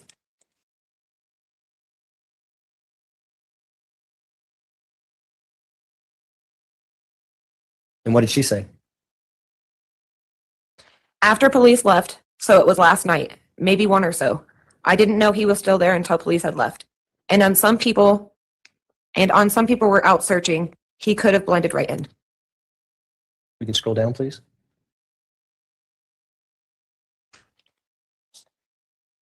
Did she also go on to say, especially the cars were around in the area, they had to get in a car at some point? Yes. Did you see anybody, kids getting in a car while you're out searching? Not kids in this aspect, no. Like when you're out searching? Yes. Is that all over the post? Is Yes. pictures of Gannon? I think that I also clicked on her Facebook and looked them up too. So you respond, yeah, there was a lot of cars and people everywhere. Is Yes. that true? Yes. Well, not a lot of cars. There was a few cars, a lot of people though. And then what did she say next at 11:11 a.m. on the 19th? I wouldn't ask this if I didn't want to find our son. I'm cornered because of no ring activity.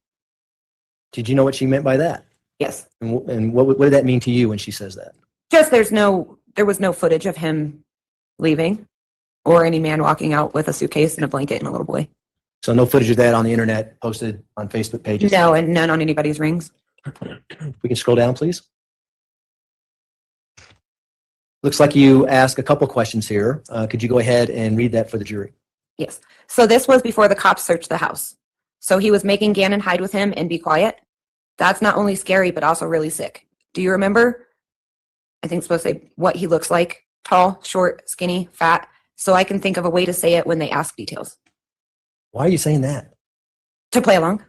Keep her going. Do you want her to think that you're going to come up with this story and tell the police about what she's asking you to say? I wanted her to believe this, yes. What did you say next? So I was in the field by your house from about 12 to 2 and could see your house most of the time. So now I need to think really hard about this because I saw a lot of people out and now I'm wondering if I could have seen anything. It was freezing cold and we were exhausted, but there were so many people out there. How did she respond to that? Yes, he's Hispanic, shorter, 5'7" or 5'8", about 175 pounds. He has like either a tattoo or something on his face, maybe teardrop or something like that, but a marking. He had on a jacket. I don't remember the color, but Gannon left with him in that cover, so that stuck out to you when you seen it online. Just recently. Yes, he stayed in the house while they were there, but I didn't know until later. But he took suitcase with him. Beware, I saw him laid it up before he hit me in the head because I'm sure he loaded the suitcase in the car and put Gannon in somehow.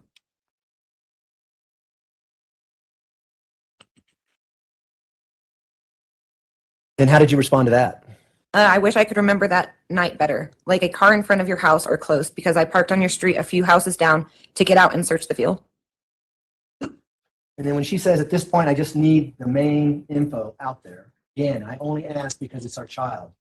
They're looking in all the wrong places. Driving me crazy. All her saying that? I do, yes. Is she leading up to something? I know we're going to get to this question she's going to ask you down the road, but at the time that you see this text come across, are you anticipating her asking you to do something? Yes. Go to the next page, please.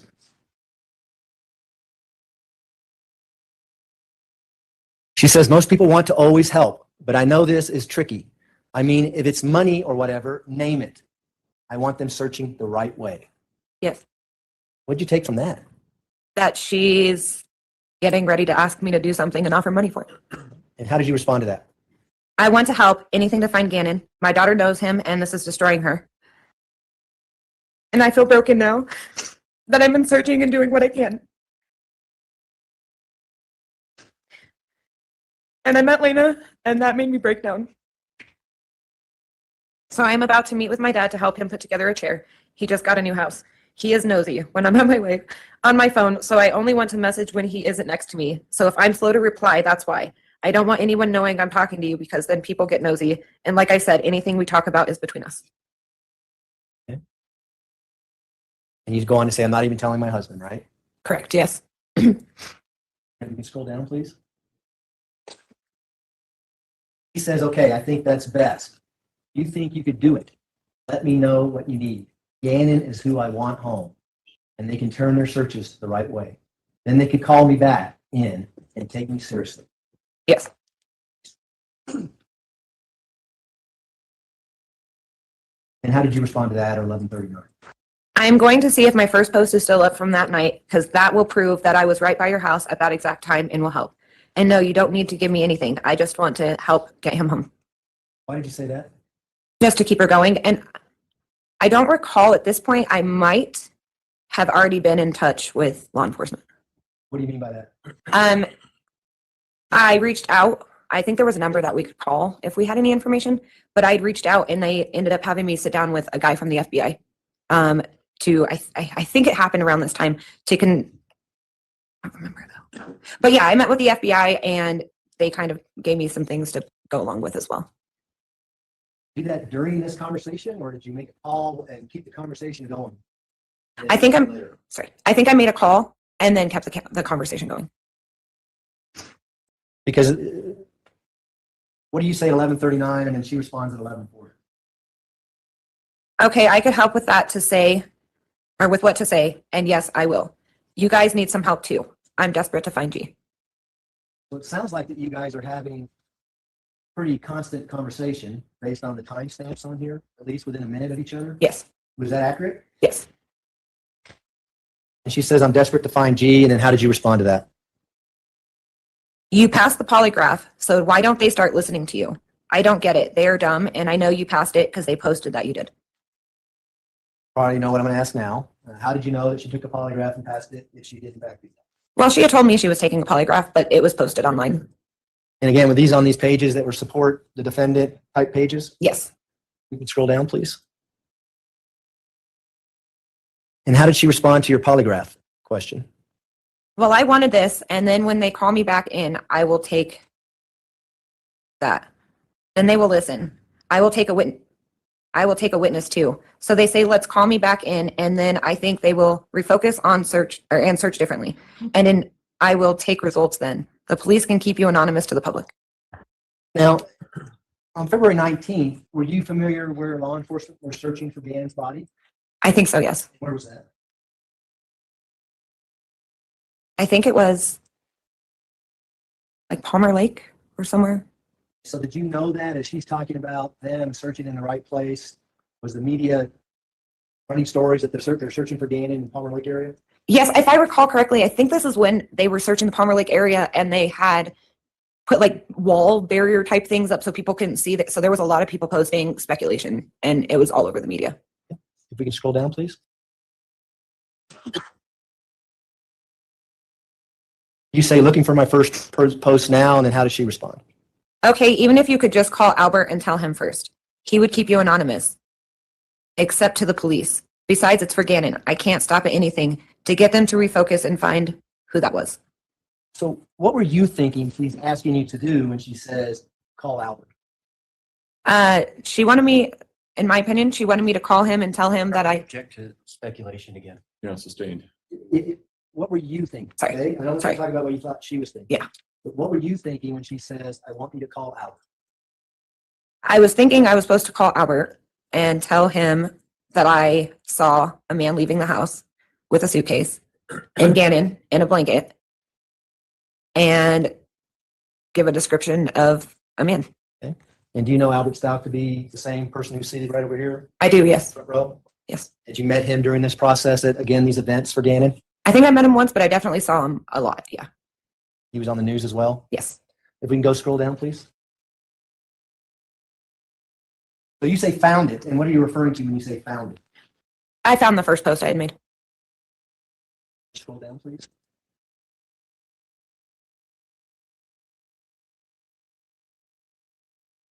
And was that the end of your conversation with Ms. Stauch on February 19th, 2020? That was the end of getting communication back. I had sent one more message on a different page at one point, but yes, that was it. And she didn't respond to that? No, she did not. And then, what do we see here on the second to last page of that exhibit, page 34? Is this a different phone or a different app that you're using to communicate with someone named Harley Hunt? No, it's Facebook, but now I'm using my, it's Facebook Messenger, but I'm now using my account as well. So why did you reach out to Harley Hunt? Let me read it.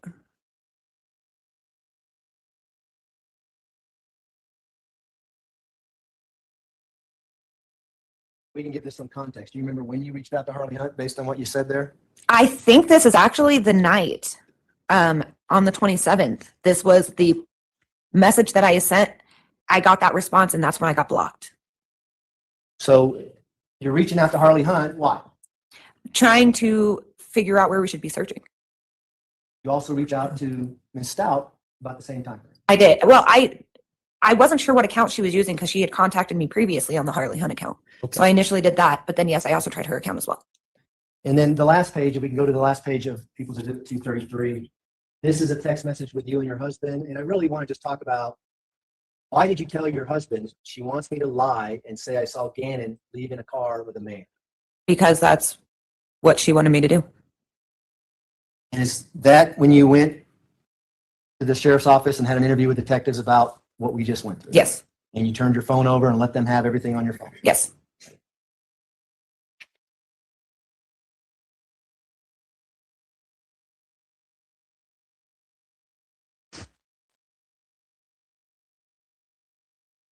No more questions, Your Honor. Thanks. Cross-examination, Mr. Cook. I approach and receive truth exhibit.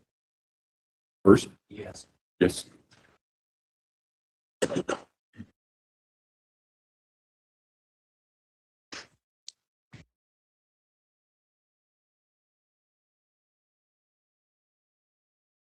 So it looks like, by the way, good afternoon. I'm Will Cook and I represent Ms. Stauch.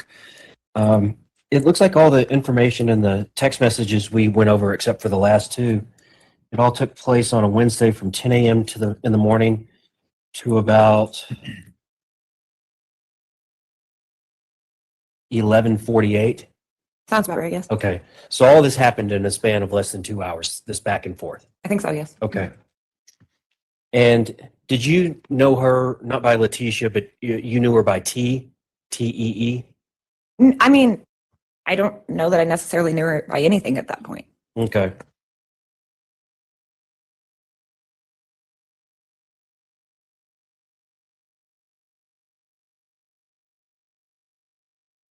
And can I approach the witness again? You may.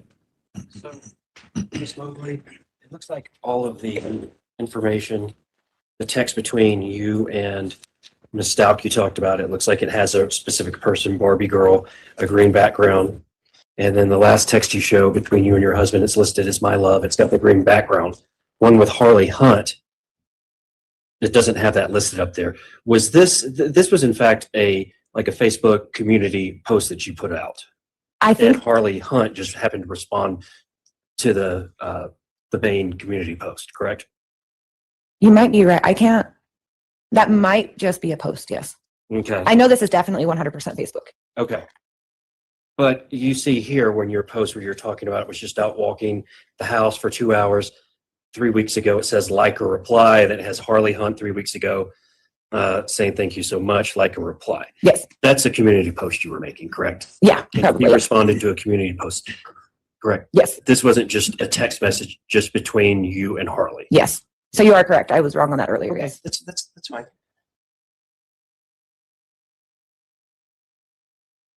I think that's all I have, Your Honor. Redirect. No, thanks, Sharon. Do any of the jurors have any questions for Ms. Mobley? No? All right. Thank you, ma'am. You may step down. Thank Just you. watch your step. Thank you. You may Ms. all be Mobley, seated. as Record we should got reflect some the jury has questions left for the you. courtroom. I'm just standing because I need to stretch my legs. So we will, as I understand it, we have the coroner from Florida first thing on Monday morning. Assuming that no flight delays or anything like that, but yes. And how long do you think he'll take? I would say it'll be fairly similar to, a little bit longer than Kelly Smith from this morning. A bunch of photos that we'll talk about and description of injuries. I would guess maybe hour of direct. Okay. All right. All right. And is there anything else that we address at this point in time? Well, let me have you think about this over the weekend. Back to juror question number 1. I have observed the defendant mouthing occasional words or physical gestures like agreeing or disagreeing. Do we ignore this behavior? I have 2 options for you. One is we do nothing and don't answer that question. Or number 2 is the only evidence that you may properly consider to decide the issues in this case comes from the witness stand. I would say Something along those lines. I looked up and I know the case started with B, the first one that the court cited that referenced Reagan's. That seems to indicate observations when the defendant are something considering the direct confrontation clause. So my request Go would ahead. be to say nothing. Well, here's, I'm sorry. We would agree with that. Yeah, here's the concern that I have. The case law is not entirely crystal clear on this subject. Surprising. But the biggest concern that I have is a case called People versus Garcia, which I do not have a Pacific site. I have a Westlaw site. It's 2022 Westlaw 178-39866. And here's the concern that I have. It talks about how, first of all, it sort of backtracks a little bit from what Judge Kennedy's concurrence was in the Riggins case, because it actually refers to Riggins and says, and Judge Kennedy's language, and it says, in support of the proposition that a defendant's right to confront witnesses also includes the right to have the jury observe the defendant's demeanor, the division cited only Justice Kennedy's concurring opinion. Then it goes on to say the accuracy of this proposition is debatable, and it goes on to say some other things. What is absolutely 100% crystal clear is that the prosecution, and I know we haven't gotten there, so I don't mean this in a disparaging way, I'm just saying this for purposes of analysis. The prosecution at closing argument would not be able to say, did you see the defendant acting the way that I saw? Did you see what I saw? You can't do that because that puts you in a position of attestation for the defendant's actions, which is improper in these cases, especially Garcia says that. The other cases, I think it's the Boykins case, People versus Walters, 148 Pacific 3rd, 331 Colorado Appellate 2006, indicates that it is okay to comment on the defendant's actions at counsel table, but that was in a situation where the defendant testified. And the biggest concern that I have in all of this and the way that it is phrased is that commenting on the defendant's actions at counsel table, depending on the circumstances, may run afoul of commenting on the defendant's right to remain silent. Because if you say anything about what she's done or anything like that, and she's not taking the witness stand, you can't do that because her credibility here isn't at issue, but it is up there. But she hasn't taken the stand up there. And you clearly can't comment on her right to remain silent. And of course, we're not there. Don't know whether we ever will be, whether she will testify or not. But obviously, if she doesn't, there's real concerns that any instruction may run afoul of some constitutional rights. So I think I'm just not going to answer that question. I'm just not going to. What's your position? That is our position, Your Honor, for that Okay. very reason. I think it's just going to add more and Yeah. to that fact. If you answer the question, we just leave it alone. Yeah, I'm just not, Probably I'm the best thing. just not going to give him an answer at all. Mr. Tillman. Okay. All right. Okay. Comments on her demeanor in closing that, I'll probably object. Right. And obviously, you know, it makes, I think the prosecution, if she testifies, obviously they can comment on demeanor on the witness stand. It's also proper for either side to comment on demeanor as contained in a videotape, which I'm sure we're going to see at some point in time. And so it's proper to comment on that, but I sure don't want the jury to get confused between commenting on the demeanor in a videotape or on the witness stand and what a juror may be observing otherwise. So I'm just not going to answer the question, and we'll leave it at that. That's good. Thanks. Okay.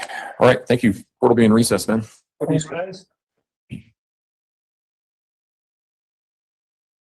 Okay, so it looks like we got through day 3, day 4, and we are moving right along, guys. Moving right along.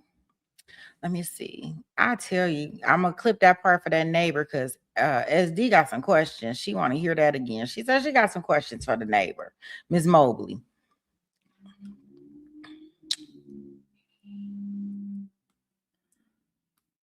Oh, so I guess the next video she got for us to watch is the fake polygraph. She sometimes puts like the and for you guys that don't know, we watching it from the trial channel. I would go over there and subscribe if you like to watch any she kind of she like got a catalog of trials and she cuts out different parts and like she put different stuff in here. You see, like she got the polygraph in there. I don't know if that was part of the trial or not, but yeah, definitely check out the trial channel. Let me see how they have it in here.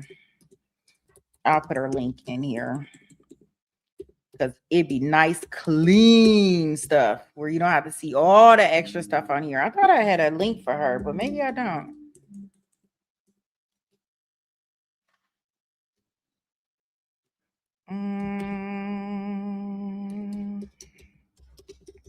I don't know. Maybe it's spelled all the way out. Let me see.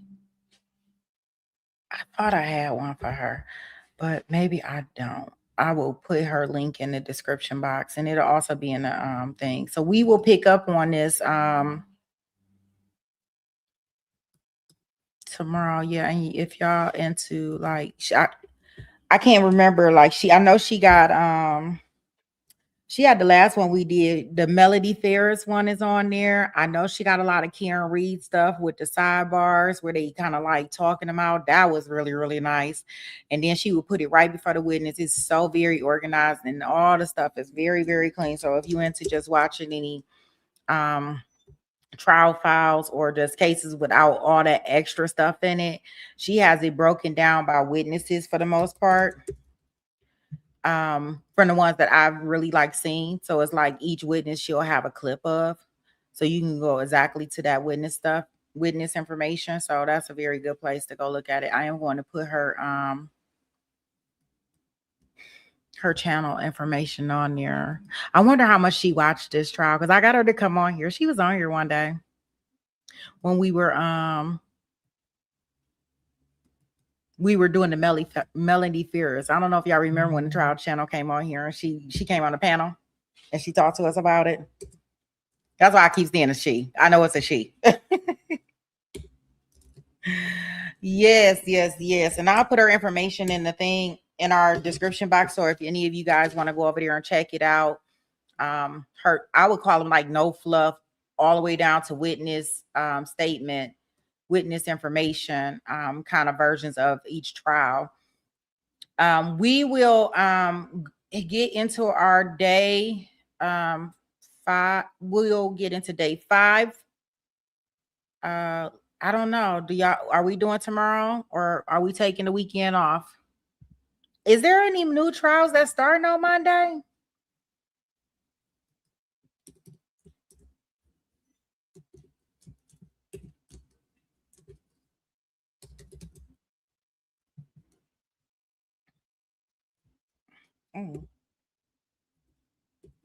I don't even think I've seen anything that's like even starting Monday. So I guess if not, we'll still be doing this one.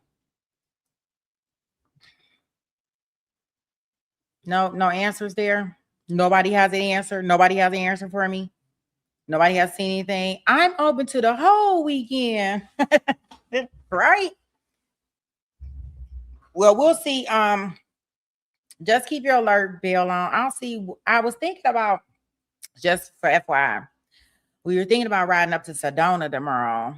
No, I'm not going to do no Corey stuff. No. I'm not going up there to a resort to write my life story and talk about how I'm going to off him.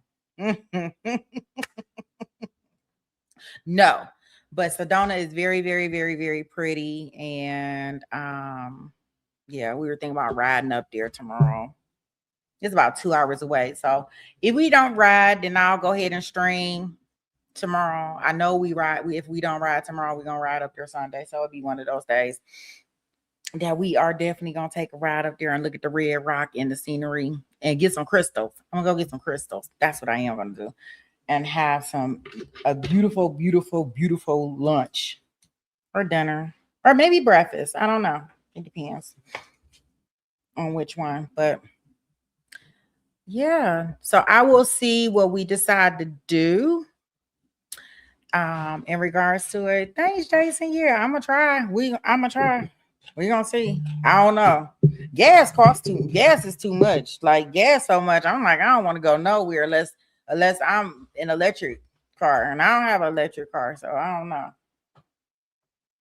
Yeah, gas is down here it's like $4.50. No. $4 and no, it's like $4.69, I think it is. And I'm like, I don't want no parts of that, part of the gas part, but we shall see.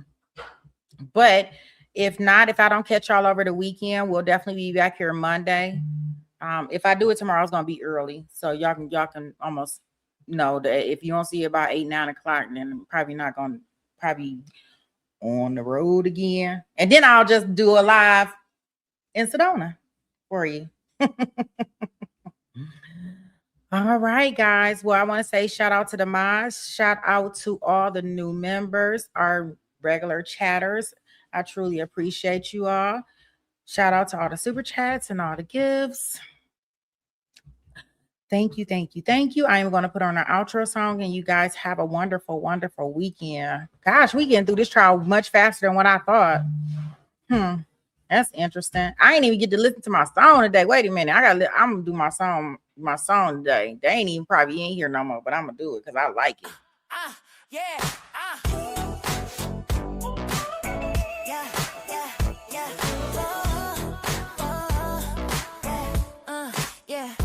Junkie on the freeway, white claw in the brakes. 2 hours there, 2 back, still typing with ease. LA lanes locked, but she don't slow down. Show up every time, yeah, she runs this town. Sitting in the traffic, but she locked in check. If Sweet Pea goes live, yeah, she's right on that. From the 405 to wherever we at. Junkie pulling up like y'all good, I'm back. Different time zones, same front row seats. No matter where we are, we all meet in the free. We the California's rolling deep on 9. 4 corners, one crew, yeah, the vibes align. From the coast to the chat, yeah, we show up right. If you lost downstream, we gon' guide you like Californians. Yeah, we stay in the mix. 4 names, 1 flame, you can't remix this. SD rolling with the sunset glow. West Coast haze where the good vibes flow. Little bit lifted, yeah, she stays serene. Ocean breeze mixed with the evergreen. Late to the stream, but she still gon' slide.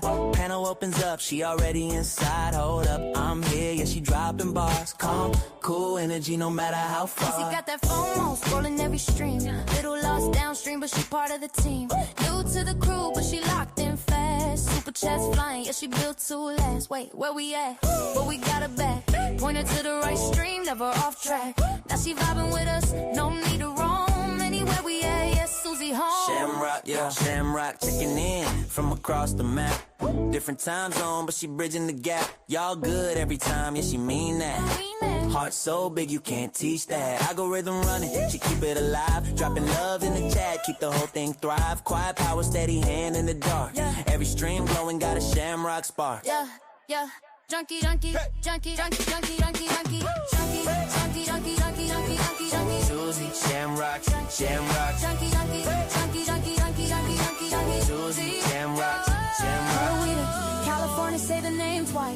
up every stream, yeah, we never think twice. From the traffic jams to the ocean tide, from the lost links to the worldwide ride. Californians, yeah, yeah, yeah, we stay in the mix. 4 names, 1 flame, can't remix this. Yeah, yeah. Ooh. Californians, Californians,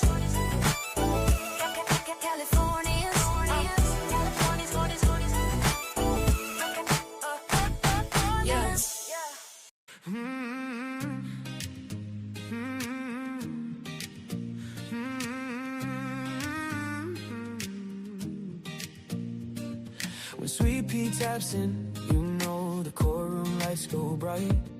Trials running long, but the family's here every night.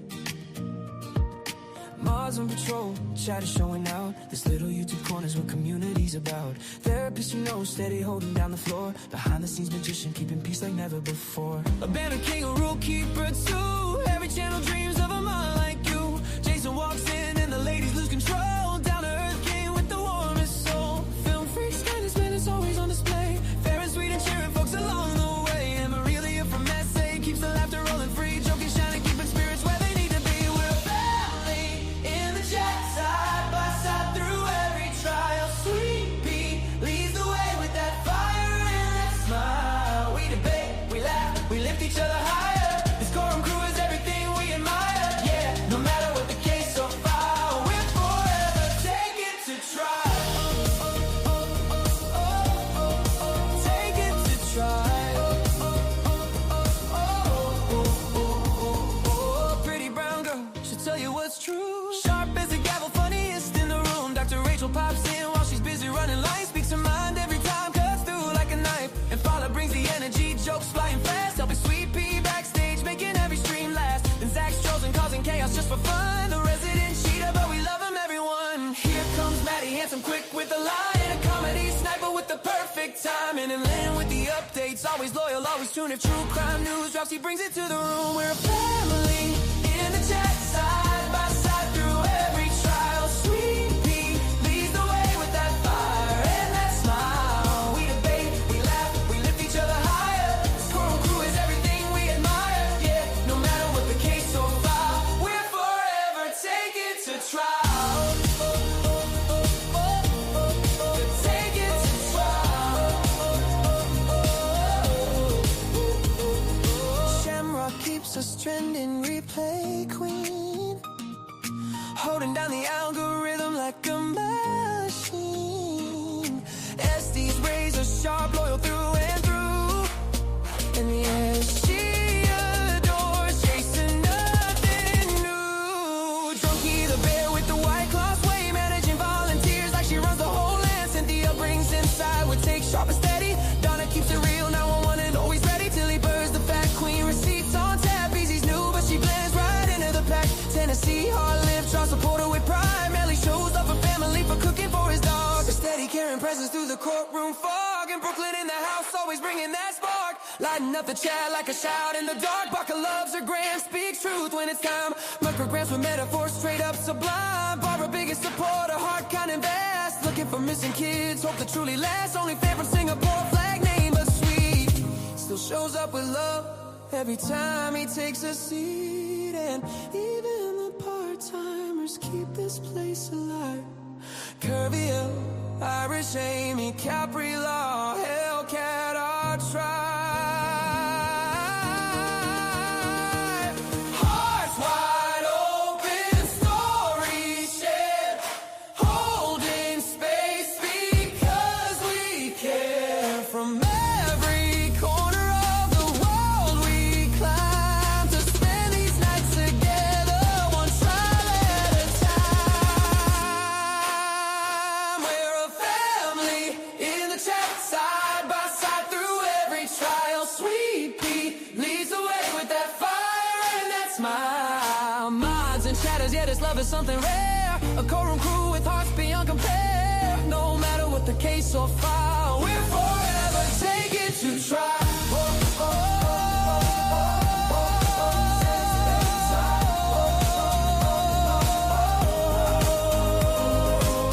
Sweet Pea in the malls and the chat we adore. This isn't just a channel.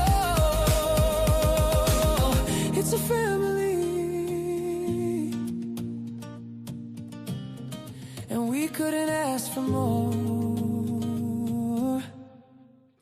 All right, crew. I will see you. Well, maybe over this weekend. We'll see what we got going on. Oh gosh, it's about to play it twice. Sorry.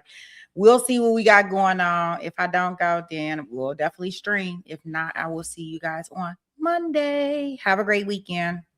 I think. Maybe not. Just keep your alert on. Peace.